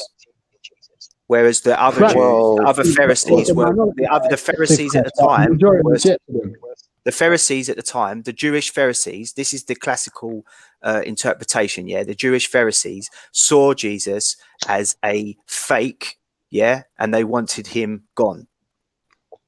Can you put no, this is just from a personal point of view, right? So I would like to, because I want to go and research this myself.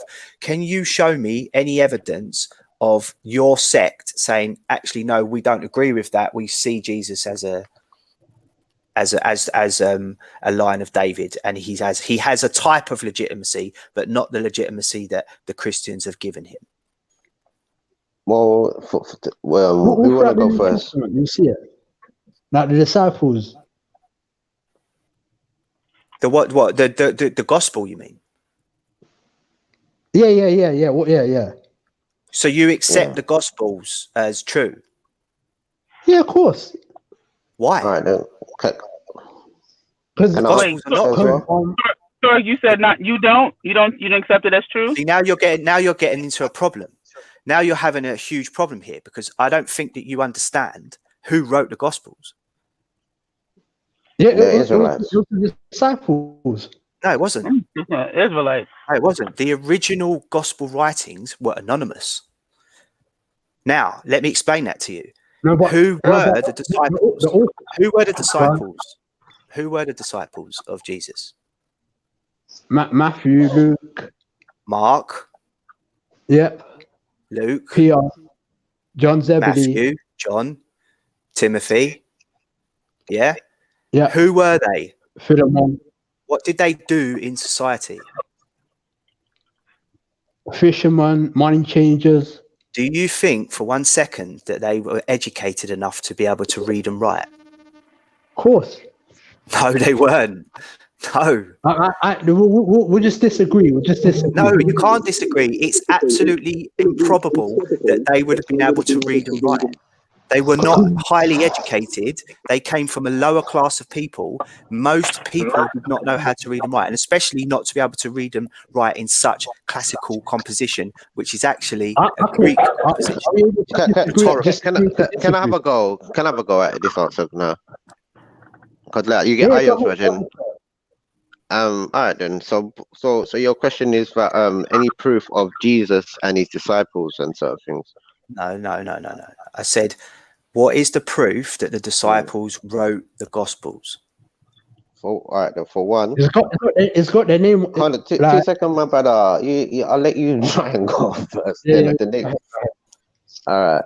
For one now, you have to understand the time where they're in, and Greece and these places are like the height of civilization. All right, So, go on, family, enjoy. See you on the other side, man. Bless up. big up, sis. Big up. Have a good weekend, man. You have to understand Greece and these places are like the height of civilization. So these places are like New York, London, and all these types of things. What's Greece got to do with anything? So if you understand that the places like Egypt and all these types of places, our people were scattered into all of these types of new metropolises or new cities and things like that. So if you know about Greece was like a multinational city, like Athens and all them type of places like New York, and how you see London today. So Jesus now and his people are like relatives of each other. So their parents know each other and all these types of things. So they know they've gone into because John and all these types of people, they know each other's parents, Mary and all these types of people. Turok. So there's a question in the. Let me explain something to you. Hold on, 2 seconds. Let me finish. We're not going to just give you free reign to talk, yeah? Because you're talking nonsense, mate. Seriously. 2 seconds. You don't understand something. 2 seconds. Wait, hold on. I'm just gonna. I gotta go back to work. So Jamaicans are from Iraq and they're related to Jesus. That's the question from the chat. That makes sense. That makes sense. Okay. That's what you guys said. The tribe of Benjamin, yeah, not Jamaicans. The tribe of Benjamin, maybe you could say, and it would make sense. Present day Jamaicans, right? Because I'm saying it the way that it was written in the chat. Present day Jamaicans are originally from Iraq, and they are Jesus' cousins or something. They're related to Jesus. Yeah. So this is what I'm trying to explain to the brother. Before Peter and all these people were born and all these things, their parents and all them, they know each other because they're of tribes and they're of the same culture. So they would be. Mary was like, I think, Levi, and Joseph, I think he just took on he was just I think he just took on Levites as well. With all due respect, mate, what you're saying has no bearing on anything. Yeah. No, because you have to understand the time period what they're in. This is like the You have to What's that got to period. do with being able to read and write? Because at that period of time, they could either write their own language, which they spoke. No, they couldn't. Hold on. They could either write their own language, or they could write the language which everybody was probably familiar with at the time, Latin. So you actually believe that the Gospels were actually written by somebody called Mark, Matthew, Luke, and John? Yeah. Not you in actually those believe ways. that? Do you understand that the historical consensus is? Can you calm down, please? No, because you've spoken and now it's my turn to speak. Yeah, I've told you. You must understand. I said this before. The historical consensus is that those Gospels were written between 30 and 40 years after the contemporary time of Jesus. They were not written by the people who are ascribed to them, the authors that are given to them. They were written by groups of people and changed over many, many times. Most of the traditions were oral. They were oral. This is the historical consensus from academics in this field. And you're trying to say that that's not true. I'm saying you should write a paper, bro. You need to write a paper about this. I'm saying it's basic fact. They either spoke Latin or they could because of the time period. You understand what I'm trying to say to you? They spoke Aramaic. This is what I'm trying to say to you. Where are they going into? Where are they going into? I'm talking about the time period. These types I of have to things. go, man, because I can't. It's like talking to a toddler. You can't just say the word Latin. Well, let me finish. Let me finish them. Basically, these names, what you're calling that Matthew, Luke, and John, of course they wasn't those types of names. These names has been modernized and all these things. They had their original. They had their original types of names and things like that. No, so you had people that could write in Hebrew or Aramaic, as you said, or they could write in Old Latin. Turok. And writings. what we know of the New Testament. What is the New Testament written in? Greek. Latin. Greek to Latin, yeah. That's how it's been translated over years. Over languages come and go. Have you ever heard of dead languages? Once you have to understand the people at the time. It's like us now. We will write in English. So how the hell were they speaking Latin back then? Because they're in they're in those regions. Jesus gone into. Listen, what I'm saying. Jesus went into those regions. Jesus went to places like Crete. Where's your evidence of that? That's the whole book of the New Testament, when Jesus going into these types of places and looking for his own people. No, it's not. Bridget, this is what it's all about, Bridget. It's about him going into these areas like Greece, Athens, Rome, and all these types of places and talking to his own people. What Gospels you're reading, bruv, but at the end of the day, that's the whole New Testament. That is the whole New Testament. Can I speak? The historical consensus is, from the academic world, is that these writings were anonymously written when they were originally written, and they were written 20 to 40 years after the supposed time of when Jesus was around. There's no other contemporary writings of Jesus. There's no eyewitness accounts of Jesus. Now, when you actually look at the Gospels themselves, they contradict each other. For instance, because Jesus is a new entity. They're not going to show you Yahashua, the original Jesus. They show you another type of Jesus. Oh my God, that is not the original Christ. I can't continue with you two up because I'm on a completely different level to you. I'm saying this is our culture. I've done my You're research. looking at religion. You're looking at religion. You don't know. You don't understand Jewish culture. Of course, I understand Jewish culture. My family's Jewish. You idiot. Oh, see, the penny drops. The penny don't drop because you see the insults. I haven't even insulted you. I haven't called you idiot. I haven't said nothing like this to you. I don't say. I haven't said nothing like. I haven't said nothing like that. I could say that. So I could call you mumsir. I could call you mumsir. You're a mumsir. I don't say it. You're a mumsir. I don't say you're an idiot. You're a Atala Yehudi. Atala Yehudi. Atala Yehudi. It doesn't matter. Atala Yehudi. You're saying that they spoke Latin. Mumsir. Come on, Mumsir. Atala Yehudi. All right, I'll speak to you later.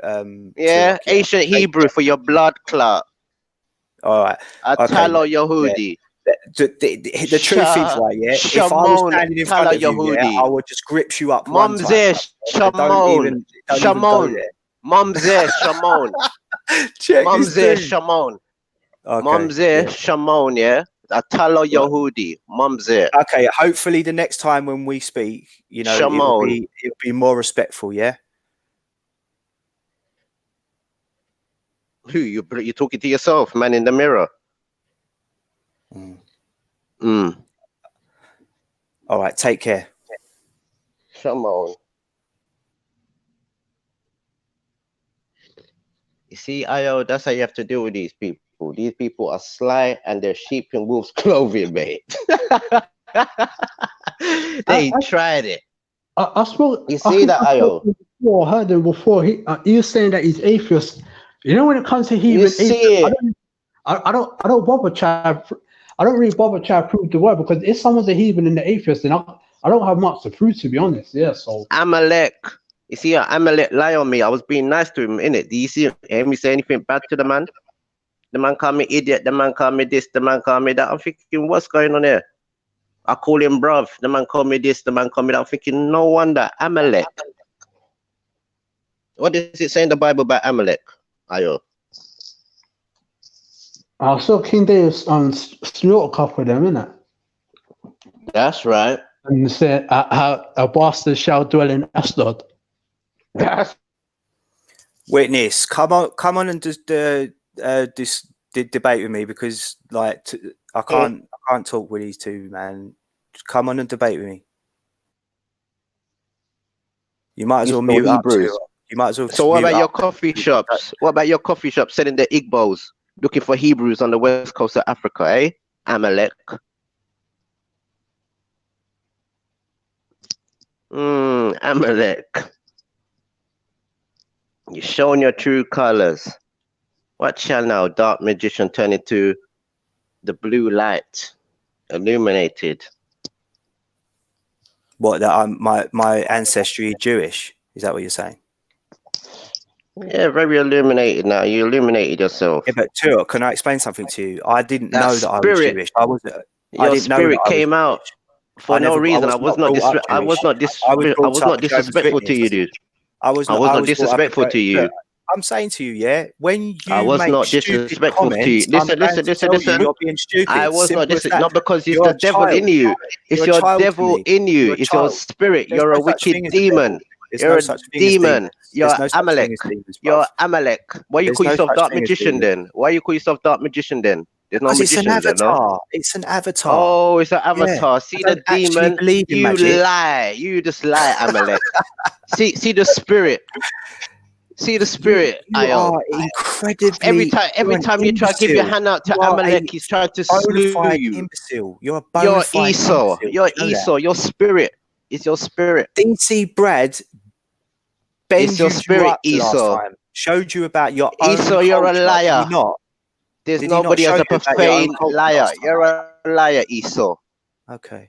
Well, okay, You're a that's liar. fine. That's totally fine, man. Like, say whatever you want to say. But you said clear as day that they were speaking Latin in ancient Aramaic times. You are an imbecile, an asinine I'm saying, fool. what were the Seriously. language? So when Jesus went into these areas, what language do you think the people were speaking? What areas did Jesus go into? Like Galilee, Crete, and all them type of places. And what you think they were speaking? They were speaking Greek and Latin in those places, yeah.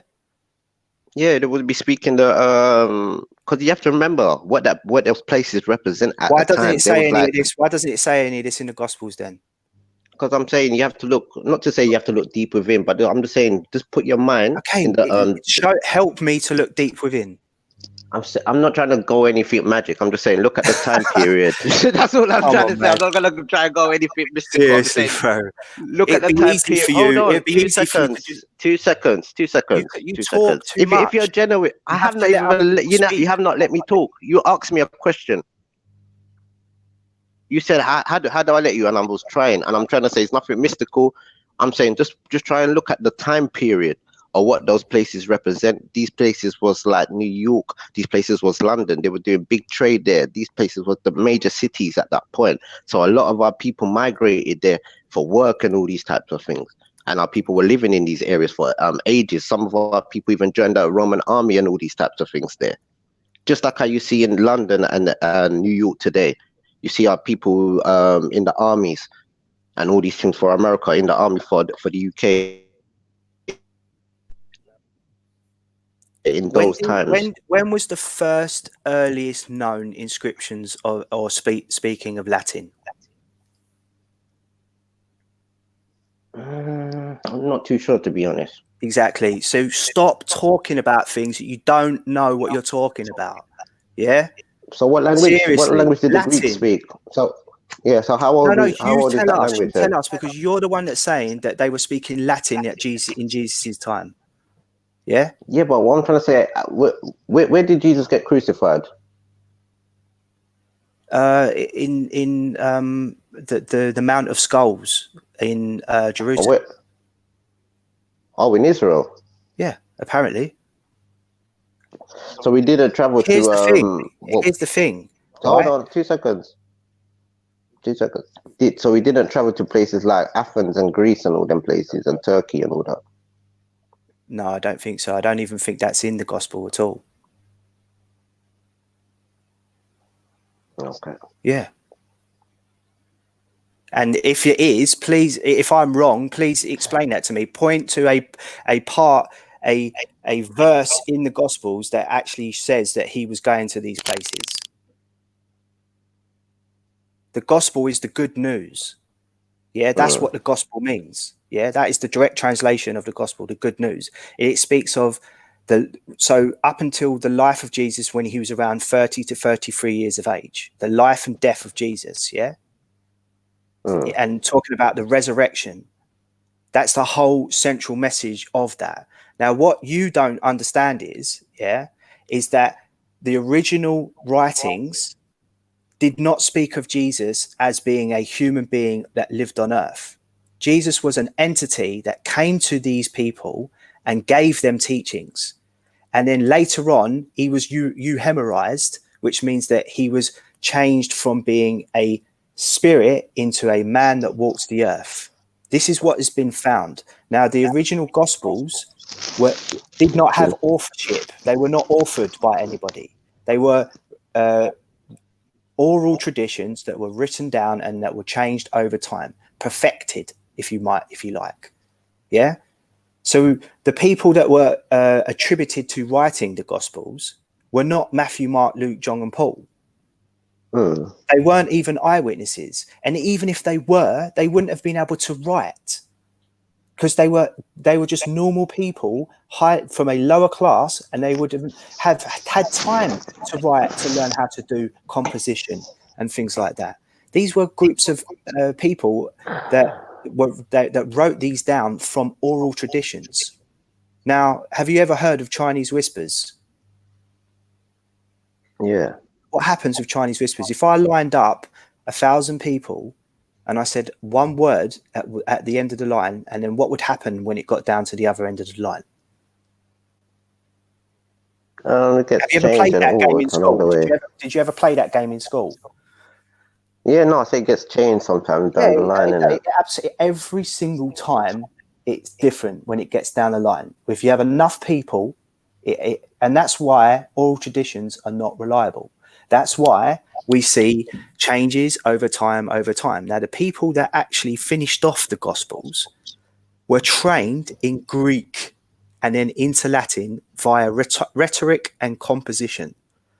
And that's why you've ended up with what you end up now. Now, if you're saying to me, in your tradition, there's a gospel that we don't know about, like, produce that to me. I'd love to read it, and I'd love to understand that. Because a lot of what you and Ayil are saying is not in keeping with the classical understanding of Hebrew, the Hebrew Torah. And so most Jews will not accept Jesus as the Messiah, but you do. No, but here this magician. Can I just? I'm coming quickly. Hmm. Hear this. Those people there in Israel, they're not the real Jews. They're white. They're people that are stolen our identity. Christ didn't come for them. Why is that important? Because they're not the real Jews. Yeah, but why has that got to do with anything? So why does that change anything about anything? Because the Bible is the book of the Israelites only. It's not their book. They're nothing to do with the Bible. Why? So you can't convert to Israel, to the Israelite religion? No, you have to be born an Israelite. Wait, how the hell do you get to be born an Israelite? So what you call Black American, Black Brazilian, or Black Caribbean, that's an Israelite. But Turok said to me that you integrated into other people's sects, and over time I said we married into other people's women. Take, for instance, King Solomon and the Queen of Sheba. Do you understand genetics? Our genetics now.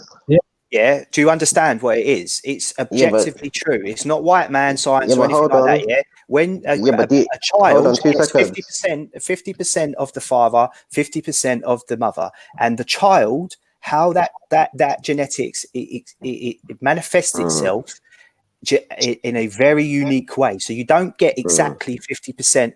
How your genetic variant will express itself is not exactly 50% mother, 50% father, but you get 50% from your father, 50% from your mother, and then you as an individual is expressed completely uniquely.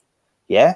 Now, if you're saying to me that your people married into other women who weren't born Israelite, yeah, then you have no way of knowing who is an Israelite and who is not. Yeah, we do. Hold on, 2 seconds. 2 seconds. 2 seconds. What did they do in Africa and Asia? How did they go? What did they go by? I don't understand what you mean. In Asia and Africa tradition, they go by the father's seed. Okay, so in order for you to be an Israelite, you have to be born to an Israelite father. Yeah. Yeah. But hear this, magician. We can prove this through the Bible, but and again, it's empty because you don't believe in the Bible. So it's kind of an empty discussion. But we'll answer your I'll answer your questions in it. But I know as yourself as an atheist, I can't prove anything to you. I can only answer your questions, but I'm not here. You can. God exists. But all I'm going to do is answer your questions. But I'm not going to prove to you that God exists. I'm just going to answer your questions. You can't do that, and I can't prove to you that God doesn't exist. That's not the point. The point is this, yeah? Is your teachings worth it? Are they moral? Are they ethical? Do they what do they do? Like, are they true? So you believe in faith, right? You do believe in faith, or you'd agree with that? Yeah. Yeah? What is faith? Belief. Without evidence. No. For us, from Israel's perspective, our evidence is the Bible. But then again, I'm not trying to prove to you that the how can I say, the verity of the Bible, because remember you're atheist, so I can't do that. But for us, the very what you have to understand is when I'm an atheist, yeah, what that means is that I can study your belief, yeah, in a very different way to how you can study it, because I don't have any emotional investment in that.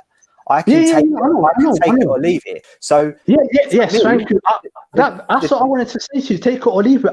That's how I am when it comes to explaining the Bible. I'm take it or leave it. I'm not. Yeah, I never force any. I don't necessarily have a difficulty with being able to say, that's wrong.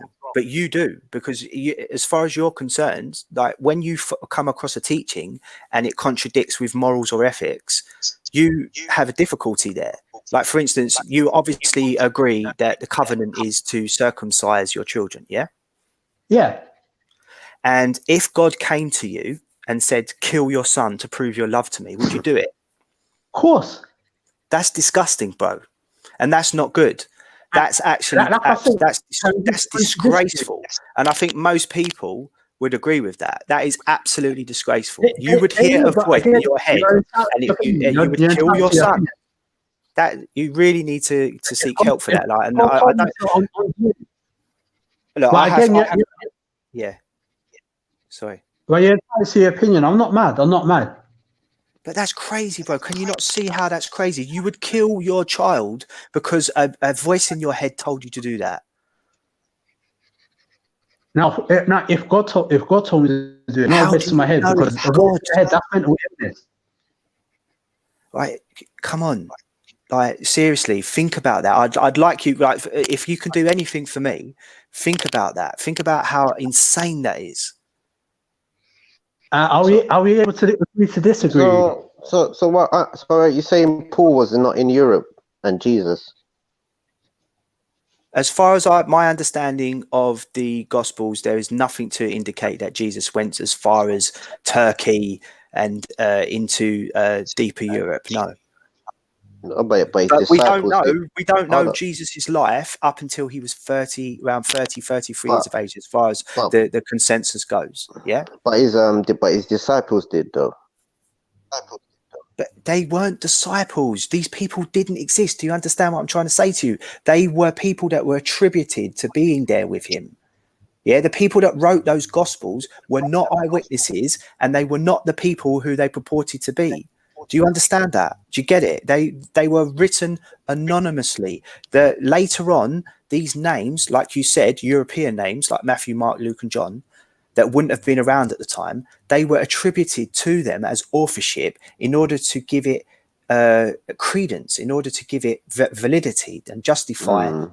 Yeah, see? But even the academics in this area, they are Christian mostly, because it's theologians that will study this area. Yeah, even they are loath to admit that they are not attributed to anybody. The authors it doesn't matter what name you give it to them, even if it was a name that was like familiar at the time to that area, like Yeshua or whatever. Yeah, it doesn't matter. They weren't actually there. They were written 20 to 30, 40 years after the actual time. There's no contemporary writings of Jesus. There's no evidence that Jesus ever existed. Now, that's debatable. People will debate that. But I would always argue that the life and teaching of Jesus is not moral or ethical, and you should not want to follow that teaching. There's lots of things that Jesus said which are, for me, are not moral and ethical. Now, of course, morals and ethics are a subjective value. Yeah. You should be able to have your opinion, and I should be able to have my opinion. Now, the difference with Jesus is he says that if you do not accept me, I'm going to throw you in a burning hell for all eternity. But that's what I'm saying. Yeah, because there's two different Jesuses. There's the actual Greek. So you don't accept revelation then? No, because we have like the word hell in Hebrew means two things. It means grave, like the grave to go inside when you die, or it can mean the word Abaddon. Abaddon means destruction, like just a loss. No, I get it. In the Hebrew tradition, there's no such thing as hell. I get that, and I don't criticize the Hebrew Israelite tradition for that. I think it's a good thing. It's only until Jesus comes. It is dark magician. Because we're not that Muslims and Christians believe in all this craziness about you're going to hell if you don't accept what we say. And no, we're not like that. No, but if you're saying that you accept Jesus and you accept the Gospels, then you have to accept revelation. And it says very clearly, and also Jesus says in Gospels as well, that bring my enemies before me so that I can kill them. Yeah, I know. What I'm trying to say to you, that I was explaining dark magician. What it is what's it? Hell in Hebrew is two words. It means a grave to go inside when you die, or destruction, like a loss. And the Revelation doesn't say hell. Revelation says the fiery lake, the second death. If your name, it says quite clearly in Revelation. I can't remember the chapter, but it says the Lamb of God, which is Jesus. Yeah. Will open the book of life, and if your name is not found in the book of life, Jesus himself will throw you into the fiery lake, the second death. Yeah, I agree with that. That's for Israelites only. It's not for Adam's other people. That's for Israelites only. So most Jews, in the Hebrew, as you say, the Jews that have hijacked your religion, they do not accept that. But they don't accept that. But you're saying to me that you do accept that. So now you have a problem. You have an issue with that. Yeah, but or maybe you don't find that to be an issue. Dark magician, they're not the real. They got not like I said before. Let's play the process of elimination. They're not the real Jews. People from Russia. They got nothing to do with the Bible. So let's eliminate them as Jews and keep it as us as real Jews. Yeah, that's fine. We can keep you as the real Jews, and that. But do you still accept revelation? So you accept that Jesus is going to throw me into the fiery lake of hell for eternity. Not Adam's own people. So, go on, the magician. So you accept. Can I jump in there somewhere afterwards? Go on, jump into it. Well, basically, they say Jesus's mother's house was actually in Turkey. Where does it say that? What gospel does it say that? Well, some people say it's a tourist site. Basically, like they say that's where Jesus' mother is. Miriam's house is in Turkey. So I'm saying, like, if you look at the geographical parts of certain parts, like there's even I think Philip. As far as I understand, as far as I understand, the tradition says that Jesus was from Nazareth. Yeah. Yeah, that's not a problem. On his cross, it said that he was from Nazareth. Jesus, the King of the Jews, Jesus of Nazareth. Yeah. And as No, far as but I what I'm know, trying to say, that's in 2 seconds, brother. Jerusalem, Hold which is on, in hold on, modern 2 seconds, day 2 Israel. seconds, 2 seconds. But I'm thinking that there's two different Jesuses. What people are getting mixed up with. There's the ones that's called Yahawashai, but spoken like a Amharic language. When you have like somebody that's actually called Jesus, who was like a preacher in Greece. But the person that what we call Yahawashai, he actually went through certain parts in Europe because our people was in like places like Greece, Turkey, on the certain islands, some of the Where are you parts in getting all this Egypt. from? Because it talks about the apostles going in to talk to bring the children of Israel, the actual I think what descendants. you're talking about is the letters of Paul. Yeah, No, where I'm they're talking about going out. They're going out into the world to spread Christianity. So the no, letters it's to to get the children. theologians and stuff like that. I don't. No, but what I'm And trying to that's say, after 2 seconds, Jesus. Mark, That's 2 not during seconds, Jesus' time. 2 seconds.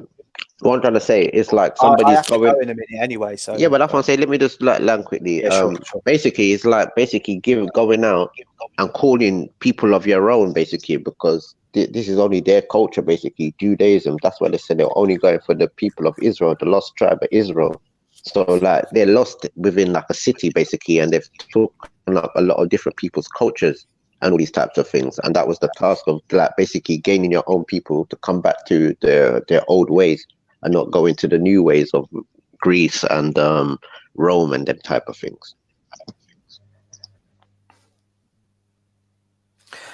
Before I go, I just wanted to say to you, Turok, that I apologise for calling you. Yeah, me too, man. Yeah, I apologize. I mean, it got a little bit heated there, and you know, I really don't like to have those kinds of exchanges with people. I'm not like that at all, to be honest with you, and I do respect you as a person. I have listened to you on these streams before, and I think you do conduct yourself in a very good way, even though you know I don't agree with a lot of what you say.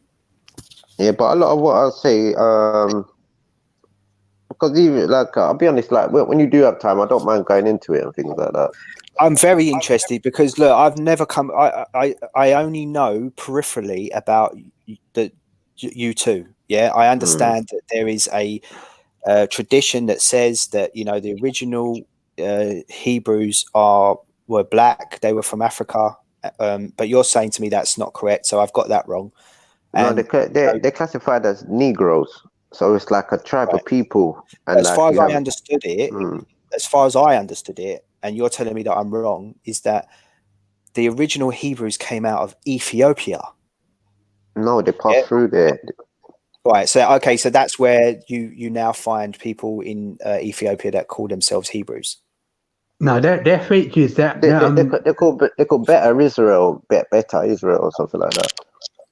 They're African. They're fake Jews. Where do I start with this? Where is the best place to go to find a compendium of this information where somebody like myself as an outsider can find out, you know, this tradition? Just go through the Bible, like understand Genesis. I've read the Bible. Honestly, come on. I was brought up as a Jehovah's Witness. Yeah, but what I'm trying to say, do you know who the Hamites are? They were people from the Iraqi region. No, it's not like a landmass. Canaanites and the Amorites. And those Ham is a person. This is where people get in forgetting. Ham is actually a person, and it don't matter where his people dwell. Has anybody written a book on this? Has anybody that a compendium? Has anybody written any type of? No, but what I'm trying to say to you, you can ask a Ethiopian or a Somalian. You say, "Oh, are you Hamitic?" And they will say, "Yeah, I'm a Hamitic person," or they will say or Cushitic. Mm-hmm. They will tell you these things. You say you're a Semitic person. Yeah, Negroes or Semitic. Semitic meaning Semitic language. So even we are the descendants of Shem, Negroes. But Semitic, the etymology of Semitic is to do with language. It's not to do with genetics. Primarily, the word Semitic means to be ethnically indigenous to Asia. That's what it means. And Shem is actual that's person. not my understanding. Semitic means to have a shared Semitic language. So, for instance, you could technically say that Muslims are Semitic. No, but when you look at it, yeah, but hold on. When you look at it through Genesis now, when you're saying you're being anti-Shemitic, you're talking about the descendants, the nationality of Japheth, Shem, and Ham. Some people being anti-Shemitic is like you're being wrong to the lineage of Shem. That's what Shemitic mean, anti-Shemitic, the lineage of Shem. Hamitic are the descendants of Ham. Who are the modern day people on Africa? Yeah. It quite clearly says here that Semitic, it most commonly refers to Semitic languages that come from And West here's what you said Asia. most. Remember, you said most. It said most. Most commonly commonly refers to, Mm. yeah. Yeah, So yeah. Semitic, See, that's another. That's one term. The other term is ethnicity. Because you have to remember they have a lot of tribes in Ethiopia as well, but it's not everybody's going to speak the same language. relating to or denoting a family of languages that includes Hebrew, Arabic, Aramaic, and certain ancient languages such as Phoenician and Akkadian, constituting the main subgroup of an Afro-Asiatic family. Yeah, but type in what's a Shemitic bloodline. You talk that's a language. No, That's he said it there. that's the dictionary. Yeah, That's that's a lineage. That's the dictionary definition of what Semitic is, and I've not really had any cause until now to go any further than that. Yeah, but just type in Google. Is Shemitic a bloodline as well? Semites, Semitic peoples, and Semitic cultures were terms of an ethnic cultural group. Terminology is now largely obsolete outside the group in Semitic languages. See how it said ethnic. See, ethnic indigenous to Asia. Anthropologists of the 19th century, such as Ernest Renan, readily aligned linguistic groupings with ethnic and culture, appealing to anecdote, science, and folklore. Their efforts to define racial character. Race. No, wait. Do not ever get race and ethnicity mixed up. The two are very, very different. No, they are not. No, they are not. No, they Okay, are so not. what race? No, What they race are is not. a black person? That can be down to many different variations, but that's on a genetic level. When we're talking about ethnicity, ethnicity is a grouping of people that have shared language or a religion or a creed or a culture. That is not the same as saying that they are a race. That is why it's very difficult when people try to say that the Jewish people are a racial denomination. They are not a racial denomination in the classical sense of genetics. They are an ethnic group because they share an ethnic language or culture. Yeah, but hold on. Yeah, but when you're being very different. Yeah, but when you look at it now, when you're being anti-Semitic, you're not persecuting the language. You're persecuting the people. Right. So what we do is if you're being you can be racist towards an ethnic group. Yeah. So we say that Islamophobia is racism or anti-Semitism is racism. Yeah. To what? Because they are rooted in racial prejudices. They are rooted in racial prejudices. That is not the same as saying that Jews or Muslims are a racial denomination. They are not. They are an ethnic group based in. Muslims are not an ethnic group. Who? No, Muslims are not. Muslims are an ethnic group. Muslims are an ethnic group. Yes, they are. So are you telling me someone that worships a stone is an ethnic group? No, don't say that. Come on. So think about it. If there's a black person and a white person, an Asian person, they all worship a stone, which makes them Muslim. Are you saying they're all the same ethnic group? They are classed as an ethnic group. Yeah. Do you please go? Ethnic. That's not true. Yeah, but calm down, everybody. Now, ethnicity is an identity. But you and I know that you have people that join a religion and convert to them, but they still hold their identity as people individual, but they take up a practice or a spirituality, which is Islam. Ethnicity can and does travel through and beyond racial groups. Yeah, but the main grounding in ethnicity is belonging to a social group and a common national heritage, tradition, or language. That has nothing to do with genetics or racial denomination.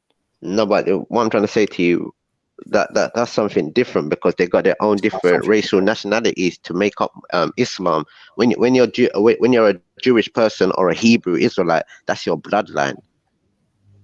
But like we discussed before, there's no way of you being able to show that. It is, because it's only our people that practice this way of life. They had different other. Hold on, 2 seconds, my brother. Basically, the mythos is in our language, for one.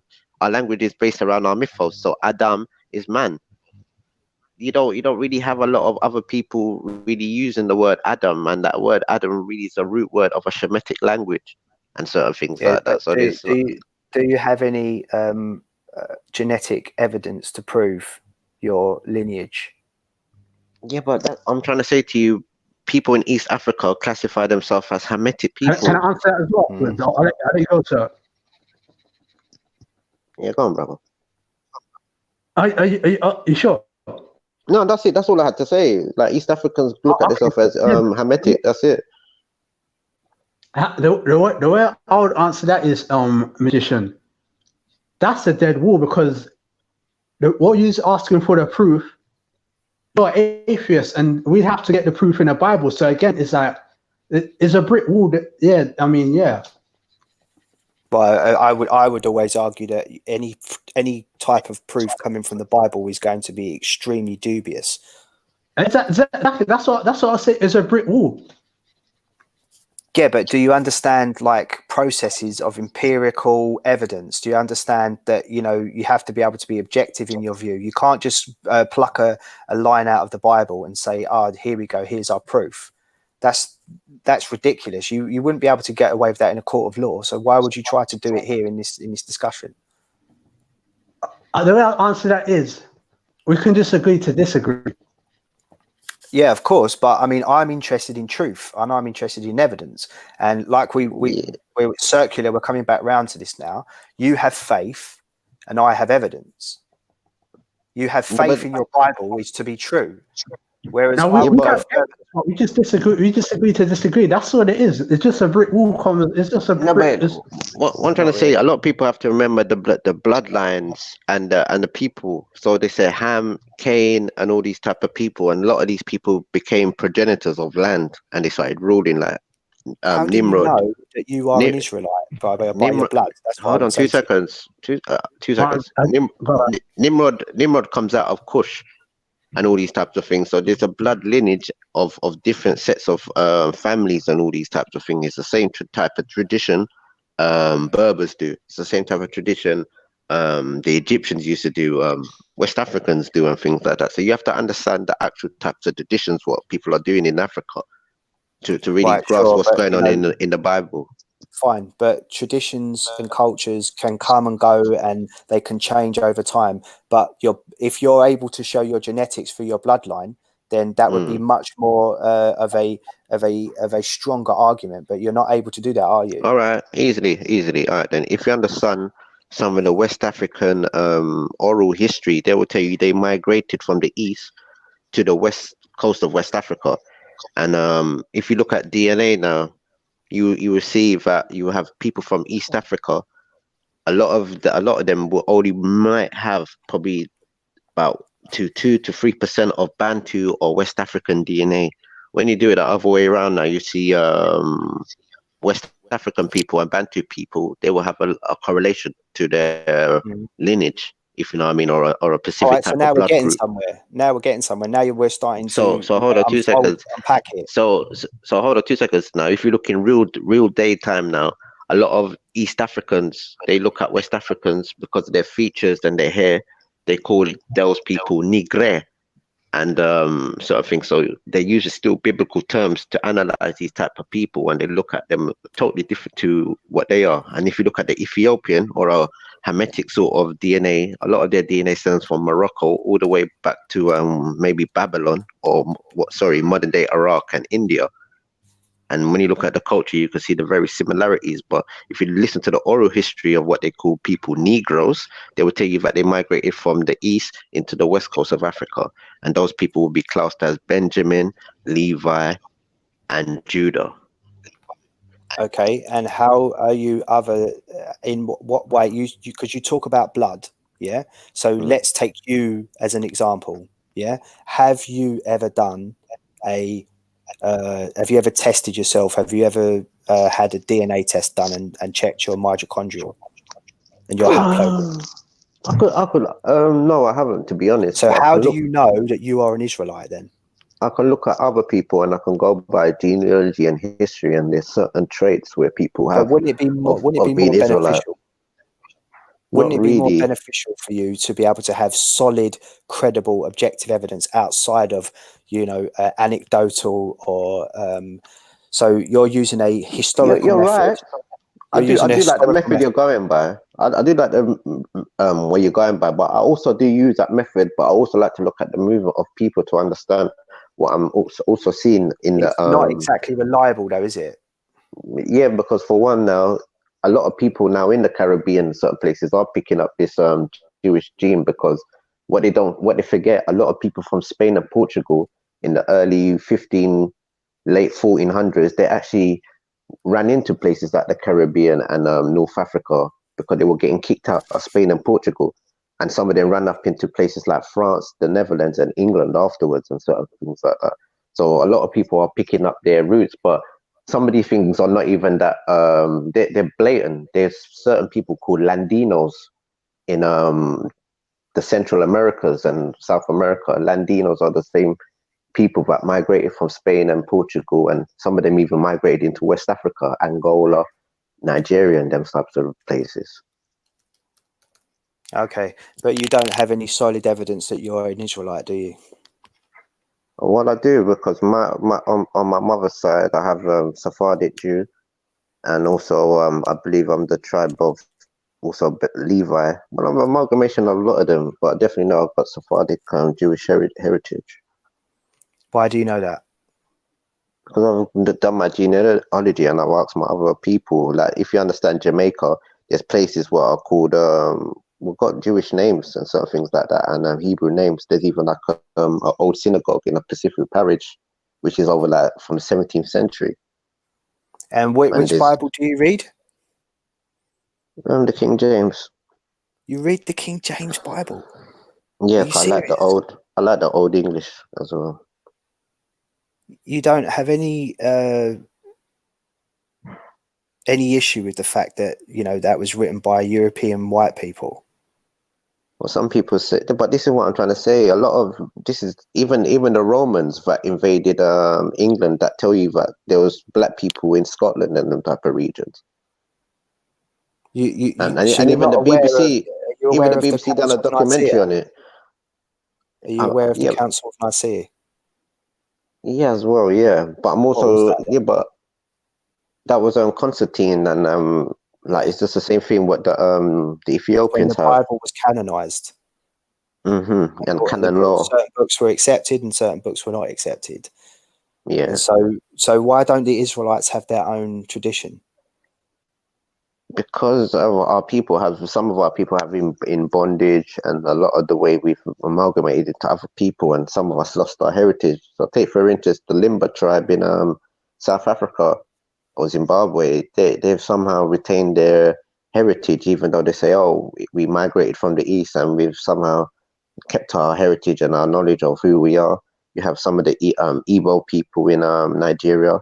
You have the Iwe people, not everybody in Ghana, maybe the Ga people as well.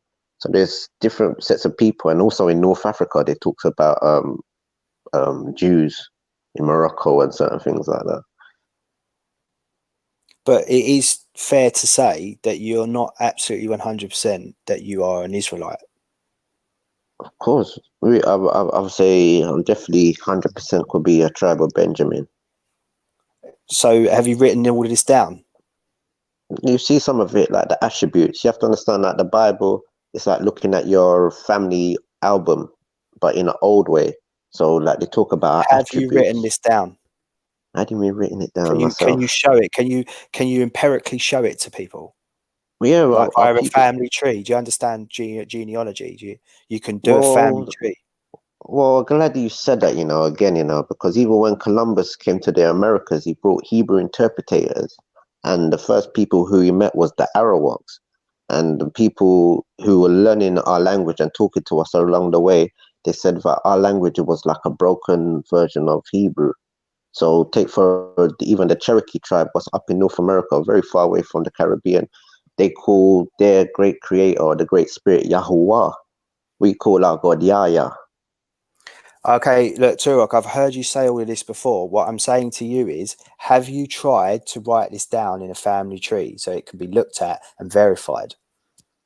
How do you mean? I don't understand where you're coming from with that. So you understand? Have you ever seen a family tree before? Have you ever seen how genealogy works, where you can make a family tree and you can go back generations to show where you came from, your lineage? Have you ever tried to do that? Well, I've gone by what they call paperwork, and also just history in it. Basically, a lot of have you ever tried to do that? What genealogy, like a blood test Have you or ever something? tried to write your own family tree? No, not really. No. Perhaps you should do that, so then you can qualify what you're saying, because so far all that you're saying is that I've got a Bible. And, I'm saying that these are other you're historical reading the facts. What King people James say about Bible, for goodness sake, like the translations there. whether it's not or the King James Bible or not, there's other people validate and say, oh, these people could even be the southern tribe that left from Assyria and went to the So it the seems North like Country. it seems like it would be quite easy for you to do this. No, but how do your people say that they're who they are? Well, because so our people how prove it. I've been able to do it. Our people are the players. Hold on, our people are the players of songs and instrument. We give praise, we give reverence, and some of us have lost our cultures and sort of thing like that. But we still retain the love of the one God and certain things Right, like that. okay, But yeah, so how do you show your one? Well, I don't have a religion. No, but What I you do said is what I've done, what I've been able to no, do. but hold on. You said you came from a Jewish background, so how do you prove that you So were I'm really going to show Jewish? you that. So what I've been able to find out is that by doing a 23andMe test, you can get these quite cheap online, and also my partner is a amateur genealogist, and she's been able to find my family all the way back to the 16th century. Now, from my mitochondrial and my haplogroup, which is at the out of Africa, the out of Africa theory. So we all came out of Northern Africa, So my haplogroup spreads out from North Africa into Europe, and it mainly settled in a place called Vilnius, which is in modern day Lithuania. Poland, Lithuania, right? So Poland and Lithuania used to be a monarchy and a duchy that were combined together. Yeah, I know about the duchy. Two separate countries. So Lithuania was a duchy and Poland was a monarchy, and they ruled. They were quite a powerful in the 1500s. Yeah. So but they had a lot of enemies on different sides. They had Sweden to the north. They had Russia to the east. They had Germany to the west, and they had the Cossacks. Yeah, I mentioned these people in the Caribbean as well. I know what you're talking during about. the Second World War, most of my family who were Jewish were wiped out because there were huge executions. People were just taken out and killed, because Poland and that sort of area was the first places to be. That was what started the war, right? So the Jewish community in those areas were practically wiped out. Now, I haven't been able to. I know that my granddad was Jewish. I didn't know who he was. I'd never met him or anything like that. I'm not culturally Jewish. I'm not, but I know that through my ethnicity, I am Jewish. But it really doesn't mean anything. Not really, because I'll be honest. Some people can set the rules to who they want to call Jewish, but even Hitler said who was of a Jewish descendants. He said that they're not the real Jews. He made his own propaganda, or he made his own information, and he screened this thing, and he said the real Jews are Negroes. right? So this is what I'm interested in. This is why I'm interested in having this conversation with you, right? Because I know from my research, yeah, that if even in Israel now, there are people like, so Israel has just recently enacted a basic law, yeah, in the last few years, which means that if you are Jewish, you automatically get a home in Israel, yeah. Now, how do you determine whether you're Jewish? People are trying to get DNA tests to prove that they're Jewish. Now, Yeah. what's sprung out of that is a subculture where people want to say, well, I'm more Jewish than you are. So if you can show that you have an Ashkenazi marker, which is Ka2, yeah, in your mitochondrial, then you are seen as more Jewish than anybody else. Right, and that's a Okay, I difficult can thing. That's understand difficult that. because, as we know, like, yeah, ethnicity is not particularly race, but they are interchangeable. Look, bro, I've got to go. Yeah, I'll speak to you later. Okay, yeah.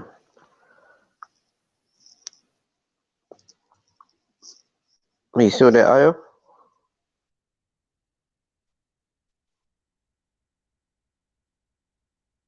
Oh, that's kinda... This is Dumb and Dumber show. It's funny. So it shows your intellect witness if you think this is funny.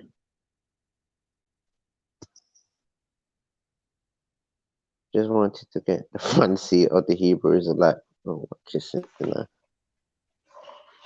Yo, walk Oh, on. big up. Yeah, what's popping, man? Yeah, I'm just there battling, mate. Yeah, Battling. man. I just clock in. Got one more boiler to fix real quick, and then yeah, I can come jump back on still. But what you saying, though, man? Been a good show today, still. You get me? Who's that, Yeah, Malik? man. This is what I'm trying to say. A lot of these people with this DNA thing. Oh, go on, my G. What you telling me, man? Big up, biggest up, Valer, big up, brother. What's up? Big up. I see this guy trying to, he trying to pull everything off.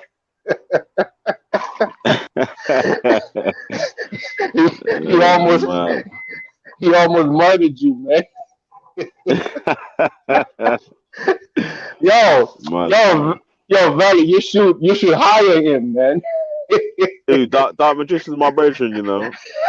Watch him, man. He's a dangerous guy, fam. Trust Yeah, me. man, I like him. If I had money, man. Just be careful, man, because he'll get onto you about Islam as well, man. So, yeah. Just be... Listen, man. No, but I'm not being funny. He showed his true rules, spirit, and like, and even Hitler is his own people, and his own people. Hitler said, "Boy, una not the people, una not Negro." You're not Arnold Schwarzenegger. Valley, don't attack my religion. I'm making fufu.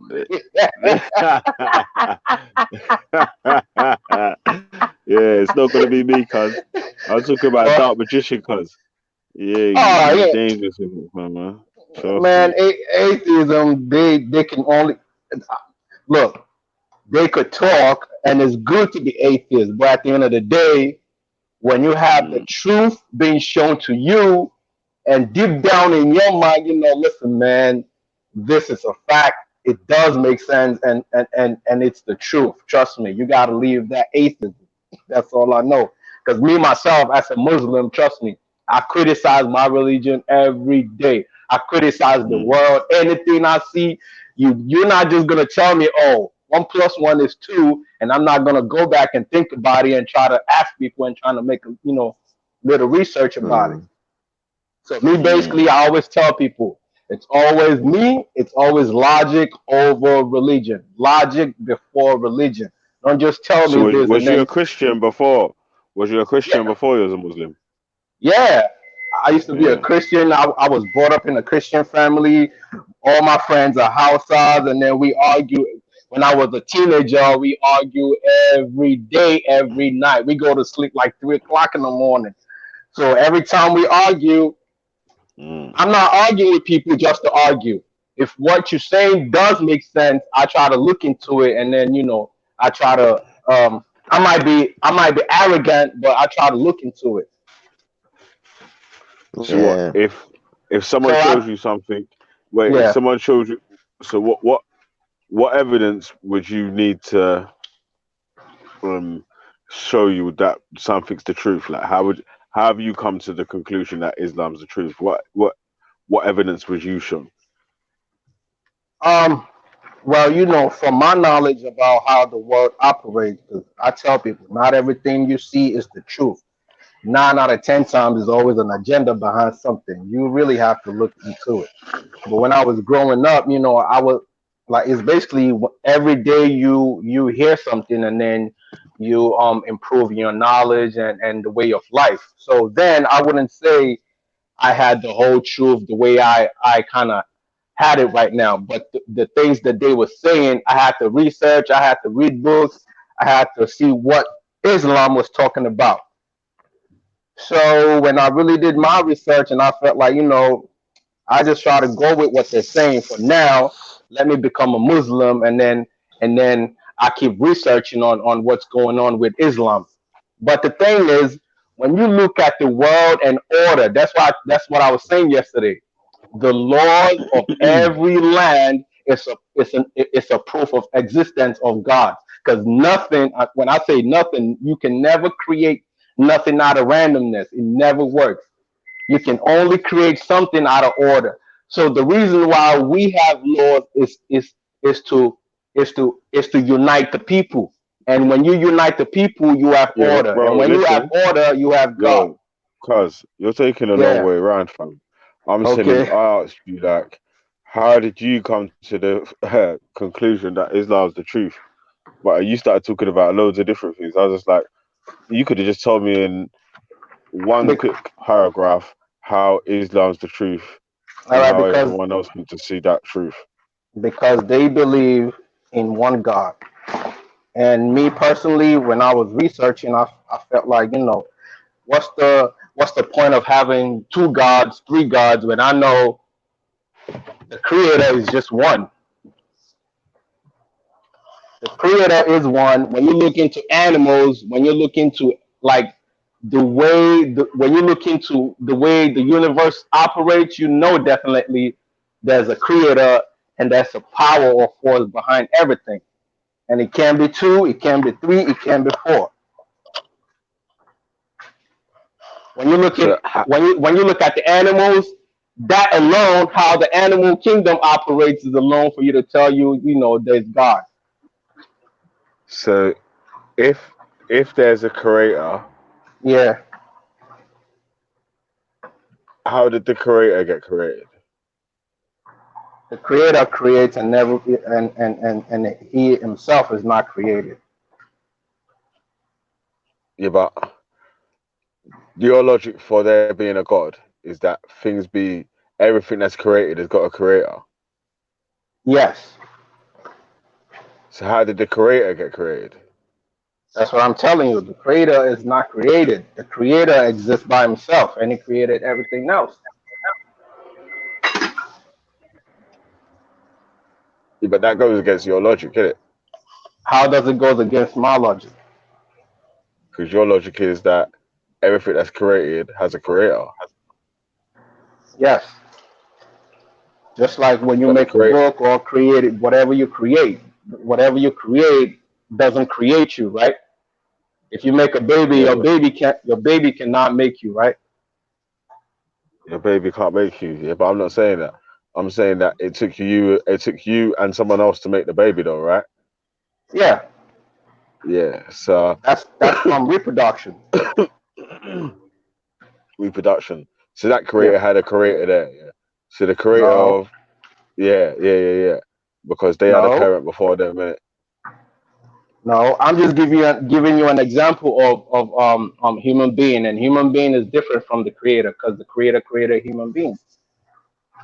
Human beings never created the creator. Human beings make airplanes and everything, make babies and whatnot. But whatever the human made never made the human. Yeah, but like you just said, yeah, the creator, Yeah. everything that's created has a Yeah. creator. Yeah. So I'm asking, how can the creator be created without a creator? How did that start?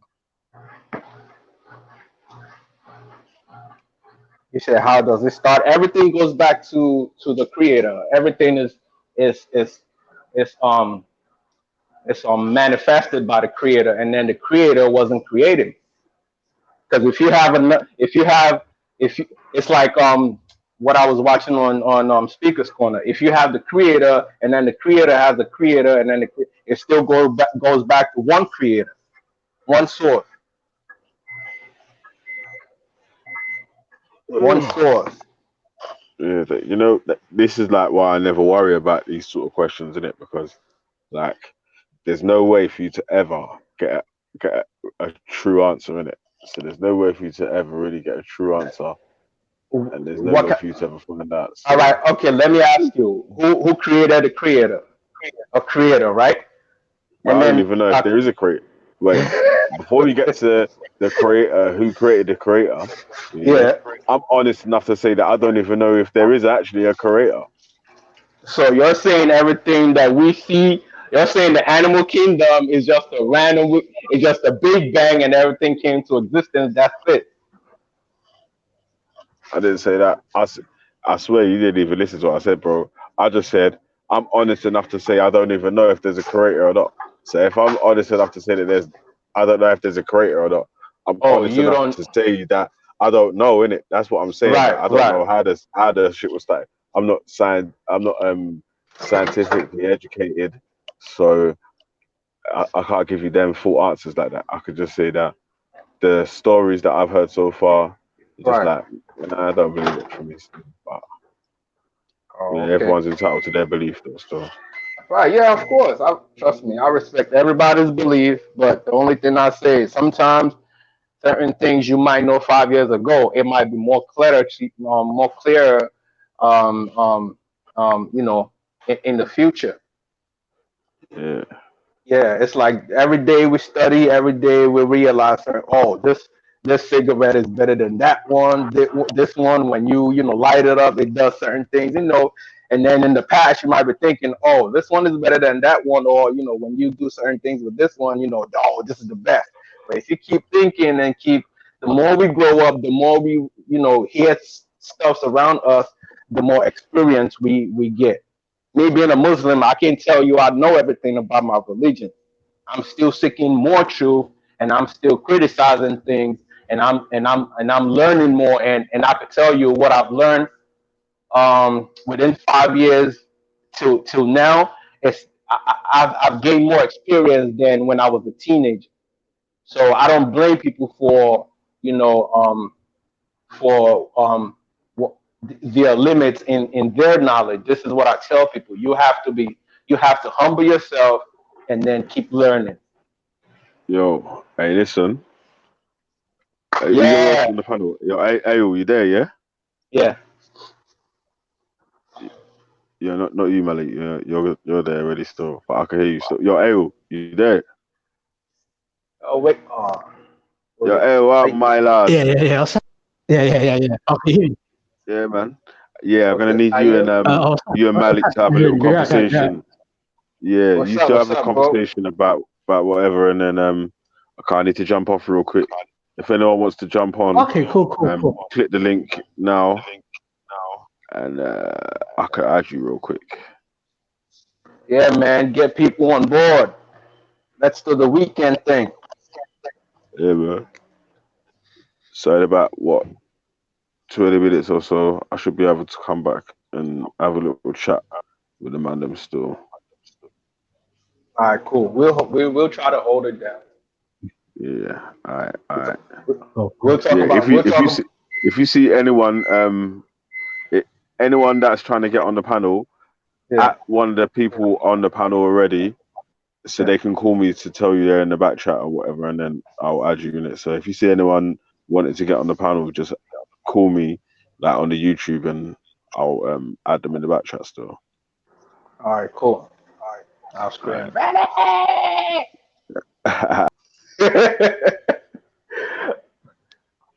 What's up, bro? Oh, what's happening? Yeah. Man, you got a name like Arnold Schwarzenegger, man. I can. No, okay, I'll take Caribbean. I think I'll see Caribbean, right? Or how? Io. Io. Okay, that's cool then. Io, what's up? What's happening, Malik? Or King in Hebrew. Oh, you Hebrew? Yeah. I'll say your name, Malik. It means king in Hebrew. Oh yeah, that's what they told me. It means king in Arabic also. Okay, but you know Arabic from Hebrew is like 90% similar. Yeah, we have. Trust me, man. We all came from a source. I don't really go about your language was derived from my language, and nah, I don't do that, man. We all brothers. We all sisters. Just like Creole is kind of similar to French, right? I don't know, but that's how I see it. Yeah. Okay, so every language is always politics and wars and a whole bunch of movements, and then you might add a little something, and then it becomes a new language, and then at the end of the day, the root words or whatever it goes back to something else. So you being a Hebrew, you're still my brother. If you take me as your brother, I don't know. Wait, did you say a few days ago that you was Nigerian? Yes, I am. Okay, cool. Let me give you another example. It's like my tribe. We have a whole bunch of sub tribes or sub whatever in it, and then we speak Yoruba, and then Yoruba is it could be breaking down into a whole like 20 million other Yoruba dialects also. It's like every mile or every 2 mile you go, the Yoruba changes a little bit. But at the end of the day, 9 out of 10 times, whoever's speaking in Yoruba, no matter what dialect they're speaking, most of them do understand each other a little bit. Okay. It's just like you being a Hebrew. I think you should be able to understand a little about Arabic, even though you don't understand everything. But certain things they would say, trust me. Say for instance, if they're talking bad about you, I know you definitely know. Oh, I can hear when Arabs say Bida and Abid. Oh, okay. Yeah, that's their equivalent of saying like the N-word or mocking someone that's black. How do you mean? That Arabs, like their version of the N-word is the word Abid or Bida. You said is it Bida? That's the word that they say to insult black people. Oh yes. You could say it, man. Oh, say that again. You're trying to say negro or nigger or what? Negro, right? Yeah, that's what they're saying. Yeah, so what does negro mean? Oh, it means black in Spanish. Okay.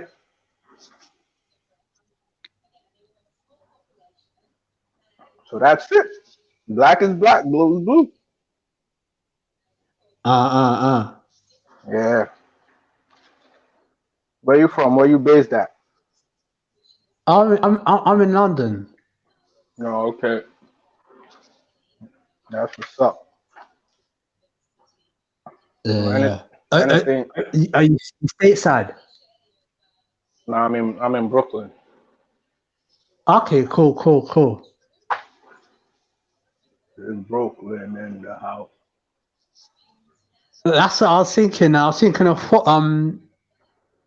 Fulton Street. You said, Fulton Street? Fulton Street. Yeah. Fulton. Yes, Fulton. Fulton Yeah. Street, man. Yeah. Yeah. Crown Heights. Brownsville. Those are where your people's at, right? Oh no, this is just rappers. That's where Biggie used to hang with his friends. Oh yeah. I mean, I don't know much about, Biggie's history, but I definitely know, yeah, he from like over there.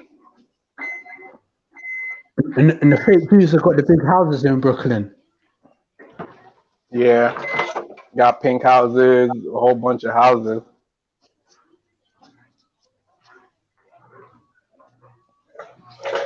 You ever been to Speaker's Corner? Yeah, in 2011, yeah. Oh, that's what's up, man. I would like to live over there, man.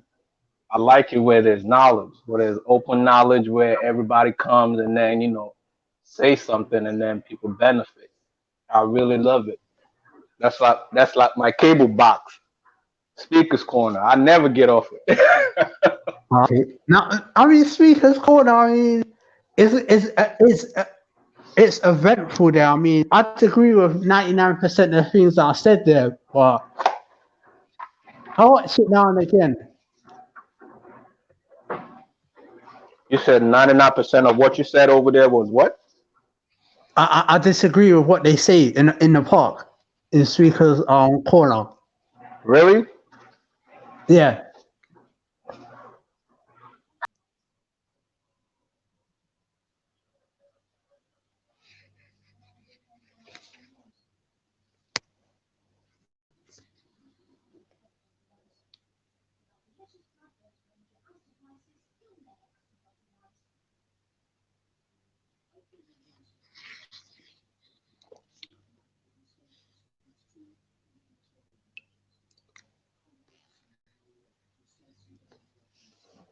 Ali, I'm not low IQ. You Arabs need to stop marrying and sleeping with your cousins.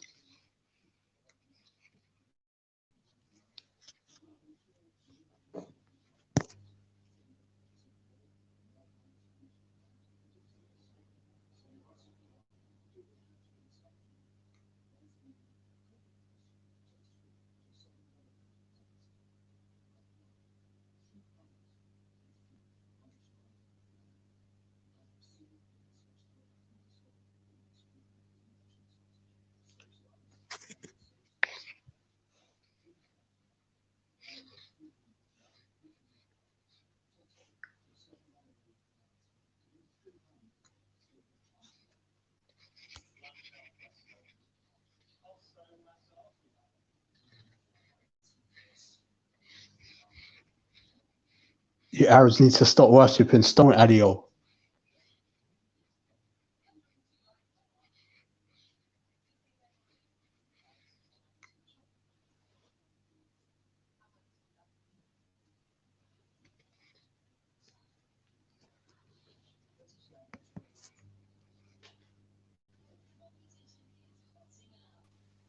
Yeah, that's right. Oh, cool. Yeah, because no. I'm gonna try to come off hangouts during Sabbath, during the Sabbath, innit? I don't wanna be arguing during my Sabbath, innit? And yeah, that's why I wasn't arguing too much. I'm doing it straight away. I'm cussing the audio right now. I'm doing exactly what I did not want to do. I was saying to Mona that I don't want to come on hangouts during. I don't want to come on live YouTube during my hangouts. So I'm gonna have an argument. I'm gonna cuss at someone. I'm doing it right away, straight now. Yeah, but we're doing it on a good cause though, so it's kind of alright. But we just have to don't get we're running out filth, yeah. Cause we don't. All we have to do is not get out of spirit. Yeah. Yeah, that's why I was cursing Hebrew swear words. I heard you say that. I tire Yehudi. Yeah. That's it. You get me? Do you ever say Adumi Kalav? No, I'll say that one again. Adumi Kalav. Adumi Kalav. No. Yeah. You know, I'll post this in Hangouts, so it means, and I don't want to say it publicly. Yeah, in the side, yeah. yeah. That's song. That's the real that proper custard stuff. Yeah, have you been watching any recent Zabak? I actually haven't, to be honest. No, but Yeah, me I need. too. No, definitely, man. I like how he breaks down it, man, and he's got the spirit as well. And he's been at Israel since the 80s or something. Yeah. Yeah, no, real man. I rate how you organize the guys and everything. You've got them proper organized. Yeah, and you can tell like they got that proper like, how can I say that oneness about them, like they're all in one accord. Yeah. You can see they enjoy each other's company, they have fun, and they're righteous. You know what I mean? They've given themselves to the Lord. You know what I mean? And you can see like it's made them even stronger, like stronger men. Yeah.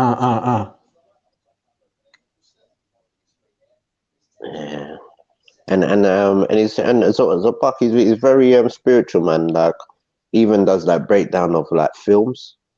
Yeah, he does, isn't it? Yeah, he does good breakdown still.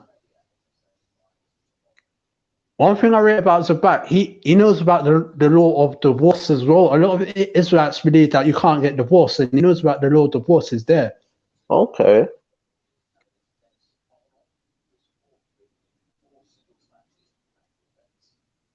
Because the IUIC and GMS say you can't get divorced once you married a woman, and divorce takes place when you die. That's not true. That God says in the Bible, if you find no favor in your wife or something unseemly about her, write her a bill of divorce, give it to her hand. No, it's true. Yeah, that makes more sense, really.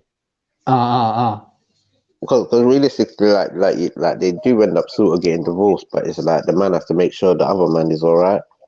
In a sense like that. Yeah. And also like watching what's his name, Sakari. I mean, I wanna know what Sakari what he really is, because it's that he looks Latino, isn't it? And he wears a Haitian jacket, and it's that I don't know what ethnicity. No, he said his dad's black, but his mum's white. I heard something like that. I heard. Yeah. It's like either what's his name as well, Tazariak's brethren. Katazar. Trying to think Katazar. You know that one who made Polite get mad.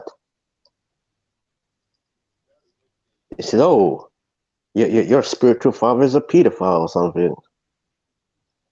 I can't remember because those you know what's his name, Captain Tazariak's best brethren, and he's always with him like when he's out on the road and they do the radio show together. Katazar. I'd have to look him up again, because the debates that Cesaric has on Black News, I don't watch them. Yeah, I know he's gonna be. I don't know. It's something with Tazariak. I'm not too. I don't know. Seems a bit weird about him now. But I rate how Tazariak is consistent with trying to prove them that.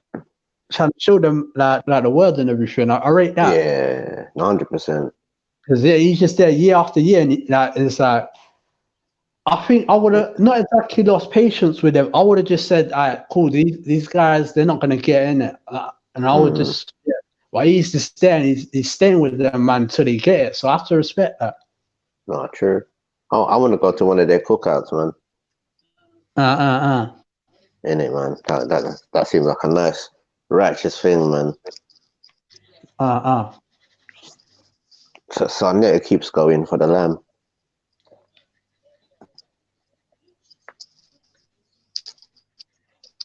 Yes. So yeah, I mean, I don't really watch Sarnetta. Seems like a decent person though, but yeah, I don't. No, but if you Yeah, I notice, don't really watch. no, but every time when there's they're doing a little barbecue, he's always there because he knows the food's good. I've seen it. Okay, That they when the first time he went there, and he's saying something about the African boy, but he's been there every year since. Trust me, he wants to be Hebrew.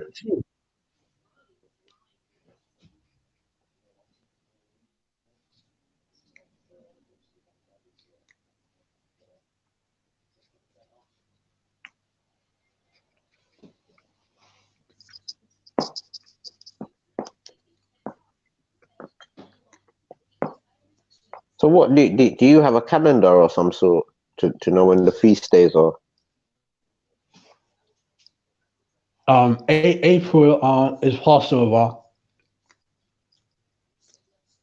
and it's to do with that the moon in April. I'll try to send it to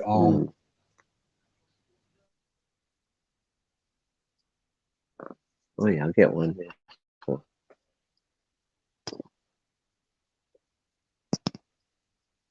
Oh yeah, I think Malik's in the background, Veli.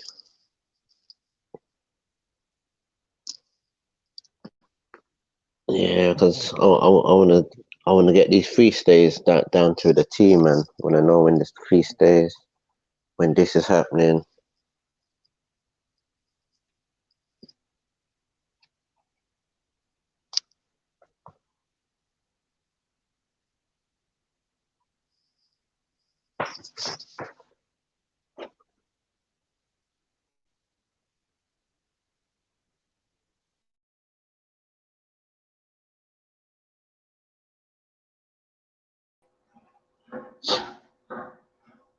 What's up, bro? What's up, brother? Turok. Turok. Hello? Man. What's Yeah, up, big brother? up, big up. Big Yeah, up, man, big up. peace, brother. What's going on? How's your day going? Yeah, man, had a blissful day, man. Keeping it righteous on the Sabbath. What you got for me, bro? Yeah, man. Wait. Oh, you're Muslim, innit? Inshallah. If my creator Yeah. sees me as a Muslim, I'll be so happy, man. But I claim to be a Muslim. But I noticed that they don't really keep Friday holy. Who, me? No, like Muslims, like they will go straight back to work, and you know what I mean. They just go and pray, and that's it, like a normal sort of prayer day. Yes, because the religion or way of life is not supposed to be that hard, right? It says in the Quran, when you go for prayers, basically step aside, pray, come back, do what you gotta do. Easy. Yeah.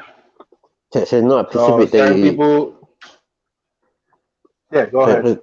Maybe actually. I was gonna say like there's not really a specific day like they give like reverence or like you know what I mean set aside. No, Friday. Every Friday, depending on your area and time, but basically it's every Friday. I think Friday in Arabic is Juma or something. I don't know. Okay. I'm not sure. Or Juma or Jama'ah is probably gathering, the gathering of people on basically Friday. Yeah, it's funny like that because I think in sort of Spanish like Yeah. Saturday is like Sabido or Sabado. Oh yeah. I think so. Salvador. Mm. Yeah, and then Mm. Sundays. Yeah, I used to stay on when I'm trying to watch a soccer game. I see yeah, I was seeing Domingo and Sal something and whatnot. Yeah, Yeah, San Domingo. yeah. Yeah, I forgot what they call Friday. I Something. think it's Juvis. Yeah, I think it's Juvis. No, Fridays. I mean Thursday is Juvis in Oh, Spanish. yeah. I know they got their own. Yeah, but yeah. They gather around. They do what they got to do. Some people come late. Some people come early. It's like sometimes it's basically Mm. like a 2 3 hour program, but the main prayer is always short, 2 minutes, 5 minutes, 10 minutes. Oh, Yeah. but that just like a normal day prayer though, really. Like Yeah, you know what I mean? it's like every other prayer that you gather around and observe, but the Friday prayer is basically set aside for that specific. Is really specific for a larger gathering of the people. Mm.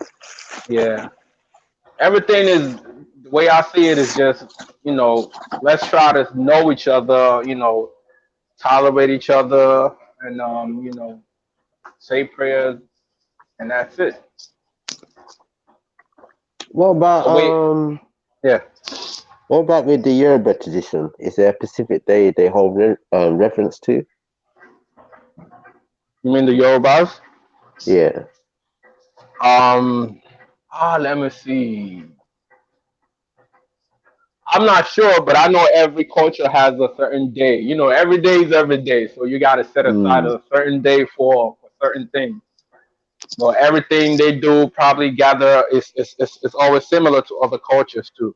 It could be death, it could be announcement, it could be the starting of a new year, it could be the worship of Shango, it could be Mm. yeah, I said announcement. It could be it's basically it could be anything. It's basically people coming to witness something. Mm. So everybody, no matter what culture or religion that you belong to, it's always good to have a day that's been set aside for the community to come together and then address or witness, what's going on. How can we better ourselves? How can we do this and that and whatnot? So it's True. always a good thing. Me, I'm a supporter of what's good. Yeah. Yeah, I don't discriminate, man. I Yeah. used to do that. I used to do that, but it never got me to nowhere. So I'd be like, you know what? It doesn't really make sense to think, it's all about you. True. True. True. Yeah, because you can't be in the world by yourself. You got to be with people, and people got to help people to to make a better world, and then make everything more easy for ourselves. Mm-mm. No, true. Yeah.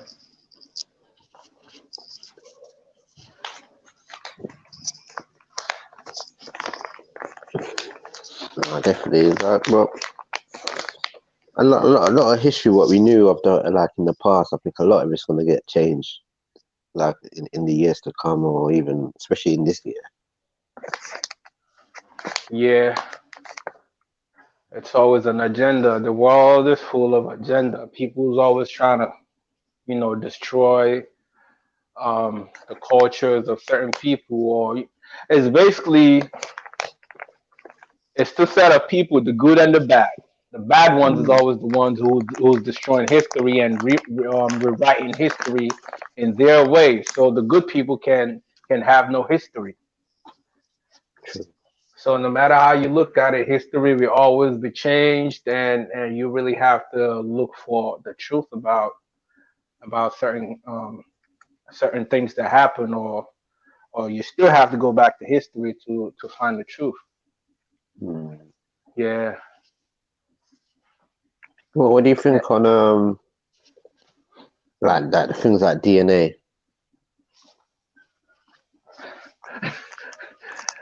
I don't know. DNA. It's good to when you say you mean like to check like where you from, something like that. Um, no, do you think like they're being truthful with that all the information, or they just trying to play it to a certain narrative? I don't think so, man. Me, I criticize everything. Yeah, I'm not saying it's not true, but I just can't. I don't really know about it. But if I go do my DNA or my what they call it, basically DNA, and then I find out that my father or my great whatever came from Timbuktu or whatever. So do I have to go live over there or go? So what does that have to? What does that imply? I mean, the only thing I know is yeah, I'm from Timbuktu, but okay, that's about it. No, It's the just reason like why I say that, yeah, like have you noticed like in the in some people's DNA results they have like 0 point something zero trace regions and all these type of things.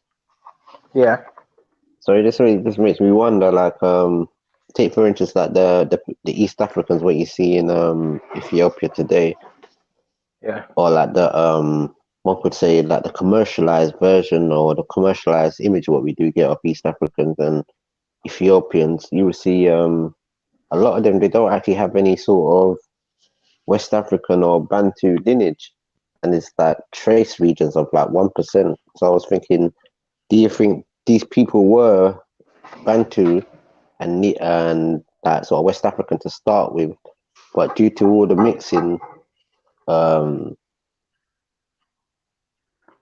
that's the results what they have got now. To be honest with you, I don't know much about certain history, but all I know is people move around, and the reason why people move around is to seek it could be knowledge, it could be food, it could be getting married and cross inbreeding, whatever they call it. But I just believe we all came from Adam and Eve, and we all just gotta tolerate each other. That's how I see it. You could be whatever you want to be. Just know that the next person is your brother, either directly or indirectly. Not too sure about that, but it's like even on some of these DNA things, they say there's even unspecified DNA what they can't really tell what that DNA is, or if you know what I mean. They can't specify where the person came from. Yeah. So that's the alien race.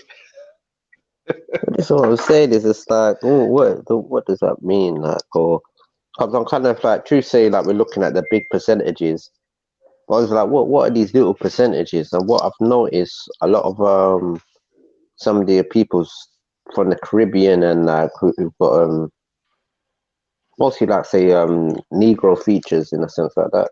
They seem to have like trace regions from like the Philippines, some of like Aboriginal Australians and those sort of types of DNA. But when you look at it logically, you're thinking these people are very far apart. How do these people got these, even if it might be little trace regions, but you know what I mean? It's like, where is that coming from? Yeah, it has to be a certain way, right? Somebody has to go over there and they have to get married and have kids and yeah, trust me, we have too much of mixture these days, and then nobody can. I don't know. I'm not saying nobody basically, but it's too much people mixed. Yeah. Yeah, Chinese marrying Arabs, Arabs marrying black, black marrying white, white marrying blue. It all goes back to a root. And your DNA is always like split in half, innit? basically as well. Yeah, of course. You have to have an A and B for you to have, an AB. Mm. So definitely you would have, um, you know, one side and then one side coming together, becoming one. Yeah, and like I was looking at some I forgot who the lady's name was, but like she like appeared to be like sort of maybe mulatto looking or like very sort of like black. She did have like a lot of West African sort of DNA. But the funny thing was interesting about this lady, they were saying her blue markers were of the Taino people, like the first people of the Caribbean and those regions. And after a while, they have mixed and certain things like that. But I was watching a program and they were showing like the first Americans Yeah. would be what we know as Australoid or Australian sort of looking. Really? Yeah, and they said like a lot of these people they're even at the tip of Argentina, and there's like a source of their DNA that is in some of like like the Chinese looking ones Yeah. and things like that. So this is like a source of their remnants of their DNA that still lingers in but there's a certain tribe of people, but they're right at the end of Argentina on the island. Wow. I wanted to. I need to look into that stuff. I wanted to make a research on. Um, I was watching this guy on YouTube who said in Jamaica they had black people who wasn't enslaved who lived Yeah. over there before. You heard about it, right? With the Maroons. Is it true? What's that? What Maroons or? No, I Oh, don't know. what He said in Jamaica they had black people who basically uh who migrated over freely but not as slaves. Basically they've been living there before slave trade and whatnot. I'm not too sure. Some people say, I think you're talking about like the Manson Monster, the brother, I think. Yeah, I'm not too sure. There's a little bit of DNA or some sort of speculation to guess that. Like, but that's mostly with like the Garifuna people, and like a lot like our DNA is like very weird in a sense because we haven't really been too interfered with, but we are sort of mixed as a people as well. But somebody done like a DNA and they showed like I don't know how it was shown. If it was either vice versa, if it was somebody from the Caribbean went to the Americas or somebody from Africa came to the Caribbean, but there was a link with this gentleman of African and Amerindian DNA sort of intertwined or where they met, but that was in the year 1435 or 32, and Columbus arrived there 1490 something, 1494 or 92. Yeah, but that's even like DNA speculation or like a DNA sort of proof to say that maybe Africans or somebody vice versa has Okay. linked, and they've got like that link started from like the 1430s. And they say very later on, like 14th, 15th century, that's when they started importing white people, Africans, Asians, Chinese, and other folks. Was y'all talking about divorce earlier? I think so, yeah. What did Ayush say about divorce? Oh, you said there's a thing or like a scripture or like a law where like you can have divorce, and that different Israelite camps have different rules. So like another Israelite camp would say like, oh, once you're married to somebody, you can't divorce. Wow. But some of Why them, can't they sometimes have they, divorce? because they say once you've been with a woman, like basically that's your wife forever. Some people say, well, maybe you have to die basically. What? Really? Yeah, because that's the rules. Like death do you part, I think. What if Hmm.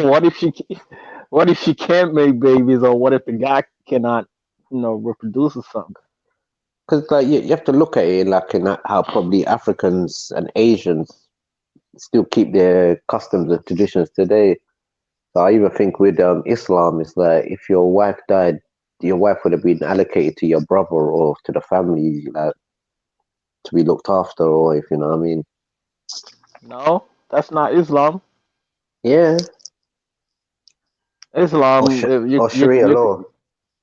no, you could divorce in Islam. A man could divorce. No, Yeah, yeah, no, but say if your lady's husband died, yeah. the wife. If she's widowed, it's in the Mm, Quran. Yeah, it's in the Quran. I think if she's widowed, then she gotta wait probably 3-4 months, and then she could do whatever she want. She yeah, could but get she married. would. Yeah, but she would go to either your brother or your father, depending on what male's around. So what if there's no male around? She can't go back to her family. Depends, but most of the time people are connected with, like, you know what I mean, these families. The husband's family. Mm. Uh, yeah, I mean, she has to be, she has to be taken care of, and then after 3-4 months, I think yes, she could get married again. But that's not a force, it depends on her. If she want to get married, she could get married. If Yeah, she want to well, stay single, but it's gonna be very weird yeah. though if you have But children. It's because you still have if to she ha- keep some relationship with the her first marriage. If they do have children, maybe as well, depending. yeah, of course, that's why it's not a force. I think Then if he then wants, also she can, but if she doesn't, then also maybe she might go back to her original family, but maybe the her husband's family would have to try and give her away and get the dowry for her and all of these type of things. that's a little bit cultural. I think the No, but whole that's what thing I'm trying to depends on. say. Yeah, no, but these are where Oh, like some of okay. these rules are coming from. You know, like the root of some of these things with like man and woman marriage. Yeah, I ain't gonna lie to you. I know it's a whole bunch of cultural stuffs in religion also. So, but the only thing I know is if your culture doesn't cause oppression, or doesn't how they say it, doesn't collide with your religion, then it's good. Mm. Yeah, because we have like a billion culture in the world. So why would you wanna Because put things those people culture forget. aside? Cause the things people forget is the marriage of the families. It's like when you divorce, it's like what happens then? Because a lot of people get married for like business gains and all these types of things, and this is where a lot of things get a bit sticky. Yeah, man. People marry for a whole sort of things. It's No, always but gonna be like something. some of Not the e- Eastern no, but Yeah, think yeah. about Go it. Some of ahead. the Eastern and African traditions is sort of similar. So they will give cows, they'll put on a big wedding and this, that, and the other. And you want to get divorced now, and the families are intertwined and linked, businessly linked, and it causes a lot. You know what I mean? It's a lot. It's a lot.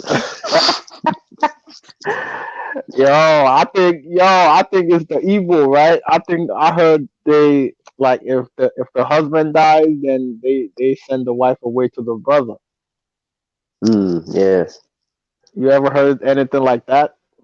That's what I'm saying. Like, it's very political. Like, and if she did want to marry again, somebody has to pay a dowry for that woman to the family. Oh yeah, And that's who does that normal. go to?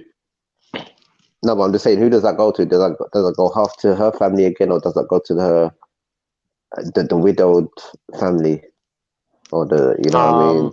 Let me see where it goes to. I think it should go to the woman's family, immediate family, not the husband's family, because now the husband is dead and they don't really have a total right to her. But But no, her but family, they yeah, have to if the husband did, they have to look after her financially. So if they have children, they will have to be under the same roof, or you know what I mean. yeah, they would have to support her. But it Mm-hmm. could go. I'm not sure about that. It could go both ways. But what I know That's is what I say. Good. Very. it's gonna be a fight, man. That's what I say. That's why lawyers, they love all of this. The lawyers? Yeah, they love it, man. Oh, you're talking about the Western culture. I think even in the Eastern Coast, we could have Sharia law as well. So you probably get a lawyer appointed to you, and they Oh do it yes, through yes, because you're right. I also, know. depending where you are, you have to also try and get divorced with the Sharia or the Muslim Islamic way, and also in I don't know, like you go to town hall, so like in the government way as well. I think the government way is more easier, maybe. Teacher. Yeah.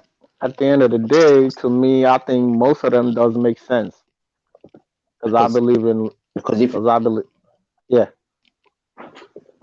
because if you're married religiously, it's not really held in government or in society. Say if you're living in Europe or America, some sort of license, didn't it? Yeah, you have to get a marriage license Of course you have or some sort. to. Yeah, because every I think it's based on country because certain countries it's just the way it all goes back to how men treat women in the society. So when you look at, Mm-hmm. say for instance, the American culture, you have to, like you said, you have to get paperwork. So it's normal for you to have a paperwork because you can't keep sleeping around with women and then having babies, and at the end of the day, they have to, fend for themselves and the kids. It's harder for women. The only thing is men don't really look how women struggle because men don't give birth, they don't go through pain, they don't go through all of that. But when you look at the laws that protect women, I really support it. The child supports and you have to register your marriage so the government can be aware that you're married just in case you um um how they say it, you maltreat your wife and she reports you or she get a divorce. Then she could Yeah. have a share, she could have something that she could you know help herself and the kids with. And could you imagine now if it's like 4 wives this man had, Yeah. and in that, now he's with now they're all widowed.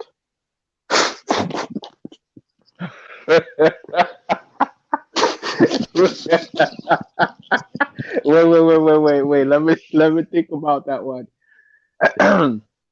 Okay, he got 4 wives and now he's dead.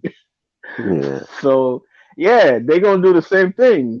They gonna split whatever he left according to. I mean, if I'm talking about Islamic law, they split it Mm, and get whatever they're supposed to get, and then after, like I said, after 4 months or 3 4 months, I know, then mm. whoever wishes to get married, they could do it.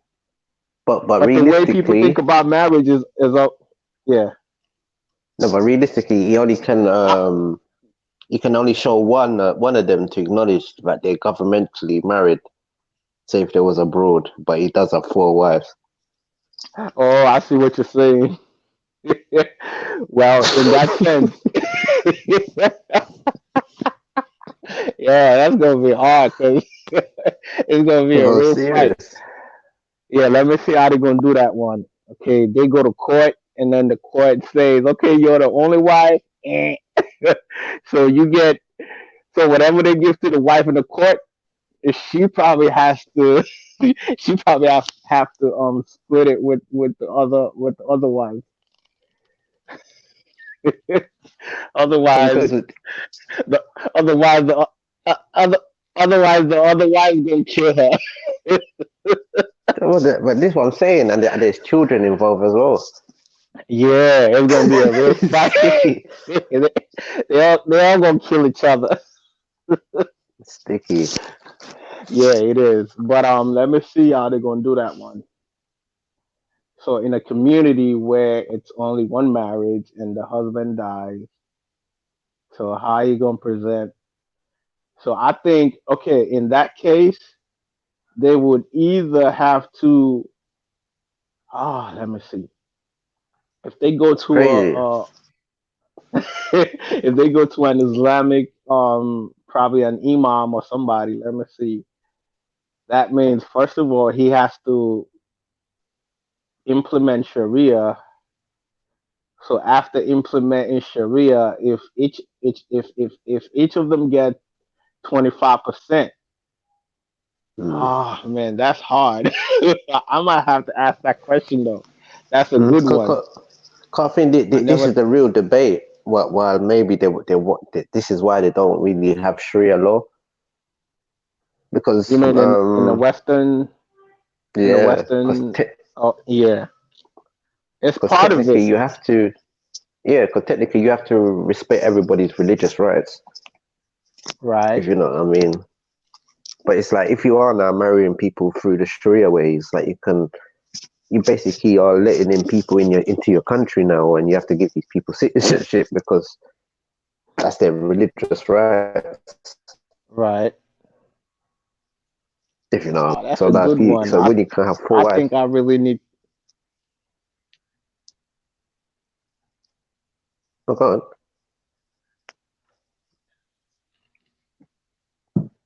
So let's hello, go. Let's try to work it out. Yeah, I'm here. Let's try to see what logic we could.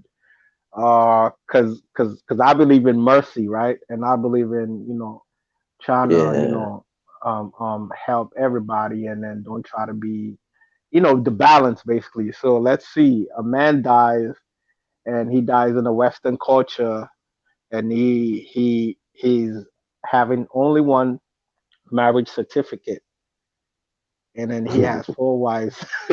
So if the court says, well, we could only recognize one wife, and he gets basically, okay, say for instance, he gets to inherit everything.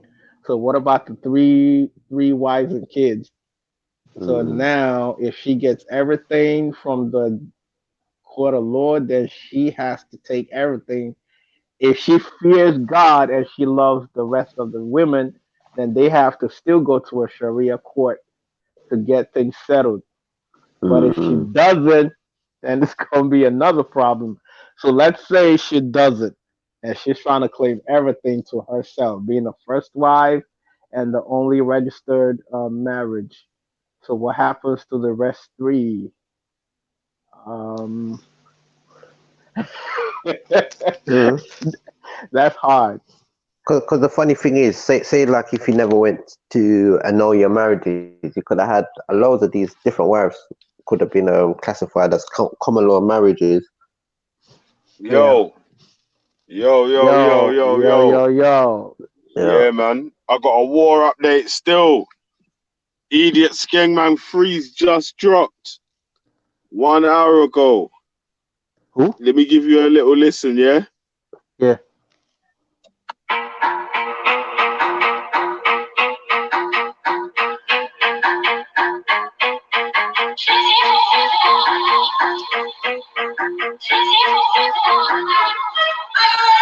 Free my mum, please. What's that about? Wait, true back up. What you chatting about? Come and see my vibe, there's no crack about. I get the rhythm, hit the booth, and I crack 'em out. Man, I got the BFG tapping out. Ding ding round three, let me catch 'em out. I see your pop fans thinking that I'm backing out. I get the whip that I want, then I black it out. Don't hide, don't care what you like. Tell me what you don't like, man, do it more. You weren't on the road when Dizzy made I love you back, then you must have been about 4. Heads to the clouds, got my feet on the floor. I'm helping you now, sell tickets for the tour. Well, you wanna be the rich black kid until we go pop, then the pop drops us on the floor. But hold on, bro, let me say this. Nobody cares if you got all your songs on the playlist. The music shit, we don't play this. You ran into True, you can't face this. I tell you suck your mum cause I'm tasteless. You can fight for words and get hurt. Every single man who defends the mum gets murked. Easier, I know the 3 words hurt. I set the time limits, kill you with rhyme limits. Won't draw for the heady one, ain't my lyrics. So the Kano thing was quite cool, but you ain't even written any dimes to 5 lyrics. I've been killing you in the game with all my lyrics. Got the bullet bars, ain't try lyrics. 5 lyrics, can't retire lyrics. Got the claret on the road, black tie lyrics. Come alive with this drama. Jump out, man, and disarm ya. Ain't got you in the room with Jay-Z, but you came back with that bullshit after. Then I said, take who back to where? Because this whole campaign I see is here. We don't really like it, but we gotta care. It's Stormzy, no. That's when the weather gets stormy. About slap, you must be mad, gotta murk any sound where you know like that. But you men are acting on tracks. My mum's in London, that's facts. I ain't gotta go and get her back. Mikey, I don't smoke crack. You got all this Adidas stuff, but Mike, you make it look crap. Yo, you in a real battle, yeah, it's your first one. I'm a dad and I'm that's how I teach, son. Teach one, and I can reach one. We get results like you, and that's a big one. I'm a straight from the street one, man, don't real one. Roast me anywhere I meet one. I'ma share some money, I'ma keep some. I'm a strong one, brother, not a weak one. Got you sweating like a pig. You don't like when I start snatching off wings and wigs. Got the weed in your hand. The last time I saw you, blood, you weren't blazing shit. Don't front, it's an act. Before the weed you smoking, put you on your back. BFG and a GOG, got the whole world looking at a grand class act like. Respect my pen. Bars in your face like pen. Box in your face like Ken from way back when I've been a madman chatting back way back when. So respect my pen. Bars in your face like pen. Box in your face like Ken from way back when I've been a madman chatting back way back. So I actually love all that. Man get rich, drink there, bubble that. I win the system, switch you come running back. I'm gonna score touchdowns whether you play me QB, wide receiver or running back. Been away for a minute, but I'm coming back. I know you stuff the charts, but I've done all that. Now I'm back on the street, they know we run all that.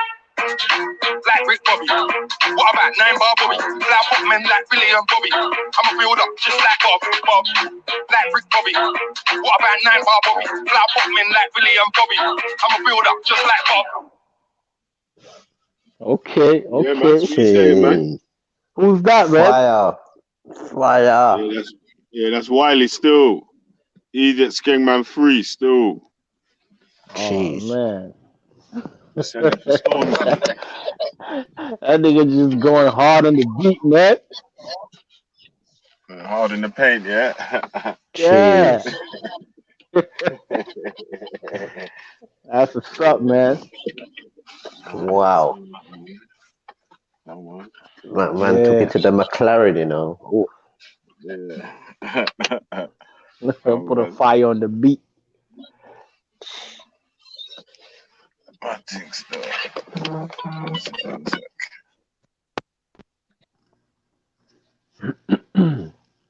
Have you heard that other reply?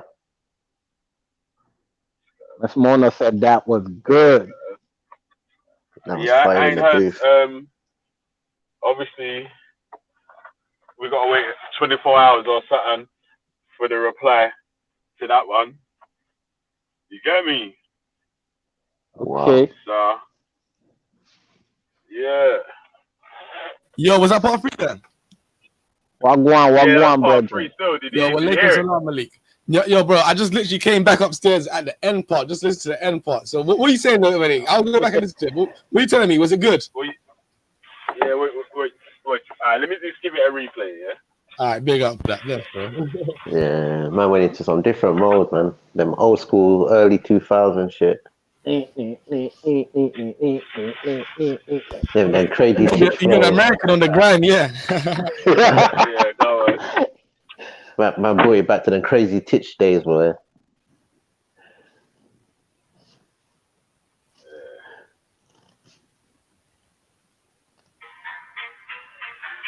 There you go.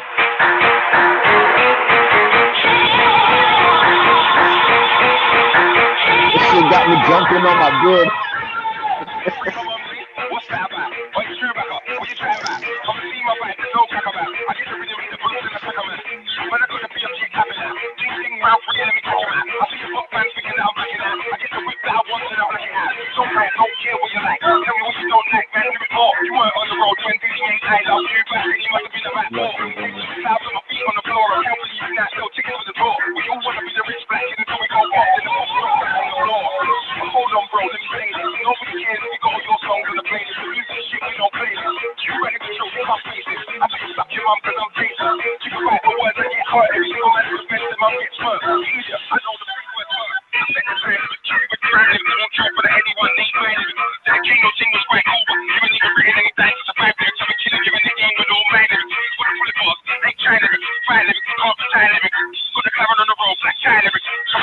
drama. Jump out of Manhattan, Sandra. Head got you in the room with Jay-Z. He came back with that bullshit after. And I said, check who back to where? Because this whole campaign, I see you there. We don't really like it, but we gotta care. It's stormy, no. That's when the weather gets stormy. About slash, you must be back to a month anytime when you know like that. So you better acting on track. My mum's in London, that's fact. I ain't gotta go and get her back. Mikey, I don't smoke crack. You go this, I did that stuff, but Mike, you make me look crap. Yo, you ain't in the real battle, yeah, it's your first one. I'm a dad and I'm a that's how I teach son. Teach one, and I can reach one. We get results like you, and that's a big one. I'm a straight from the street one. Bend on real one, broski, anywhere I meet one. I'ma share some money, I'm a teacher. I'm a strong, not a weak one. Cause you're sweating like a pig. You don't like when I start snatching up with some wick. Got the weed in your hand. The last time I saw you, but you weren't blazing shit. Don't front this act. Before the weed you smoke, you put you on your back. BMG and a GOT, got the whole world looking at a grand class back like, respect my pen. Bars in your face like pen. Box in your face like Ken from way back when I've been a madman chatting back way back when. So respect my pen. Bars in your face like pen. Box in your face like Ken from way back when I've been a madman chatting back way back. So actually love all that. Like get pretty spring there, bubble that. I win the system so you come running back. I'm gonna score touchdowns whether you play me QB, wide receiver or running back. Been away for a minute but I'm coming back. I know you love the charts but I've done all that. Now back on the street they know we run all that. Like Rick Bobby. What about 9 bar Bobby? Now what men like Billy and Bobby? I'm a build up just like Bob.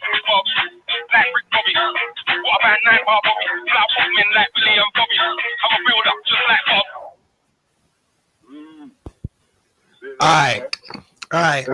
Alright. Fire. Fire in the hole, man. But of course it's fire, but it's my brother Wiley, so of course he always comes on fire. And he like he sits inside the beat like completely, like just rides it completely, like he done the thing. However, the beat down that he got in round 2, man, this ain't no response for round 3. I'm sorry, man. No, man. Round, he had to come harder. I don't know what he could have done because the beatdown was so severe, but he had to come harder, in my opinion. All right. We're saying that he's not getting fire, but not enough fire. Yeah, it's not enough fire. Like why? Like Stormzy made a whole 2 minute 50-second like love letter to his mom. Yeah, there needs to be a response to that. Was there any bars responding directly to that? Yeah. Saying that we need to get her back from Cyprus and that still. So she lives in Iron Upper and that, man. That's a liberty. What I'm saying, I don't know, man. The second one from Stormzy was kind of decent still, but I don't know. Stormzy reminded me of the Game a bit. Like he just seems like the grime version of Game. What, bars for days, yeah? No, he's got bars, but he just seems like I don't know. He just reminds me of Game. Like he just like uses other people's flows and always name drop other people and sort of thing. But he's good at what he does, though. I like Stormzy a lot. Shit, man. Well, go on, Shax. What are you saying, brother? Hey, fam, yeah. First of all, yeah, I said an apology to all the gods of grime. You get me? And the ancestors of grime, yeah. The car I brought up this morning, right? And I was re-listening to Idiot Skingman 2, yeah. And I realized I underrated the Kingman. I fully underrated the levels here of the dub, innit? So I can't lie, yeah. I got to apologize, innit? Like, I have to make a public apology in that. Because innit, right? But yeah. What I can say is, yeah, I can see a few people that were saying that while we washed out, yeah, like kind of changing their mind right now, innit? So we give thanks to it. You get me? You get me? Yeah. And not even because they necessarily think he's winning, but he's put forward like 3 like quality dubs, innit? Even if you don't think he's winning, you have to respect the output, innit? You get me? So yeah. You get me? So what do you think about Idiot Skingman 3? You know what? I like it. Yeah, I'm letting it rest for a bit because I made a mistake in it. So I gotta humble up myself in it. Let it marinate first. But my immediate thing is that it started strong and it ended strong. Yeah, I feel like it started and it ended strong. I think there's a part in the middle whereby it might, it weren't as, you get me. But my thing is this, You see what the difference is with what? This is what the difference is. Yeah, Wiley's saying a lot more. Like he's saying a lot more things. Yeah, that is true. You get me in his dubs, in it. Like he's saying a lot more things in it, and so yeah, obviously. Yeah, go on. Bringing up the man was. You couldn't have been on the roads when man made "I Love You" because you must have been about 4 and that. All of that, yeah. He's breaking that industry politics and the whole thing about Guy and Pop and all them kind of things there. So he's saying a lot more in it. Now, for most people and for a lot of people like in this generation and that, they're not gonna tap into all of the things that he's saying. You get me? Like I feel like simple like this is I had this conversation with my cousins and they were saying this as well, like in terms of like Stormzy's disses were better, but I was saying but like disses are easier than actually having content. You know, just saying that. You get me? It's easier to stay shut your lip and you get me your mum and rare. It's easier to do that than actually have stuff to say. You get me? Yeah. You know what I mean? That's what I say reminds me of the game a bit. Wait. For me, are you being biased though? Are you being biased because you're East Side guy and you know how the East Side man them stay? You get me? They have to protect East Side. I ain't gonna try. Shaq is the East Side, yeah. I'll start London man and try it. No, on a level. Oh God. Seriously. I rate Wiley, yeah. Ready made me walk into that one where I rate Wiley, yeah, but Wiley is not my favorite. What's it called? MC in it, like you know what I'm saying. If we were discussing dogs now, yeah, I might be biased in it. Like I might be biased, yeah. But I rate Storm. Like there's no doubt, yeah, about the fact that I rate Stormzy in it. So with to be Wiley, fair, after round 2. Yeah, I was saying that Stormzy like won that round in it fully, blatantly. Yeah, you know what I'm saying. Okay. I'm not even overturning that, even though I'm saying that I think Wiley's the Skengman 2, Idiot Skengman 2 was stronger than I initially gave credit for. You get me? And I'm speaking to man who are saying they think that's the best track for the whole clash anyway. Like they think that's the best dub, like out of the both of them. You know what I'm saying? So yeah, you get me. I don't know, fam. It's mad. Yeah, it's kind of sad though, because like with Wiley, he's a producer, you know what I mean. So he's very musically in the game like that, you know what I mean. And I just think it's 2 different generations that shouldn't really try and clash each other because it just don't work out for them in the long run. I agree with and you. You know, like a lot of the stuff that Wiley's saying won't catch Stormzy's audience, innit? They won't catch on to what he's talking about. Yeah. They're gonna be younger than Stormzy. So when he's talking about you must have been 4 when some of them man might not have even heard I Love You. They weren't born, fam. They weren't born. Them man, they were. Imagine that, cause there's youths alive that ain't even heard I Love You, fam, in London. Yeah, you know what I'm saying? They weren't born. It's mad, fam. You get me? But what I'm saying is, yeah, whilst I agree with T-Rock a bit in it, like I feel like I was saying on Scatter Show, I don't feel like this thing will negatively affect either of them. You know what I'm saying? Really, like in the long run, and I feel like they both understand what this means for the culture and what it means for themselves personally, in it, like in terms of where they say this is the first time Stormzy has been tested, like battle tested properly. You know what I'm saying?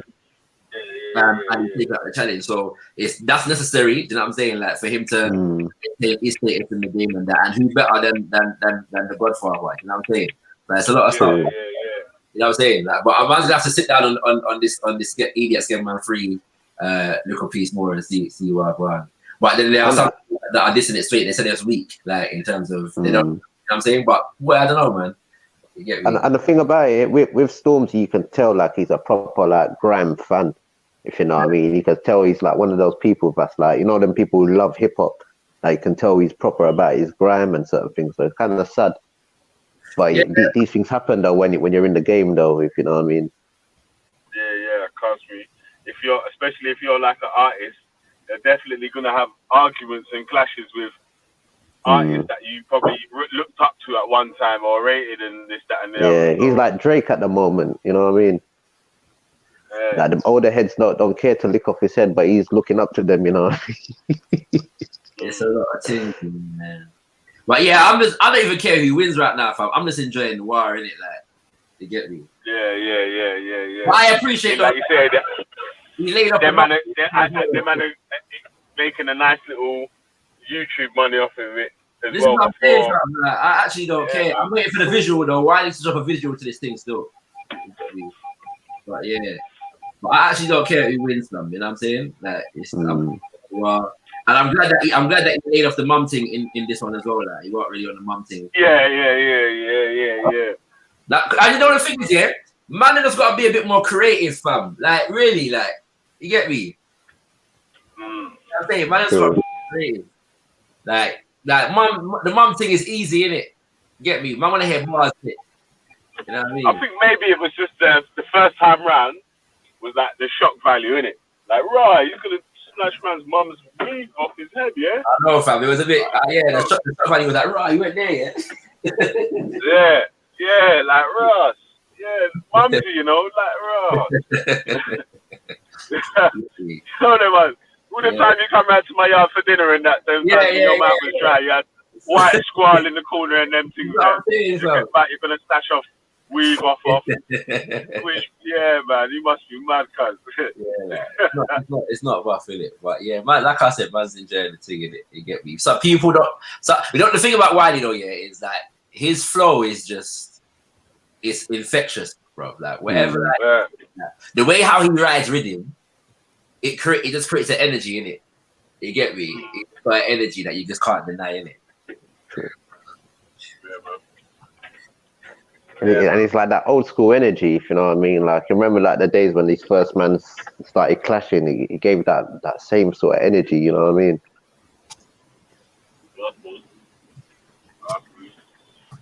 Yeah, me. They gave you like them deja days when you used to listen to the radio and all that, waiting for the next man to come back, or Remember them man used to empty the jungle, bro, back in the day. yeah, them radio sets, bro, they was emotional, bro. Yeah, no. But yeah, what you saying, buddy? What you saying? What you think is that? Yeah, man. I think it was alright, man. Like I'm saying, can't lie, I've always been a Wiley fan though, still. But like I said, I did give it to Stormzy yesterday, still. So you know why? I'll tell you why though, yeah? It's like because like a lot of Wiley's bars, us man will understand what he's talking about. But a lot of Stormzy's fans won't get what he's talking about. So it won't hit with the, do you know what I'm saying? That it won't hit with his fans. So yeah, that they'll understand what he means, innit? You know what I mean? That they'll get the like raw. That's more of a big man thing that he's talking about, bruv. You couldn't have been on the roads at this time and this, that, and the other. And you know what I'm saying? That snatch a man's mum's weave off. The youngers will understand that, innit? They'll be like, right, that's a diss, innit? Yeah. You know what I'm saying? Some of the other stuff, innit? Like, and even the music business stuff, I don't even understand some of that still. So, yeah. You get me? And really, it's Stormzy that's keeping this grand thing alive when you check it, you know what I mean? Everybody else is doing drill. Obviously, he's at the top end of it, innit?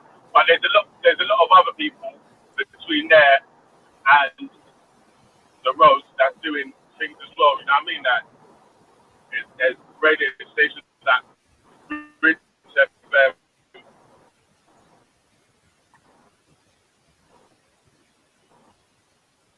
other pirate stations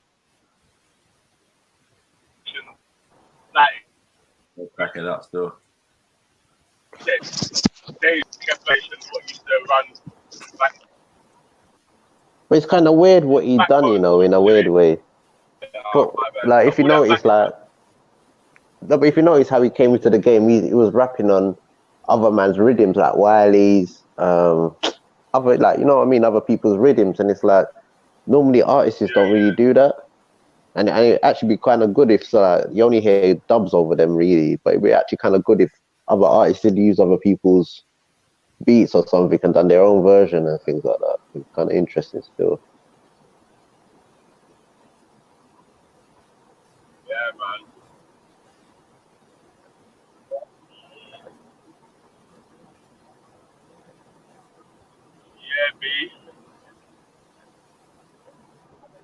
and it's kind of good, you know what I mean? Like there's not really been any grime sort of battles going on for a while still. It gives the UK some, you know what I mean, full frequency over.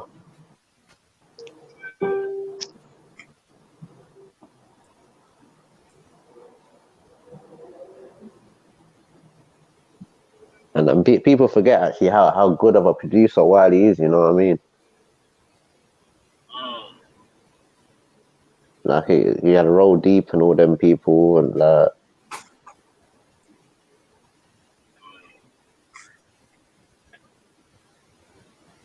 He's making Eskimo and all them shit. I was gonna say like he's talented, but a lot of people in the game that's upset with him because he just does his own thing, like he just isolates himself after a while. Yo, yeah, man. Some of the best artists are usually like introverts more than extroverts, isn't it? Like, True. they got good talent, but they like being by themselves. Yeah. What do you think of what do you think of Dot Rotten? Yeah, Dot's a I bad feel boy. sorry for Dot Rotten. Serious? I feel sorry for him because nobody ain't given him time of day since Wiley went at Stormzy Boy, but he started this whole clashing thing at the end of last year, really. I feel sorry for him, man. Poor thing. Well, he's killing it with the beats. No, yeah, he's working, like, you know what I'm saying? Like, I can't deny that. I'm just saying, though, that, you get me? Like, end of last day, he started going like bare people and nobody ain't talking about him again. It's unfortunate.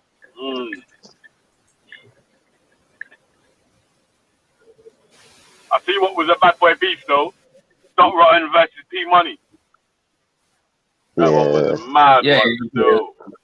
P Money was animal, man. It was too much. Yeah. Yeah, it's paid. Yeah, I see. P Money's a bad man still with a buzz. Yeah. No, we definitely need to see this happen one day, like UK versus US. Grime man versus hip hop man. Bar for bar.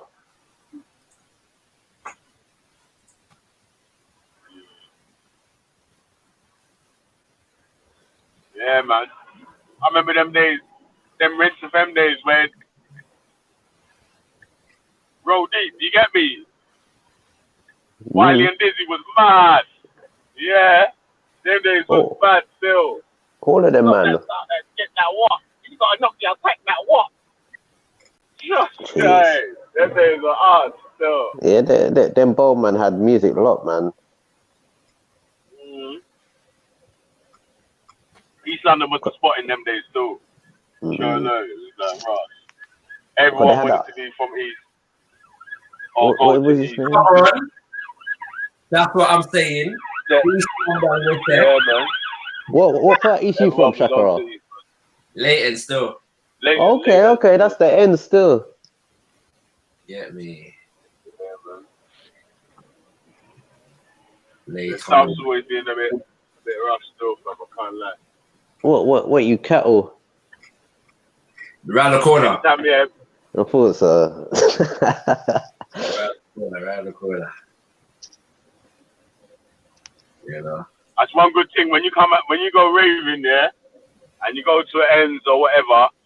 Whenever they say, South London, bad people always, yeah, but obviously because there's southeast and southwest in it, so that's their hype in it because South London is the biggest part of London, so it's you get me? Yeah. South London people don't mess about, man. They travel, man.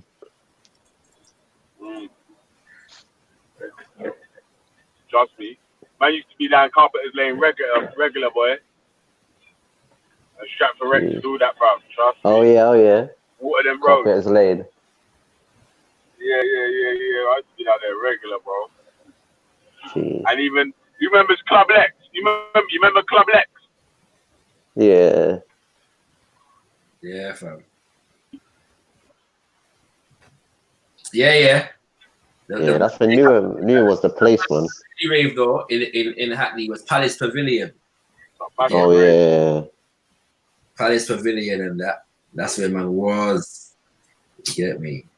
Who remembers 419 or 210 Club? Yeah, You're man, talking about I Hackney used to go Empire. down there still, fam. Yeah, I know what that. No, but I swear there was a next place by the roundabout, Leebridge Roundabout, where used to be a club. And I swear they used to keep 491. You're talking about Chimes. Okay. Yeah. No, but I swear. Chimes, mate. You're talking about Chimes.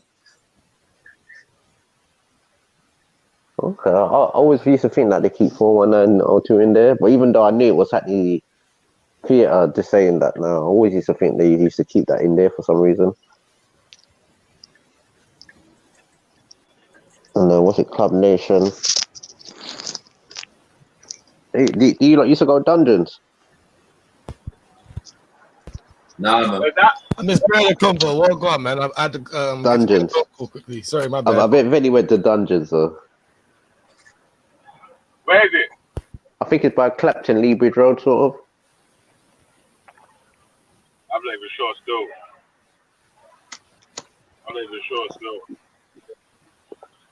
I used to go down when they used to have the jungle race, telepathy and all them shit.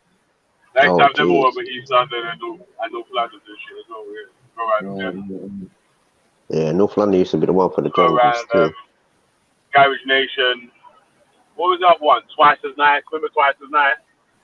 Yeah, I never went to a lot of them raves there still. A lot of them garage raves I never went to, fam. Them times there, yeah, it was Bashment versus garage, fam. I was like, that's shit, bro. If Marty could have went playing the rave, I wasn't going. Yeah, me. Yeah, it was either reggae or hip hop those days, or just garage or something. You know what I mean? Yeah, a lot of people wasn't really into the garage.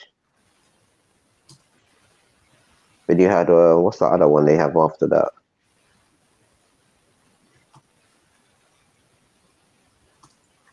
Yeah, I swear Grime came afterwards, innit? Sort of like with the MC and with like So Solid and them, man.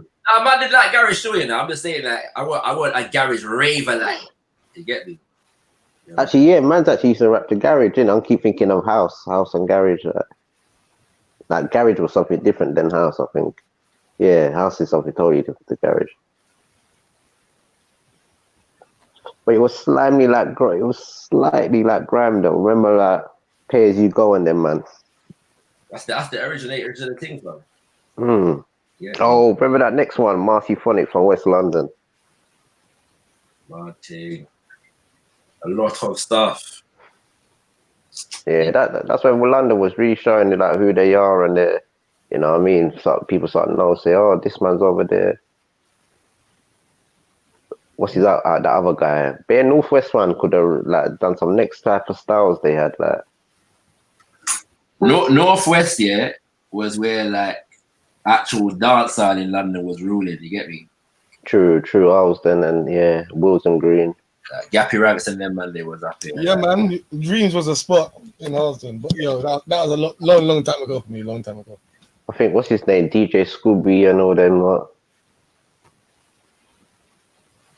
Yeah, I think they used to have a lot of record labels or like places where you can make records in Northwest and West London. Yeah, man. I think Jetstar, one of them, was actually based over there, or Greensleeves. What record shops?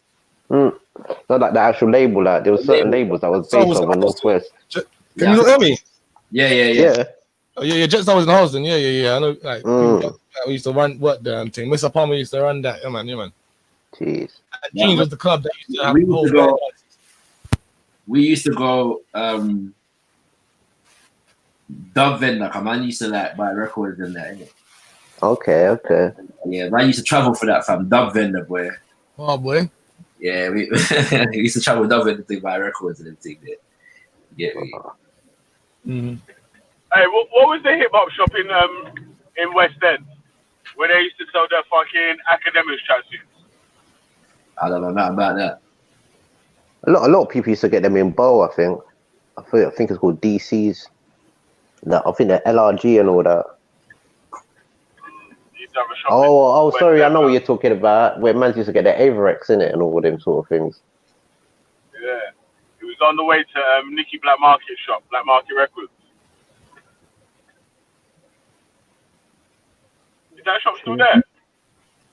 I'm not too sure. Years, man. Get your tickets for all the raves and shit. Jeez. So you fucking, before you can get guest list, innit?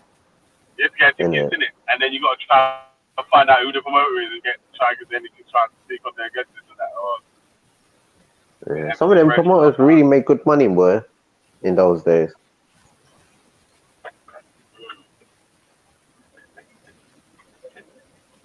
I remember them promoters just coming to the barbershop and giving out their flyers and all them type of things early Saturday morning, driving around. Man's getting records ready. I see a brother on New Year's Eve, yeah, that used to be a promoter for Roast. Remember Roast, Sunday Roast? Oh, yeah. Yeah. Where they used to keep that? Old school ways, man. Roast too. I think that other place is quite famous as well, isn't it, in Southall? The Astoria. What's that place called? Something Rose something in Southall. Huh? I think there's like one club was kind of famous, like in Southall, called something Rose or Ann Taylor or something. No.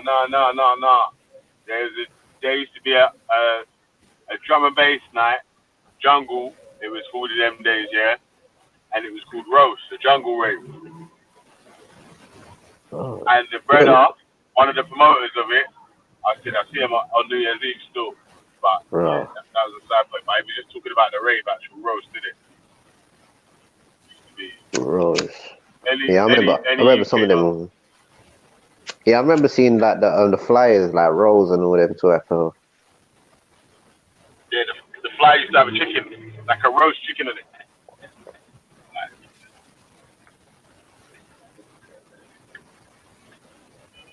Like roast. Bad boy rave. But I couldn't go to the store, man. I went over to the store. I would never go in. Oh, T-shirt.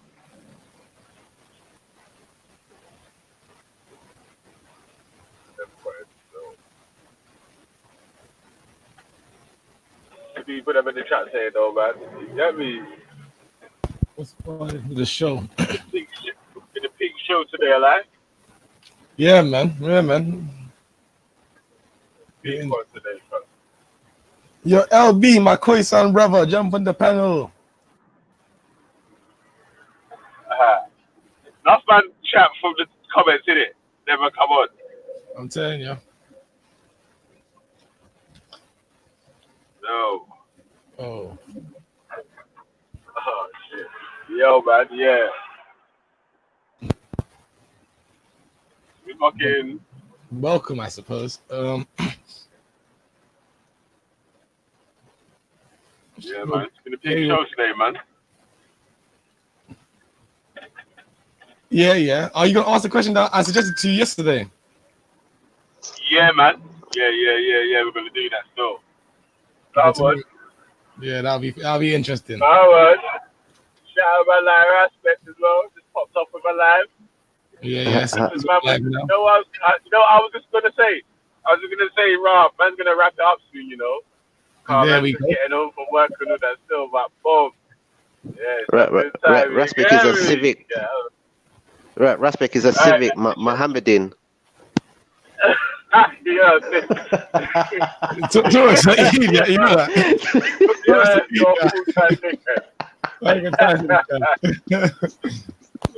full-time Hi, party people. Hello. It's a Saturday night. Friday night. You did. Welcome. Evening. baby. Hi. Hey, What's popping? Yeah. So did you used to go raving back in the day? Actually, let's start off that. We'll start off with the side thing. Did you used to go raving back in the day, Betty? No, I used to work in nightclubs. I didn't used to go and raving. I used to actually work in the nightclubs. I didn't have time. I had to be making money. All right, yeah, man. So, and also, the question of the day is: do you think that are civic nationalists undercover racist? Is the civil nationalists were like Jupiter and Ralph? Then yeah, but No, Ralph. well, Ralph's the ethno-nationalist, isn't it? Ralph's Oh, the right. ethno-nationalist. Yeah, The so he's civil. on the yeah. He says the shit. Say it with chest beat. I'm like the civic nationalists are the ones that don't want to say it with chest. That's in my personal opinion. I could be Well, wrong. I've And only that met. might be a proof. Is Steve from Speaker's Corner a civil nationalist too? A civic, yeah, he's a civic. Okay, I would say they lean towards what I would call white supremacy. That's what I would say. Because you can never really prove that white folk are racist anyway. But I would say the ones I've come across online, they do seem to have somewhat racist persuasions, believe in white supremacy. And obviously Ralph doesn't, because obviously, well, he believes in white supremacy, but obviously he's not white. So I would call him a bit of a negrophobe and believes in scientific racism. Yeah, man. What about you? What do you think are these civil nationalists, whatever they're called? It's the first time I've really heard of Civic, this. yeah, civic. Yeah, but like I just said, man, I feel like a lot of civic nationalists, yeah, like you just said, have got like a lot of white supremacy tendency, Yes. but they just don't know how to say it with their chest, sort of thing, innit? Without Yeah. it seeming like they're being racist. So they hide behind other people that can say it for them in more articulate ways. Yeah. Like, is Vinny one of them? Vinny Sutherland? You know, is he one of those Sullivan. civil? Yeah, I think he is. Sullivan. You know what, yeah? I'm not sure what Vinny is, what he would describe himself as. I would describe him as an ethno-nationalist, but he might describe himself as a civic nationalist. So, but also like he's got a little sidekick called Sangmore, yeah. Yeah. Some little sidekick guy, yeah. Yeah. It's like, yo, I've been trying to get him to let this guy off his leash, innit? Let people debate him and that, innit? I don't know. He speaks about him highly, innit? Like he's the top boy and whatnot. I'm like, you need to let him out the cupboard then, innit? Because if he's so great, you need to release him onto the world, innit? If he's so great and he can tell us why white supremacy is a must and shit like that, then you need to release him onto the world, cuz. You know what I mean? That, but yeah, hiding my still. Yeah. They all go on Ralph's channel, and I think when you see them on Ralph's channel, you really see what they believe in because they feel comfortable on Ralph's panel. You really see what they wouldn't say on a panel.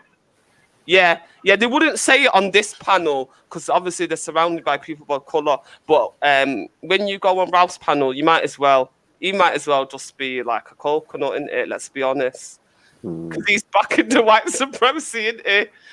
But they say a lot more on his channel. It's actually quite shocking when you really see what they believe.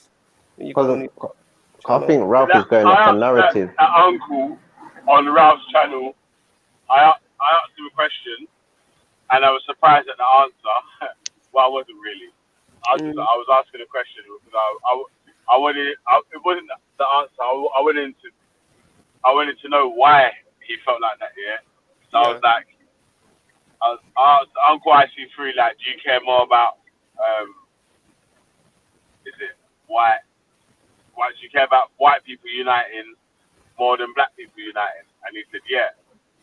But I knew he was going to say yeah, but I wanted to know why he feels like that. He's been groomed.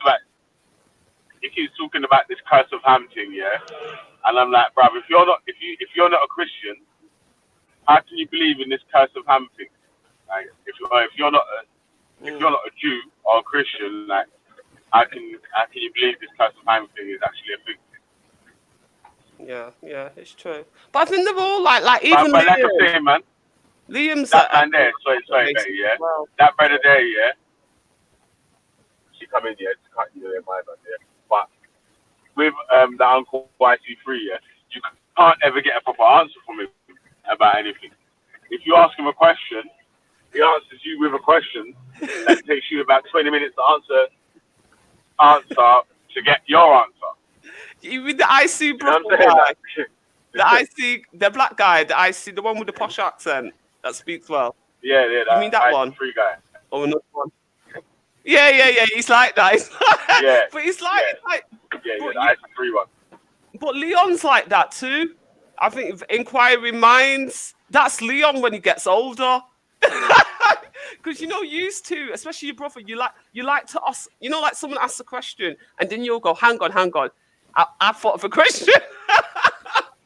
But IC3 is like the older version of you. It's gonna ask lots of questions because you don't really give your opinions. Used to, you and your brother, you don't really give an opinion. You're more into asking questions. In general. Yeah. In general. You know why? Yeah. I'll tell you why. Yeah.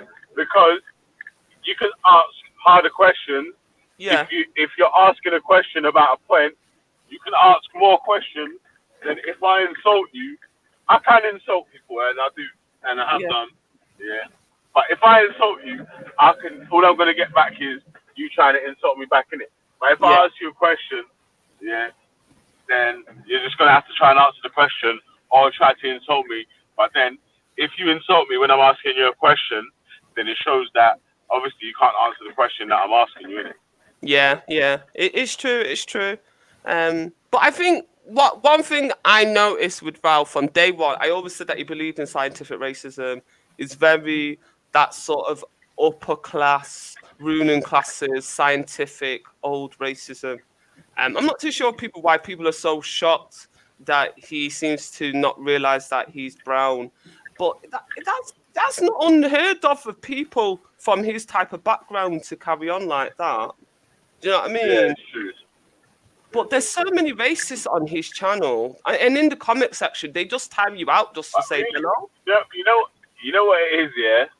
You gotta be on the other side of it, yeah. Yeah. You gotta laugh as well, innit? Because when you think about it, yeah, these people claim to be white supremacists. It's all about white power, yeah, but they're led by an Indian. I know. Yeah, that's an true. An Indian's their leader. Yeah, I didn't think of it that way. It's true. The leader's an Indian. It's like, well, do you know that you're a racist? Like, and you know that you're supposed to be like, I don't know, man. This is the real version, yeah, of the Clayton Bigsby skit. Like, this is the actual real life of it. I didn't think of it that way, Bigger. It's true. That is true because they're meant to be the superior race. They're meant to be able, the high IQ people. But like you said, they got an Indian leading their movement. And you know what's dumb, yeah? What it is, yeah, is that you see Ralph, yeah, he reads a lot of books, innit, yeah? Yeah, he does. He reads all them power sort of books, innit, yeah? So I know for a fact, yeah, that he's read a book, yeah, that's it's called The Art of Seduction, yeah? The Art of Seduction. I've heard of that book before. No, I've not heard of that. Art of Seduction, yeah. And there's the Art of Seduction, I don't know, what's it, the Art of Seduction, the 48 Laws of Power, and there's another one like that as well, anyway, yeah, and them sort of books, yeah. Art of War and all them shit.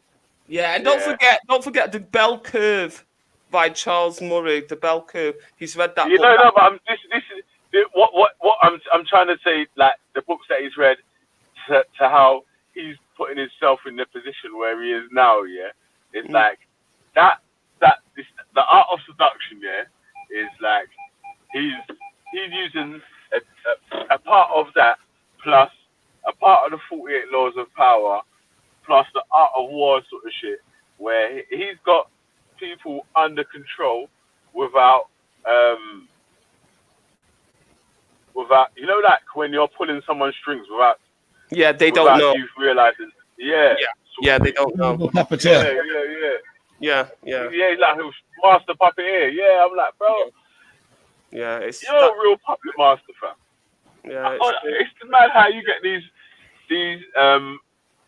dons that really believe the stuff that they're saying, and they it's like Ralph makes them believe that he believes it as well. Yeah. But even the book, because I asked him when I met him, because Ralph is really pleasant in person, especially to ladies, and I met him in person. And one of the things I said to him, have you read the what did I say? That Charles Murray, that book that I just I said, what did I say that book was called?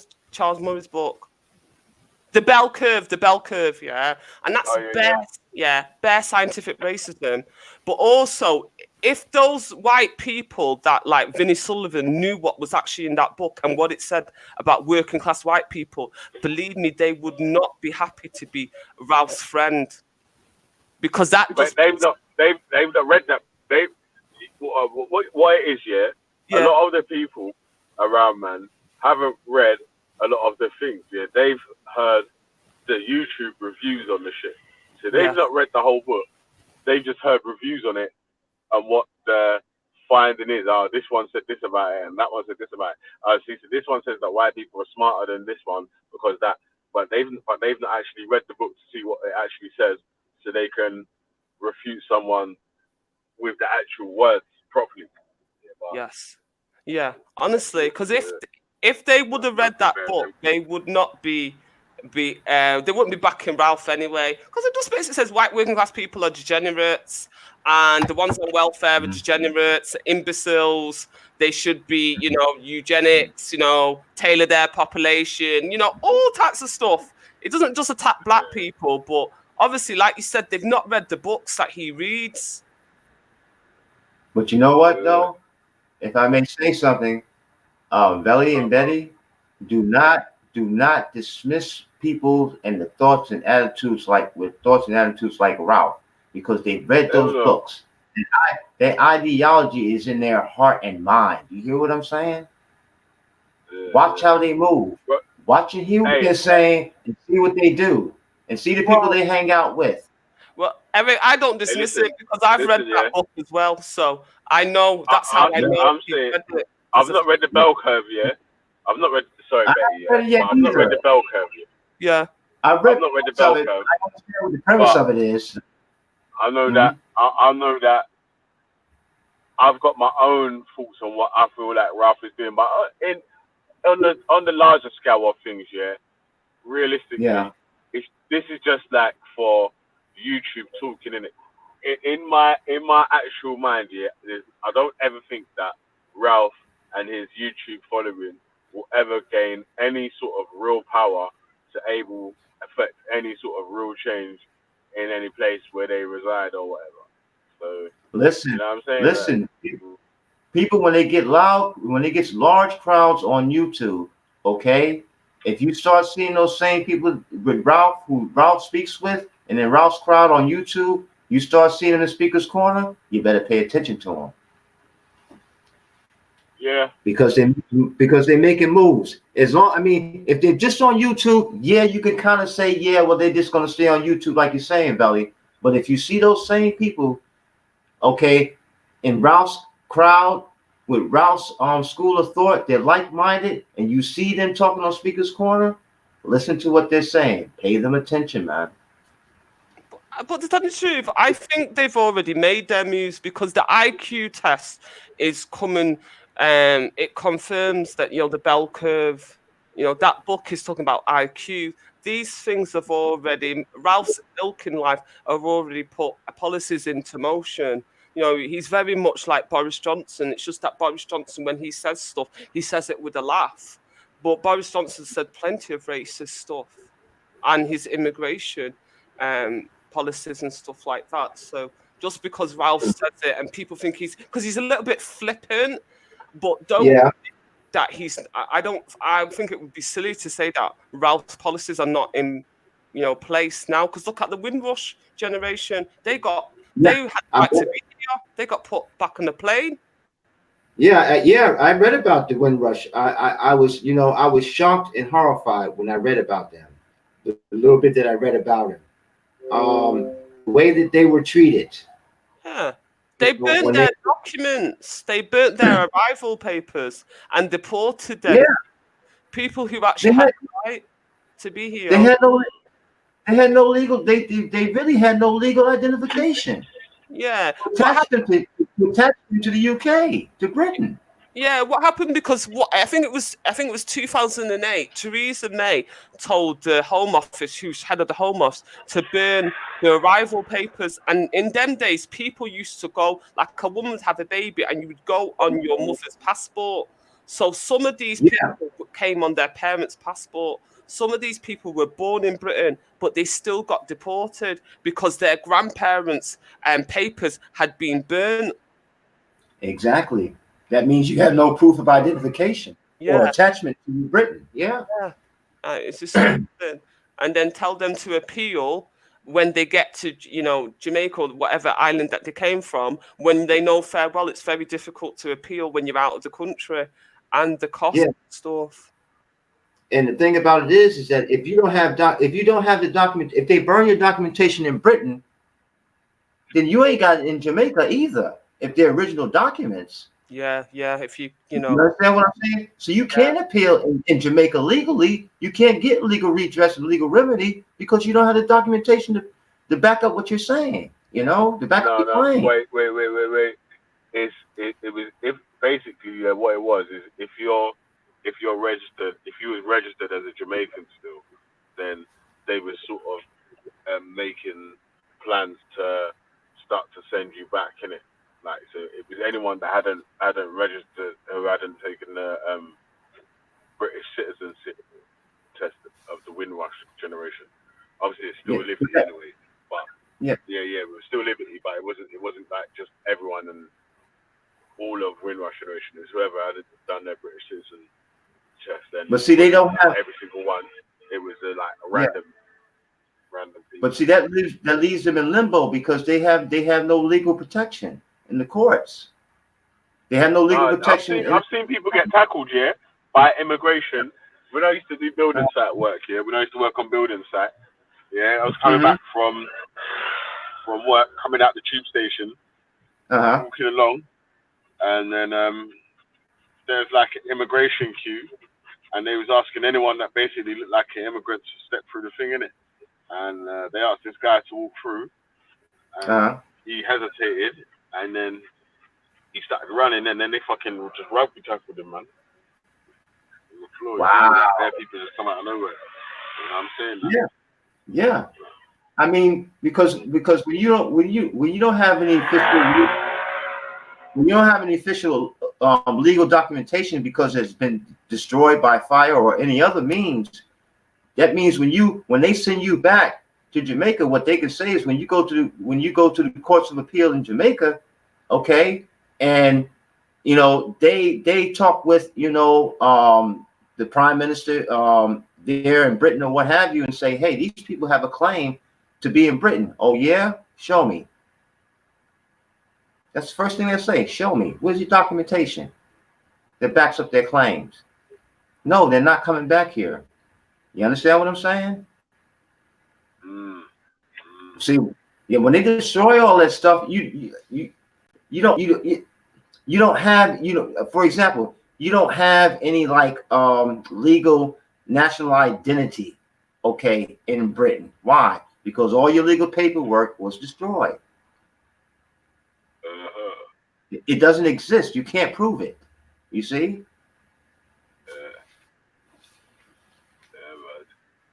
That was a horror story when I read about those people, man, and how they were treated in Britain.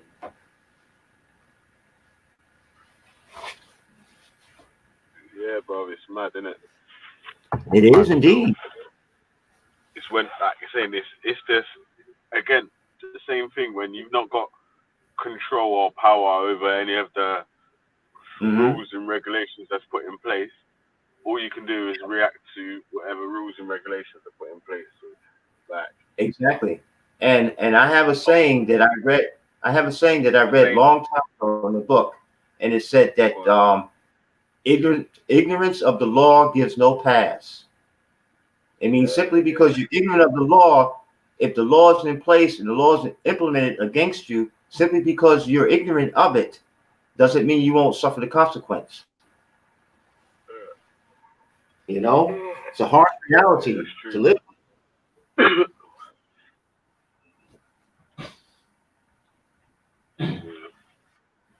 I mean, over here, for example, where I live over here in Finland, right? Now, you have groups of people over here. They have associations over here, official associations where these people come together and they're represented by, well, you could say it's an elite, but in a way it's a benign elite, because what they do is that the educated people, the lawyers and stuff like that, people who come over here as refugees and political asylum seekers, they go to school here, they study. The social welfare system works in their favor. Why? Because the Finnish government has made a deal with the UN, okay, as far as how many refugees they're willing to take in, political asylum seekers they're willing to take in, and they keep records of that, and these people have, they have passports, they have other types of identity papers. So if they're being mistreated and they want legal remedy, they can say, well, based on how I'm being treated, I'm not being protected by the law. Here's my identity. This is my identification papers here, that I'm a resident here, I'm a refugee here, political asylum seeker here, or a voluntary economic immigrant, or an immigrant through marriage, whatever the case may be. When you have all this documentation, see, you can make moves in court. You understand? Especially if you got associated with like-minded people who are willing to support you. But if you don't have that support network, you're on your own. Yeah, man. Yeah, that's still. You about to close up shop, man? Yeah, man. Sorry, I'm yawning, man. Just got in from work, man. Been a long week, innit, man?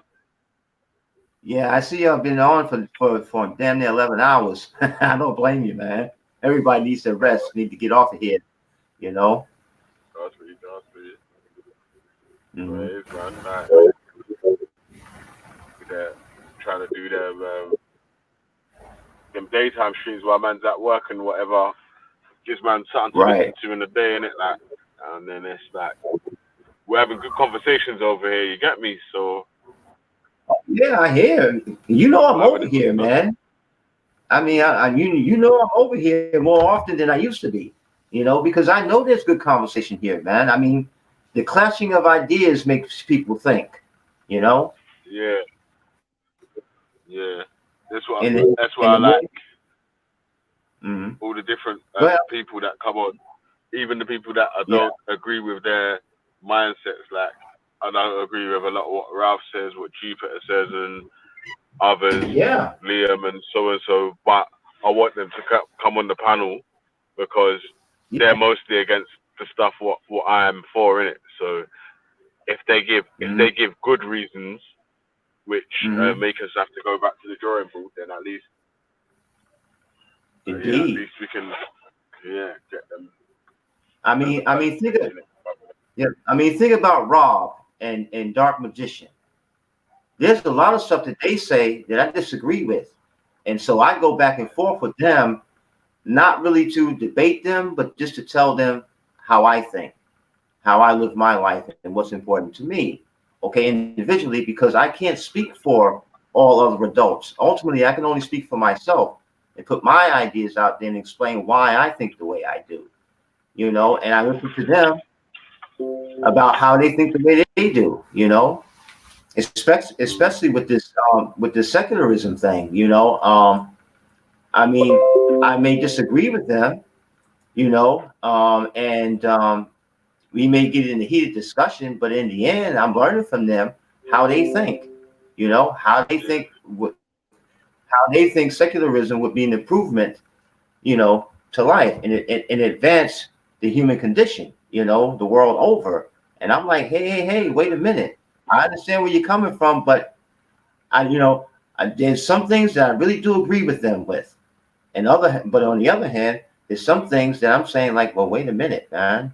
I don't think like that, because when I start thinking about secularism, okay, well, what's your definition for secularism? Because I start looking at Stalin.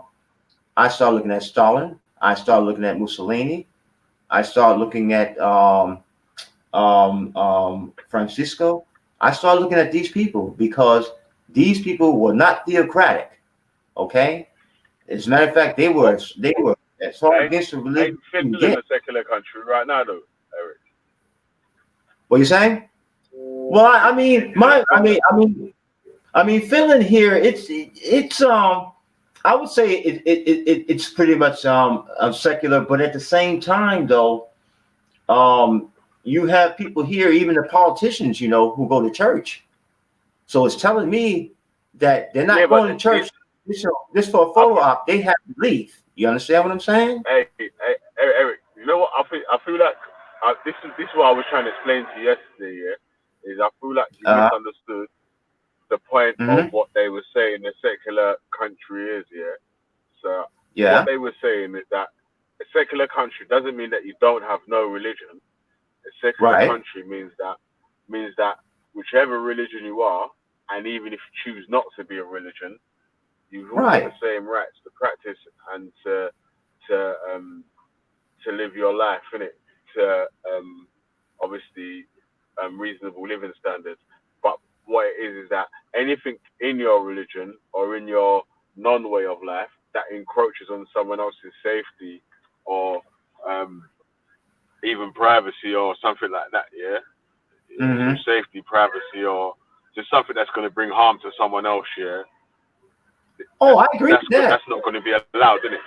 So Yeah, that's all it was. Is that so that means that that's why they were saying secular. Well, even in my own opinion, I would rather say a secular is better than a religious state because I'm not a religious person, and even for a religious person, where it's a double-edged sword for them, where they would sort of have to agree that a secular state is better for them than just a religious state, because if it was their religion, they would be okay. But if it's not their religion, they wouldn't be okay. So, you know what I mean? right. Yeah, I agree with that. But at the same time, though, think about it though.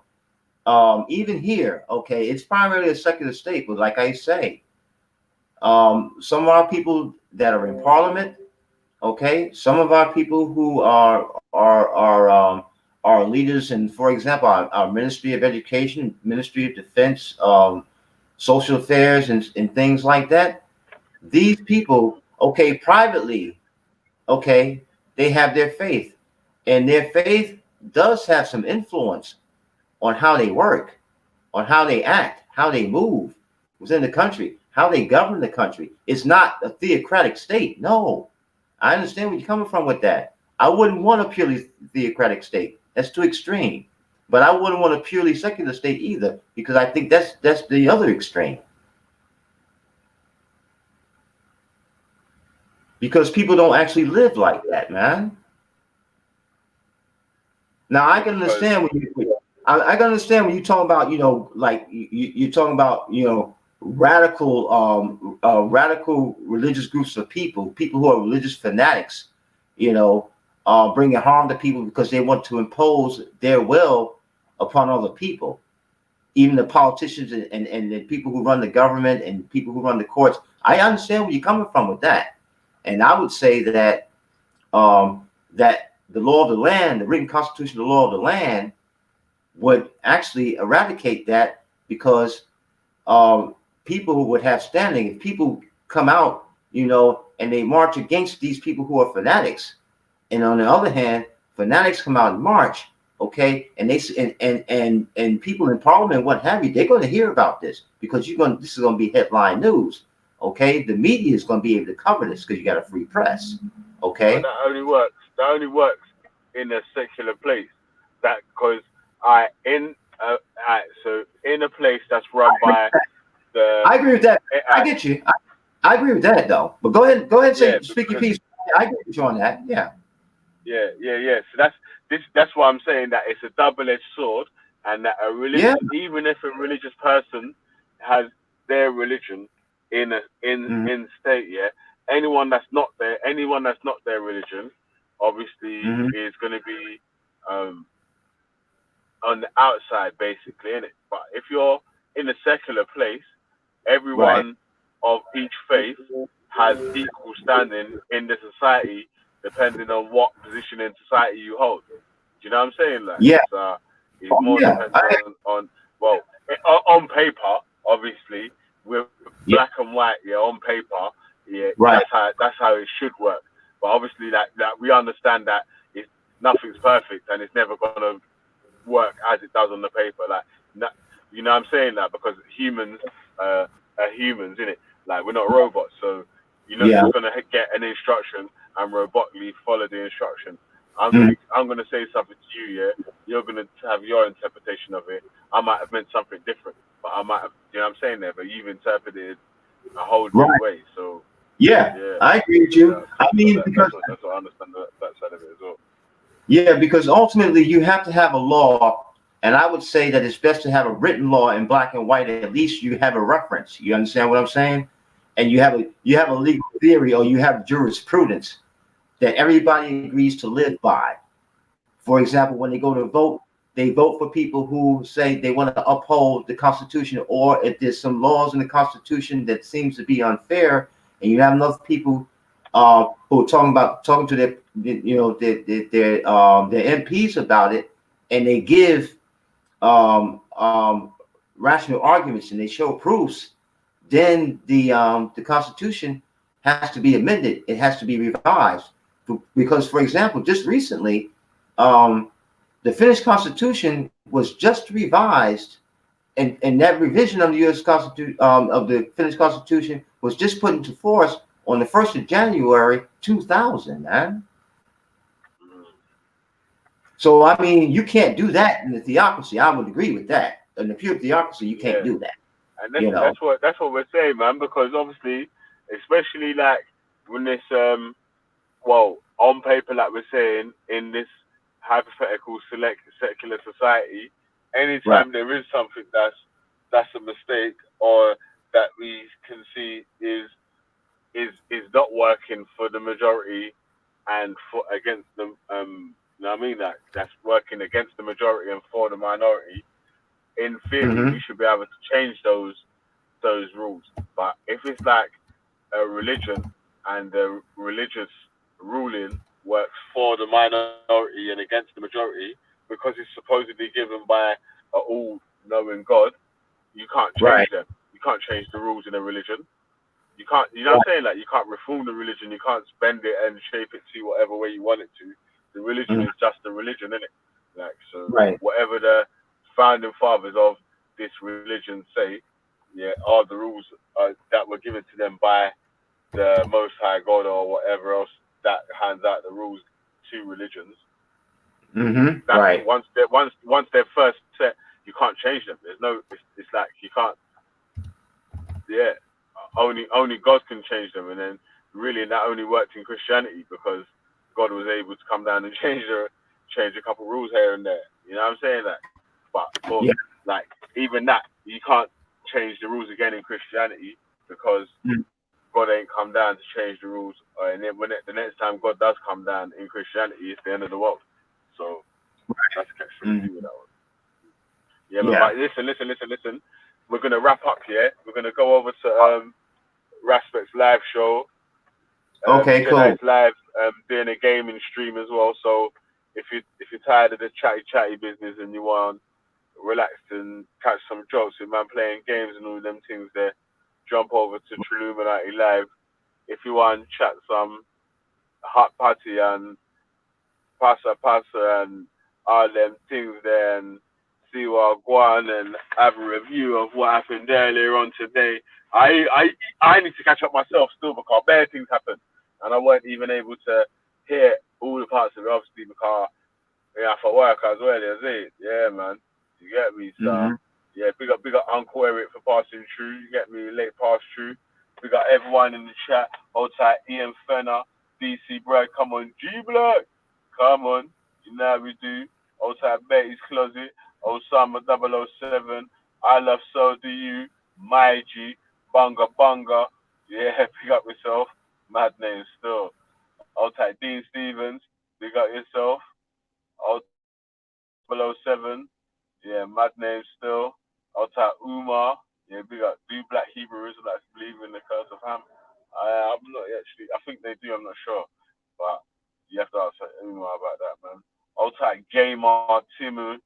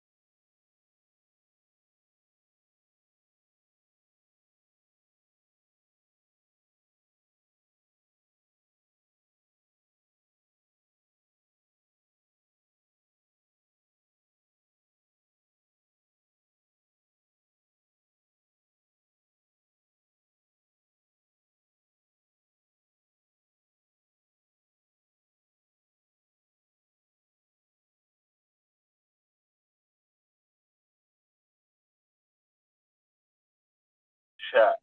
Yeah, big up Miss Mona. Outside Witness. Speakers Kuna. Outside Ayo Paternal Caribbean Israelite. Big up yourself. Big up Water. Yeah, big up yourself. Big up Irish Flame. Big up yourself. Old type Oxo Beans, come on. Old type Munda, yeah, big up yourself, my AG. Old type Dalton Summerford, yeah. Peace, big up Gandalf the White. Yeah, that's it, man. That's as far as it goes, B. So big up everyone in the chat, man. You know how we do. Come on, old type Everything is Everything. You know how we do. And Nancy himself in the building. Gangster Spiders, you know how we do. Yeah, man. So, yeah, we're done, man. Make sure you go over and support one of the man them. Get me for Jeds or Ras. Let us know. Yeah, big up Uncle Eric. Yeah, come on, big up yourself, Uncle. Yeah. Trust me. Yeah, the stream runs until I get home from work, innit, man. So, or if it got over 12 hours, then I have to lock it off still because, like, it either don't save it at all, or it only saves the 12 hours still. So, 12 hours will be the longest, man, and like. Well, yeah, once I get a bit of time back, I'll be able to cut up the best bits from the streams and yeah, as an asterisk or something. I don't know. Yeah, man. Oh shit. Yeah, bruh, I don't know, man. Everyone keeps saying that Miss Mona Simon and all that shit. Yeah, bruh. I don't know about who's who and all that still, man. But yeah, it's mad still, fam. If it is, then yeah, you definitely tricked everyone still, man. Well, not everyone, but you tricked some people still. Yeah, but anyway. Make sure you log on to Illuminati Live or Raspet's live show. I think he's live on the Lions Den. You get me? Oh, and Raspet Rebellion, yeah. So, come on. It's G Block in this bitch. Yeah, make sure you log on tomorrow, yeah? I'm on the roads tomorrow still, man, so I'm going to be at work tomorrow, man, so obviously you're going to have to pop off a show still. Yeah, man said slash him, bare question mark. Man, yeah. Wow, Miss Mona, bruh. Oh, come on, my G, Somali connection, outside Kushat smoke. Come on, real ones in the building. Hey, listen, Kushat, we're ducking out that though, you know. We're going over to Raspet's live show still into Jedi's doing a gaming stream as well, man. So any of the gaming dons, yeah, make sure you log on to Jedi show and hook up on the gaming thing. You get me? Like, so you can get through still, man. I'll tell you what, yeah. Big up Samaya as well, yeah. Yeah, we about to wipe down G Block, Steve. Yeah, mad thing still. I have to clean up the place, yeah. Mad. I tell you what as well, yeah. Big up Samaya, yes, Samaya Raw. Doing her little live streams and that still. I'm just getting oppressed in the chat and that still, but big up Samaya anyway, had to give me a spanner after man them was trying to handle me bad in it. Yeah. Obviously, I've got the G block and all that. You know how brothers getting their feelings and that anyway. I big up anyway still, but yeah. Big up yourself, man. Big up Halima as well still. You know, I don't know, man. The ladies are backing it for me, like in all these different tracks as well, man. Come on, big up 90 for 99. You know what time it is. Come on, Spanish season. Yeah, man. But listen, anyone that has a spanner, yeah, in this G block thing, yeah, basically all you're doing, yeah, with your spanner, yeah, you're not timing anyone out, not hiding anyone or anything like that, yeah, is all you're doing is making comments show. Basically, if someone comes in with a fake account, like obviously someone that's popular or usually jumps on panels and says so and so, and it's not them, then just hide them in it because we don't want someone talking for someone else in it and then causing an issue when that the person don't know about. Yeah, you want that? Yeah, you get me? Yeah, man. So yeah. Anyway, man, trust me, we out, P. It's G Block. You get me? Godless Block. You get me? Yeah, that's the hardest name. You know, I'll tell you why it's the hardest name. Yeah, because it causes pain. Causes pain like Uncle Pain. I'm drinking something blue. I'm smoking something green. I worked it. Jeez, like, come on. Wow. Yeah, man. Trust me. Yeah, man. Hey, but come on. We're locking off that, though, man. I'm going to stay on for longer and shit, man. I want to listen to what happened earlier. You get me? It was a mad day today still, man. Yeah, G Block's grind, man. You get me? Yeah, make sure you subscribe to the thing though as well, man, and share the channel out. You get me? Because obviously we're trying to get this shit popping around her. You get me? Yeah. All right, peace. Pardon me as well.